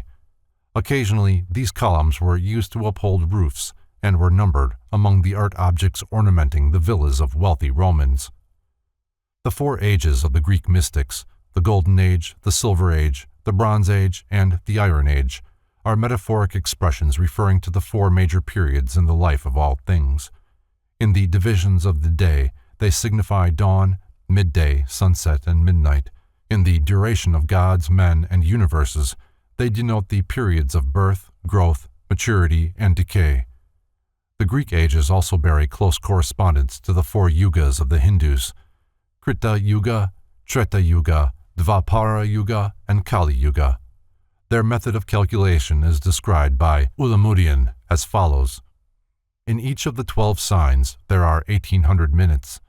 Multiply this number by 12, you have 21,600, or 1800 times 12 equals 21,600. Multiply this 21,600 by 80, and it will give you 1,728,000, which is the duration of the first age called Krita Yuga. If the same number be multiplied by 60, it will give 1,296,000, the years of the second age, Treta Yuga. The same number multiplied by 40 gives 864,000, the length of the third age, Dvapara Yuga. The same multiplied by 20 gives 432,000, the fourth age, Kali Yuga. It will be noted that these multipliers decrease in inverse ratio to the Pythagorean tetractys 1, 2, 3, and 4. H. P. Blavatsky declares that Orpheus taught his followers how to affect a whole audience by means of a lodestone, and that Pythagoras paid particular attention to the color and nature of precious stones. She adds, "The Buddhists assert that the sapphire produces peace of mind, equanimity, and chases all evil thoughts by establishing a healthy circulation in man. So does an electric battery, with its well-directed fluid, say our electricians. The sapphire, say the Buddhists, will open barred doors and dwellings for the spirit of man. It produces a desire for prayer and brings with it more peace than any other gem, but he who would wear it must lead a pure and holy life." See Isis Unveiled. Mythology abounds with accounts of magical rings and talismanic jewels. In the second book of his Republic, Plato describes a ring which, when the collet was turned inward, rendered its wearer invisible. With this, Gyges the shepherd secured for himself the throne of Lydia. Josephus also describes magical rings designed by Moses and King Solomon, and Aristotle mentions one which brought love and honor to its possessor. In his chapter dealing with the subject, Henry Cornelius Agrippa not only mentions the same rings, but states, upon the authority of Philostratus Diarchus, that Apollonius of Tyana extended his life to over 200 years with the aid of 7 magical rings presented to him by an East Indian prince. Each of these 7 rings was set with a gem partaking of the nature of one of the 7 ruling planets of the week, and by daily changing the rings, Apollonius protected himself against sickness and death by the intervention of the planetary influences. The philosopher also instructed his disciples in the virtues of these talismanic jewels, considering such information to be indispensable to the theurgist. Agrippa describes the preparation of magical rings as follows. When any star or planet ascends fortunately, with the fortunate aspect or conjunction of the moon, we must take a stone and herb that is under that star and make a ring of the metal that is suitable to this star, and in it fasten the stone, putting the herb or root under it, not omitting the inscriptions of images, names, and characters, as also the proper suffumigations. See the 3 books of occult philosophy. The ring has long been regarded as the symbol of attainment, perfection, and immortality, the last because the circlet of precious metal had neither beginning nor end. In the mysteries, rings chased to resemble a serpent with its tail in its mouth were worn by the initiates as material evidence of the position reached by them in the order. Signet rings, engraved with certain secret emblems, were worn by the hierophants, and it was not uncommon for a messenger to prove that he was the official representative of a prince or other dignitary by bringing with his message either an impression from his master's ring or the signet itself. The wedding ring originally was intended to imply that in the nature of the one who wore it, the state of equilibrium and completion had been attained. This plain band of gold therefore bore witness to the union of the higher self, or God, with the lower self, or nature, and the ceremony consummating this indissoluble blending of divinity and humanity in the one nature of the initiated mystic constituted the Hermetic marriage of the mysteries. The Pythagorean Signet Ring, from Guattari's Immagini degli Dei degli Antichi. The number 5 was peculiarly associated with the Pythagoreans with the art of healing, and the pentagram, or 5-pointed star, was to them the symbol of health. The above figure represents a magical ring set with a talismanic gem bearing the pentalpha, or star formed by 5 different positions of the Greek alpha. On this subject, Mackey writes, "The disciples of Pythagoras, who were indeed its real inventors, placed within each of its interior angles one of the letters of the Greek word, itia, or the Latin one, salus, both of which signify health, and thus it was made the talisman of health. They placed it at the beginning of their epistles as a greeting to invoke a secure health to their correspondent, but its use was not confined to the disciples of Pythagoras. As a talisman, it was employed all over the East as a charm to resist evil spirits." In describing the regalia of a magician, Eliphas Levi declares that on Sunday, the day of the sun, he should carry in his right hand a golden wand, set with a ruby or chrysolite. On Monday, the day of the moon, he should wear a collar of 3 strands consisting of pearls, crystals, and selenites. On Tuesday, the day of Mars, he should carry a wand of magnetized steel and a ring of the same metal set with an amethyst. On Wednesday, the day of Mercury, he should wear a necklace of pearls or glass beads containing mercury, and a ring set with an agate. On Thursday, the day of Jupiter, he should carry a wand of glass or resin and wear a ring set with an emerald or a sapphire. On Friday, the day of Venus, he should carry a wand of polished copper and wear a ring set with a turquoise and a crown or diadem decorated with lapis lazuli and beryl. And on Saturday, the day of Saturn, he should carry a wand ornamented with onyx stone and wear a ring set with onyx and a chain about the neck formed of lead. See the magical ritual of the Sanctum Regnum. Paracelsus, Agrippa, Kircher, Lilly, and numerous other magicians and astrologers have tabulated the gems and stones corresponding to the various planets and zodiacal signs. The following list has been compiled from their writings. To the sun is assigned the carbuncle, ruby, garnet, especially the pyrope, and other fiery stones, sometimes the diamond. To the moon, the pearl, selenite, and other forms of crystal. To Saturn, the onyx, jasper, topaz, and sometimes the lapis lazuli. To Jupiter, the sapphire, emerald, and marble. To Mars, the amethyst, hyacinth, lodestone, sometimes the diamond. To Venus, the turquoise, beryl, emerald, and sometimes the pearl, alabaster, coral, and carnelian. To Mercury, the chrysolite, agate, and variegated marble. To the zodiac, the same authorities assigned the following gems and stones. To Aries, the sardonyx, bloodstone, amethyst, and diamond. To Taurus, the carnelian, turquoise, hyacinth, sapphire, moss agate, and emerald. To Gemini, the topaz, agate, chrysoprase, crystal, and aquamarine. To Cancer, the topaz, chalcedony, black onyx, moonstone, pearl, cat's eye, crystal, and sometimes the emerald. To Leo, the jasper, sardonyx, beryl, ruby, chrysolite, amber, tourmaline, sometimes the diamond. To Virgo, the emerald, carnelian, jade, chrysolite, and sometimes the pink jasper and hyacinth. To Libra, the beryl, sardius, coral, lapis lazuli, opal, and sometimes the diamond.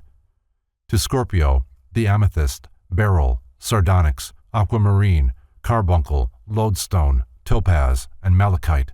To Sagittarius, the hyacinth, topaz, chrysolite, emerald, carbuncle, and turquoise. To Capricorn, the chrysoprase, ruby, malachite, black onyx, white onyx, jet, and moonstone. To Aquarius, the crystal, sapphire, garnet, zircon, and opal. To Pisces, the sapphire, jasper, chrysolite, moonstone, and amethyst. Both the magic mirror and the crystal ball are symbols little understood. Woe to that benighted mortal who accepts literally the stories circulated concerning them. He will discover, often at the cost of sanity and health, that sorcery and philosophy, while often confused, have nothing in common. The Persian Magi carried mirrors as an emblem of the material sphere, which reflects divinity from its every part. The crystal ball, long misused as a medium for the cultivation of psychical powers, is a threefold symbol. 1. It signifies the crystalline universal egg in whose transparent depths creation exists. 2. It is a proper figure of deity previous to its immersion in matter. 3. It signifies the etheric sphere of the world in whose translucent essences is impressed and preserved the perfect image of all terrestrial activity. Meteors or rocks from heaven were considered tokens of divine favor and enshrined as evidence of a pact between the gods and the community in which they fell. Curiously, marked or chipped natural stones are occasionally found. In China, there is a slab of marble, the grain of which forms a perfect likeness of the Chinese dragon. The Oberammergau stone, chipped by nature into a close resemblance to the popular conception of the face of Christ, is so remarkable that even the crowned heads of Europe requested the privilege of beholding it. Stones of such nature were held in the highest esteem among primitive peoples, and even today exert a wide influence upon the religiously minded. Ceremonial magic and sorcery. Ceremonial magic is the ancient art of invoking and controlling spirits by a scientific application of certain formulae. A magician, enveloped in sanctified vestments and carrying a wand inscribed with hieroglyphic figures, could, by the power vested in certain words and symbols, control the invisible inhabitants of the elements and of the astral world. While the elaborate ceremonial magic of antiquity was not necessarily evil, there arose from its perversion several false schools of sorcery, or black magic. Egypt, a great center of learning and the birthplace of many arts and sciences, furnished an ideal environment for transcendental experimentation. Here the black magicians of Atlantis continued to exercise their superhuman powers until they had completely undermined and corrupted the morals of the primitive mysteries. By establishing a sacerdotal caste, they usurped the position formerly occupied by the initiates and seized the reins of spiritual government.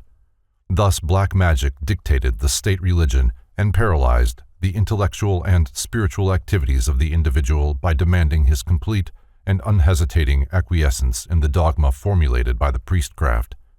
The pharaoh became a puppet in the hands of the Scarlet Council, a committee of arch-sorcerers elevated to power by the priesthood. These sorcerers then began the systematic destruction of all keys to the ancient wisdom so that none might have access to the knowledge necessary to reach adeptship without first becoming one of their order. They mutilated the rituals of the mysteries while professing to preserve them, so that even though the neophyte passed through the degrees, he could not secure the knowledge to which he was entitled. Idolatry was introduced by encouraging the worship of the images, which in the beginning the wise had erected solely as symbols for study and meditation. False interpretations were given to the emblems and figures of the mysteries, and elaborate theologies were created to confuse the minds of their devotees. The masses, deprived of their birthright of understanding and groveling in ignorance, eventually became the abject slaves of the spiritual impostors.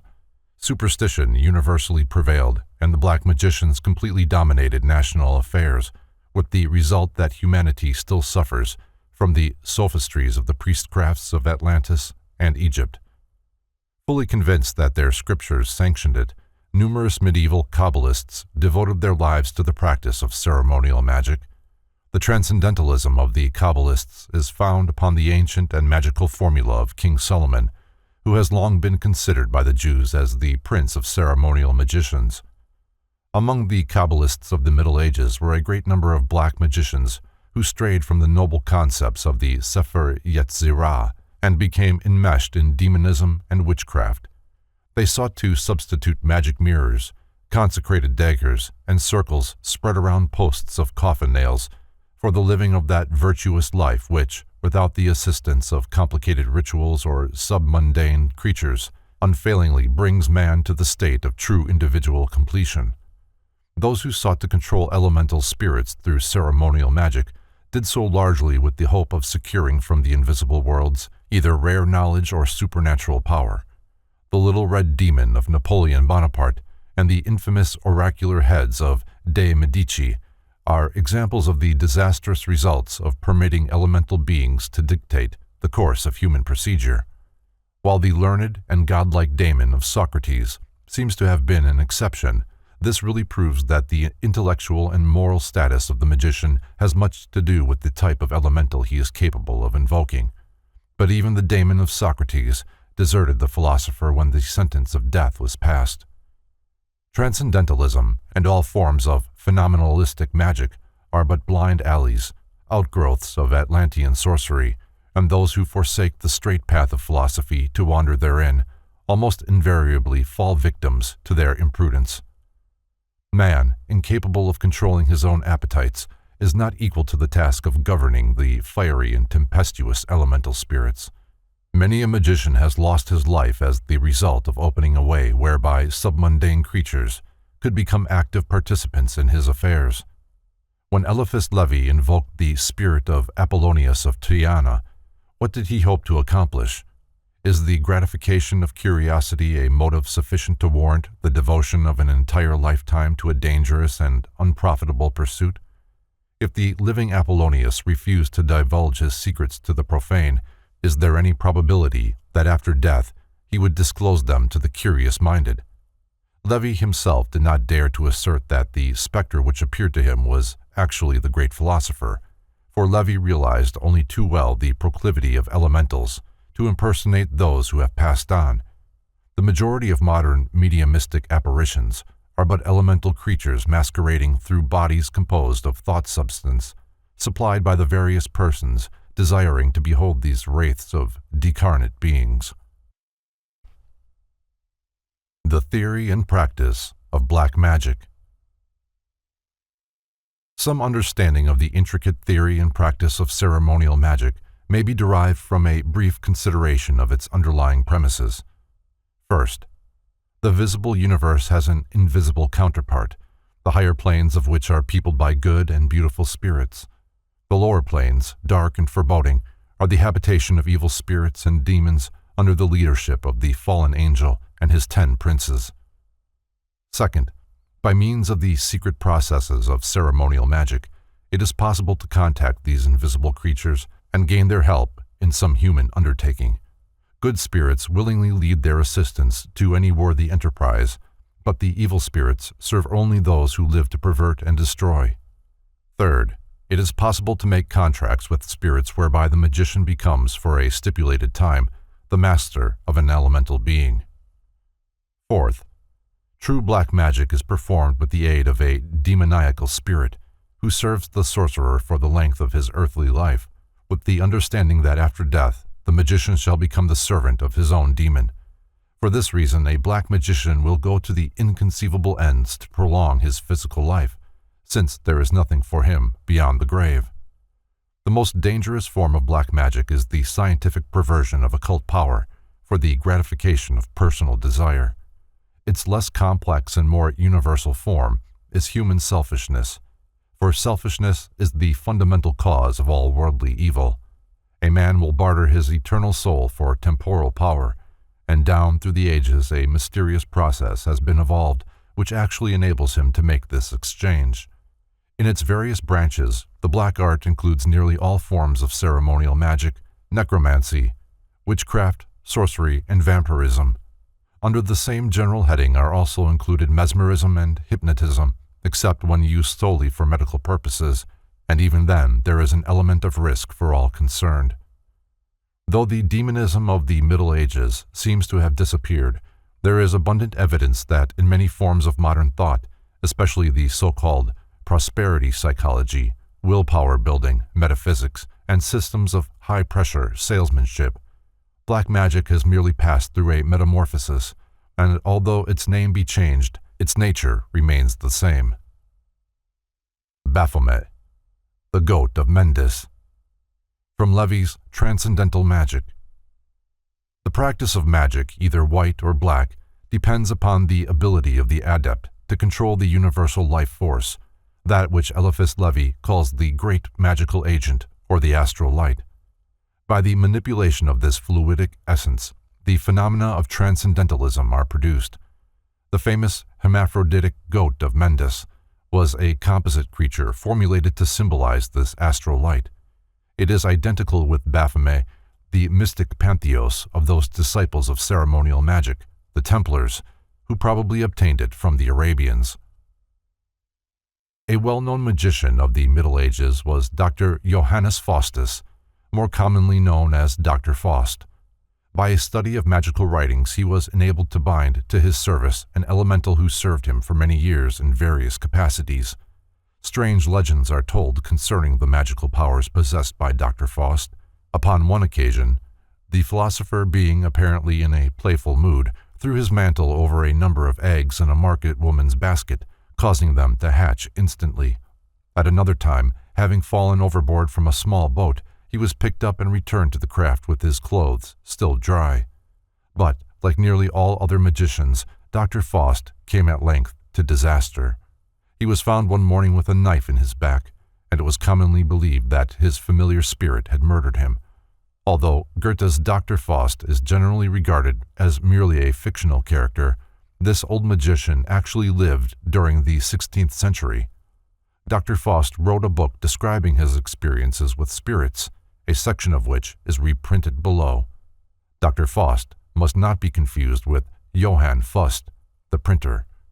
Extract from the Book of Dr. Faust, Wittenberg, 1524. An abridged translation from the original German of a book ordered destroyed. From my youth I followed art and science and was tireless in my reading of books. Among those which came to my hand was a volume containing all kinds of invocations and magic formulae.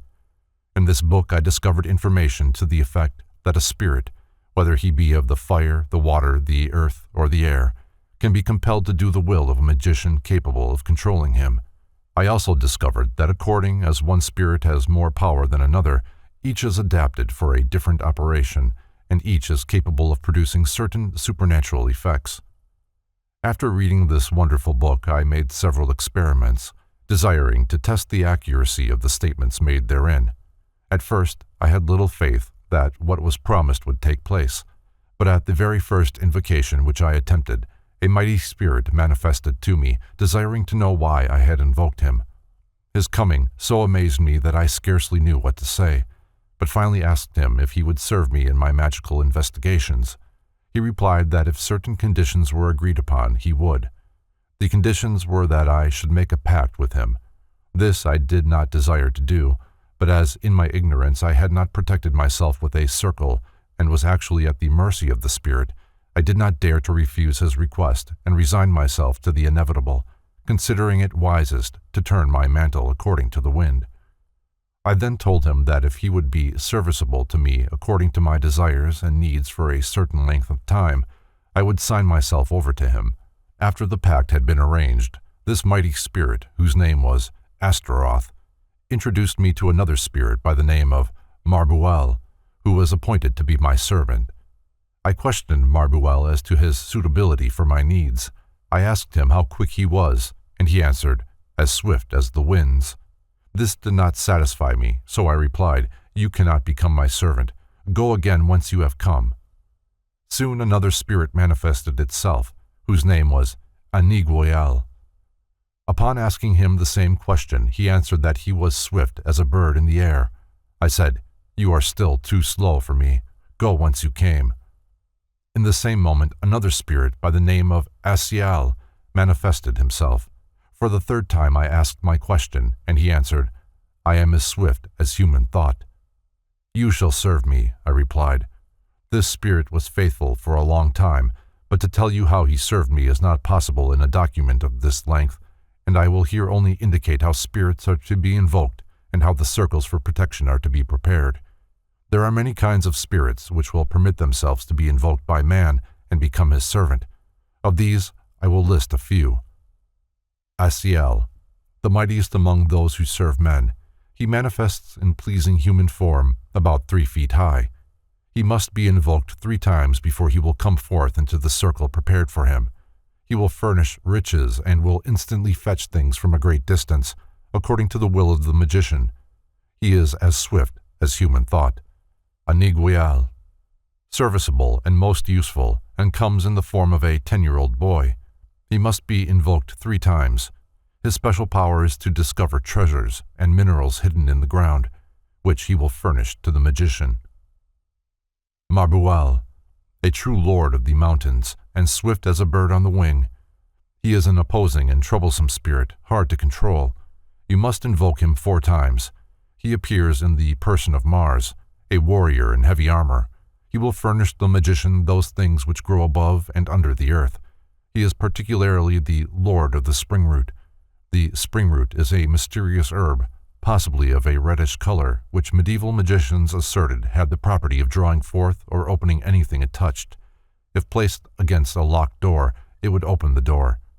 The Hermetists believed that the red-capped woodpecker was specially endowed with the faculty of discovering springroot, so they followed this bird to its nest and then stopped up the hole in the tree where its young were. The red-crested woodpecker went at once in quest of the springroot and, discovering it, brought it to the tree. It immediately drew forth the stopper from the entrance to the nest. The magician then secured the root from the bird. It was also asserted that because of its structure, the etheric body of the springroot was utilized as a vehicle of expression by certain elemental spirits which manifested through the proclivity of drawing out or opening things. Asayabel, a mighty ruler of the sea, controlling things both upon and under the water. He furnishes things lost or sunk in rivers, lakes, and oceans, such as sunken ships and treasures. The more sharply you invoke him, the swifter he is upon his errands. Machiel comes in the form of a beautiful maiden, and by her aid the magician is raised to honor and dignity.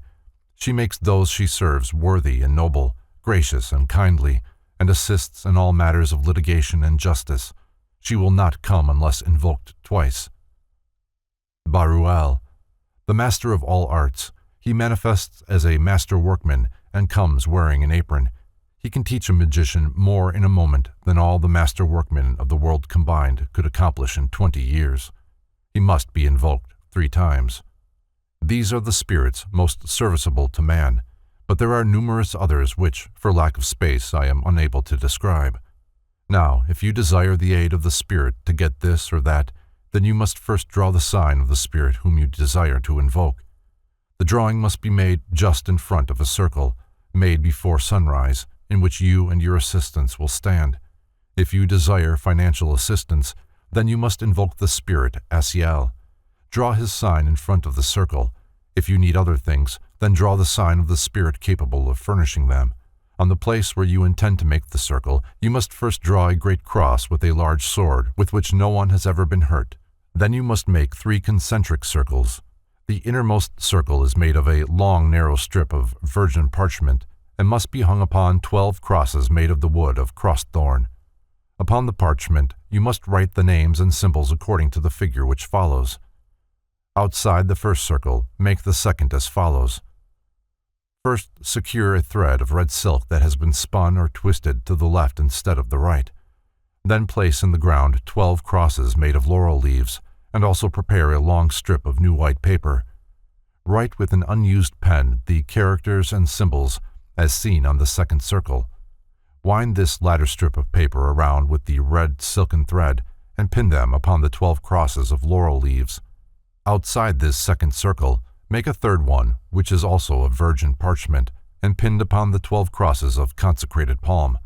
When you have made these 3 circles, retire into them until at last you stand in the center upon a pentagram, drawn in the midst of the great cross, first drawn. Now, to ensure success, do everything according to the description, and when you have read off the sacred invocation, pronounce the name of the spirit which you desire to appear. It is essential that you pronounce the name very distinctly. You must also note the day and the hour, for each spirit can only be invoked at certain times. A magical sword. From Levy's The Magical Ritual. Eliphas Levy describes the preparation of a magical sword in substance as follows. The steel blade should be forged in the hour of Mars, with new tools. The pommel should be of hollow silver containing quicksilver, and the symbols of Mercury and the moon, and the signatures of Gabriel and Samael should be engraved upon it. The hilt should be encased with tin, with the symbol of Jupiter and the signature of Michael engraved upon it. A copper triangle should extend from the hilt along the blade a short distance on each side. These should bear the symbols of Mercury and Venus. 5 Sephiroth should be engraved upon the handle as shown. The blade itself should have the word Malkut upon one side and Quis ut Deus upon the other. The sword should be consecrated on Sunday. A magic circle. From The Complete Book of Magic Science, unpublished. The above figure is a complete and faithful representation of a magic circle as designed by medieval conjurers for the invocation of spirits. The magician, accompanied by his assistant, takes his place at the point formed by the crossing of the central lines marked Magister. The words about the circle are the names of the invisible intelligences, and the small crosses mark points at which certain prayers and invocations are recited. The small circle outside is prepared for the spirit to be invoked, and while in use has the signature of the desired intelligence traced within the triangle.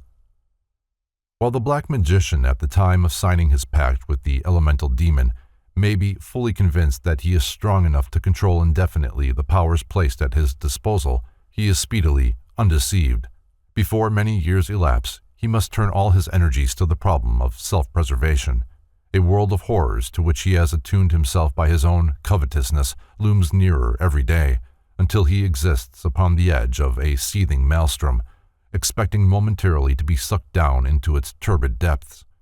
Afraid to die, because he will become the servant of his own demon, the magician commits crime after crime to prolong his wretched earthly existence. Realizing that life is maintained by the aid of a mysterious universal life force, which is the common property of all creatures, the black magician often becomes an occult vampire, stealing this energy from others. According to medieval superstition, black magicians turn themselves into werewolves and roam the earth at night, attacking defenseless victims for the life force contained in their blood. Modus operandi for the invocation of spirits. The following condensed extract from an ancient manuscript is reproduced herewith as representative of the ritualism of ceremonial magic. The extract is from The Complete Book of Magic Science, an unpublished manuscript, original in the British Museum, with pentacles and colors, mentioned by Francis Barrett in his Magus. Opening Prayer. Omnipotent and eternal God, who hath ordained the whole creation for thy praise and glory, and for the salvation of man, I earnestly beseech thee that thou wouldst send one of thy spirits of the order of Jupiter, one of the messengers of Zadkiel, whom thou hast appointed governor of thy firmament at the present time. most faithfully, willingly, and readily to show me these things which I shall ask, command, or require of him, and truly execute my desires. Nevertheless, O most holy God, thy will, and not mine, be done through Jesus Christ, thine only begotten Son, our Lord. Amen. The Invocation. The magician, having properly consecrated his vestments and utensils, and being protected by his circle, now calls upon the spirits to appear and accede to his demands. Spirits, whose assistance I require, behold the sign and the very hallowed names of God full of power. Obey the power of this our pentacle. Go out, your hidden caves and dark places. Cease your hurtful occupations to those unhappy mortals, whom without ceasing you torment. Come into this place where the divine goodness has assembled us. Be attentive to our orders and known to our just demands. Believe not that your resistance will cause us to abandon our operations. Nothing can dispense with your obeying us. We command you by the mysterious names Elohi, Agla, Elohim, Adonai, Gebort. Amen. I call upon thee, Zadkiel, in the name of the Father, and of the Son, and of the Holy Ghost, blessed Trinity, unspeakable unity.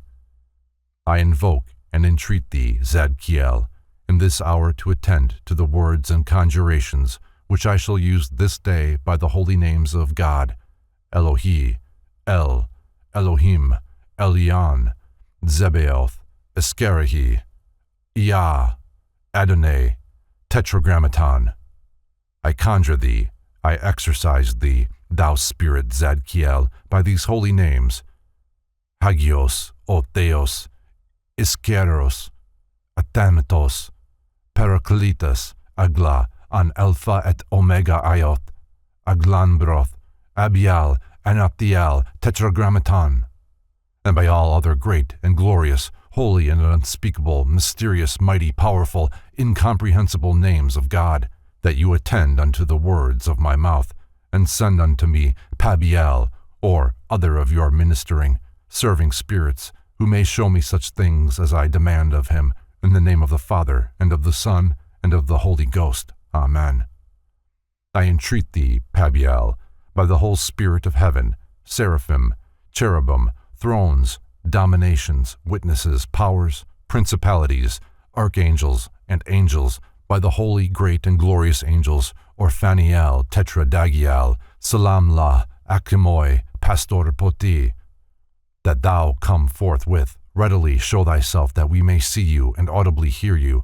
Speak unto us and fulfill our desires, and by your star which is Jupiter, and by all the constellations of heaven, and by whatsoever you obey, and by your character which you have given, proposed, and confirmed, that you attend unto me according to the prayer and petitions which I have made unto Almighty God, and that you forthwith send me one of your ministering spirits, who may willingly, truly, and faithfully fulfill all my desires, and that you command him to appear unto me in the form of a beautiful angel, gently, courteously, affably, and meekly entering into communication with me, and that he neither permitting any evil spirit to approach in any sort of hurt, terrify, or affright me in any way, nor deceiving me in any wise. Through the virtue of our Lord Jesus Christ, in whose name I attend, wait for and expect thy appearance. Fiat, fiat, fiat. Amen, amen, amen. Interrogatories. Having summoned the spirit unto his presence, the magician shall question him as follows. Comest thou in peace in the name of the Father, and of the Son, and of the Holy Ghost? And the spirit shall answer, Yes. Thou art welcome, noble spirit. What is thy name? And the spirit shall answer, Pabiel. I have called thee in the name of Jesu of Nazareth, at whose name every knee doth bow in heaven, earth, and hell, and every tongue shall confess there is no name like unto the name of Jesus, who hath given power unto man to bind and to loose all things in his most holy name, yea, even unto those that trust in his salvation. Art thou the messenger of Zadkiel? And the spirit shall answer, Yes. Wilt thou confirm thyself unto me at this time, and henceforth reveal all things unto me that I shall desire to know, and teach me how I may increase in wisdom and knowledge, and show unto me all the secrets of the magic art, and of all liberal sciences, that I may thereby set forth the glory of Almighty God? And the Spirit shall answer, Yes. Then I pray thee, give and confirm thy character unto me, whereby I may call thee at all times, and also swear unto me this oath, and I will religiously keep my vow and covenant unto Almighty God, and will courteously receive thee at all times where thou dost appear unto me. License to depart. For as much as thou comest in peace and quietness, and hath answered unto my petitions, I give humble and hearty thanks unto Almighty God, in whose name I called and thou camest, and now thou mayest depart in peace unto thine orders, and return unto me again at what time soever I shall call thee by thine oath, or by thy name, or by thine order, or by thine office which is granted thee from the Creator, and the power of God be with me, and thee, upon the whole issue of God. Amen. Form of Pact with the Spirit of Jupiter. From the Complete Book of Magic Science. The aforesaid bond of spirits, together with the seal and character of the planetary angel, must be written on virgin parchment and laid before the spirit for signature when he appears. At that time, the invocant must not lose confidence, but be patient, firm, bold, and persevering, and take care that he asks nor requires nothing of the spirit, but with a view to the glory of God and the well-being fellow creatures. Having obtained his desires of the spirit, the invocant may license him to depart. Glory be to the Father, and to the Son, and to the Holy Ghost. Note: it would be advisable for the invocant to remain in the circle for a few minutes after reciting the license, and if the place of operation be in the open air, let him destroy all traces of the circle, etc., and return quietly to his home. But should the operation be performed in a retired part of a house, etc., the circle may remain, as it might serve in a like future operation, but the room or building must be locked up to avoid the intrusion of strangers. The agreement set forth above is purely ceremonial magic. In the case of black magic, it is the magician and not the demon who must sign the pact. When the black magician binds an elemental to his service, a battle of wits ensues, which the demon eventually wins. With his own blood, the magician signs the pact between himself and the demon, for in the arcanum of magic it is declared that he controls the soul who controls the blood of another. As long as the magician does not fail, the elemental will fulfill to the letter his obligation under the pact, but the demon will try in every possible way to prevent the magician from carrying out his part of the contract. When the conjurer, ensconced within his circle, has evoked the spirit he desires to control, and has made known his intention, the spirit will answer somewhat as follows: I cannot accede to your request, nor fulfill it, unless after 50 years you give yourself to me, body and soul, to do with as I may please. If the magician refuses, other terms will be discussed. The spirit may say, I will remain in your service as long as on every Friday morning you will go forth upon the public street giving alms in the name of Lucifer. The first time you fail in this, you belong to me. If the magician still refuses, realizing that the demon will make it impossible for him to fulfill his contract, other terms will be discussed, until at last a pact is agreed upon. It may read as follows: I hereby promise the Great Spirit, Lucifuge, Prince of Demons, that each year I will bring unto him a human soul to do with as it may please him, and in return Lucifuge promises to bestow upon me the treasures of the earth, and fulfill my every desire for the length of my natural life. If I fail to bring him each year the offering specified above, then my own soul shall be forfeit to him. Signed. The invocant signs pact with his own blood. The Pentagram. In symbolism, an inverted figure always signifies a perverted power. The average person does not even suspect the occult properties of emblematic pentacles. On this subject, the great Paracelsus has written, No doubt many will scoff at the seals, their characters and their uses, which are described in these books, because it seems incredible to them that metals and characters which are dead should have any power and effect. Yet no one has ever proved that the metals and also the characters as we know them are dead, for the salts, sulfur, and quintessences of metals are the highest preservatives of human life and are far superior to all other symbols. Translated from the original German. The black magician cannot use the symbols of white magic without bringing down upon himself the forces of white magic, which would be fatal to his schemes. He must therefore distort the hierograms so that they typify the occult fact that he himself is distorting the principles for which the symbols stand. Black magic is not a fundamental art. It is the misuse of an art.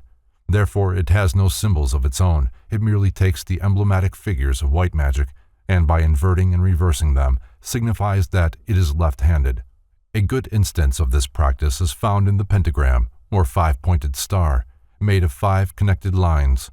This figure is the time-honored symbol of the magical arts, and signifies the 5 properties of the great magical agent, the 5 senses of man, the 5 elements of nature, the 5 extremities of the human body. By means of the pentagram within his own soul, man not only may master and govern all creatures inferior to himself, but may demand consideration at the hands of those superior to himself. The pentagram, from Levy's Transcendental Magic. The pentagram is the figure of the microcosm, the magical formula of man. It is the one rising out of the 4, the human soul rising from bondage of the animal nature. It is the true light, the star of the morning. It marks the location of 5 mysterious centers of force, the awakening of which is the supreme secret of white magic. The pentagram is used extensively in black magic, but when so used, its form always differs in one of 3 ways. The star may be broken at one point by not permitting the converging lines to touch. It may be inverted by having 1 point down and 2 up, or it may be distorted by having the points of varying lengths. When used in black magic, the pentagram is called the sign of the cloven hoof, or the footprint of the devil. The star with 2 points upward is also called the goat of Mendes, because the inverted star is the same shape as a goat's head. When the upright star turns and the upper point falls to the bottom, it signifies the fall of the morning star. The pentacles of the 7 planets and the seals and characters of the planetary angels, from a medieval book of spirits, unpublished. The 7 large circles are the planets, while the 2 small circles under each contain the seal and the character of the controlling intelligence of the planet. The elements and their inhabitants. For the most comprehensive and lucid exposition of occult pneumatology, the branch of philosophy dealing with spiritual substances, extant, mankind is indebted to Philippus Aureolus Paracelsus, Theophrastus Bombastus von Hohenheim, prince of alchemists and hermetic philosophers, and true possessor of the royal secret, the philosopher's stone, and the elixir of life. Paracelsus believed that each of the 4 primary elements known to the ancients, earth, fire, air, and water, consisted of a subtle vaporous principle and gross corporeal substance. Air is, therefore, twofold in nature: tangible atmosphere and an intangible volatile substratum, which may be termed spiritual air. Fire is visible and invisible, discernible and indiscernible, a spiritual ethereal flame manifesting through a material substantial flame. Carrying the analogy further, water consists of a dense fluid and a potential essence of a fluidic nature.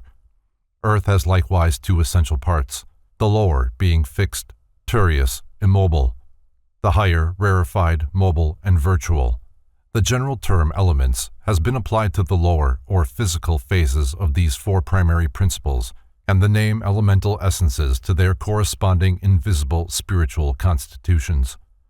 Minerals, plants, animals, and men live in a world composed of the gross side of these 4 elements, and from various combinations of them construct their living organisms. Henry Drummond, in Natural Law in the Spiritual World, describes this process as follows. If we analyze this material point at which all life starts, we shall find it to consist of a clear, structureless, jelly-like substance resembling albumen or white of egg. It is made of carbon, hydrogen, oxygen, and nitrogen.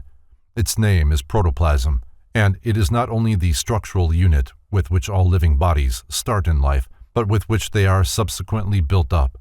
Protoplasm, says Huxley, simple or nucleated, is the formal basis of all life. It is the clay of the potter. The water element of the ancient philosophers has been metamorphosed into the hydrogen of modern science. The air has become oxygen, the fire, nitrogen, the earth, carbon. Just as visible nature is populated by an infinite number of living creatures, so, according to Paracelsus, the invisible spiritual counterpart of visible nature, composed of the tenuous principles of the visible elements, is inhabited by a host of peculiar beings, to whom he has given the name elementals, and which have later been termed the nature spirits. Paracelsus divided these people of the elements into 4 distinct groups, which he called gnomes, undines, sylphs, and salamanders. He taught that they were really living entities, many resembling human beings in shape, and inhabiting worlds of their own, unknown to man because his undeveloped senses were incapable of functioning beyond the limitations of the grosser elements. The civilizations of Greece, Rome, Egypt, China, and India believed implicitly in satyrs, sprites, and goblins. They peopled the sea with mermaids, the rivers and fountains with nymphs, and air with fairies, the fire with lares and penetes, and the earth with fauns, dryads, and hamadryads. These nature spirits were held in the highest esteem, and propitiatory offerings were made to them. Occasionally, as the result of atmospheric conditions or the peculiar sensitiveness of the devotee, they became visible. Many authors wrote concerning them in terms which signify that they had actually beheld these inhabitants of nature's finer realms. A number of authorities are of the opinion that many of the gods worshipped by the pagans were elementals, for some of these invisibles were believed to be of commanding stature and magnificent deportment. The Greeks gave the name daemon to some of these elementals, especially those of the higher orders, and worshipped them. Probably the most famous of these daemons is the mysterious spirit which instructed Socrates, and of whom that great philosopher spoke in the highest terms. Those who have devoted much study to the invisible constitution of man realize that it is quite probable the daemon of Socrates and the angel of Jacob Boehm were in reality not elementals, but the overshadowing divine natures of these philosophers themselves. In his notes to Apuleius on the God of Socrates, Thomas Taylor says, "As the daemon of Socrates, therefore, was doubtless one of the highest order, and may be inferred from the intellectual superiority of Socrates to most other men, Apuleius is justified in calling this daemon a god, and that the daemon of Socrates indeed was divine is evident from the testimony of Socrates himself in the first Alcibiades. For in the course of that dialogue he clearly says, 'I have long been of the opinion that God did not as yet direct me to hold any conversation with you.' And in the Apology he most unequivocally evinces that his daemon is allotted a divine transcendency, considered as ranking in the order of daemons.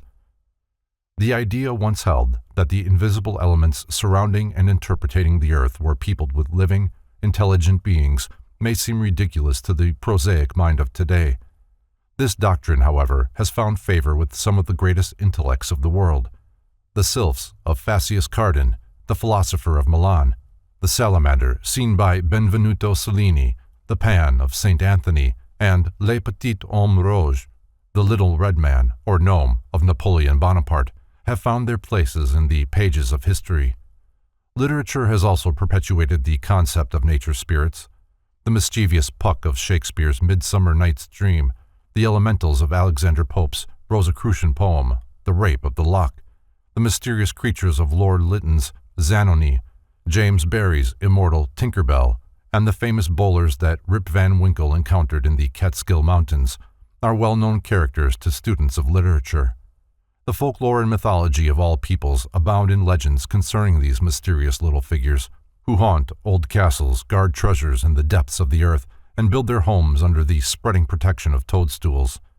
Fairies are the delight of childhood, and most children give them up with reluctance.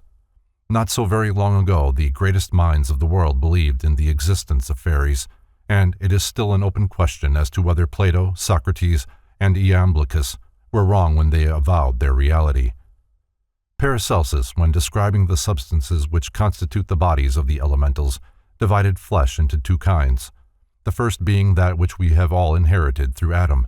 This is the visible corporeal flesh.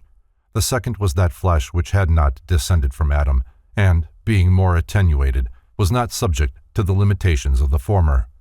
The bodies of the elementals were composed of this transubstantial flesh. Paracelsus stated that there is as much difference between the bodies of men and the bodies of nature spirits as there is between matter and spirit. Yet, he adds, the elementals are not spirits, because they have flesh, blood, and bones. They live and propagate offspring. They eat and talk, act and sleep, etc., and consequently they cannot be properly called spirits. They are beings occupying a place between men and spirits, resembling men and spirits, resembling men and women in their organization and form, and resembling spirits in the rapidity of their locomotion. Philosophia Occulta, translated by Franz Hartmann. Later, the same author calls these creatures composita, inasmuch as the substance out of which they are composed seems to be a composite of spirit and matter. He uses color to explain the idea. Thus, the mixture of blue and red gives purple, a new color, resembling neither of the others, yet composed of both. Such is the case with the nature spirits. They resemble neither spiritual creatures nor material beings, yet are composed of the substance which we may call spiritual matter, or ether. Paracelsus further adds that whereas man is composed of several natures, spirit, soul, mind, and body, combined in one unit, the elemental has but one principle, the ether out of which it is composed and in which it lives.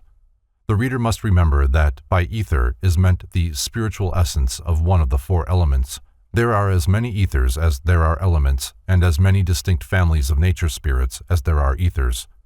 These families are completely isolated in their own ether and have no intercourse with the denizens of the other ethers. But, as man has within his own nature centers of consciousness sensitive to the impulses of all the four ethers, it is possible for any of the elemental kingdoms to communicate with him under proper conditions. The nature spirits cannot be destroyed by the grosser elements, such as material fire, earth, air, or water, for they function in a rate of vibration higher than that of earthy substances. Being composed of only one element or principle, the ether in which they function, they have no immortal spirit, and at death merely disintegrate back into the element from which they were originally individualized. No individual consciousness is preserved after death, for there is no superior vehicle present to contain it. Being made of but one substance, there is no friction between vehicles. Thus there is little wear or tear incurred by their bodily functions, and they therefore live to great age. Those composed of earth ether are the shortest lived, those composed of air ether the longest. The average length of life is between 300 and 1,000 years. Paracelsus maintained that they live in conditions similar to our earth environments and are somewhat subject to disease. These creatures are thought to be incapable of spiritual development, but most of them are of a high moral character.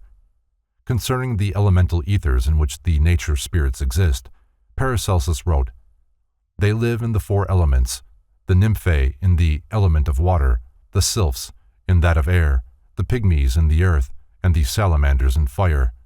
They are also called undinae, sylvestris, gnomi, vulcanae, etc. Each species moves only in the element to which it belongs, and neither of them can go out of its appropriate element, which is to them as the air is to us, or the water to fishes, and none of them can live in the element belonging to another class. To each elemental being, the element in which it lives is transparent, invisible, and respirable, as the atmosphere is to ourselves." Philosophia Occulta, translated by Franz Hartmann. The reader should be careful not to confuse the nature spirits with the true life waves evolving through the invisible worlds. While the elementals are composed of only one etheric or atomic essence, the angels, archangels, and other superior transcendental entities have composite organisms consisting of a spiritual nature and a chain of vehicles to express that nature, not unlike those of men, but not including the physical body with its attendant limitations. To the philosophy of nature spirits is generally attributed an Eastern origin, probably Brahmanic, and Paracelsus secured his knowledge of them from Oriental sages with whom he came in contact during his lifetime of philosophical wanderings. The Egyptians and Greeks gleaned their information from the same source. The four main divisions of nature spirits must now be considered separately according to the teachings of Paracelsus and the Abbé de Villars, and such scanty writings of other authors as are available. The Gnomes.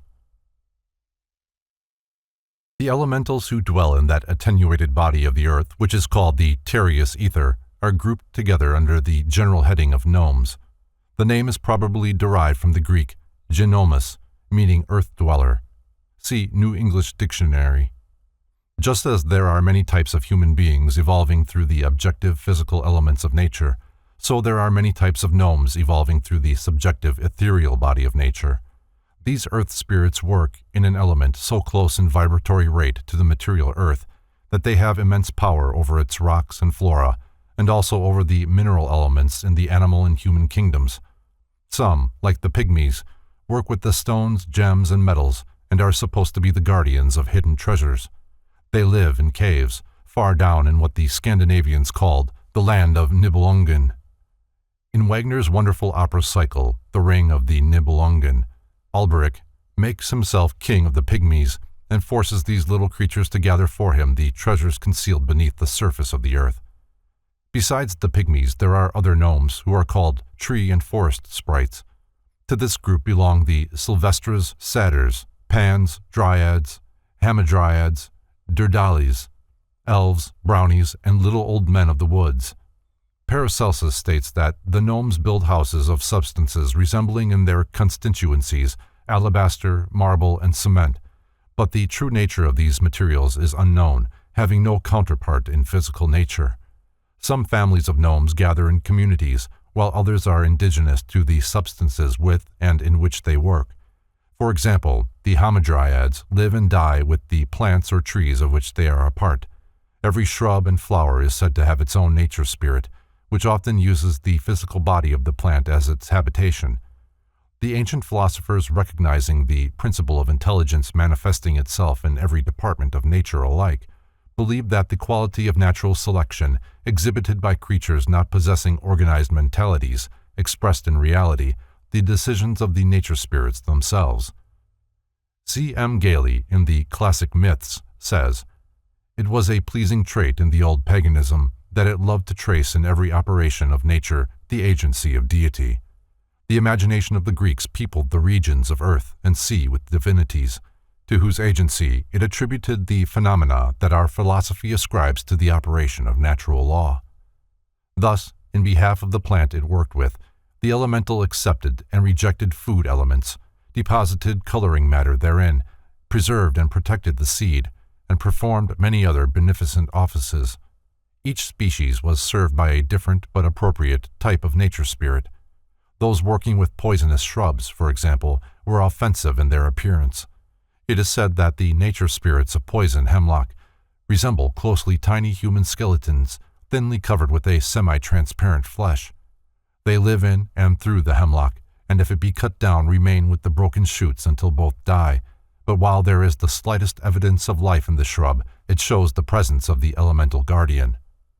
Great trees also have their nature spirits, but these are much larger than the elementals of smaller plants. The labors of the pygmies include the cutting of the crystals in the rocks and the development of veins of ore. When the gnomes are laboring with animals or human beings, their work is confined to the tissues corresponding with their own natures. Hence, they work with the bones, which belong to the mineral kingdom, and the ancients believed the reconstruction of broken members to be impossible without the cooperation of the elementals.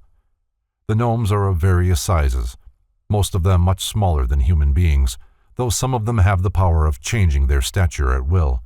This is the result of the extreme mobility of the element in which they function. Concerning them, the Abbé de Villars wrote, "The earth is filled well nigh to its center with gnomes, people of slight stature, who are the guardians of treasures, minerals, and precious stones. They are ingenious, friends of man, and easy to govern." Not all authorities agree concerning the amiable disposition of the gnomes. Many state that they are of a tricky and malicious nature, difficult to manage and treacherous. Writers agree, however, that when their confidence is won, they are faithful and true. The philosophers and initiates of the ancient world were instructed concerning these mysterious little people, and were taught how to communicate with them and gain their cooperation in undertakings of importance. The Magi were always warned, however, never to betray the trust of the elementals, for if they did, the invisible creatures, working through the subjective nature of man, could cause them endless sorrow and probably ultimate destruction. So long as the mystic served others, the gnomes would serve him, but if he sought to use their aid selfishly to gain temporal power, they would turn upon him with unrelenting fury. The same was true if he sought to deceive them. The earth spirits meet at certain times of the year in great conclaves, as Shakespeare suggests in his Midsummer Night's Dream, where the elementals all gather to rejoice in the beauty and harmony of nature and the prospects of an excellent harvest. The gnomes are ruled over by a king, whom they greatly love and revere. His name is Gob, hence his subjects are often called goblins. Medieval mystics gave a corner of creation, one of the cardinal points, to each of the 4 kingdoms of nature spirits, and because of their earthly character, the gnomes were assigned to the north, the place recognized by the ancients as the source of darkness and death. One of the 4 main divisions of human disposition was also assigned to the gnomes, and because so many of them dwelt in the darkness of caves and the gloom of forests, their temperament was said to be melancholy, gloomy, and despondent. By this it is not meant that they themselves are of such disposition, but rather that they have special control over elements of similar consistency. The gnomes marry and have families, and the female gnomes are called nomides. Some wear clothing woven of the element in which they live. In other instances, their garments are part of themselves and grow with them, like the fur of animals. The gnomes are said to have insatiable appetites and to spend a great part of the time eating, but they earn their food by diligent and conscientious labor. Most of them are of a miserly temperament, fond of storing things away in secret places. There is abundant evidence of the fact that small children often see the gnomes, inasmuch as their contact with the material side of nature is not yet complete, and they still function, more or less, consciously in the invisible worlds. Conventional gnomes, from Galerups, den eldre edes gudesanga. The type of gnome most frequently seen is the brownie, or elf, a mischievous and grotesque little creature from 12 to 18 inches high, usually dressed in green or russet brown. Most of them appear as very aged, often with long white beards, and their figures are inclined to rotundity. They can be seen scampering out of holes in the stumps of trees, and sometimes they vanish by actually dissolving into the tree itself. According to Paracelsus, man lives in the exterior elements, and the elementals live in the interior elements. The latter have dwellings and clothing, manners and customs, languages and governments of their own, in the same sense as the bees have their queens and herds of animals their leaders. Philosophia Occulta, translated by Franz Hartmann. Paracelsus differs somewhat from the Greek mystics concerning the environmental limitations imposed on the nature spirits. The Swiss philosopher constitutes them of subtle, invisible ethers. According to this hypothesis, they would be visible only at certain times and only to those en rapport with their ethereal vibrations. The Greeks, on the other hand, apparently believed that many nature spirits had material constitutions capable of functioning in the physical world. Often, the recollection of a dream is so vivid that, upon awakening, a person actually believes that he has passed through a physical experience. The difficulty of accurately judging as to the end of physical sight and the beginning of ethereal vision may account for these differences of opinion. Even this explanation, however, does not satisfactorily account for the satyr, which, according to St. Jerome, was captured alive during the reign of Constantine and exhibited to the people. It was of human form, with the horns and feet of a goat. After its death it was preserved in salt and taken to the emperor that he might testify to its reality. It is within the bounds of probability that this curiosity was what modern science knows as a monstrosity. The Undines. As the gnomes were limited in their function to the elements of the earth, so the Undines, a name given to the family of water elementals, function in the invisible, spiritual essence called humid or liquid ether. In its vibratory rate, this is close to the element water, and so the Undines are able to control, to a great degree, the course and function of this fluid in nature. Beauty seems to be the keynote of the water spirits. Wherever we find them pictured in art or sculpture, they abound in symmetry and grace. Controlling the water element, which has always been a feminine symbol, it is natural that the water spirits should most often be symbolized as female. There are many groups of undines. Some inhabit waterfalls where they can be seen in the spray. Others are indigenous to swiftly moving rivers. Some have their habitat in dripping, oozing fens or marshes, while other groups dwell in clear mountain lakes. According to the philosophers of antiquity, every fountain had its nymph, every ocean wave its oceanid. The water spirits were known under such names as Oreads, Nereids, Lemoniads, Naiads, water sprites, sea maids, mermaids, and potomides. Often the water nymphs derived their names from the streams, lakes, or seas in which they dwelt. In describing them, the ancients agreed on certain salient features. In general, nearly all the undines closely resembled human beings in appearance and size, though the ones inhabiting small streams and fountains were of correspondingly lesser proportions. It was believed that these water spirits were occasionally capable of assuming the appearance of normal human beings and actually associating with men and women. There are many legends about these spirits and their adoption by the families of fishermen, but in nearly every case, the undines heard the call of the waters and returned to the realm of Neptune, the king of the sea. Practically nothing is known concerning the male undines. The water spirits did not establish homes in the same way that the gnomes did, but lived in coral caves under the ocean or among the reeds growing on the banks of rivers or the shores of lakes. Among the Celts, there is a legend to the effect that Ireland was peopled, before the coming of its present inhabitants, by a strange race of semi-divine creatures. With the coming of the modern Celts, they retired into the marshes and fens, where they remain even to this day.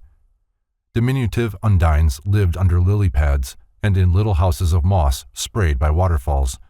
The undines worked with the vital essences and liquids in plants, animals, and human beings, and were present in everything containing water. When seen, the undines generally resembled the goddesses of Greek statuary. They rose from the water draped in mist and could not exist very long apart from it. A mermaid, from Leucosthenes Prodigiorum ac Astentorum Chronicon. Probably the most famous of the undines were the mythological mermaids, with which early mariners peopled the seven seas. Belief in the existence of these creatures, the upper half of their bodies human in form and the lower half fish-like, may have been inspired by flocks of penguins seen at great distance, or possibly seals. In medieval descriptions of mermaids, it was also stated that their hair was green like seaweed, and that they wore wreaths twisted from the blossoms of subaqueous plants and sea anemones. There are many families of undines, each with its peculiar limitations. It is impossible to consider them here in detail. Their ruler, Nexa, they love and honor and serve untiringly. Their temperament is said to be vital, and to them has been given as their throne the western corner of creation. They are rather emotional beings, friendly to human life and fond of serving mankind. They are sometimes pictured riding on dolphins or other great fish, and seem to have a special love of flowers and plants, which they serve almost as devotedly and intelligently as the gnomes. Ancient poets have said that the songs of the undines were heard in the west wind, and that their lives were consecrated to the beautifying of the material earth. The salamanders. The third group of elementals is the salamanders, or spirits of fire, who live in that attenuated spiritual ether which is the invisible fire element of nature. Without them, material fire cannot exist. A match cannot be struck, nor will flint and steel give off their spark without the assistance of a salamander, who immediately appears, so the medieval mystics believed, evoked by friction. Man is unable to communicate successfully with the salamanders, owing to the fiery element in which they dwell, for everything is resolved to ashes that comes into their presence.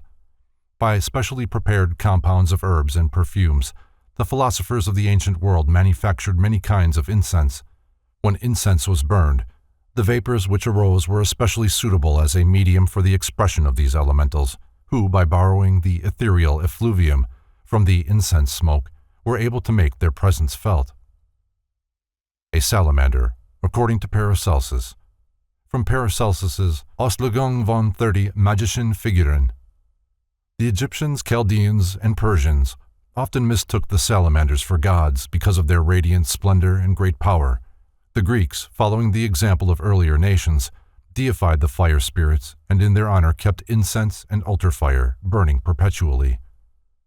The salamanders are as varied in their grouping and arrangement as either the undines or the gnomes. There are many families of them, differing in appearance, size, and dignity. Sometimes the salamanders were visible as small balls of light. Paracelsus says, "Salamanders have been seen in the shapes of fiery balls or tongues of fire, running over the fields or appearing in houses." Philosophia Occulta, translated by Franz Hartmann. Medieval investigators of the nature spirits were of the opinion that the most common form of salamander was lizard-like in shape, a foot or more in length, and visible as a glowing urodela, twisting and crawling in the midst of the fire. Another group was described as huge flaming giants in flowing robes, protected with sheets of fiery armor. Certain medieval authorities, among them the Abbé de Villars, held that Zarathustra, or Zoroaster, was the son of Vesta, believed to have been the wife of Noah, and the great salamander Oromasis. Hence, from that time onward, undying fires have been maintained upon the Persian altars in honor of Zarathustra's flaming father. One of the most important subdivisions of the salamanders was the Ekthenichi. These creatures appeared only as indistinct globes. They were supposed to float over water at night, and occasionally appear as forks of flame on the masts and rigging of ships, or St. Elmo's fire. The salamanders were the strongest and most powerful of the elementals, and had as their ruler a magnificent flaming spirit called Jinn, terrible and awe-inspiring in appearance. The salamanders were dangerous, and the sages were warned to keep away from them, as the benefits derived from studying them were often not commensurate with the price paid. As the ancients associated heat with the south, this corner of creation was assigned to the salamanders as their drone, and they exerted special influence over all beings of fiery or tempestuous temperament. In both animals and men, the salamanders work through the emotional nature by means of the body heat, the liver, and the bloodstream. Without their assistance, there would be no warmth. The sylphs. While the sages said that the fourth class of elementals, or sylphs, lived in the element of air, they meant by this not the natural atmosphere of the earth, but the invisible, intangible spiritual medium, an ethereal substance similar in composition to our atmosphere, but far more subtle. In the last discourse of Socrates, as preserved by Plato in his Phaedo, the condemned philosopher says, "And upon the earth are animals and men, some in a middle region, others, elementals, dwelling about the air as we dwell about the sea, others in islands which the air flows around, near the continent, and, in a word, the air is used by them as the water and the sea are by us, and the ether is to them what the air is to us. Moreover, the temperament of their seasons is such that they have no disease." Paracelsus disputes this, "and live much longer than we do, and have sight and bearing and smell, and all the other senses in far greater perfection, in the same degree that air is purer than water, or the ether than air. Also, they have temples and sacred places in which the gods really dwell, and they hear their voices and receive their answers, and are conscious of them, and hold converse with them, and they see the sun, moon, and stars as they really are, and their other blessedness is of a piece with this." While the sylphs were believed to live among the clouds and in the surrounding air, their true home was upon the tops of mountains. A sylph, from sketch by Howard Wilkie. The sylphs were changeable entities, passing to and fro with the rapidity of lightning. They work through the gases and ethers of the earth and are kindly disposed toward human beings. They are nearly always represented as winged, sometimes as tiny cherubs, and at other times as delicate fairies. In his editorial notes to the Occult Sciences of Selverti, Anthony Todd Thompson says, "The fays and fairies are evidently of Scandinavian origin, although the name of fairy is supposed to be derived from, or rather is, a modification of the Persian peri, an imaginary benevolent being whose province it was to guard men from the maledictions of evil spirits, but with more probability it may be referred to the Gothic fogr, as the term elves is from alpha, the general appellation for the whole tribe. If this derivation of the name of fairy be admitted, we may date the commencement of the popular belief in British fairies to the period of the Danish conquest. They were supposed to be diminutive aerial beings, beautiful, lively, and beneficent in their intercourse with mortals, inhabiting a region called Fairyland, Alfheimr, commonly appearing on Earth at intervals when they left traces of their visits and beautiful green rings where the dewy sward had been trodden in their moonlight dances. To the sylphs, the ancients gave the labor of modeling the snowflakes and gathering clouds. This latter they accomplished with the cooperation of the undines, who supplied the moisture. The winds were their particular vehicle, and the ancients referred to them as the spirits of air. They are the highest of all the elementals, their native element being the highest in vibratory rate. They live hundreds of years, often attaining to 1,000 years and never seeming to grow old. The leader of the sylphs is called Paralda, who is said to dwell on the highest mountain of the earth. The female sylphs were called sylphids. It is believed that sylphs, salamanders, and nymphs had much to do with the oracles of the ancients, that in fact they were the ones who spoke from the depths of the earth and from the air above. The sylphs sometimes assume human form, but apparently for only short periods of time. Their size varies, but in the majority of cases they are no larger than human beings and often considerably smaller. It is said that the sylphs have accepted human beings into their communities and have permitted them to live there for a considerable period. In fact, Paracelsus wrote of such an incident, but of course it could not have occurred while the human stranger was in his physical body. By some, the muses of the Greeks are believed to have been sylphs, for these spirits are said to gather round the mind of the dreamer, the poet, and the artist, and inspire him with their intimate knowledge of the beauties and workings of nature. To the sylphs were given the eastern corner of creation. Their temperament is mirthful, changeable, and eccentric. The peculiar qualities common to men of genius are supposedly the result of the cooperation of sylphs, whose aid also brings with it the sylphic inconsistency. The sylphs labor with the gases of the human body and indirectly with the nervous system, where their inconstancy is again apparent.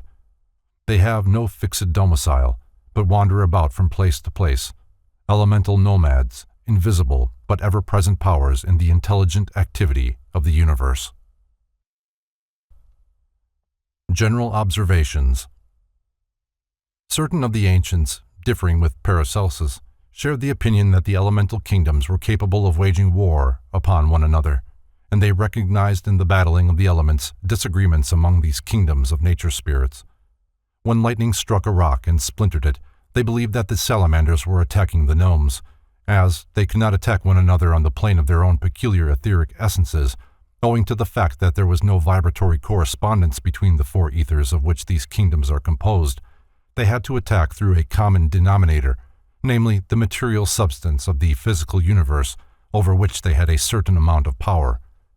Wars were also fought within the groups themselves. One army of gnomes would attack another army, and civil war would be rife among them. Philosophers of long ago solved the problems of nature's apparent inconsistencies by individualizing and personifying all its forces, crediting them with having temperaments not unlike the human, and then expecting them to exhibit typical human inconsistencies. The four fixed signs of the zodiac were assigned to the four kingdoms of elementals. The gnomes were said to be of the nature of Taurus, the undines of the nature of Scorpio, the salamanders exemplified in the constitution of Leo, while the sylphs manipulated the emanations of Aquarius. The Christian Church gathered all the elemental entities together under the title of demon. This is a misnomer with far-reaching consequences, for to the average mind the word demon means an evil thing, and the nature spirits are essentially no more malevolent than are the minerals, plants, and animals. Many of the early church fathers asserted that they had met and debated with the elementals. As already stated, the nature spirits are without hope of immortality, although some philosophers have maintained that in isolated cases, immortality was conferred upon them by adepts and initiates who understood certain subtle principles of the invisible world. As disintegration takes place in the physical world, so it takes place in the ethereal counterpart of physical substance. Under normal conditions at death, a nature spirit is merely resolved back into the transparent primary essence from which it was originally individualized. Whatever evolutionary growth is made is recorded solely in the consciousness of that primary essence or element, and not in the temporarily individualized entity of the elemental. Being without man's compound organism and lacking his spiritual and intellectual vehicles, the nature spirits are subhuman in their rational intelligence, but from their functions, limited to one element, has resulted a specialized type of intelligence far ahead of man in those lines of research peculiar to the element in which they exist. The terms incubus and succubus have been applied indiscriminately by the Church Fathers to elementals. The incubus and succubus, however, are evil and unnatural creations, whereas elementals is a collective term for all the inhabitants of the four elemental essences. According to Paracelsus, the incubus and succubus, which are male and female respectively, are parasitical creatures subsisting upon the evil thoughts and emotions of the astral body. These terms are also applied to the superphysical organisms of sorcerers and black magicians. While these larvae are in no sense imaginary beings, they are nevertheless the offspring of the imagination. By the ancient sages, they were recognized as the invisible cause of vice because they hover in the ethers surrounding the morally weak and continually incite them to excesses of a degrading nature. For this reason, they frequent the atmosphere of the dope den, the dive, and the brothel, where they attach themselves to those unfortunates who have given themselves up to iniquity. By permitting his senses to become deadened through indulgence in habit-forming drugs or alcoholic stimulants, the individual becomes temporarily en rapport with these denizens of the astral plane.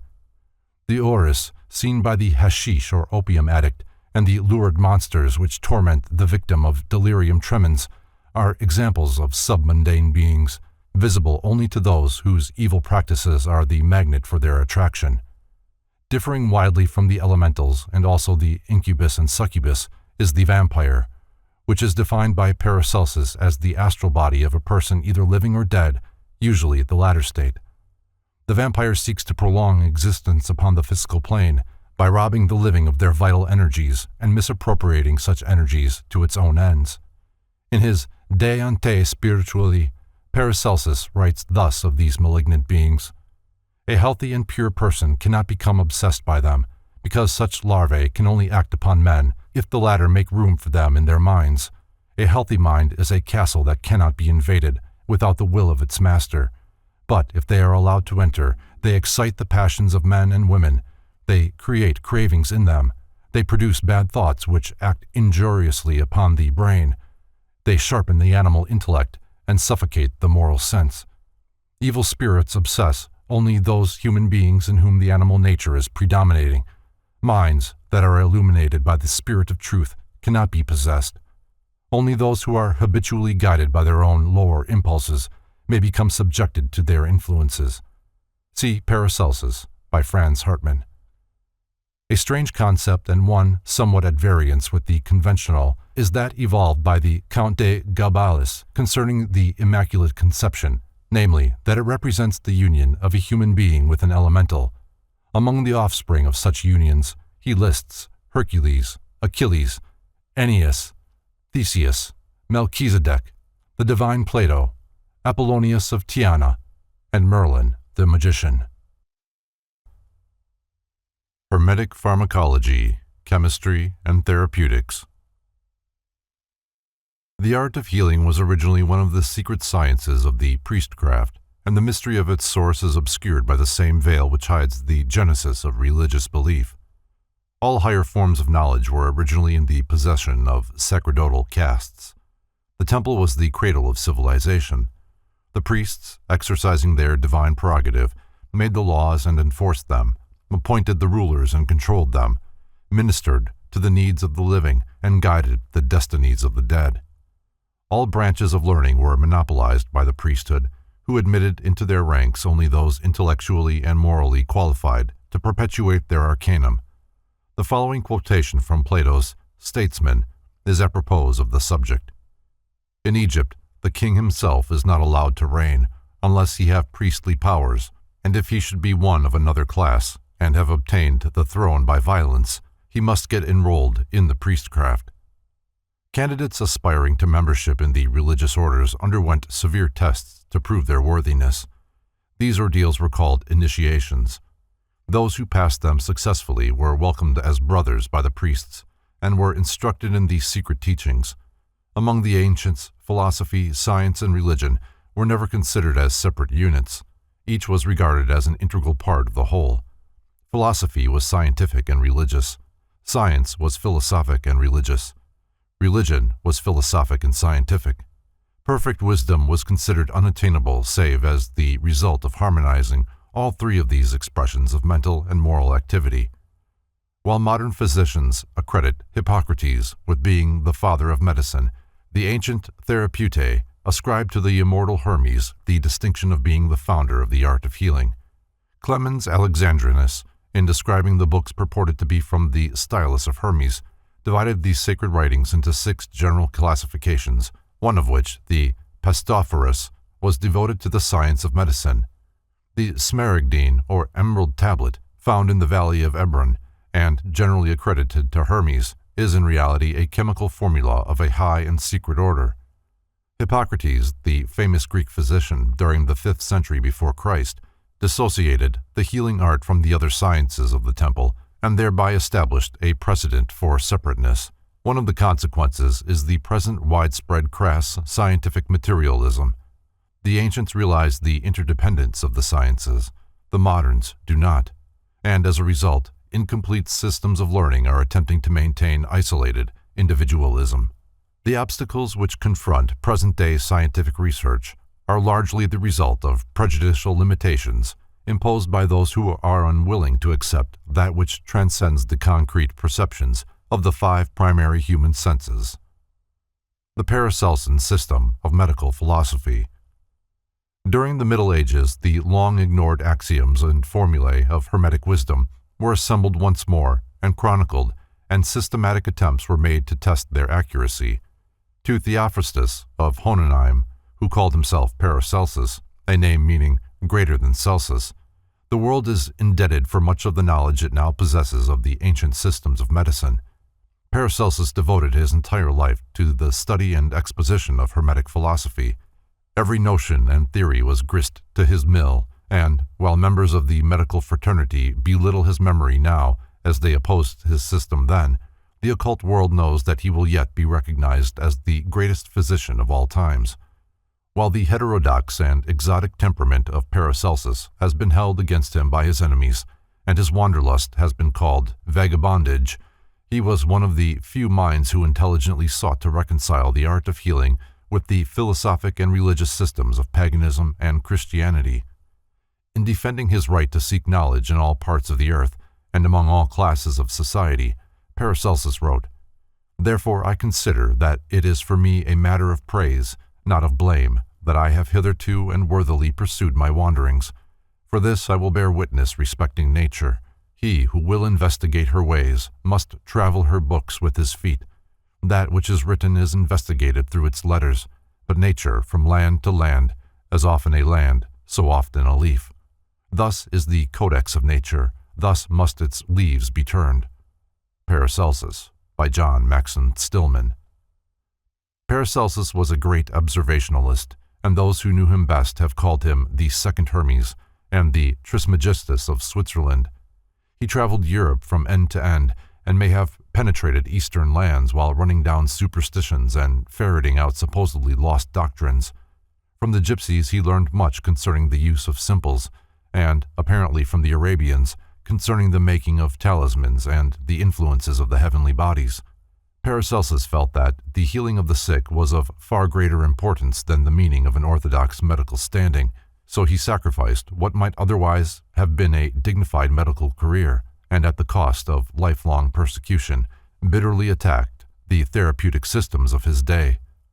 Uppermost in his mind was the hypothesis that everything in the universe is good for something, which accounts for his cutting fungus from tombstones and collecting dew on glass plates at midnight.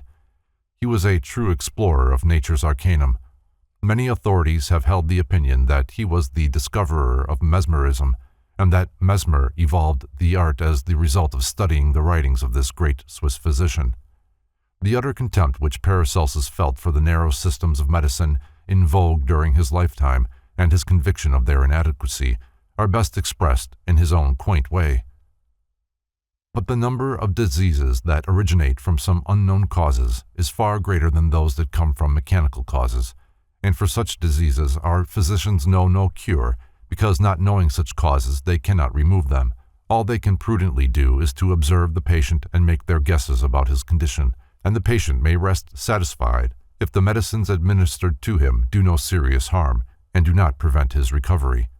The best of our popular physicians are the ones that do least harm, but unfortunately some poison their patients with mercury, others purge them or bleed them to death. There are some who have learned so much that their learning has driven out all their common sense, and there are others who care a great deal more for their own profit than for the health of their patients.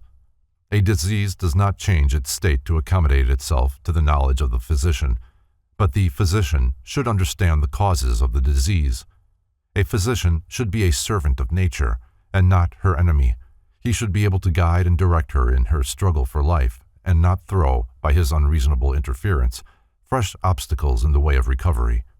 From De Paragranum, translated by Franz Hartmann.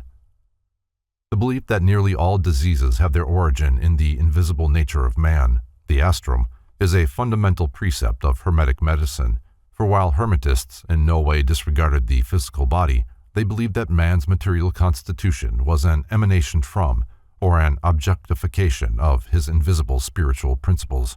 A brief but fairly comprehensive resume of the Hermetic principles of Paracelsus follows. There is one vital substance in nature upon which all things subsist. It is called archeus, or vital life force, and is synonymous with the astral light or spiritual air of the ancients. In regard to this substance, Eliphas Levi has written, "Light, that creative agent, the vibrations of which are the movement of life and all things. Light, latent in the universal ether, radiating about, absorbing centers, which, being saturated thereby, project movement and life in their turn, so forming creative currents. Light, astralized in the stars, animalized in animals, humanized in human beings. Light, which vegetates all plants, glistens in metals, produces all forms of nature and equilibrates all by the laws of universal sympathy. This is the light which exhibits the phenomena of magnetism, divined by Paracelsus, which tinctures the blood, being released from the air as it is inhaled and discharged by the hermetic bellows of the lungs." The History of Magic. This vital energy has its origin in the spiritual body of the earth. Every created thing has two bodies, one visible and substantial, the other invisible and transcendent. The latter consists of an ethereal counterpart of the physical form. It constitutes the vehicle of archeus, and may be called a vital body. This etheric shadow sheath is not dissipated by death, but remains until the physical form is entirely disintegrated. These etheric doubles, seen around graveyards, have given rise to a belief in ghosts. Being much finer in its substances than the earthly body, the etheric double is far more susceptible to impulses and inharmonies. It is derangements of this astral light body that cause much disease. Paracelsus taught that a person with a morbid mental attitude could poison his own etheric nature, and this infection, diverting the natural flow of vital life force, would later appear as a physical ailment. All plants and minerals have an invisible nature composed of this archeus, but each manifests it in a different way. The title page of the Book of Alzey, from Museum Hermeticum Reformatum et Amplificatum. This title is a further example of Hermetic and alchemical symbolism. The seven-pointed star of the sacred metals is arranged that one black point is downward, thus symbolizing Saturn, the destroyer. Beginning in the space immediately to the left of the black point, reading clockwise, discloses the cryptic word vitriol, formed by the capital letters of the 7 Latin words in the outer circle.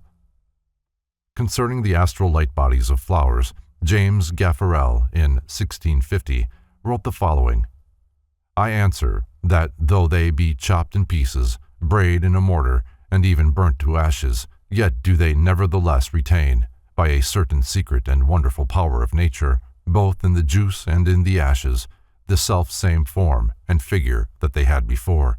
And though it be not there visible, yet it may by art be drawn forth and made visible to the eye by an artist." This perhaps will seem a ridiculous story to those who read only the titles of books, but those that please may see this truth confirmed if they but have recourse to the works of M. Duchesne, S. de la Voilette, one of the best chemists that our age hath produced, who affirms that himself saw an excellent Polish physician of Cracovia, who kept in glasses the ashes of almost all the herbs that are known, so that when any one out of curiosity had a desire to see any of them, as for example a rose, in one of his glasses, he took that where the ashes of a rose were preserved, and holding it over a lighted candle, so soon as it ever began to feel the heat, you should presently see the ashes begin to move, which, afterwards rising up and dispersing themselves about the glass, you should immediately observe a kind of little dark cloud, which, dividing itself into many parts, it came at length to represent a rose, but so fair, so fresh, and so perfect a one, that you would have thought it to have been as substantial and as odoriferous as a rose, as grows on the rose tree. Unheard of curiosities concerning talismanical sculpture of the Persians. Paracelsus, recognizing derangements of the etheric double as the most important cause of disease, sought to reharmonize its substances by bringing into contact with it other bodies whose vital energy could supply elements needed, or were strong enough to overcome the diseased conditions existing in the aura of the sufferer. Its invisible cause having thus been removed, the ailment speedily vanished. The vehicle for the archeus, or vital life force, Paracelsus called the mumia. A good example of a physical mumia is vaccine, which is the vehicle of a semi-astral virus. Anything which serves as a medium for the transmission of the archeus, whether it be organic or inorganic, truly physical or partly spiritualized, was termed a mumia. The most universal form of the mumia was ether, which modern science has accepted as a hypothetical substance, serving as a medium between the realm of vital energy and that of organic and inorganic substance. The control of universal energy is virtually impossible, save through one of its vehicles, the mumia. A good example of this is food. Man does not secure nourishment from dead animal or plant organisms, but when he incorporates their structures into his own body, he first gains controls over the mumia, or etheric double of the animal or plant.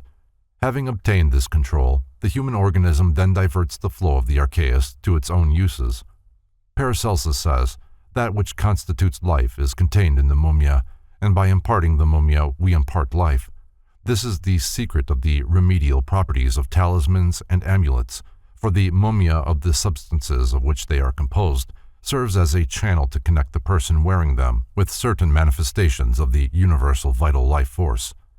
According to Paracelsus, in the same way that plants purify the atmosphere by accepting into their constitutions the carbon dioxide exhaled by animals and humans, so may plants and animals accept disease elements transferred to them by human beings.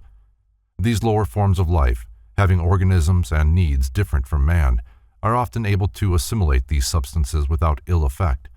At other times, the plant or animal dies, sacrificed in order that the more intelligent and consequently more useful creature may survive. Paracelsus discovered that in either case, the patient was gradually relieved of his malady, when the lower life had either completely assimilated the foreign mumia from the patient, or had itself died and disintegrated as the result of its inability to do so. Complete recovery resulted. Many years of investigation were necessary to determine which herb or animal most readily accepted the mumia of each of various diseases. Paracelsus discovered that, in many cases, plants revealed by their shape the particular organs of the human body which they served most effectively. The medical system of Paracelsus was based on the theory that, by removing the diseased etheric mumia from the organism of the patient and causing it to be accepted into the nature of some distant and disinterested thing of comparatively little value, it was possible to divert from the patient the flow of the archeus which had been continually revitalizing and nourishing the malady. Its vehicle of expression being transplanted, the archeus necessarily accompanied its mumia, and the patient recovered. The Hermetic theory concerning the causations of disease. According to the Hermetic philosophers, there were 7 primary causes of disease. The first was evil spirits. These were regarded as creatures born of degenerate actions, subsisting on the vital energies of those to whom they attached themselves. The second cause was a derangement of the spiritual nature and the material nature. These two, failing to coordinate, produced mental and physical subnormality. The third was an unhealthy or abnormal mental attitude. Melancholia, morbid emotions, excess of feeling such as passions, lusts, greeds, and hates affected the mumia, from which they reacted into the physical body, where they resulted in ulcers, tumors, cancers, fevers, and tuberculosis. The ancients viewed the disease germ as a unit of mumia which had been impregnated with the emanations from evil influences which it had contacted.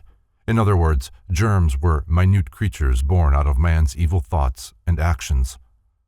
The fourth cause of disease was what the Orientals called karma, that is, the law of compensation, which demanded that the individual pay in full for the indiscretions and delinquencies of the past.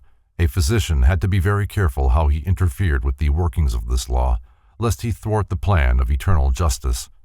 The fifth cause was the motion and aspects of the heavenly bodies. The stars did not compel the sickness, but rather impelled it. The Hermetists taught that a strong and wise man ruled his stars, but that a negative, weak person was ruled by them. These 5 causes of disease were all superphysical in nature. They must be estimated by inductive and deductive reasoning and a careful consideration of the life and temperament of the patient. The 6th cause of disease was a misuse of faculty, organ, or function, such as overstraining a member or overtaxing the nerves. The 7th cause was the presence in the system of foreign substances, impurities, or obstructions. Under this heading must be considered diet, air, sunlight, and the presence of foreign bodies. This list does not include accidental injuries. Such do not belong under the heading of disease. Frequently, they are methods by which the law of karma expresses itself. Johannes Baptista van Helmont, from Van Helmont's Ausgang der Artsenkunst. At the beginning of the 17th century, Van Helmont, the Belgian alchemist, to whom, incidentally, the world is indebted for the common term gas as distinguished from other kinds of air, while experimenting with the root of A, touched it to the lip of his tongue without swallowing any of the substance. He himself describes the result in the following manner. Immediately, my head seemed tied tightly with a string, and soon after there happened to me a singular circumstance, such as I had never before experienced.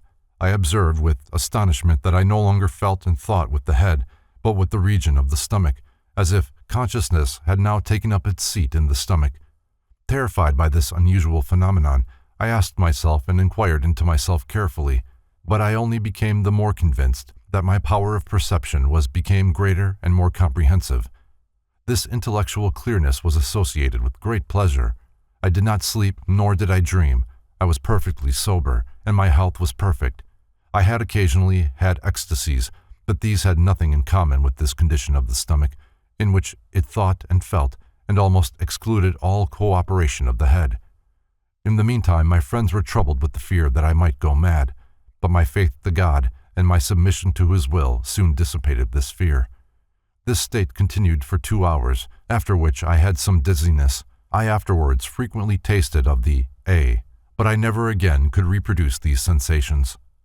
Van Helmont, Demon's Idea, reprinted by P. Davidson in The Mistletoe and Its Philosophy. Van Helmont is only one of many who have accidentally hit upon the secrets of the early priestcrafts, but none in this age give evidence of an adequate comprehension of the ancient Hermetic secrets. From the description Van Helmont gives, it is probable that the herb mentioned by him paralyzed temporarily the cerebral-spinal nervous system, the result being that the consciousness was forced to function through the sympathetic nervous system and its brain, the solar plexus.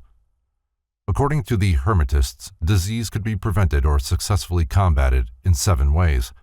First, by spells and invocations, in which the physician ordered the evil spirit causing the disease to depart from the patient.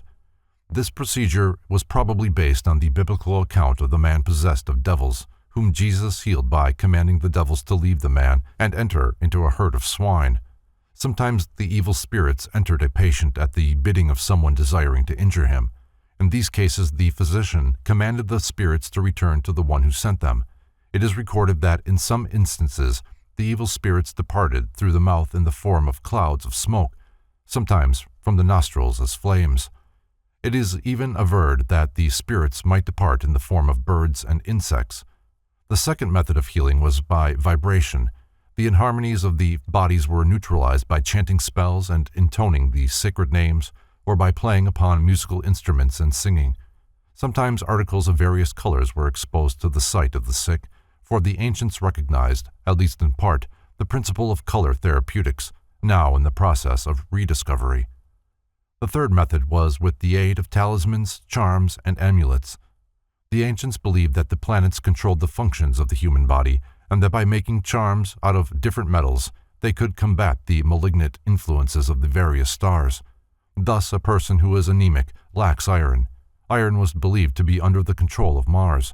Therefore, in order to bring the influence of Mars to the sufferer, around his neck was hung a talisman made of iron, and bearing upon it certain secret instructions reputed to have the power of invoking the spirit of Mars. If there was too much iron in the system, the patient was subjected to the influence of a talisman composed of the metal corresponding to some planet having an antipathy to Mars. This influence would then offset the Mars energy and thus aid in restoring normality. The fourth method was by the aid of herbs and simples. While they used metal talismans, the majority of the ancient physicians did not approve of mineral medicine in any form for internal use. Herbs were their favorite remedies. Like the metals, each herb was assigned to one of the planets. Having diagnosed by the stars the sickness and its cause, the doctors then administered the herbal antidote. The fifth method of healing disease was by prayer. All ancient peoples believed in the compassionate intercession of the deity for the alleviation of human suffering. Paracelsus said that faith would cure all disease. Few persons, however, possess a sufficient degree of faith. The sixth method, which was prevention rather than cure, was regulation of the diet and daily habits of life. The individual, by avoiding the things which caused illness, remained well. The ancients believed that health was the normal state of man. Disease was the result of man's disregard of the dictates of nature.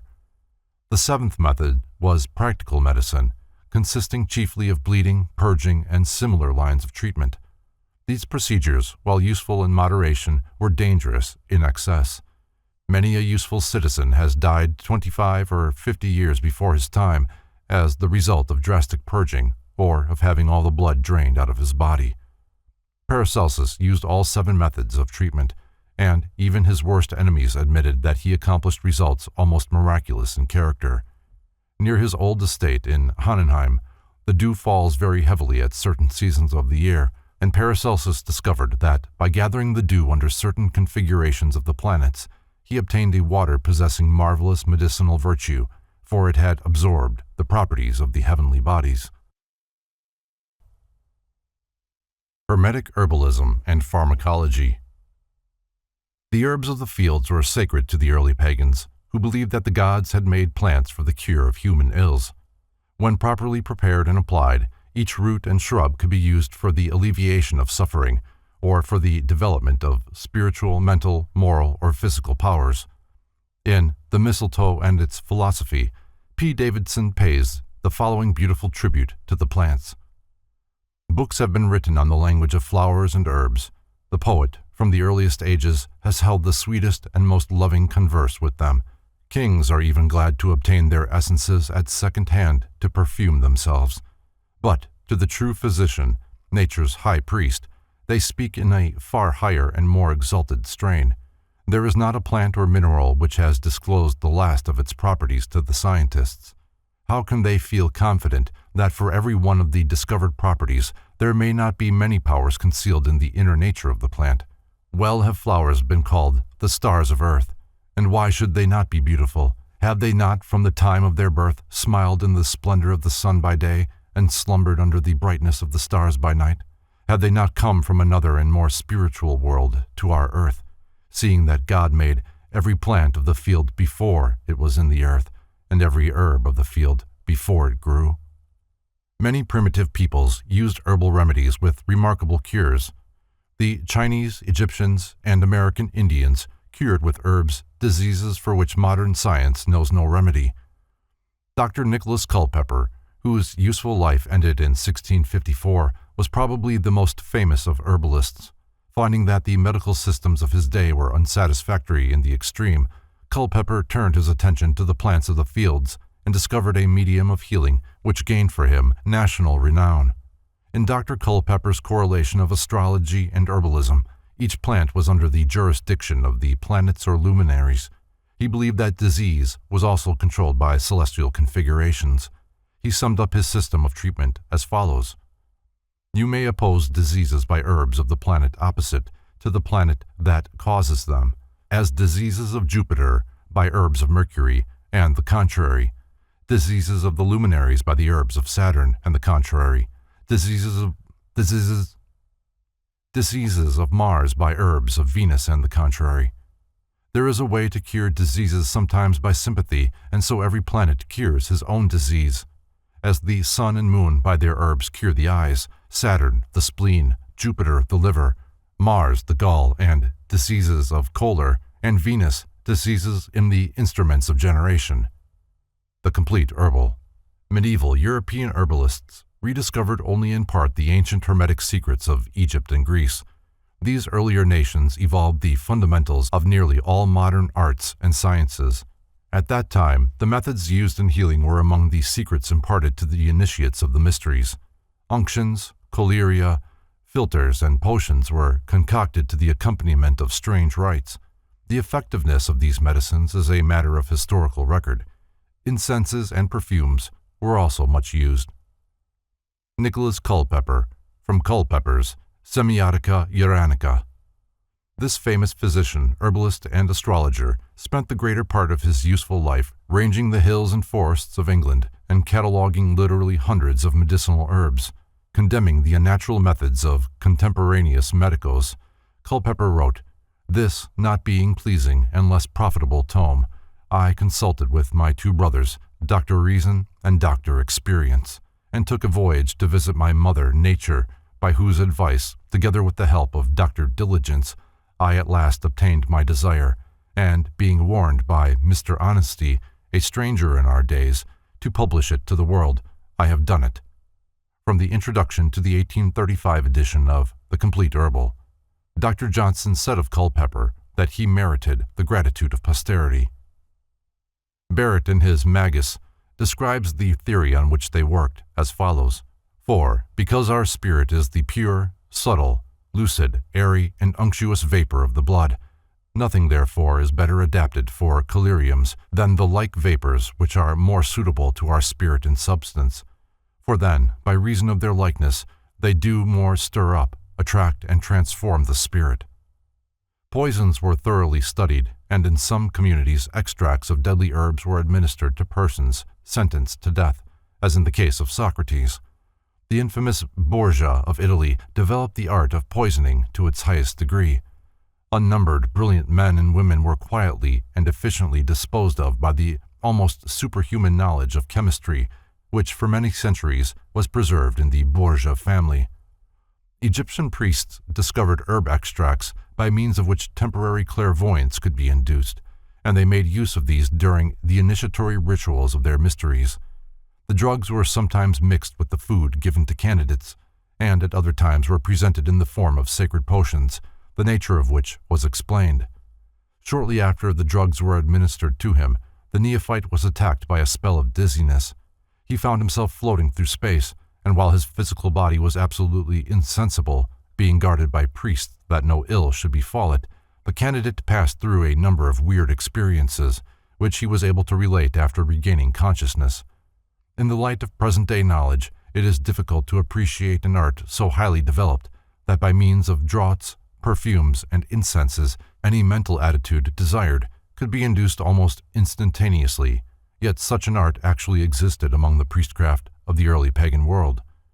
Concerning this subject, H.P. Blavatsky, the foremost occultist of the 19th century, has written, "Plants also have like mystical properties in a most wonderful degree, and the secrets of the herbs of dreams and enchantments are only lost to European science, and useless to say, too, are unknown to it, except in a few marked instances, such as opium and hashish.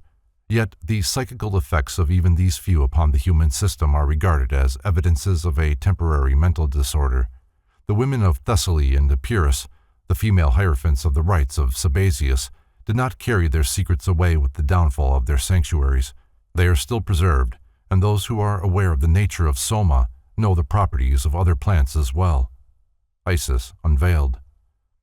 Herbal compounds were used to cause temporary clairvoyance in connection with the oracles, especially the one at Delphi. Words spoken while in these imposed trances were regarded as prophetic. Modern mediums, while under control as the result of partly self-imposed catalepsy, give messages somewhat similar to those of the ancient prophets, but in the majority of cases the results are far less accurate, for the soothsayers of today lack the knowledge of nature's hidden forces. The mysteries taught that during the higher degrees of initiation, the gods themselves took part in the instruction of the candidates, or at least were present, which was in itself a benediction. As the deities dwelt in the invisible worlds and came only in their spiritual bodies, it was impossible for the neophyte to cognize them without the assistance of drugs, which stimulated the clairvoyant center of his consciousness, probably the pineal gland. Many initiates in the ancient mysteries stated emphatically that they had conversed with the immortals and had beheld the gods. When the standards of the pagans became corrupted, a division took place in the mysteries. The band of truly enlightened ones separated themselves from the rest, and, preserving the most important of their secrets, vanished without leaving a trace. The rest slowly drifted, like rudderless ships, on the rocks of degeneracy and disintegration. Some of the less important of these secret formulae fell into the hands of the profane, who perverted them, as in the case of the Bacchanalia, during which drugs were mixed with wine and became the real cause of the orgies. In certain parts of the earth it was maintained that there were natural wells, springs, or fountains in which the water, because of the minerals through which it coursed, was tinctured with sacred properties. Temples were often built near these spots, and in some cases natural caves which chanced to be in the vicinity were sanctified to some deity. The aspirants to initiation and those who came to request prophetic dreams of the gods were prepared by a fast, more or less prolonged, after which they partook of meals expressly prepared, and also of mysterious drinks such as the water of Lethe and the water of Mnemosyne in the grotto of Trophonius, or of the Sicyon in the mysteries of the Eleusinia. Different drugs were easily mixed up with the meats or introduced into the drinks, according to the state of mind or body into which it was necessary to throw the recipient and the nature of the visions he was desirous of procuring. Salvertes, The Occult Sciences. The same author states that certain sects of early Christianity were accused of using drugs for the same general purposes as the pagans. The sect of the Assassins, or the Yazidis, as they are more generally known, demonstrated a rather interesting aspect of the drug problem. In the 11th century, this order, by capturing the fortress of Mount Alamant, established itself at Iraq. Hassan Sabah, the founder of the order, known as the Old Man of the Mountain, is suspected of having controlled his followers by the use of narcotics. Hassan made his followers believe that they were in paradise, where they would be forever if they implicitly obeyed him while they were alive. De Quincey, in his Confessions of an Opium Eater, describes the peculiar psychological effects produced by this product of the poppy, and the use of a similar drug may have given rise to the idea of paradise, which filled the minds of the Yazidis. The philosophers of all ages have taught that the visible universe was but a fractional part of the whole, and that by analogy, the physical body of man is in reality the least important part of his composite constitution. Most of the medical systems of today almost entirely ignore the superphysical man. They pay but scant attention to causes and concentrate their efforts on ameliorating effects. Paracelsus, noting the same proclivity on the part of physicians during his day, aptly remarked, "There is a great difference between the power that removes the invisible causes of disease, and which is magic, and that which causes merely external effects to disappear, and which is psychic, sorcery, and quackery." Translated by Franz Hartmann. Disease is unnatural, and is evidence that there is a maladjustment within or between organs or tissues. Permanent health cannot be regained until harmony is restored. The outstanding virtue of Hermetic medicine was its recognition of spiritual and psychophysical derangements as being largely responsible for the condition which is called physical disease. Suggestive therapy was used with marked success by the priest-physicians of the ancient world. Among the American Indians, the shamans, or medicine men, dispelled sickness with the aid of mysterious dances, invocations, and charms. The fact that, in spite of their ignorance of modern methods of medical treatment, these sorcerers effected innumerable cures, is well worthy of consideration. The magic rituals used by the Egyptian priests for the curing of disease were based upon a highly developed comprehension of the complex workings of the human mind and its reactions upon the physical constitution. The Egyptian and Brahmin worlds undoubtedly understood the fundamental principle of vibrotherapeutics. By means of chants and mantras, which emphasized certain vowel and consonant sounds, they set up vibratory reactions which dispelled congestions and assisted nature in reconstructing broken members and depleted organisms. They also applied their knowledge of the laws governing vibration to the spiritual constitution of man. By their intonings, they stimulated latent centers of consciousness and thereby vastly increased the sensitiveness of the subjective nature. In the Book of Coming Forth by Day, many of the Egyptian secrets have been preserved to this generation. While this ancient scroll has been well translated, only a few understand the secret significance of its magical passages. Oriental races have a keen realization of the dynamics of sound. They know that every spoken word has tremendous power, and that by certain arrangements of words, they can create vortices of force in the invisible universe about them, and thereby profoundly influence physical substance. The sacred word, by which the world was established, the lost word, which Masonry is still seeking, and the threefold divine name symbolized by Om, the creative tone of the Hindus, are all indicative of the veneration accorded to the principle of sound. The so-called new discoveries of modern science are often only rediscoveries of secrets well known to the priests and philosophers of ancient pagandom. Man's inhumanity to man has resulted in the loss of records and formula, which, had they been preserved, would have solved many of the greatest problems of this civilization. With sword and firebrand, races obliterate the records of their predecessors and then inevitably meet with an untimely fate for need of the very wisdom they have destroyed. Chemical syllables, from Demont Snyder's Metamorphosis Planetarum. Demont Snyder's declares that each of the above characters forms one syllable of a word having 7 syllables, the word itself representing the materia prima, or first substance of the universe. As all substance is composed of 7 powers combined according to certain cosmic laws, a great mystery is concealed within the 7-fold constitution of man and the universe. Of the above 7 characters, Demont Snyder writes, "Whoever wants to know the true name and character of the materia prima shall know that out of the combination of the above figures, syllables are produced, and out of these the verbum significativum." The Kabbalah, the secret doctrine of Israel. Albert Pike, quoting from Transcendental Magic, thus sums up the importance of Kabbalism as a key to Masonic esotericism. One is filled with admiration on penetrating into the sanctuary of the Kabbalah, at seeing a doctrine so logical, so simple, and at the same time so absolute. The necessary union of ideas and signs, the consecration of the most fundamental realities by the primitive characters, the trinity of words, letters, and numbers, a philosophy simple as the alphabet, profound and infinite as the word, theorems more complete and luminous than those of Pythagoras, a theology summed up by counting on one's fingers, an infinite which can be held in the hollow of an infant's hand, 10 ciphers and 22 letters, a triangle, a square, and a circle. These are all the elements of the Kabbalah. These are the elementary principles of the written word, reflection of that spoken word that created the world. Morals and dogma. Hebrew theology was divided into 3 distinct parts. The first was the law, the second was the soul of the law, and the third was the soul of the law. The law was taught to all the children of Israel. The Mishnah, or the soul of the law, was revealed to the rabbins and teachers, but the Kabbalah, the soul of the law, was cunningly concealed, and only the highest initiates among the Jews were instructed in its secret principles. According to certain Jewish mystics, Moses ascended Mount Sinai 3 times, remaining in the presence of God 40 days each time.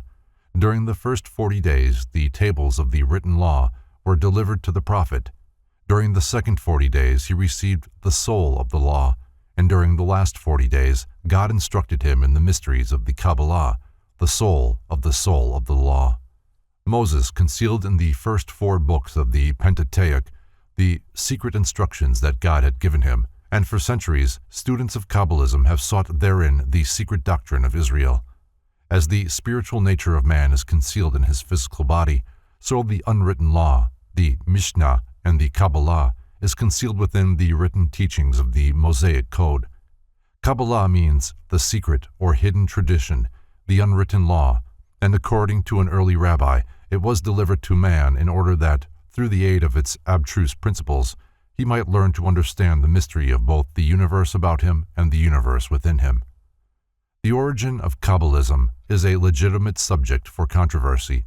Early initiates of the Kabbalistic mysteries believed that its principles were first taught by God to a school of his angels before the fall of man. The angels later communicated the secrets to Adam so that, through the knowledge gained from an understanding of its principles, fallen humanity might regain its lost estate. The angel, Raziel, was dispatched from heaven to instruct Adam in the mysteries of the Kabbalah. Different angels were employed to initiate the succeeding patriarchs in this difficult science. Tophiel was the teacher of Shem, Raphael of Isaac, Metatron of Moses, and Michael of David. See Faiths of the World. Christian D. Ginsburg has written, "From Adam it passed over to Noah and then to Abraham, the friend of God who emigrated with it to Egypt, where the patriarch allowed a portion of this mysterious doctrine to ooze out. It was in this way that the Egyptians obtained some knowledge of it, and the other Eastern nations could introduce it into their philosophical systems.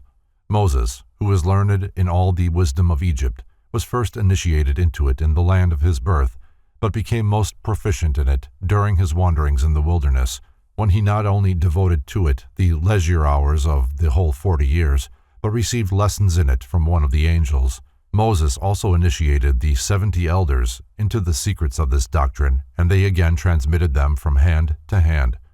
Of all who formed the unbroken line of tradition, David and Solomon were most initiated into the Kabbalah. See the Kabbalah. According to Eliphas Levi, the 3 greatest books of Kabbalism are the Sefer Yetzirah, the Book of Formation, the Sefer HaZohar, the Book of Splendor, and the Apocalypse, the Book of Revelation. The dates of the writing of these books are by no means thoroughly established. Kabbalists declare that the Sefer Yetzirah was written by Abraham. Although it is by far the oldest of the Kabbalistic books, it was probably from the pen of the Rabbi Akiba, A.D. 120. The Sefer HaZohar presumably was written by Simeon ben Yochai, a disciple of Akiba. Rabbi Simeon was sentenced to death about A.D. 161 by Lucius Verus, co-regent of the Emperor Mark Aurelius Antoninus. He escaped with his son and, hiding in a cave, transcribed the manuscript of the Zohar with the assistance of Elias, who appeared to them at intervals. Simeon was 12 years in the cave, during which time he evolved the complicated symbolism of the greater face and the lesser face. While discoursing with disciples, Rabbi Simeon expired, and the lamp of Israel was extinguished. His death and burial were accompanied by many supernatural phenomena. The legend goes on to relate that the secret doctrines of Kabbalism had been in existence since the beginning of the world, but that Rabbi Simeon was the first man permitted to reduce them to writing. 1,200 years later, the books which he had compiled were discovered and published for the benefit of humanity by Moses de Leon. The probability is that Moses de Leon himself compiled the Zohar about A.D. 1305, drawing his material from the unwritten secrets of earlier Jewish mystics. The Apocalypse, accredited to John the Divine, is also of uncertain date, and the identity of its author has never been satisfactorily proved. Because of its brevity and because it is the key to Kabbalistic thought, the Sefer Yetzirah is reproduced in full in this chapter. So far as is known, the Sefer HaZohar has never been completely translated into English, but it can be obtained in French. S. L. McGregor Mathers translated 3 books of the Zohar into English. The Zohar contains a vast number of philosophical tenets, and a paraphrase of its salient points is embodied in this work. The 72 Names of God, from Kircher's Oedipus Aegypticus. This rare cut shows the name of God in 72 languages, inscribed upon the petals of a symbolic sunflower. Above the circle are the 72 powers of God according to the Hebrew Kabbalah. Below, 2 trees, that on the left bearing the symbols of the planets, and that on the right the signs of the zodiac and the names of the tribes of Israel. The esoteric doctrines of the Kabbalah are in alignment with the secret teachings of all the schools of philosophy, but the method by which its secrets are revealed to the wise and concealed from the ignorant is most unusual. As the religious world interprets its scriptures with 20th century educational facilities, it becomes ever more apparent that the sacred books were not historical documents, but that the kings, sages, prophets, and saviors whom Bible students have revered for ages as once existing personalities are in reality only personified attributes of man himself. Few realize the influence exerted by Kabbalism over medieval thought, both Christian and Jewish. It taught that there existed within these sacred writings a hidden doctrine, which was the key to those writings. This is symbolized by the crossed keys upon the papal crest. Scores of learned minds began to search for those arcane truths by which the race should be redeemed, and that their labor was not without its reward, their subsequent writings have demonstrated. The theories of Kabbalism are inextricably interwoven with the tenets of alchemy, Hermeticism, Rosicrucianism, and Freemasonry. The words Kabbalism and Hermeticism are now considered as synonymous terms covering all the arcana and esotericism of antiquity. The symbol Kabbalism of the first centuries of the Christian era gradually evolved into an elaborate theological system, which became so involved that it was next to impossible to comprehend its dogma. The Kabbalists divided the uses of their sacred science into 5 sections. The natural Kabbalah was used solely to assist the investigator in his study of nature's mysteries. The analogical Kabbalah was formulated to exhibit the relationship which exists between all things in nature, and it revealed to the wise that all creatures and substances were one in essence, and that man, the little universe, was a replica in miniature of God, the great universe. The contemplative Kabbalah was evolved for the purpose of revealing, through the higher intellectual faculties, the mysteries of the celestial spheres. By its aid, the abstract reasoning faculties cognized the measureless planes of infinity and learned to know the creatures existing within them. The astrological Kabbalah instructed those who studied its lore in the power, magnitude, and actual substance of the sidereal bodies, and also revealed the mystical constitution of the planet itself. The 5th, or magical Kabbalah, was studied by such as desired to gain control over the demons and subhuman intelligences of the invisible worlds. It was also highly valued as a method of healing the sick by talismans, amulets, charms, and invocations. The Sefer Yetzirah, according to Adolf Frank, differs from other sacred books in that it does not explain the world and the phenomena of which it is the stage by leaning on the idea of God or by setting itself up as the interpreter of the supreme will. This ancient work rather reveals God by estimating his manifold handiwork. In preparing the Sefer Yetzirah for the consideration of the reader, 5 separate English translations have been compared. The resulting form, while it embodies the salient features of each, is not a direct translation from any one Hebrew or Latin text. Although the purpose was to convey the spirit rather than the letter of the ancient document, there are no wide deviations from the original rendition. So far as known, the first translation of the Sefer Yetzirah into English was made by the Reverend Dr. Isidore Kalish in 1877. See Arthur Edward Waite. In this translation, the Hebrew text accompanies the English words. The work of Dr. Kalish has been used as the foundation of the following interpretation, but material from the other authorities has been incorporated, and many passages have been rewritten to simplify the general theme. At hand also was a manuscript copy in English of the Book of the Kabbalistic Art by Dr. John Pistor. The document is undated, but judging from the general type of the writing, the copy was made during the 18th century.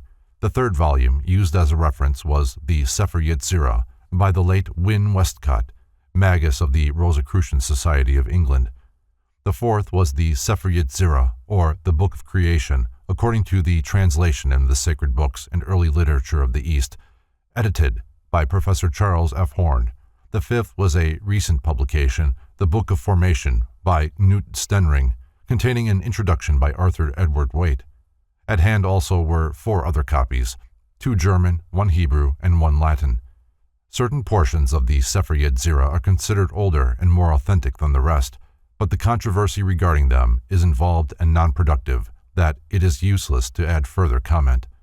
The doubtful passages are therefore included in the document at the points where they would naturally fall. The Sephirot Zera, the Book of Formation. Chapter 1. 1. Yah, the Lord of hosts, the living Elohim, King of the universe, omnipotent, the merciful and gracious God, supreme and extolled, dweller in the height whose habitation is eternity, who is sublime and most holy, engraved his name and ordained, formed, and created the universe in 32 mysterious paths or stages of wisdom or science, by 3 Sephirim, namely numbers, letters, and sounds, which are in him one and the same. The Tetragrammaton, by arranging the 4 letters of the great name, IHVH, in the form of the Pythagorean tetractys, the 72 powers of the great name of God are manifested. The key to the problem is as follows. 2. 10 Sephiroth, 10 properties from the Ineffable One, and 22 letters are the foundation of all things. Of these 22 letters, 3 are called mothers, 7 double, and 12 simple.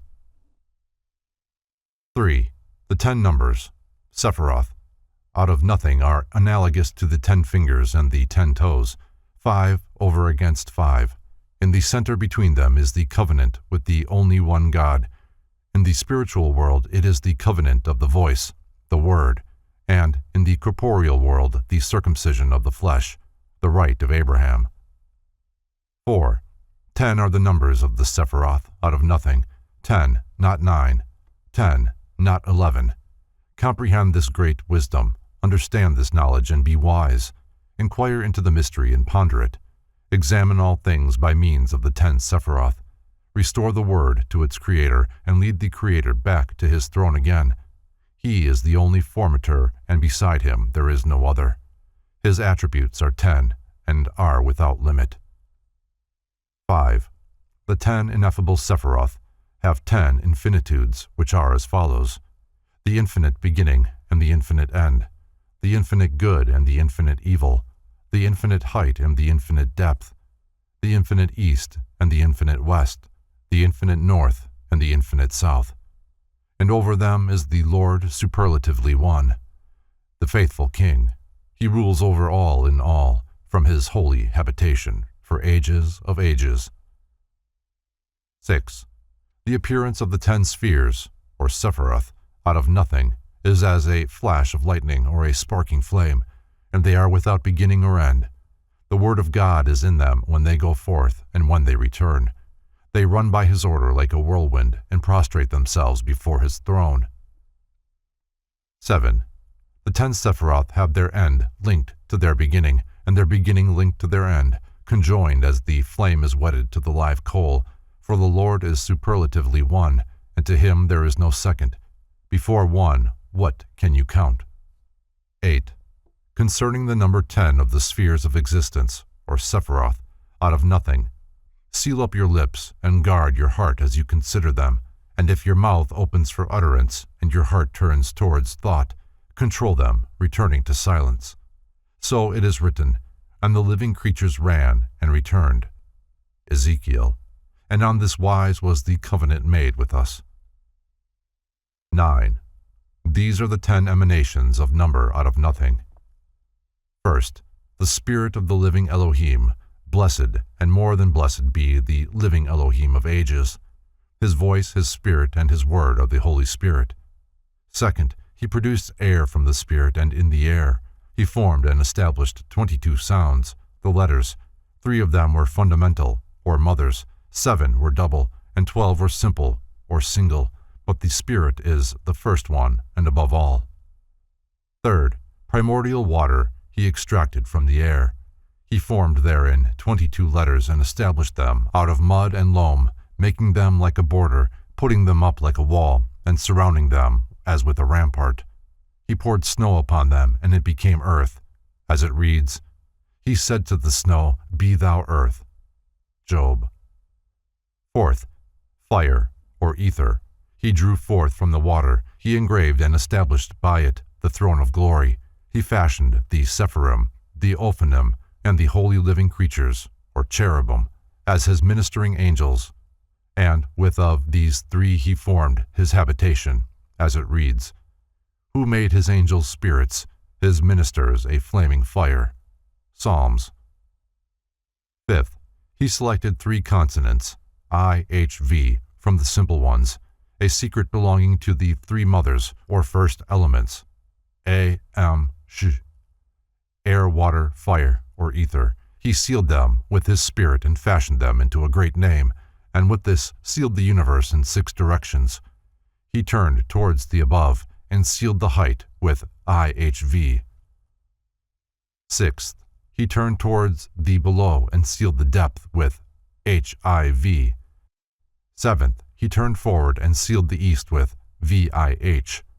Eighth, he turned backward, and sealed the west with VHI. Ninth, he turned to the right, and sealed the south with IVH. 10th, he turned to the left and sealed the north with HVI. Note: this arrangement of the letters of the great name is according to the Reverend Dr. Isidore Kalish. 10. These are the 10 ineffable existences out of nothing. From the spirit of the living God emanated air, from the air, water, from the water, fire, or ether, from the fire, the height and the depth, the east and the west, the north and the south. Chapter 2. 1. There are 22 basic sounds and letters. 3 are the first elements, water, air, fire, fundamentals or mothers. 7 are double letters, and 12 are simple letters. The 3 fundamental letters have as their basis the balance. At one end of the scale are the virtues, and at the other the vices, placed in equilibrium by the tongue. Of the fundamental letters, M is mute like the water, Sh is hissing like fire, A reconciling breath between them. 2. The 22 basic letters having been designed, appointed, and established by God, he combined, weighed, and exchanged them, each with the others, and formed by them all beings which are in existence, and all which will be formed in time to come. 3. He established 22 basic letters, formed by the voice and impressed upon the air by the breath. He set them to be audibly uttered in 5 different parts of the human mouth, namely gutturals, palatals, linguals, dentals, and labials. The Hebrew letters according to the Sefer Yetzirah.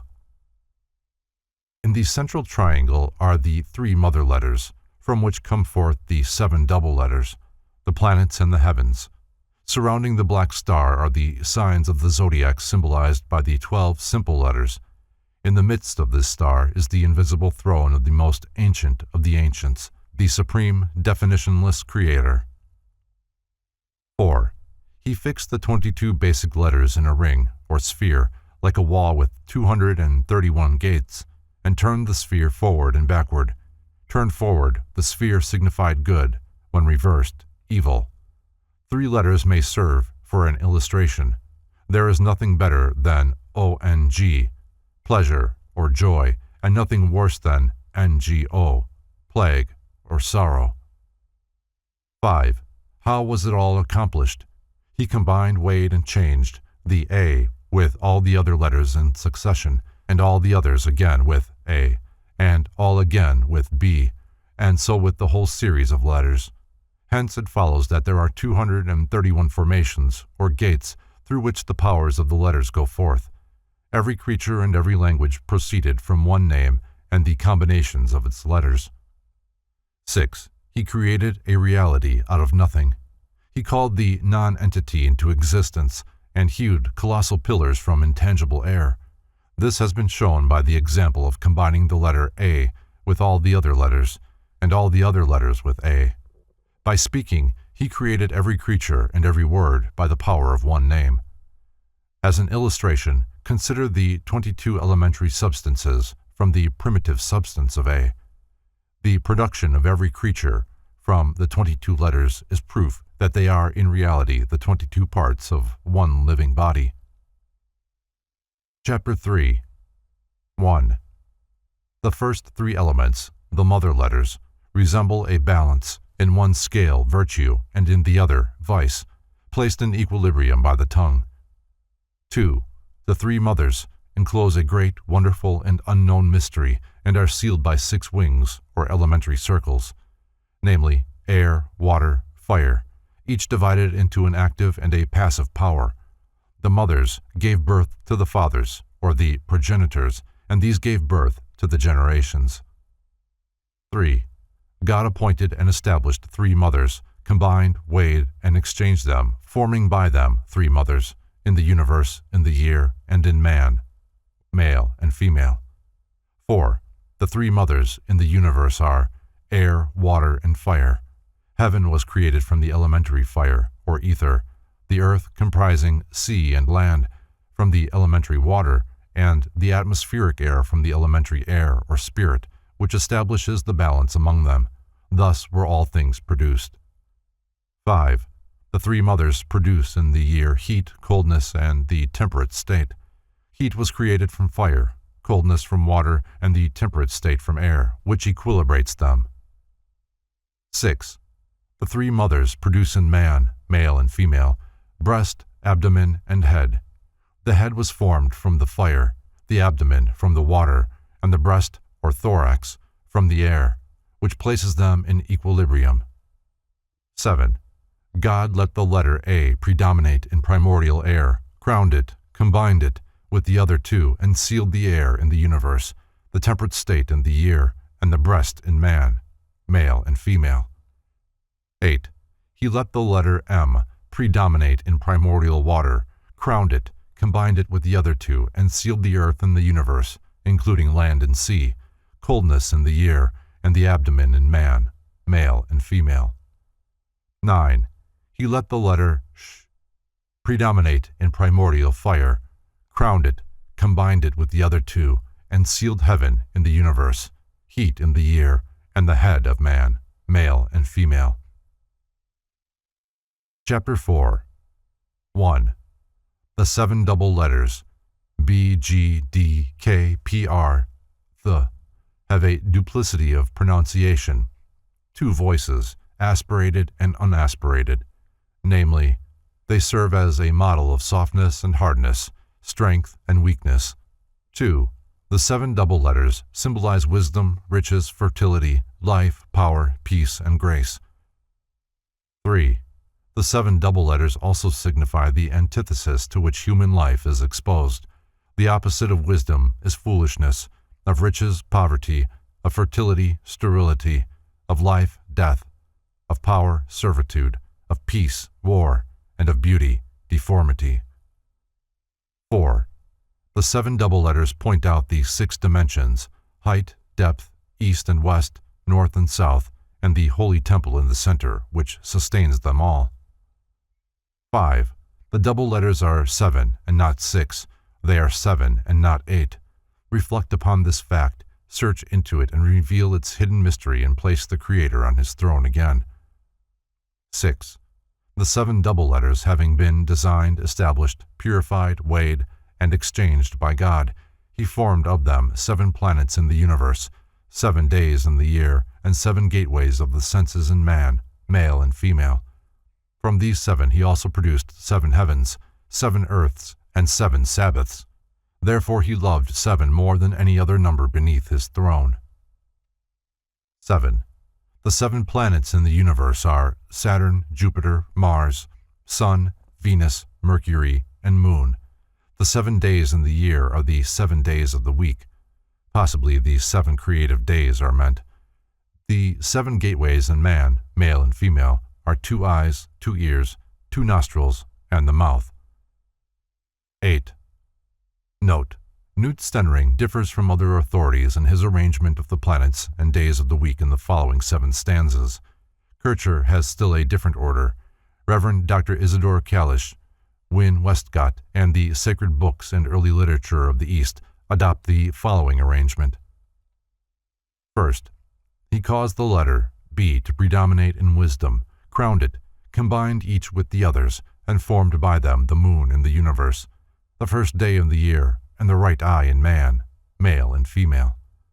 Second, he caused the letter G to predominate in riches, crowned it, combined it with the others, and formed by them Mars in the universe, the second day in the year, and the right ear in man, male and female. Third, he caused the letter D to predominate in fertility, crowned it, combined each with the others, and formed by them the sun in the universe, the third day in the year, and the right nostril in man, male and female. Fourth, he caused the letter K to predominate in life, crowned it, combined each with the others, and formed by them Venus in the universe, the fourth day in the year, and the left eye in man, male and female. Fifth, he caused the letter P to predominate in power, crowned it, combined each with the others, and formed by them Mercury in the universe, the fifth day in the year, and the left ear in man, male and female. Sixth, he caused the letter R to predominate in peace, crowned it, combined each with the others, and formed by them Saturn in the universe, the sixth day in the year, and the left nostril in man, male and female. Seventh, he caused the letter Th to predominate in grace, crowned it, combined each with the others, and formed by them Jupiter in the universe, the seventh day in the year, and the mouth of man, male and female. 9. With the 7 double letters, he also designed 7 earths, 7 heavens, 7 continents, 7 seas, 7 rivers, 7 deserts, 7 days, 7 weeks, from Passover to Pentecost, and in the midst of them his holy palace. There is a cycle of 7 years, and the 7th is the release year, and after 7 release years is the Jubilee. For this reason God loves the number 7 more than any other thing under the heavens. 10. In this manner God joined the 7 double letters together. 2 stones build 2 houses, 3 stones build 6 houses, 4 stones build 24 houses, 5 stones build 120 houses, 6 stones build 720 houses, and 7 stones build 5,040 houses. Make a beginning according to this arrangement, and reckon further that the mouth can express, or the ear can hear. Chapter 5.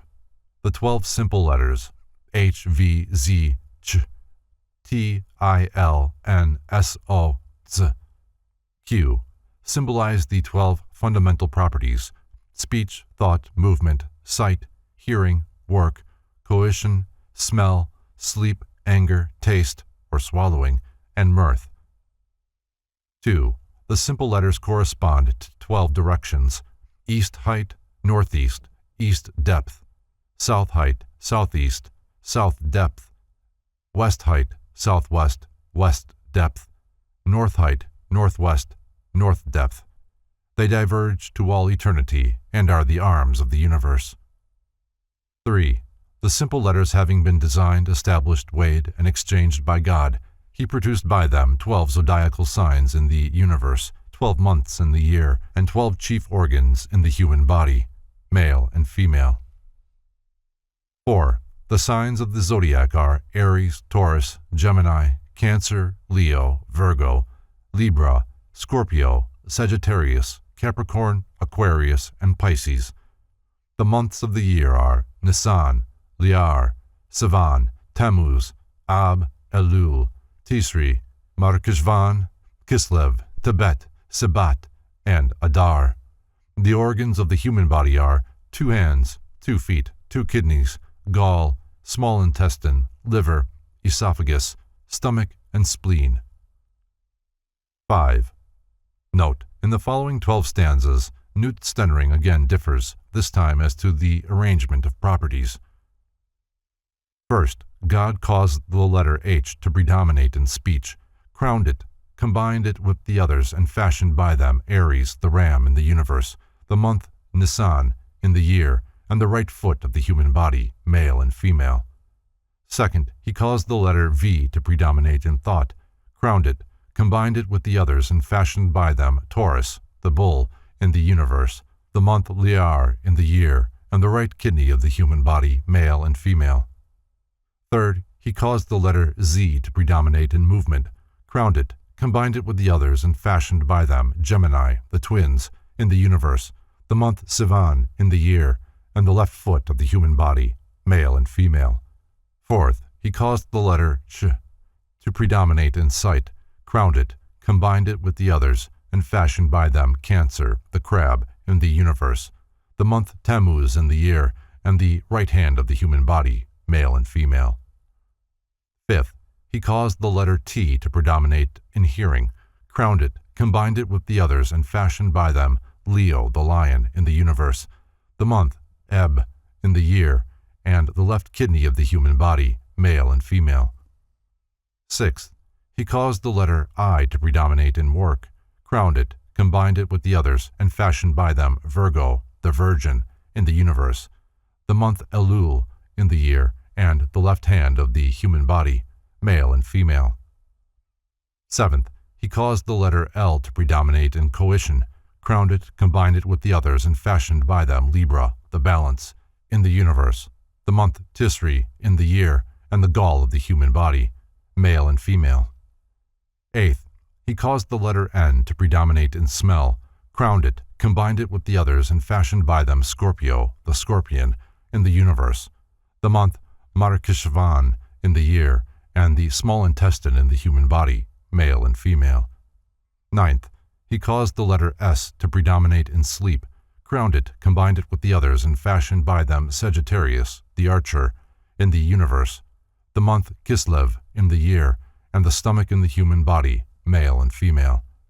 10th, he caused the letter O to predominate in anger, crowned it, combined it with the others, and fashioned by them Capricorn, the goat, in the universe, the month Tebet in the year, and the liver in the human body, male and female.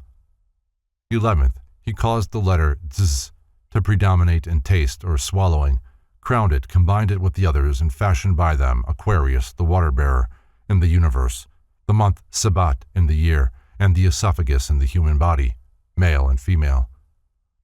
12th, he caused the letter Q to predominate in mirth, crowned it, combined it with the others, and fashioned by them Pisces, the fishes, in the universe, the month Adar in the year, and the spleen in the human body, male and female. 6. He made them as a conflict. He arranged them as provinces and drew them up like a wall. He armed them and set one against another, as in warfare. The Elohim did likewise in the other spheres. Chapter 6. 1. There are three mothers or first elements, A, M, Sh, from which emanated three fathers or progenitors, primordial or spiritual air, water, and fire, from which issued the 7 planets or heavens with their angels and the 12 oblique points, zodiac. 2. To prove this, there are 3 faithful witnesses, the universe, the year, and man. There are the 12, the balance, and the 7. Above is the dragon, below is the world, and lastly the heart of man, and in the midst is God who regulates them all. 3. The first elements are air, water, and fire. The fire is above, the water is below, and a breath of air establishes balance between them. The token is, the fire carries the water. The letter M is mute. Sh is hissing like fire. There is A among them, a breath of air which reconciles the two. 4. The dragon, Tali, is in the universe like a king upon his throne. The celestial sphere is in the year like a king in his empire, and the heart is in the body of men like a king in warfare. 5. God also set the opposites against each other, the good against the evil, and the evil against the good. Good proceeds from good, evil from evil. The good purifies the bad the good. The good is reserved for the good, and the evil for the wicked. 6. There are 3 of which each stands by itself. One is in the affirmative, filled with good. One is in the negative, filled with evil, and the third equilibrates them. 7. There are 7 divided 3 against 3, and 1 in the midst of them. Balance. 12 stand in warfare. 3 produce love, and 3 hatred. 3 are life-givers, and 3 are destroyers. 8. The 3 that cause love are the heart and the 2 ears. The three that produce hatred are the liver, the gall, and the tongues. The three life-givers are the two nostrils and the spleen, and the three destroyers are the mouth and the two lower openings of the body. Over all these rules God, the faithful King from his holy habitation in all eternity. God is one above three, three are above seven, seven are above 12, yet all are linked together. 9. There are 22 letters by which the I Am, or Yah, the Lord of hosts, almighty and eternal, designed and created by three Sephirim, numbers, letters, and sounds, his universe, and formed by them all creatures and all those things that are yet to come. 10. When the patriarch Abraham had comprehended the great truths, meditated upon them, and understood them perfectly, the Lord of the universe, the Tetragrammaton, appeared to him, called him his friend, kissed him upon the head, and made with him a covenant. First, the covenant was between the 10 fingers of his hands, which is the covenant of the tongue, spiritual. Second, the covenant was between the 10 toes of his feet, which is the covenant of circumcision, material. And God said of him, before Abraham bound the spirit of the 22 letters, the Thora, upon his tongue, and God disclosed to him their secrets. God permitted the letters to be immersed in water. He burned them in the fire and imprinted them upon the winds. He distributed them among the 7 planets and gave them to the 12 zodiacal signs. Fundamentals of Kabbalistic Cosmogony. The Kabbalists conceive of the supreme deity as an incomprehensible principle to be discovered only through the process of eliminating, in order, all its cognizable attributes. That which remains, when every knowable thing has been removed, is Ein Sof, the eternal state of being. Although indefinable, the Absolute permeates all space. Abstract to the degree of inconceivability, Ein Sof is the unconditioned state of all things. Substances, essences, and intelligences are manifested out of the inscrutability of Ein Sof, but the Absolute Self is without substance, essence, or intelligence. Ein Sof may be likened to a great field of rich earth, out of which rises a myriad of plants, each different in color, formation, and fragrance, yet each with its roots in the same dark loam, which, however, is unlike any of the forms nurtured by it. The plants are universes, gods, and man, all nourished by Ein Sof, and all with their source in one definitionless essence, all with their spirits, souls, and bodies, fashioned from this essence, and doomed, like the plant, to return to the black ground, Ein Sof, the only immortal, whence they came. Ein Sof was referred to by the Kabbalists as the most ancient of all the ancients. It was always considered as sexless. Its symbol was a closed eye. While it may be truly said of Ein Sof that to define it is to defile it, the rabbis postulated certain theories regarding the manner in which Ein Sof projected creations out of itself, and they also assigned to this absolute not being certain symbols as being descriptive, in part at least, of its powers. The nature of Ein Sof they symbolize by a circle, itself emblematic of eternity. This hypothetical circle encloses a dimensionless area of incomprehensible life, and the circular boundary of this life is abstract and measureless infinity. According to this concept, God is not only a center, but also area. Centralization is the first step towards limitation. Therefore, centers which form in the substances of Ein Sof are finite because they are predestined to dissolution back into the cause of themselves, while Ein Sof itself is infinite because it is the ultimate condition of all things. The circular shape given to Ein Sof signifies that space is hypothetically enclosed within a great crystal-like globe, outside of which there is nothing, not even a vacuum. Within this globe, symbolic of Ein Sof, creation and dissolution take place.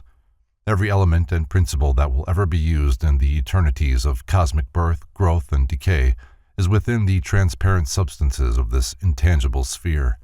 It is the cosmic egg which is not broken till the great day. Be with us, which is the end of the cycle of necessity, when all things return to their ultimate cause. In the process of creation, the diffused life of Ein Sof retires from the circumference to the center of the circle and establishes a point which is the first manifesting one, the primitive limitation of the all-pervading O. When the divine essence thus retires from the circular boundary to the center, it leaves behind the abyss, or, as the Kabbalists term it, the great privation. Thus, in Ein Sof is established a twofold condition where previously had existed but one. The first condition is the central point, the primitive objectified radiance of the eternal subjectified life. About this radiance is the darkness caused by the deprivation of the life, which is drawn to the center to create the first point or universal germ. The universal Ein Sof, therefore, no longer shines through space, but rather upon space from an established first point. Isaac Meyer describes this process as follows. The Ein Sof at first was filling all, and then made an absolute concentration into itself, which produced the abyss, deep, or space, the Avir Kadmon, or primitive air, the Azoth. But this is not considered in the Kabbalah as a perfect void or vacuum, a perfectly empty space, but is thought of as the waters or crystalline chaotic sea, in which was a certain degree of light inferior to that by which all the created worlds and hierarchies were made. See the Kabbalah. In the secret teachings of the Kabbalah, it is taught that man's body is enveloped in an ovoid of bubble-like iridescence, which is called the auric egg. This is the causal sphere of man. It bears the same relationship to man's physical body that the globe of Ein Sof bears to its created universes. In fact, this auric egg is the Ein Sof sphere of the entity called man. In reality, therefore, the supreme consciousness of man is in this aura, which extends in all directions and completely encircles his lower bodies. As the consciousness in the cosmic egg is withdrawn into a central point, which is then called God, the Supreme One, so the consciousness in the auric egg of man is concentrated, thereby causing the establishment of a point of consciousness called the ego. As the universes in nature are formed from powers latent in the cosmic egg, so everything used by man in all his incarnations throughout the kingdoms of nature is drawn from the latent powers within his auric egg. Man never passes from this egg. It remains even after death. His births, deaths, and rebirths all take place within it, and it cannot be broken until the lesser day be with us, when mankind, like the universe, is liberated from the wheel of necessity. The Kabbalistic System of Worlds. On the accompanying circular chart, the concentric rings represent diagrammatically the 40 rates of vibration, called by the Kabbalists spheres, which emanate from Ein Sof. The circle X1 is the outer boundary of space. It circumscribes the area of Ein Sof. The nature of Ein Sof itself is divided into 3 parts, represented by the spaces respectively between X1 and X2, X2 and X3, X3 and A1. Thus, X1 to X2, Ein, the vacuum of pure spirit. X2 to X3, Ein Sof, the limitless and boundless. X3 to A1, Ein Sof Or, the limitless light. It should be borne in mind that in the beginning the supreme substance, Ein, alone permeated the area of the circle. The inner rings had not yet come into manifestation. As the divine essence concentrated itself, the rings X2 and X3 became apprehensible, for Ein Sof is a limitation of Ein, and Ein Sof Or light, is a still greater limitation. Thus the nature of the Supreme One is considered to be threefold, and from this threefold nature, the powers and elements of creation itself were reflected into the abyss left by the motion of Ein Sof towards the center of itself. The continual motion of Ein Sof towards the center of itself resulted in the establishment of the dot in the circle. The dot was called God, as being the supreme individualization of the universal essence. Concerning this, the Zohar says, "When the concealed of the concealed wished to reveal himself, he first made a single point. The infinite was entirely unknown and diffused no light before this luminous point violently broke through into vision." The Hebrew Triad. The Kabbalists used the letter Shin to signify the trinity of the first 3 Sephiroth, The central circle, slightly above the other two, is the first Sephirah, Kether, the white head, the crown. The other two circles represent Kokma, the father, and Binah, the mother. From the union of the Divine Father and the Divine Mother are produced the worlds and the generations of living things. The three flame-like points of the letter Shin have long been used to conceal this creative triad of the Kabbalists. The name of this point is I Am, called by the Hebrews Iheyah. The Kabbalists gave many names to this dot. On this subject, Christian D. Ginsburg writes, in substance, the dot is called the first crown because it occupies the highest position. It is called the aged because it is the first emanation. It is called the primordial or smooth point. It is called the white head, the long face, macroprosophus, the inscrutable height, because it controls and governs all the other emanations. When the white shining point had appeared, it was called Kether, which means the crown, and out of it radiated 9 great globes which arranged themselves in the form of a tree. These 9 together with the first crown constituted the first system of Sephiroth. These 10 were the first limitation of 10 abstract points within the nature of Ein Sof itself. The power of Ein Sof did not descend into these globes, but rather was reflected upon them as the light of the sun is reflected upon the earth and planets. These 10 globes were called the shining sapphires, and it is believed by many rabbins that the word sapphire is the basis of the word Sephirah, the singular form of Sephiroth. The great area which had been privated by the withdrawal of Ein Sof into the central point, Kether, was now filled by 4 concentric globes called worlds or spheres, and the light of the 10 Sephiroth was reflected down through each of these in turn. This resulted in the establishment of 4 symbolical trees, each hearing the reflections of the 10 Sephirothic globes. The 40 spheres of creation out of Ein Sof are divided into 4 great world chains, as follows. A1 to A10, Atziluth, the boundless world of divine names. B1 to B10, Briah, the archangelic world of creations. C1 to C10, Yetzirah, the hierarchical world of formations. D1 to D10, Asaya, the elemental world of substances. The Kabbalistic scheme of the 4 worlds. In the above chart, the dark line between X3 and A1 constitutes the boundary of the original dot, while the concentric circles within this heavier line symbolize the emanations and the worlds which came forth from the dot. As this dot is contained within the outer rings, X1, X2, and X3, and represents the first establishment of an individualized existence, so the lower universe is symbolized by the 40 concentric circles within the dot, represents the lower creation evolved out of and yet contained within the nature of the first crown, which may be called God, within whom the divine powers, the celestial beings, the sidereal worlds, and man live and move and have their being. It is highly important that all the rings within A1 be considered as being enclosed by the primitive dot, which is itself encircled by the great ring X1, or the auric egg of Ein Sof.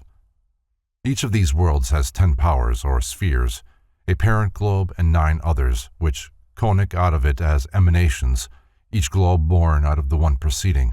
On the plane of Atziluth, A1 to A10, the highest and most divine of all the created worlds, the unmanifested Ein Sof established his first point or dot in the divine sea, the 3 spheres of X.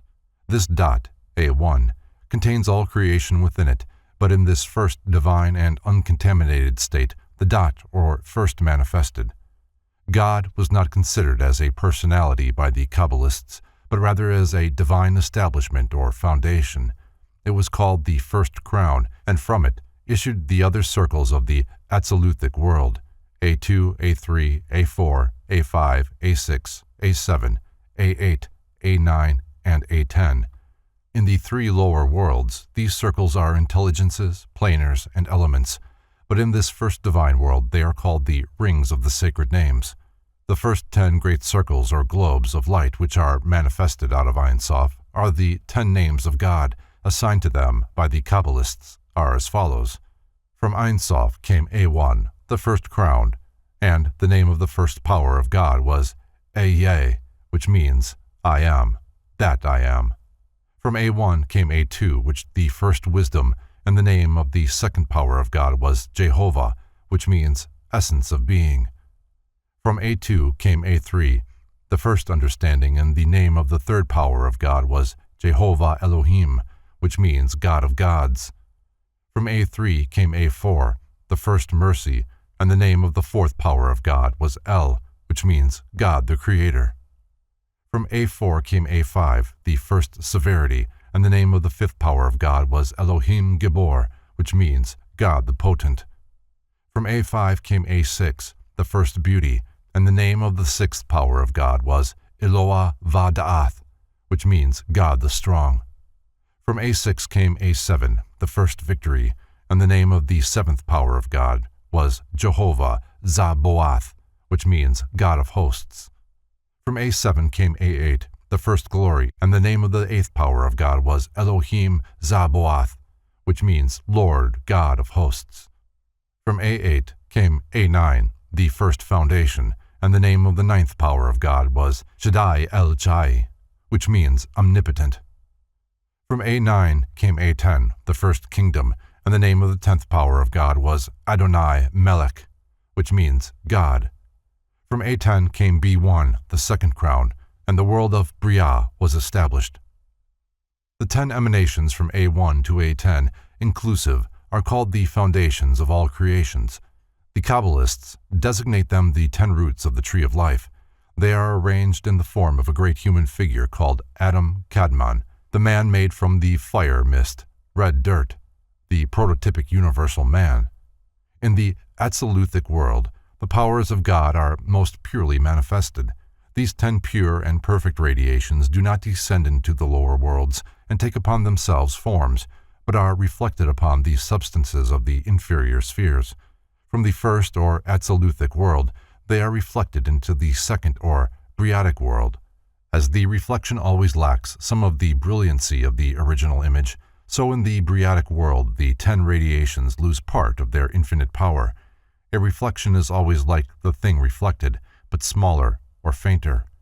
In the second world, B1 to B10, the order of the spheres is the name as in the Azaluthic world, but the 10 circles of light are less brilliant and more tangible and are here referred to as 10 great spirits, divine creatures who assist in the establishment of order and intelligence in the universe. As already noted, B1 is born out of A10 and is included within all the spheres superior to itself. Out of B1 are taken 9 globes, B2, B3, B4, B5, B6, B7, B8, B9, and B10, which constitute the world of Bria. These 10 subdivisions, however, are really the 10 Atzaluthic powers reflected into the substance of the Briatic world.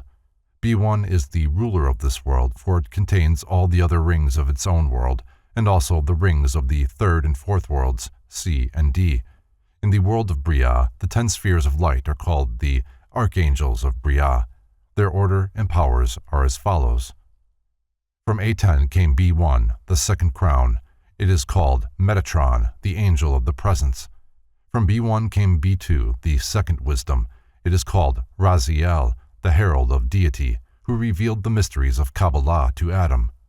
From B2 came B3, the second understanding. It is called Tzaf Kiel, the contemplation of God. From B3 came B4, the second mercy. It is called Tzad Kiel, the justice of God.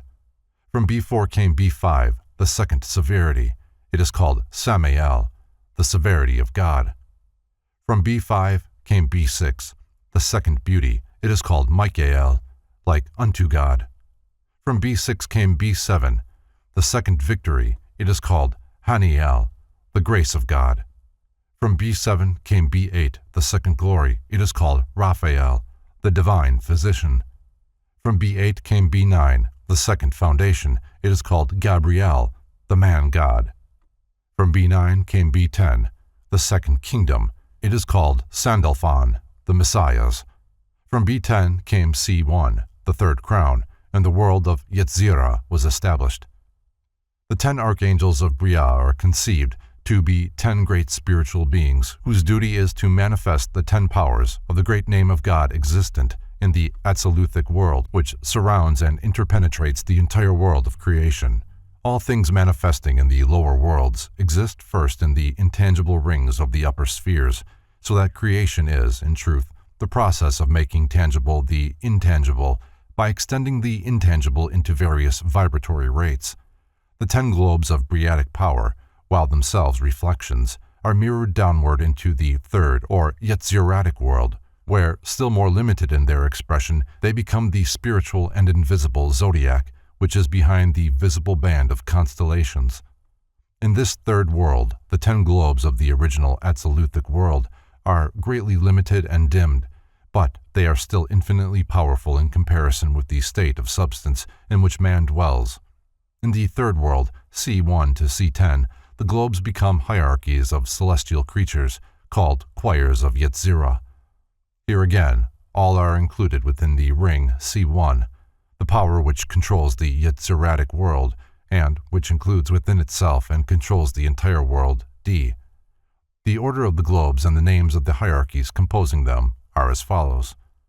From B10 came C1, the third crown.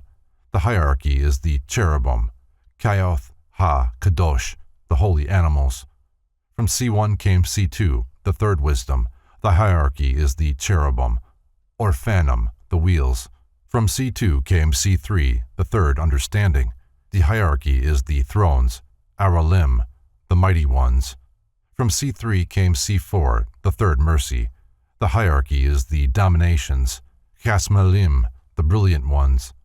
From C4 came C5, the third severity. The hierarchy is the powers, Sephirim, the flaming serpents.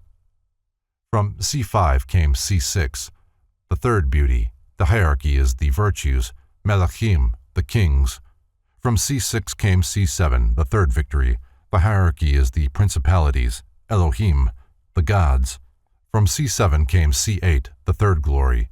The hierarchy is the archangels, Ben Elohim, the sons of God.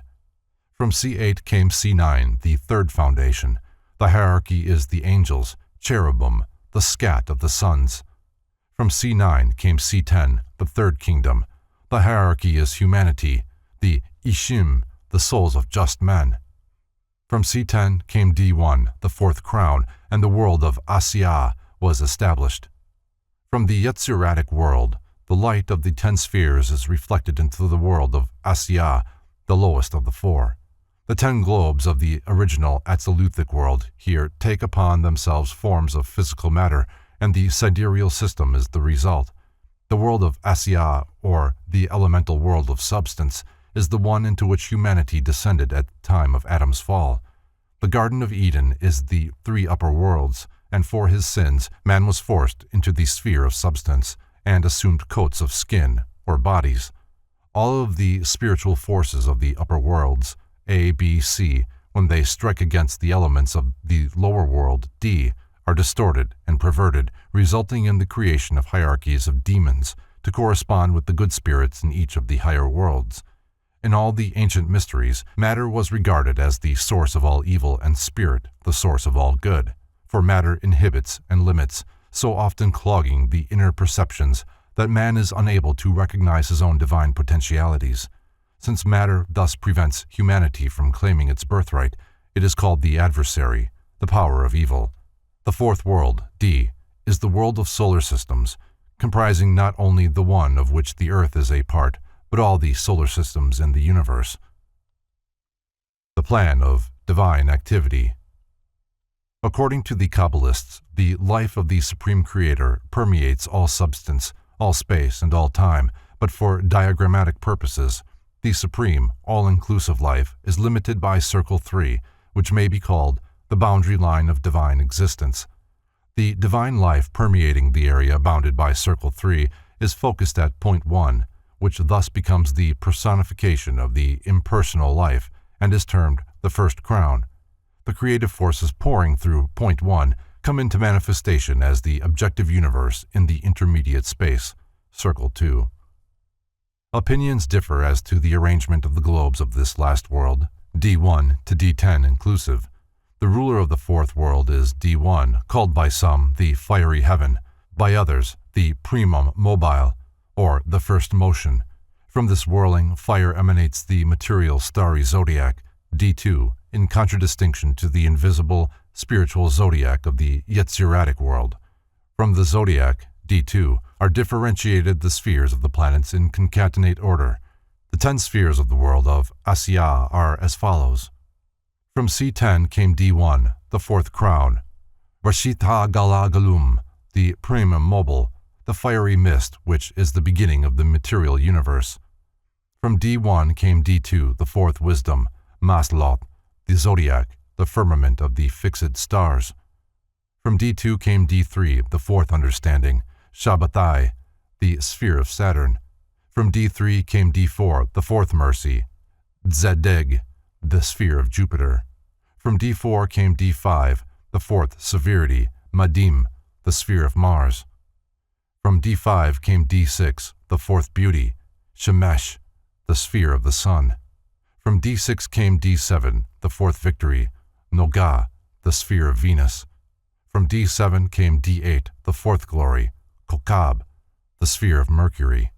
From D8 came D9, the fourth foundation, Levana, the sphere of the moon.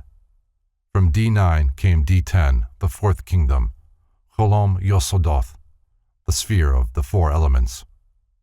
By inserting a sphere, which he calls the Empyrean, before the primum mobile, Kircher moves each of the other spheres down one, resulting in the elimination of the sphere of the elements and making D10 the sphere of the moon. In the world of Asiya are to be found the demons and tempters. These are likewise reflections of the 10 great globes of Atziluth, but because of the distortion of the images resulting from the base substances of the world of Asiya upon which they are reflected, they become evil creatures, called shells, by the Kabbalists. There are 10 hierarchies of these demons to correlate with the 10 hierarchies of good spirits composing the Yetziratic world. There are also 10 archdemons, corresponding to the 10 archangels of Briah. The black magicians use these inverted spirits in their efforts to attain their nefarious ends, but in time the demon destroys those who bind themselves to it. The 10 orders of demons and the 10 archdemons of the world of Asiya are as follows. D1, the evil crown. The hierarchy is called Thamiel, the doubles of God, the two-headed. The archdemons are Satan and Moloch. From D1 came D2, the evil wisdom. The hierarchy is called Kayidiel, those who obstruct. The archdemon is Adam Belial. From D2 came D3, the evil understanding. The hierarchy is called Setharial, the concealment of God. The archdemon is Lucifuge. From D3 came D4, the evil mercy. The hierarchy is called Gam Kikoth, the disturber of things. The archdemon is Astaroth. From D4 came D5, the evil severity. The hierarchy is called Golab, incendiarism and burning. The archdemon is Asmodeus. From D5 came D6, the evil beauty. The hierarchy is called Togarini, the wranglers. The demon is Belphegor. From D6 came D7, the evil victory. The hierarchy is called Harab Serap, the dispensing raven. The archdemon is Baal Kanan. From D7 came D8, the evil glory. The hierarchy is called Samael, the embroiler. The archdemon is called Adramelech. From D8 came D9, the evil foundation. The hierarchy is called Gamaliel, the obscene. The archdemon is Lilith. From D9 came D10, the evil kingdom. The hierarchy is called Nahemoth, the impure. The archdemon is Nahema. The Kabbalists declare that the world's intelligences and hierarchies were established according to the vision of Ezekiel. By the man of Ezekiel's vision is symbolized the world of Atziluth. By the throne, the world of Briah. By the firmament, the world of Yetzirah. And by the living creatures, the world of Asiya. These spheres are the wheels within wheels of the prophet. The Kabbalists next established a human figure in each of the 4 worlds. A1 was the head and A10 the feet of the man of Atziluth. B1 was the head and B10 the feet of the man of Briah. C1 was the head and C10 the feet of the man of Yetzirah. D1 was the head and D10 the feet of the man of Asiya. These four are called the world men. They are considered androgynous and are the prototypes of humanity. The human body, like that of the universe, is considered to be a material expression of 10 globes or spheres of light. Therefore, man is called the microcosm, the little world, built in the image of the great world, of which he is a part. The Kabbalists also established a mysterious universal man with his head at A1 and his feet at D10. This is probably the secret significance of the great figure of Nebuchadnezzar's dream, with its head in the world of Atziluth, its arms and hands in the world of Briah, its generative system in the world of Yetzirah, and its legs and feet in the world of Asiya. This is the grand man of the Zohar, of whom Eliphas Levi writes. It is not less astonishing to observe at the beginning of the Zohar the profundity of its notions and the sublime simplicity of its images. It is said as follows: the science of equilibrium is the key of occult science. Unbalanced forces perish in the void. So passes the kings of the elder world, the princes of the giants.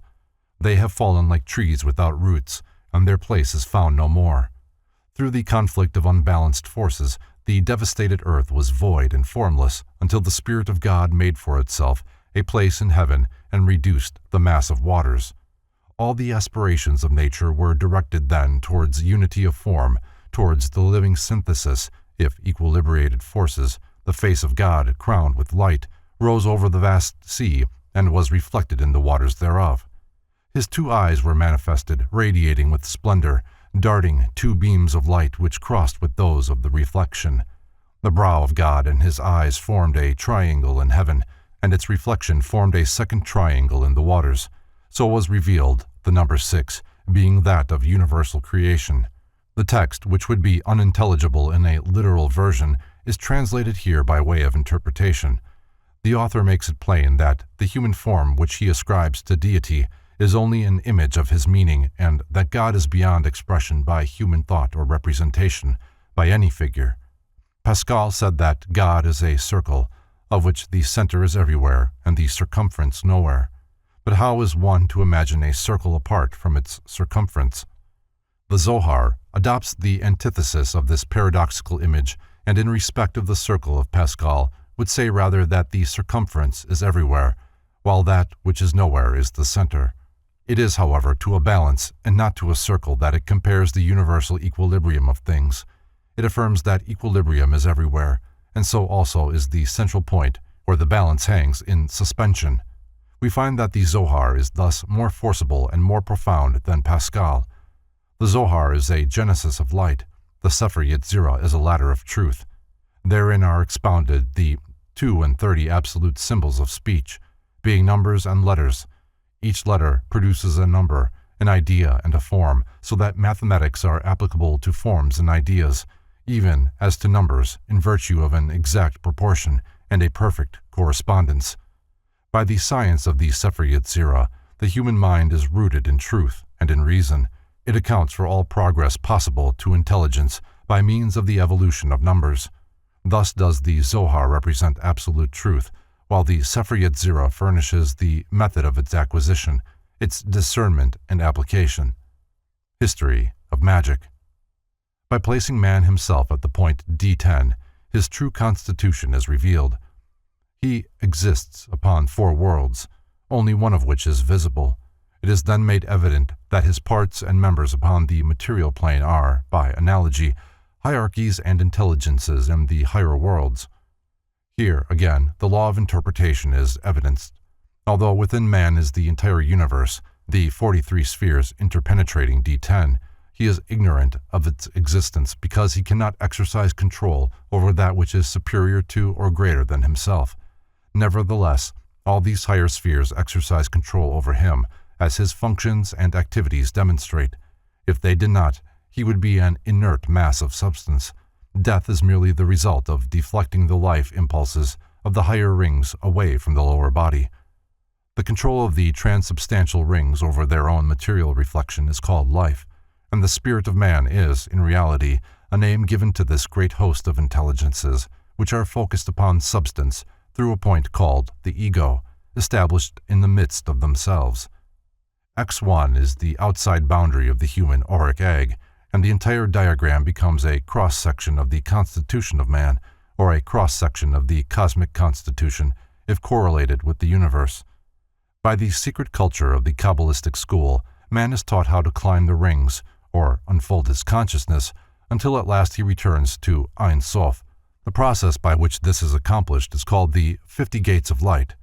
Kircher, the Jesuit Kabbalist, declares that Moses passed through 49 of the gates, but that Christ alone passed the 50th gate. To the third edition of the Sefer Yetzirah, translated from the Hebrew by Wynne Westcott, are appended the 50 gates of intelligence, emanating from Binah, the second Sephirah. The source of this information is Kircher's Oedipus Aegypticus. The gates are divided into 6 orders, of which the first 4 have each 10 subdivisions, the 5th 9, and the 6th only 1. The first order of gates is termed elementary, and its divisions are as follows. 1. Chaos, Hyle, the first matter. 2. Formless, void, lifeless. 3. The abyss. 4. Origin of the elements. 5. Earth, no seed germs. 6. Water. 7. Air. 8. Fire. 9. Differentiation of qualities. 10. Mixture and combination. The second order of gates is termed Decad of Evolution, and its divisions are as follows. 11. Minerals differentiate. 12. Vegetable principles appear. 13. Seeds germinate in moisture. 14. Herbs and trees. 15. Fructification in vegetable life. 16. Origin of low forms of animal life. 17. Insects and reptiles appear. 18. Fishes, vertebrate life in the waters. 19. Birds, vertebrate life in the air. 20. Quadrupeds, vertebrate earth animals. The third order of gates is termed Decad of Humanity, and its divisions are as follows. 21. Appearance of man. 22. Material human body. 23. Human soul conferred. 24. Mystery of Adam and Eve. 25. Complete man as the microcosm. 26. Gift of 5 human faces acting exteriorly. 27. Gift of 5 powers to the soul. 28. Adam Kadmon, the heavenly man. 29. Angelic beings. 30.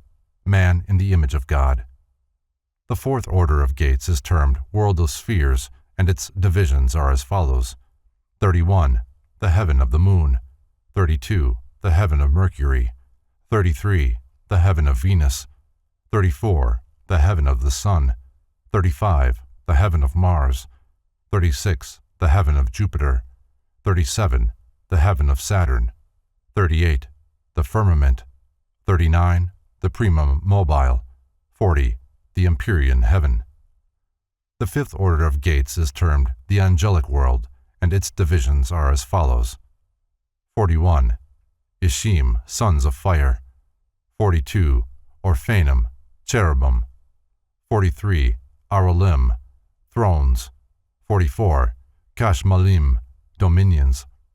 45. Seraphim, virtues. 46. Melachim, powers. 47. Elohim, principalities. 48.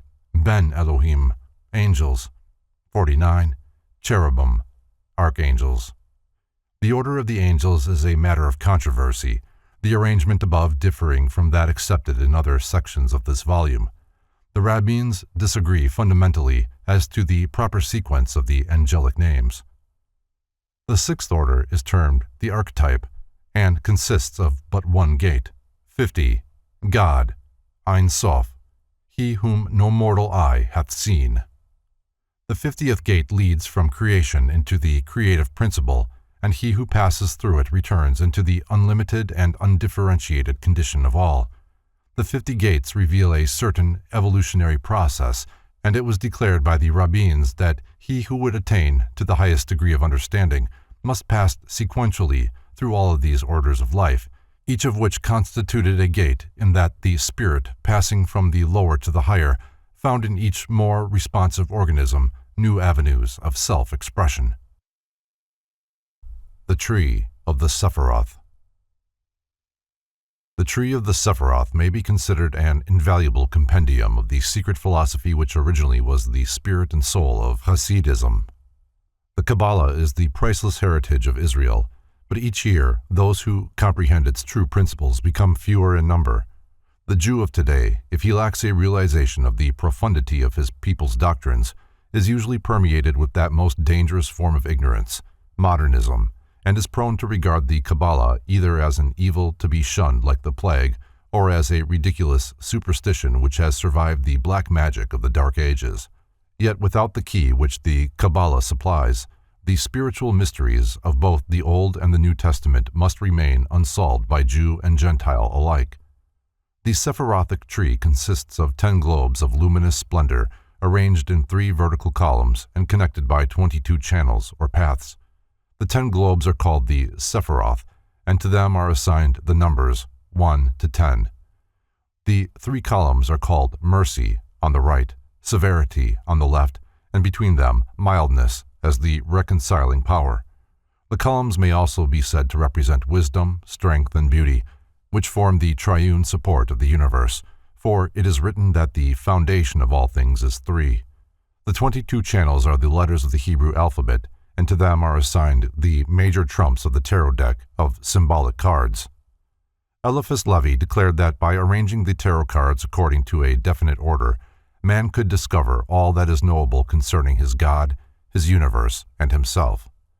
When the 10 numbers which pertain to the globes, or Sephiroth, are combined with the 22 letters relating to the channels, the resultant sum is 32, the number peculiar to the Kabbalistic paths of wisdom.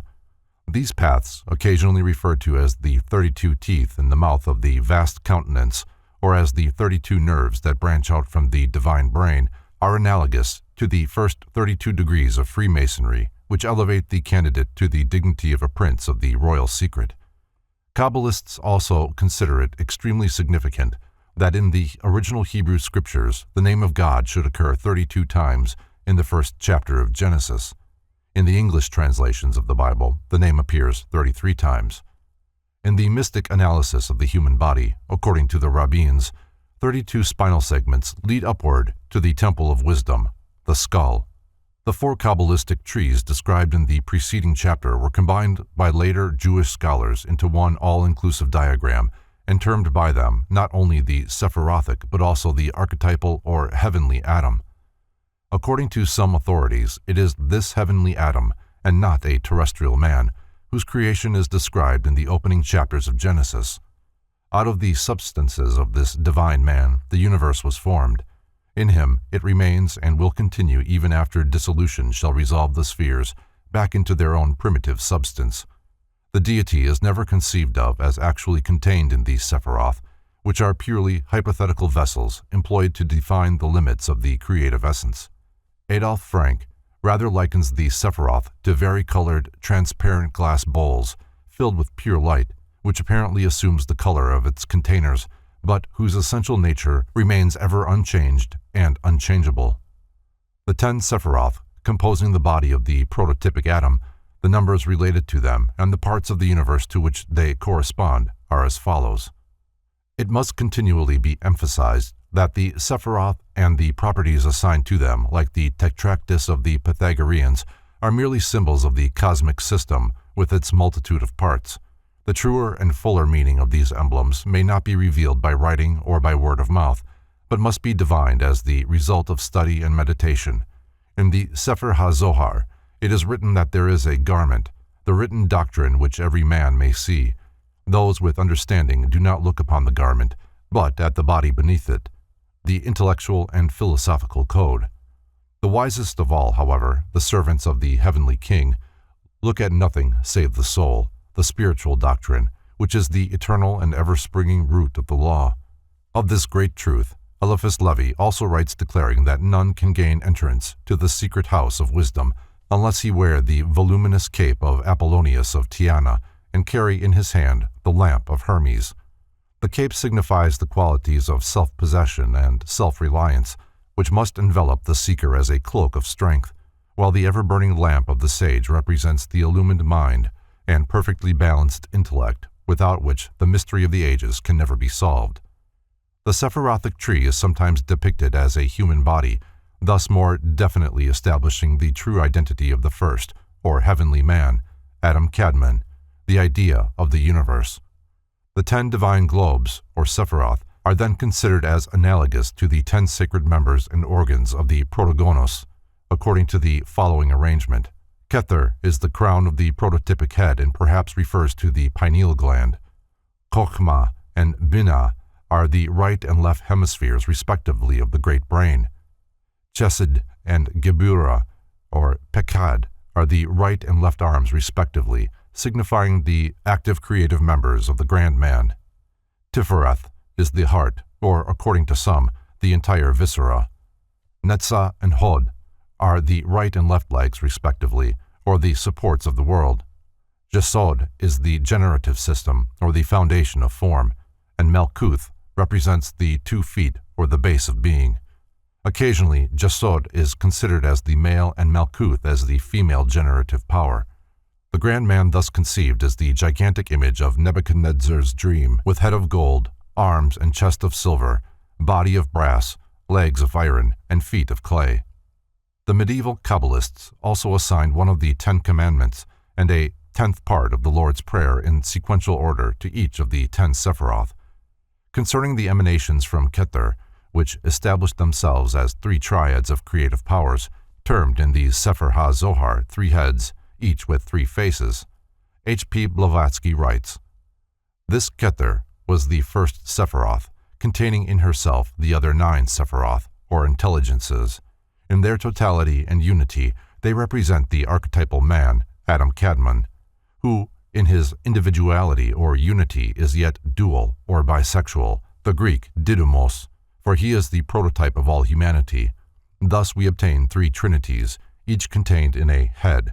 In the first head, or face, the 3-faced Hindu Trimurti, we find Sephirah, or Kether, the first androgyne, at the apex of the upper triangle, emitting Hakma, or Kokma, or wisdom, a masculine and active potency, also called Jah, and Binah, or intelligence, a female and passive potency, also represented by the name Jehovah. These 3 form the first trinity or face of the Sephiroth. This triad emanated Hesed, or mercy, a masculine active potency, also called El, from which emanated Gebura, or justice, also called Eloha, a feminine passive potency. From the union of these 2 was produced Tifereth, beauty, clemency, the spiritual sun, known by the divine name Elohim, and the second triad, face or head, was formed. These emanating, in their turn, the masculine potency Netzah, firmness, or Jehovah Sabaoth, who issued the feminine passive potency Hod, splendor, or Elohim Sabaoth. The 2 produced Jesod, foundation, who is the mighty living one, El-Kai, thus yielding the 3rd trinity or head. The 10th Sephiroth is rather a duad, and is represented on the diagrams as the lowest circle. It is Melkuth, or kingdom, and Shekinah, also called Adonai, and cherubim among the angelic hosts. The first head is called the intellectual world, the second head is the sensuous, or the world of perception, and the third is the material, or physical world. See Isis Unveiled. The 4 Sephirothic trees. The 40 concentric circles, shown in the large circular cut in the preceding chapter, are here arranged as 4 trees, each consisting of 10 circles. These trees disclose the organization of the hierarchies controlling the destinies of all creation. The trees are the same in each of the 4 worlds, but the powers vested in the globes express themselves differently through the substances of each world, resulting in endless differentiation. Among the later Kabbalists, there is also a division of the Sephirothic tree into 5 parts, in which the distribution of the globes is according to the following order. 1. Macroprosophos, or the Great Face, is the term applied to Kether as the first and most exalted of the Sephiroth, and includes the 9 potencies, or Sephiroth, issuing from Kether. 2. Abba, the Great Father, is the term generally applied to Chokhmah, or universal wisdom, the first emanation of Keter, but according to Ibn Gebirol, Chokhmah represents the Son, the Logos, or the Word born from the union of Keter and Binah. 3. Aima, the Great Mother, is the name by which Binah, or the third Sephirah, is generally known. This is the Holy Ghost, from whose body the generations issue forth.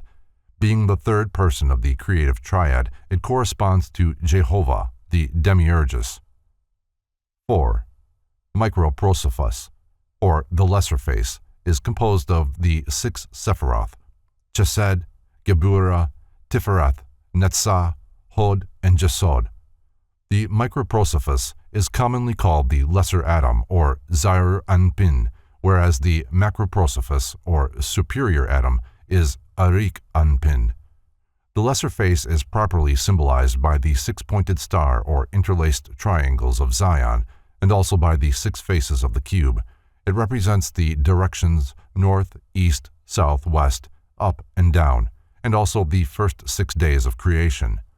In his list of the parts of the Microprosophos, MacGregor Mathers includes Binah as the first and superior part of the lesser atom, thus making his constitution septenary.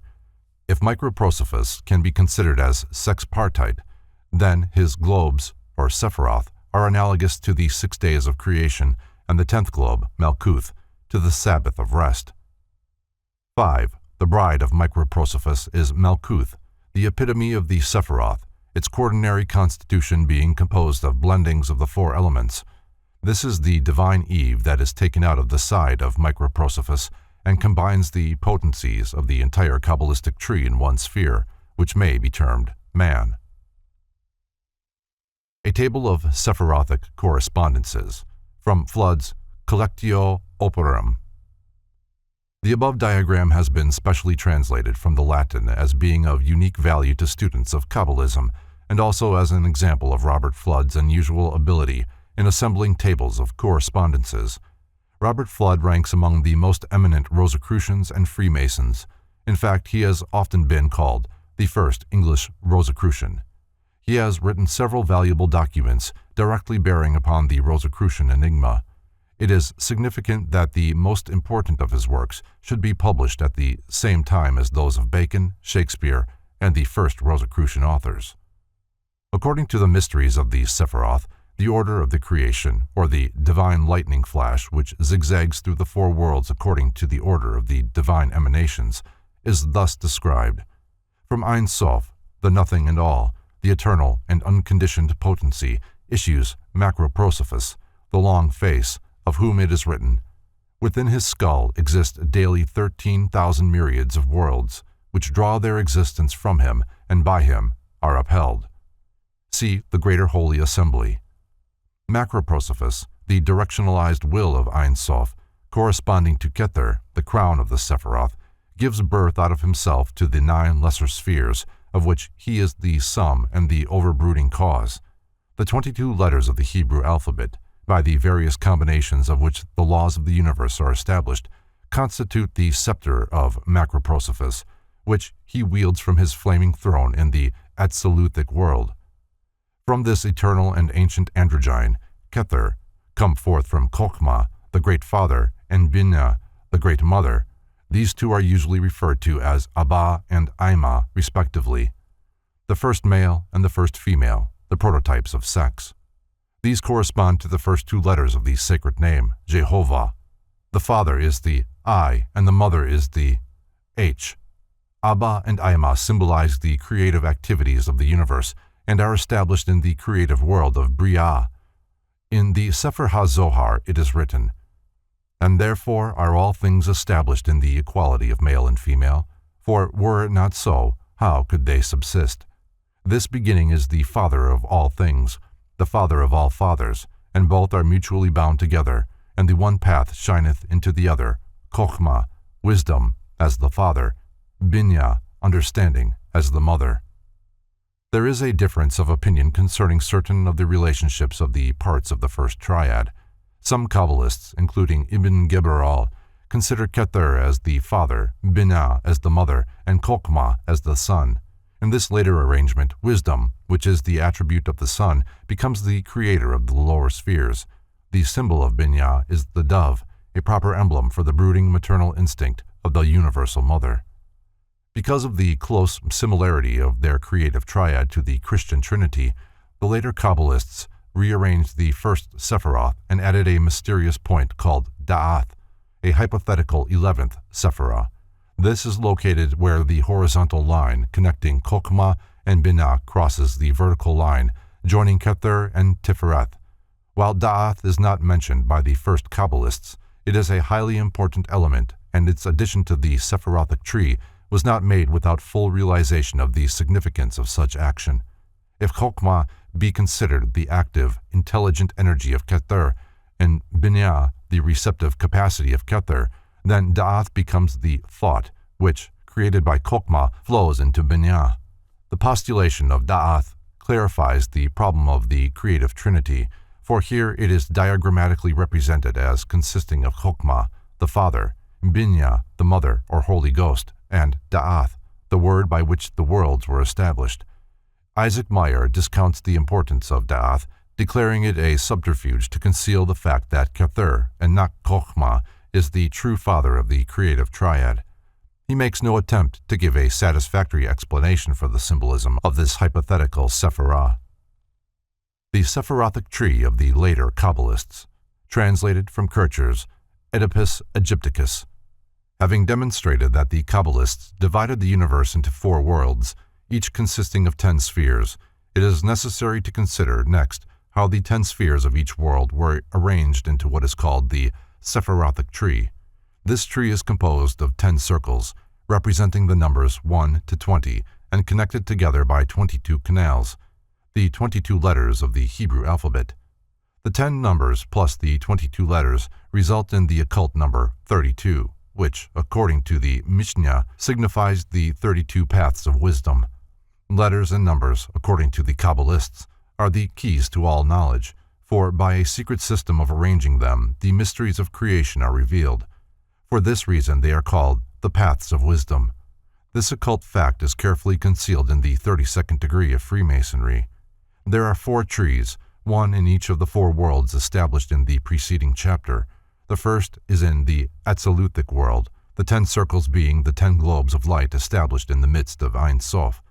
The powers and attributes of this tree are reflected into each of the 3 lower worlds, the form of the tree remaining the same, but its power diminishing as it descends.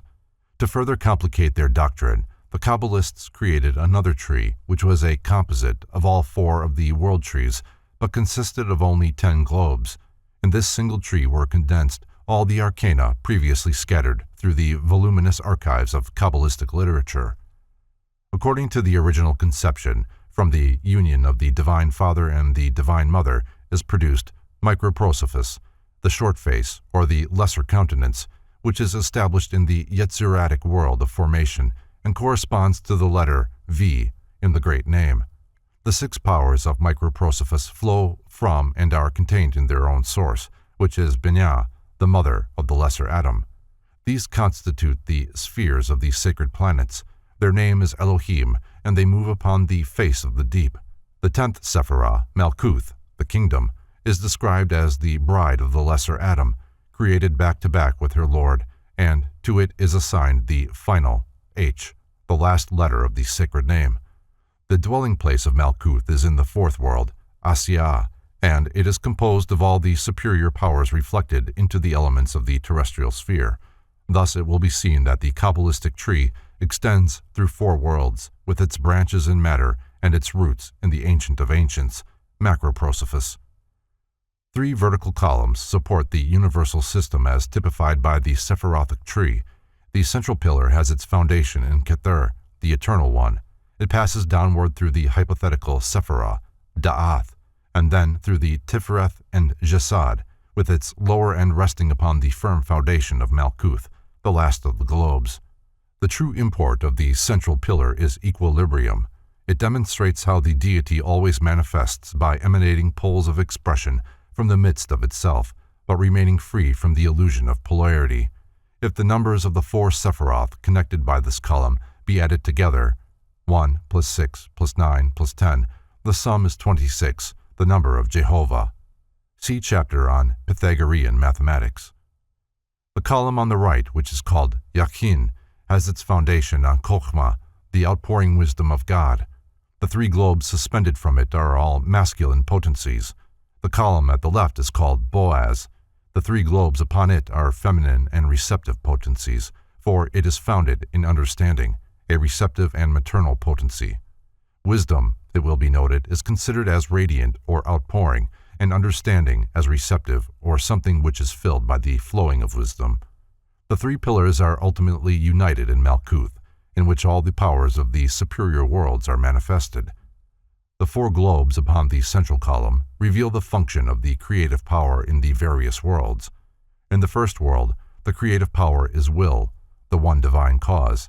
In the second world, the hypothetical da'ath, the word coming forth from the divine thought.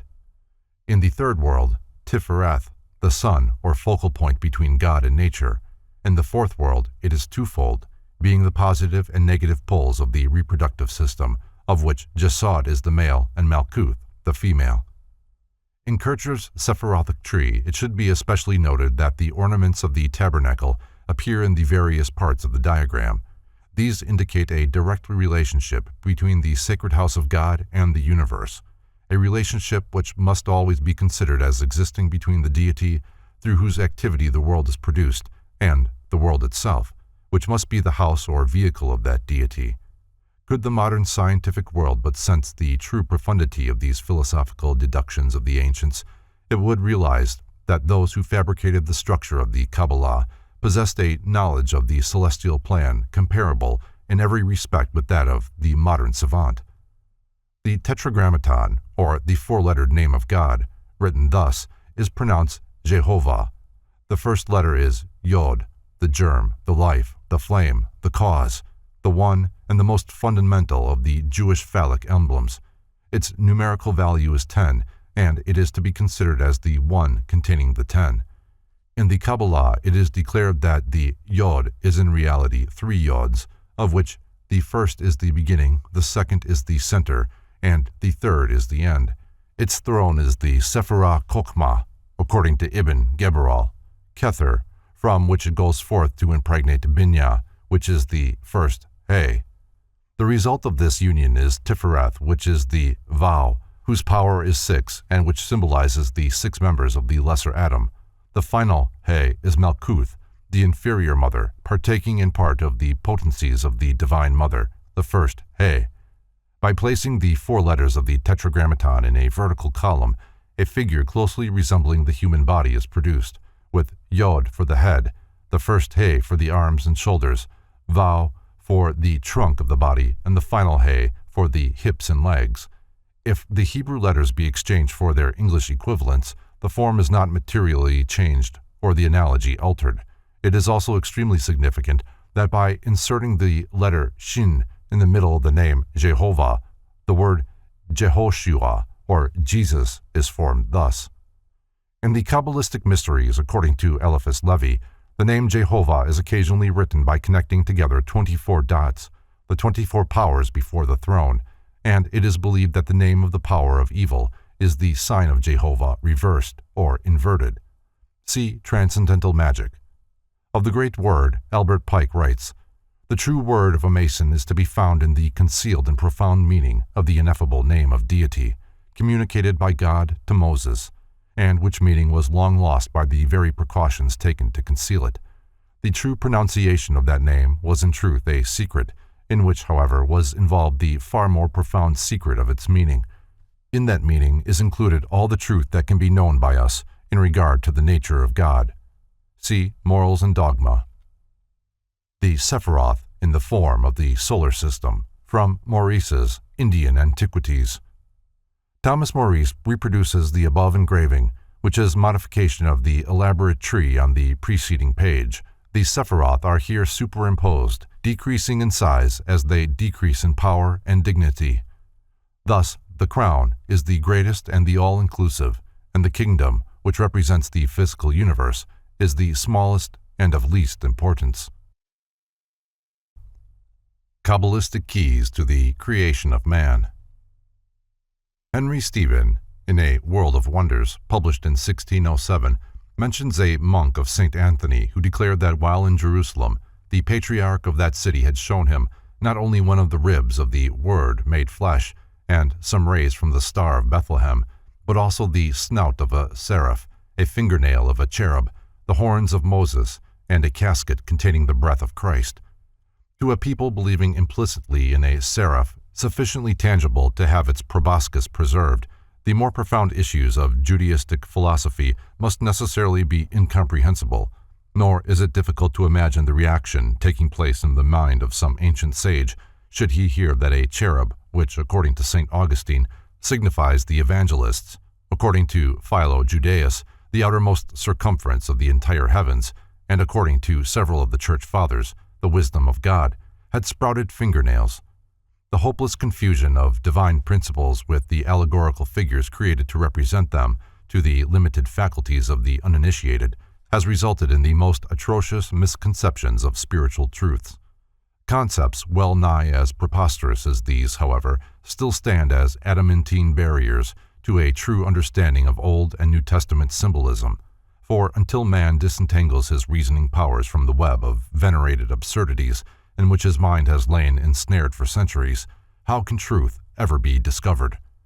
The Old Testament, especially the Pentateuch, contains not only the traditional account of the creation of the world and of man, but also, locked within it, the secrets of the Egyptian initiators of the Moses concerning the genesis of the God-man, the initiate, and the mystery of his rebirth through philosophy, while the lawgiver of Israel is known to have compiled several works other than those generally attributed to him. The writings now commonly circulated as the purported 6th and 7th books of Moses are in reality spurious treatises on black magic foisted on the credulous during the Middle Ages. Out of the hundreds of millions of pious and thoughtful students of Holy Writ, it is almost inconceivable that but a mere handful have sensed the sublimity of the esoteric teachings of Sod, the Jewish mysteries of Adonai. Yet familiarity with the three Kabbalistical processes termed Gematria, Notarkan, and Temura makes possible the discovery of many of the profoundest truths of ancient Jewish superphysics. By Gematria is meant not only the exchange of letters for their numerical equivalents, but also the method of determining by an analysis of its measurements the mystic purpose for which a building or other object was constructed. S. L. MacGregor Mathers, in the Kabbalah Unveiled, gives this example of the application of Gematria. Thus also the passage, Genesis 28:2, Vehena Shalisha, and lo, 3 men, equals in numerical value, Elo, Michael, Gabriel, ve Raphael. These are Michael, Gabriel, and Raphael. For each phrase equals 701. Assuming the sides of a scaling to be 11, 9, and 6 inches, a triangle of such dimensions would then be an appropriate symbol of Jehovah, for the sum of its 3 sides would be 26, the numerical value of the Hebrew word Ehovah. Gematria also includes the system of discovering the arcane meaning of a word by analyzing the size and arrangement of the strokes employed in the formation of its various letters. Gematria was employed by the Greeks as well as the Jews. The books of the New Testament, particularly those attributed to St. John, contain many examples of its use. Nicephorus Callistus declared the Gospel according to St. John to have been discovered in a cavern under the temple at Jerusalem, the volume having been secreted long anterior to the Christian era. The existence of interpolated material in the 4th Gospel substantiates the belief that the work was originally written without any specific reference to the man Jesus, the statements therein accredited to him being originally mystical discourses delivered by the personification of the universal mind.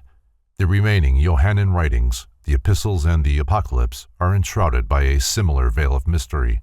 By Notarikon, each letter of a word may become the initial character of a new word. Thus, from Brashith, the first word in the book of Genesis, are extracted 6 words which mean that, in the beginning, the Elohim saw that Israel would accept the law. Mr. MacGregor Mathers also gives 6 additional examples of Notarikon, formed from the above word by Solomon Meir ben Moses, a medieval Kabbalist. From the famous acrostic ascribed to the Erythraean Sibyl, St. Augustine derived the word, by which notarikon was expanded into the phrase, Jesus Christ, Son of God, Savior. By another use of notarikon, directly the reverse of the first, the initial, last, or middle letters of the word of a sentence may be joined together to form a new word or words. For example, the name Amen may be extracted from the Lord is the faithful King. Because they had embodied these cryptic devices in their sacred writings, the ancient priests admonished their disciples never to translate, edit, or rewrite the contents of the sacred books. Under the general heading of Temura, several systems may be grouped and explained in which various letters are substituted for other letters according to the prearranged tables or certain mathematical arrangements of letters, regular or irregular. Thus the alphabet may be broken into two equal parts and written in horizontal lines so that the letters of the lower row can be exchanged for those of the upper row, or vice versa. By this procedure, the letters of the word kuzu may be exchanged for those of Yahweh, the Tetragrammaton. In another form of Temura, the letters are merely rearranged. This is the stone which is found in the center of the world, from which point the earth spread out on all sides. When broken in two, the stone is, which means the placing of God. See Pekude Rakov, 71 and 72. Again, Temura may consist of a simple anagram, as in the English word live, which reversed becomes evil. The various systems of Temura are among the most complicated and profound devices of the ancient rabbins. Among theological scholars there is a growing conviction that the hitherto accepted translations of these scriptural writings do not adequately express the spirit of the original documents. The Vision of Ezekiel, from the Bear Bible. This plate, which is from the first Protestant Bible published in Spanish, shows the Merkava, or chariot of Jehovah, which appeared to Ezekiel by the river Chebar. The prophet beheld 4 strange creatures, each having 4 heads, 4 wings, and brazen hooves like those of a calf, and there were 4 wheels, filled with eyes. Where the cherubim went, the wheels also went. The space between the cherubim and the wheels was filled with coals of fire. Upon the top of the chariot was a throne upon which sat the likeness of a man, Ezekiel fell upon his knees when he beheld the Merkava surrounded by a whirlwind of clouds and flames, A, B, and C. A hand, K, reached out from the clouds, and the prophet was ordered to eat of a scroll which the hand held forth. According to the mystics, the wheels supporting the throne of God represent the orbits of the planets, and the entire solar system is properly the Merkava, or chariot of God. One of the divisions of the Kabbalah, that dealing with the arts and sciences of those planes which are under the heavens, is called the Merkava. In the Zohar, it is written that the celestial throne, or Ezekiel's vision, signifies the traditional law. The appearance of a man sitting upon the throne represents the written law. Philo Judaeus, in describing the cherubim upon the Ark of the Covenant, declares that the figures are an intimation of the revolutions of the whole heavens, one of the cherubim representing the outer circumference, and the other the inner sphere. Facing each other, they represent the 2 hemispheres of the world. The flaming sword of the cherubim of Genesis is the central motion and agitation of the heavenly bodies. In all probability, it also represents the solar ray. After the first copy of The Book of God, writes H.P. Blavatsky, has been edited and launched on the world by Hilkiah, this copy disappears, and Ezra has to make a new Bible, which Judas Maccabeus finishes. When it was copied from the horned letters into square letters, it was corrupted beyond recognition. The Masorah completed the work of destruction.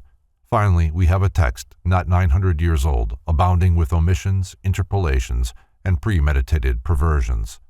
See Isis Unveiled. Professor Crawford Howell Toy of Harvard notes, manuscripts were copied and recopied by scribes who not only sometimes made errors in letters and words, but permitted themselves to introduce new material into the text, or to combine in one manuscript, without mark of division, writings composed by different men. Instances of these sorts of procedure are found especially in Micah and Jeremiah, and the groups of prophecies which go under the names of Isaiah and Zechariah. See Judaism and Christianity. Does the mutilated condition of the Holy Bible, in part accidental, represent nonetheless a definite effort to confuse the uninitiated reader, and thus better conceal the secrets of the Jewish Tanaim? Never has the Christian world been in possession of those hidden scrolls which contain the secret doctrine of Israel, and if the Kabbalists were correct in their assumption that the lost books of the Mosaic mysteries have been woven into the fabric of the Torah, then the scriptures are veritably books within books. In rabbinical circles, the opinion is prevalent that Christendom never has understood the Old Testament and probably never will. In fact, the feeling exists, in some quarters at least, that the Old Testament is the exclusive possession of the Jewish faith, also that Christianity, after its unrelenting persecution of the Jew, takes unwarranted liberties when it includes strictly Jewish writings in its sacred canon. But, as noted by one rabbi, if Christianity must use the Jewish scriptures, it should at least strive to do so with some degree of intelligence. In the opening chapter of Genesis, it is stated that after creating light and separating it from darkness, the 7 Elohim divided the waters which were under the firmament from the waters which were above the firmament. Having thus established the inferior universe in perfect accord with the esoteric teachings of the Hindu, Egyptian, and Greek mysteries, the Elohim next turned their attention to the production of flora and fauna, and lastly man. And God said, "Let us make man in our image, after our likeness." So God created man in his own image. In the image of God created he him. Male and female created he them. And God blessed them, and God said unto them, Be fruitful and multiply, and replenish the earth.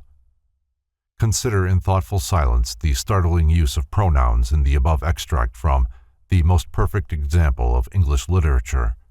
When the plural and androgynous Hebrew word Elohim was translated into the singular and sexless word God, the opening chapters of Genesis were rendered comparatively meaningless. It may have been feared that had the word been correctly translated as the male and female creative agencies, the Christians would have been justly accused of worshiping a plurality of gods in the face of their repeated claims to monotheism. The plural form of the pronouns us and our reveals unmistakably, however, the pantheistic nature of divinity. Further, the androgynous constitution of the Elohim, or God, is disclosed in the next verse, where he, referring to God, is said to have created man in his own image, male and female, or more properly, as the division of the sexes had not yet taken place, male-female. This is a death blow to the time-honored concept that God is a masculine potency as portrayed by Michelangelo on the ceiling of the Sistine Chapel. The Elohim then ordered these androgynous beings to be fruitful. Note that neither the masculine nor the feminine principle as yet existed in a separate state. And lastly, note the word replenish. The prefix re denotes back to an original or former state or position, or repetition or restoration. See Webster's International Dictionary, 1926. This definite reference to a humanity existing prior to the creation of man, described in Genesis, must be evident to the most casual reader of Scripture. An examination of Bible dictionaries, encyclopedias, and commentaries discloses the plural form of the word Elohim to be beyond the comprehension of their respected authors and editors. The New Schaff-Herzog Encyclopedia of Religious Knowledge thus sums up the controversy over the plural form of the word Elohim. Does it now, or did it originally signify plurality of divine being? A dictionary of the Bible edited by James Hastings contains the following conclusion, which echoes the sentiments of more critical etymologists of the Bible. The use of the plural Elohim is also difficult to explain. Dr. Havernick considers the plural form from Elohim to signify the abundance and super-richness existing in the divine being. His statement, which appears in the Popular and Critical Bible Encyclopedia, is representative of the efforts made to circumvent this extremely damaging word. The International Standard Bible Dictionary considers the explanations offered by modern theologians, of which Dr. Havernick's is a fair example, to be too ingenious to have been conceived by the early Hebrews, and maintains that the word represents the survival of a polytheistic stage of Semitic thought. The Jewish Encyclopedia supports the latter assumption with the following concise statement. As far as epigraphic material, traditions, and folklore throw light on the question, the Semites are shown to be of polytheistic leanings. Various schools of philosophy, both Jewish and Gentile, have offered explanations, erudite and otherwise, of the identity of Adam. In this primordial man, the Neoplatonists recognized the Platonic idea of humanity, the archetype or pattern of the genus Homo. Philo-Judaeus considered Adam to represent the human mind, which could understand and hence give names to the creatures about it, but could not comprehend, and hence left nameless, the mystery of its own nature. Adam was also likened to the Pythagorean monad, which by virtue of its state of perfect unity could dwell in the Edenic sphere. When, through a process akin to fission, the monad became the duad, the proper symbol of discord and delusion, the creature thus formed was exiled from its celestial home. Thus the twofold man was driven from the paradise belonging to the undivided creation, and cherubim and a flaming sword were placed on guard at the gates of the causal world. Consequently, only after the re-establishment of unity within himself can man regain his primal spiritual state. According to the Isurim, the secret doctrine of Israel taught the first of 4 Adams, each dwelling in one of the 4 Kabbalistic worlds. The first, or heavenly Adam, dwelt alone in the Atsaluthic sphere, and within his nature existed all spiritual and material potentialities. The second Adam resided in the sphere of Briah. Like the first Adam, this being was androgynous, and the 10th division of its body, its heel, Malkuth, corresponded to the church of Israel that shall bruise the serpent's head. The third Adam, likewise androgynous, was clothed in a body of light and abode in the sphere of Yetzirah. The fourth Adam was merely the third Adam after the fall into the sphere of Asiyah, at which time the spiritual man took upon himself the animal shell or coat of skins. The fourth Adam was still considered as a single individual, though division had taken place within his nature and 2 shells or physical bodies existed, in one of which was incarnated the masculine and in the other the feminine potency. For further details consult Isaac Meyer. The universal nature of Adam is revealed in the various accounts concerning the substances of which he was formed.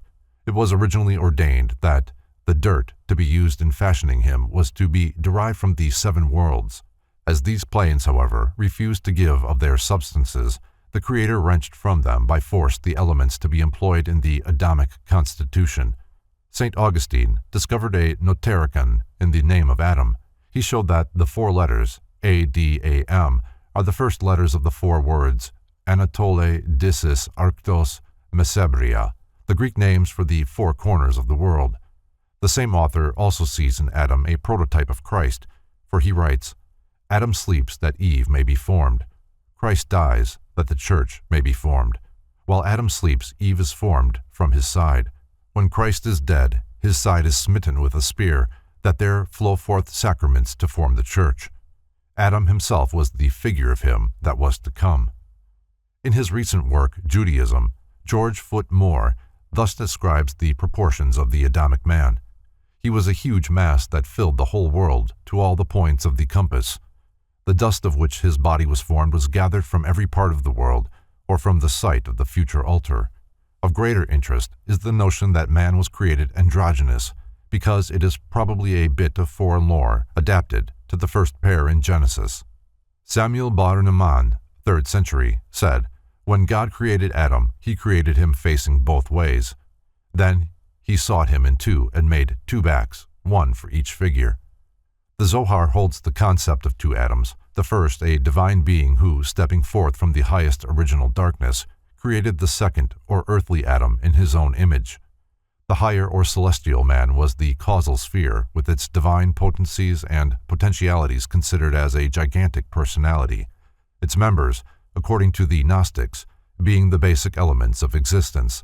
This Adam may have been symbolized as facing both ways to signify that with one face it looked upon the proximate cause of itself, and with the other face looked upon the vast sea of cosmos into which it was to be immersed.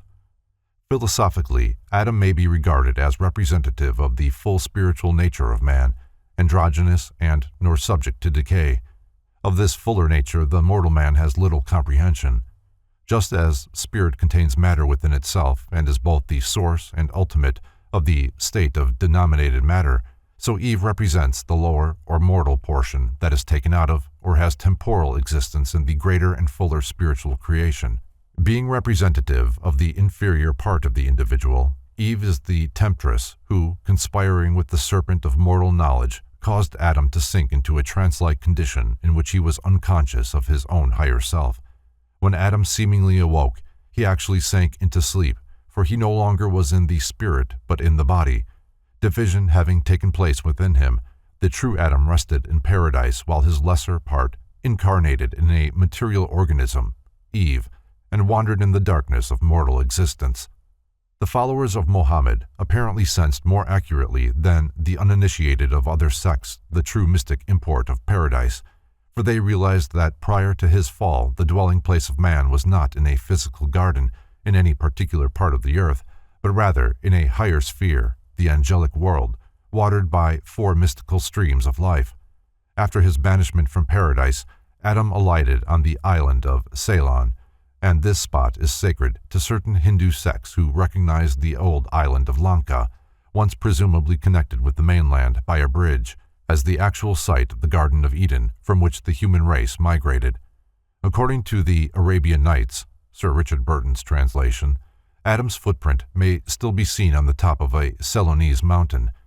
In the Islamic legends, Adam was later reunited with his wife, and after his death his body was brought to Jerusalem, subsequent to the flood for burial by Melchizedek. See the Quran. The word Adam signifies a species or race, and only for lack of proper understanding has Adam been considered as an individual.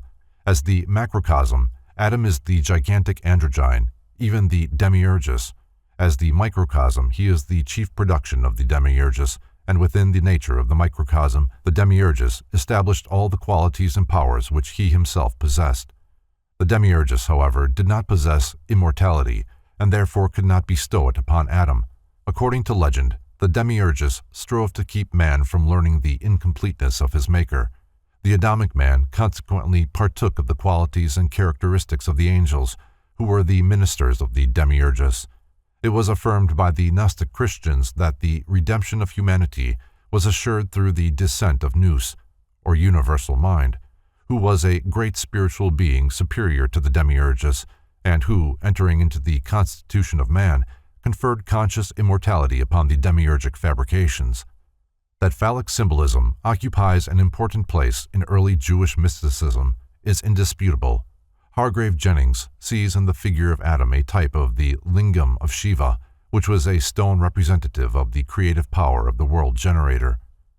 In Gregory's works, writes Jennings, is a passage to the effect that Noah daily prayed in the ark before the body of Adam, i.e., before the phallus, Adam being the primitive phallus, the great procreator of the human race.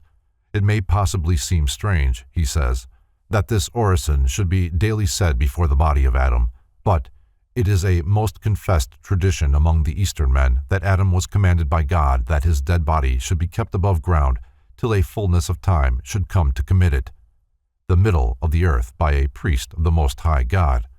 This means Mount Moriah, the Meru of India. This body of Adam was embalmed and transmitted from father to son, till at last it was delivered up by Lamech into the hands of Noah. See Phallicism. This interpretation somewhat clarifies the Kabbalistic assertion that in the first Adam were contained all the souls of the Israelites. See Sod. Though according to the Aurea Legenda, Adam was buried with the 3 seeds of the tree of knowledge in his mouth, it should be borne in mind that apparently conflicting myths were often woven around a single individual. One of the profound mysteries of Kabbalism is that set forth in the Notarikon, based upon the letters of the name Adam. These 3 letters form the initials of the names Adam, David, and the Messiah, and these 3 personalities were said to contain one soul. As this soul represents the world soul of humanity, Adam signifies the involving soul, the Messiah, the evolving soul, and David that condition of the soul termed epigenesis.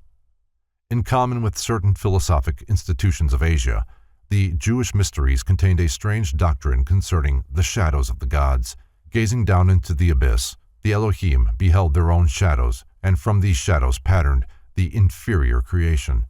In the dramatic representation of the creation of man in the mysteries, writes the anonymous master of Balliol College, the Alim, Elohim, were represented by men who, when sculpting the form of an Adamite being, of a man, traced the outline of it on their own shadow, or modeled it on their own shadow traced on the wall. This is how the art of drawing originated in Egypt, and the hieroglyphic figures carved on the Egyptian monuments have so little relief that they still resemble a shadow. In the ritualism of the early Jewish mysteries, the pageantry of creation was enacted, the various actors impersonating the creative agencies. The red dirt from which the Adamic man was fashioned may signify fire, particularly since Adam is related to the Yod, or fire flame, which is the first letter of the sacred name Jehovah. In John 2:20 it is written that the temple was 46 years in the building, a statement in which St. Augustine sees a secret and sacred gematria, for according to the Greek philosophy of numbers, the numerical value of the name Adam is 46. Adam thus becomes the type of the temple, for the house of God, like primitive man, was a microcosm or epitome of the universe. In the mysteries, Adam is accredited with having the peculiar power of spiritual generation.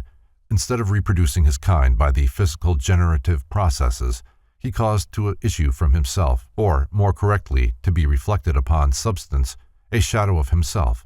This shadow he then ensouled, and it became a living creature. These shadows, however, remain only as long as the original figure, of which they are the reflections, endures, for with the removal of the original, the host of likenesses vanish with it. Herein is the key to the allegorical creation of Eve out of the side of Adam. For Adam, representative of the idea or pattern, is reflected into the material universe as a multitude of ensouled images, which collectively are designated Eve. According to another story, the division of the sexes took place in the archetypal sphere, hence the shadows in the lower world were divided into two classes, consistent with the orders established in the archetype. In the apparently incomprehensible attraction of one sex for the other, Plato recognized a cosmic urge toward reunion of the severed halves of this archetypal being. Noah and his zodiacal ark, from Myers, Kabbalah. The early church father, notably Tertullian, Firmilian, St. Cyprian, St. Augustine, and St. Chrysostom, recognized in the ark a type or symbol of the Holy Catholic Church. Beda, the Venerable, declared that Noah in all things typified Christ, as Noah alone of his generation was just, so Christ alone was without sin. With Christ there was a sevenfold spirit of grace, with Noah 7 righteous persons. Noah by water and wood saved his own family.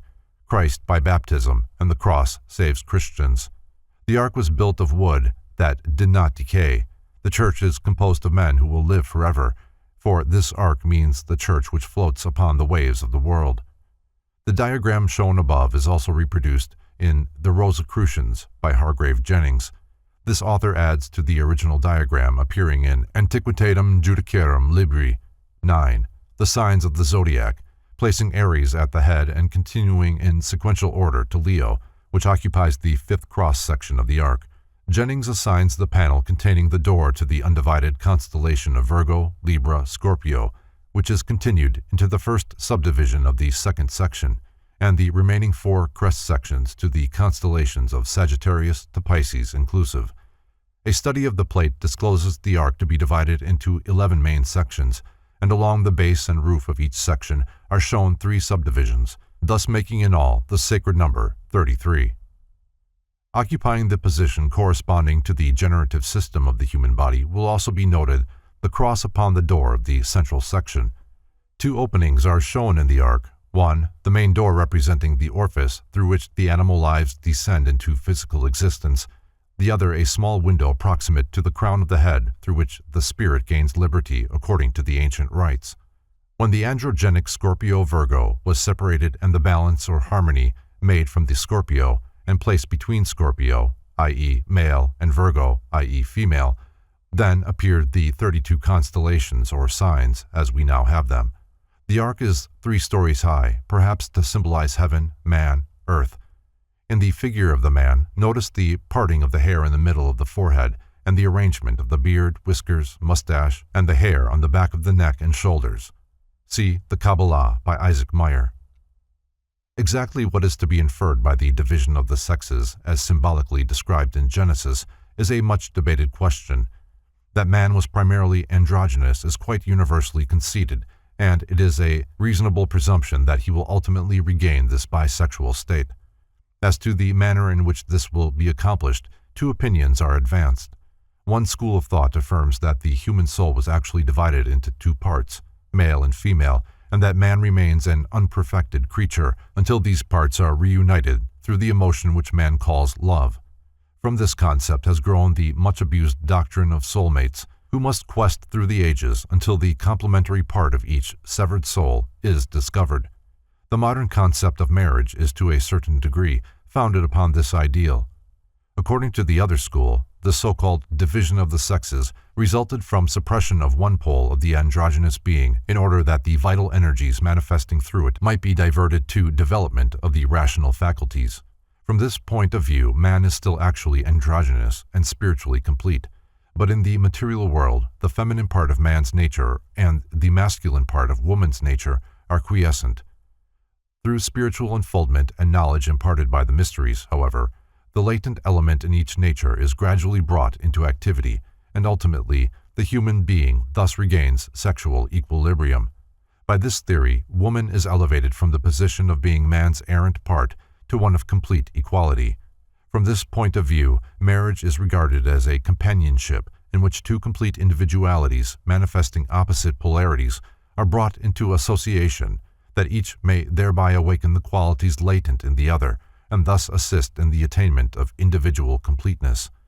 The first theory may be said to regard marriage as an end, the second as a means to an end. The deeper schools of philosophy have leaned toward the latter as more adequately acknowledging the infinite potentialities of divine completeness in both aspects of creation. The Christian Church is fundamentally opposed to the theory of marriage, claiming that the highest degree of spirituality is achievable only by those preserving the virginal state. This concept seemingly originated among certain sects of the early Gnostic Christians, who taught that to propagate the human species was to increase and perpetuate the power of the demiurges, for the lower world was looked upon as an evil fabrication created to ensnare the souls of all born into it. Hence, it was a crime to assist in bringing souls to earth. When, therefore, the unfortunate father or mother shall stand before the final tribunal, all their offspring will also appear and accuse them of being the cause of those miseries attendant upon physical existence. This view is strengthened by the allegory of Adam and Eve, whose sin, through which humanity has been brought low, is universally admitted to have been concerned with the mystery of generation. Mankind, owing to Father Adam its physical existence, regards its progenitor as the primary cause of its misery, and in the judgment day, rising up as a mighty progeny, will accuse its common paternal ancestor. Those Gnostic sects, maintaining a more rational attitude on the subject, declared the very existence of the lower worlds to signify that the Supreme Creator had a definite purpose in their creation. To doubt his judgment was, therefore, a grievous error. The Church, however, seemingly arrogated itself to the astonishing prerogative of correcting God in this respect, for wherever possible it continued to impose celibacy, a practice resulting in an alarming number of neurotics.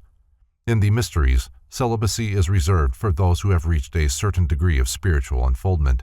When advocated for the mass of unenlightened humanity, however, it becomes a dangerous heresy, fatal alike to both religion and philosophy. As Christendom, in its fanaticism, has blamed every individual Jew for the crucifixion of Jesus, so with equal consistency has it maligned every member of the feminine sex. In vindication of Eve, philosophy claims that the allegory signifies merely that man is tempted by his emotions to depart from the sure path of reason. Many of the early church fathers sought to establish a direct relationship between Adam and Christ, thereby obviously discounting the extremely sinful nature of man's common ancestor, since it is quite certain that when St. Augustine likens Adam to Christ and Eve to the Church, he does not intend to brand the latter institution as the direct cause of the fall of man. For some inexplicable reason, however, religion has ever regarded intellectualism, in fact every form of knowledge, as fatal to man's spiritual growth. The Ignorantin friars are an outstanding example of this attitude. In this ritualistic drama, possibly derived from the Egyptians, Adam banished from the Garden of Eden represents man philosophically exiled from the sphere of truth. Through ignorance, man falls. Through wisdom, he redeems himself. The Garden of Eden represents the house of the mysteries. See the vision of Enoch, in the midst of which grew both the tree of life and the tree of knowledge of good and evil. Man, the banished Adam, seeks to pass from the outer court of the sanctuary, the exterior universe, into the sanctum sanctorum, but before him rises a vast creature armed with a flashing sword that, moving slowly but continually, sweeps clear a wide circle, and through this ring past not, the Adamic man cannot break. The cherubim addressed the seeker thus: Man, thou art dust, and to dust thou shalt return. Thou wert fashioned by the builder of forms. Thou belongest to the sphere of form, and the breath that was breathed into thy soul was the breath of form, and like a flame it shall flicker out. More than thou art thou canst not be. Thou art a denizen of the outer world, and it is forbidden thee to enter this inner place. And the Adam replies, Many times have I stood within this courtyard and begged admission to my Father's house, and thou hast refused it me, and sent me back to wander in darkness. True it is that I was fashioned out of the dirt, and that my Maker could not confer upon me the boon of immortality. But no more shalt thou send me away, for, wandering in the darkness, I have discovered that the Almighty hath decreed my salvation, because he hath sent out of the most hidden mystery his only begotten, who didst take upon himself the world fashioned by the Demiurgus. Upon the elements of that world was he crucified, and from him hath poured forth the blood of my salvation. And God, entering into his creation, hath quickened it, and established therein a road that leadeth to himself. While my Maker could not give me immortality, immortality was inherent in the very dust of which I was composed. For before the world was fabricated, and before the Demiurgus became the regent of nature, the eternal life had impressed itself upon the face of cosmos. This is its sign, the cross. Do you now deny me entrance, I who have at last learned the mystery of myself? And the voice replies, He who is aware is. Behold. Gazing about him, Adam finds himself in a radiant place, in the midst of which stands a tree with flashing jewels for fruit, and entwined about its trunk a flaming, winged serpent crowned with a diadem of stars. It was the voice of the serpent that had spoken. Who art thou? Demands the Adam. I, the serpent answers, am Satan, who was stoned. I am the adversary, the Lord who is against you, the one who pleads for your destruction before the eternal tribunal. I was your enemy upon the day that you were formed. I have led you into temptation. I have delivered you into the hands of evil. I have maligned you. I have striven ever to achieve your undoing. I am the guardian of the tree of knowledge, and I have sworn that none whom I can lead astray shall partake of its fruits. The Adam replies, For uncounted ages have I been thy servant. In my ignorance I listened to thy words, and they led me into the paths of sorrow. Thou hast placed in my mind dreams of power, and when I struggled to realize those dreams, they brought me naught but pain. Thou hast sowed in me the seeds of desire, and when I lusted after the things of the flesh, agony was my only recompense. Thou hast sent me false prophets and false reasoning, and when I strove to grasp the magnitude of truth, I found thy laws were false, and only dismay rewarded my strivings. I am done with thee forever, O artful spirit. I have tired of thy world of illusions. No longer will I labor in thy vineyards of iniquity. Get thee behind me, tempter, and the host of thy temptations. There is no happiness, no peace, no good, no future in the doctrines of selfishness, hate, and passion preached by thee. All these things do I cast aside. Renounced is thy rule forever. And the serpent makes answer, Behold, O Adam, the nature of thy adversary. The serpent disappears in a blinding sunburst of radiance, and in its place stands an angel resplendent in shining golden garments, with great scarlet wings that spread from one corner of the heavens to the other. Dismayed and awestruck, the Adam falls before the divine creature. I am the Lord who is against thee, and thus accomplishes thy salvation, continues the voice. Thou hast hated me, but through the ages yet to be, thou shalt bless me, for I have led thee out of the sphere of the Demiurgus. I have turned thee against the illusion of worldliness. I have weaned thee of desire. I have awakened in thy soul the immortality of which I myself partake. Follow me, O Adam, for I am the way, the life, and the truth.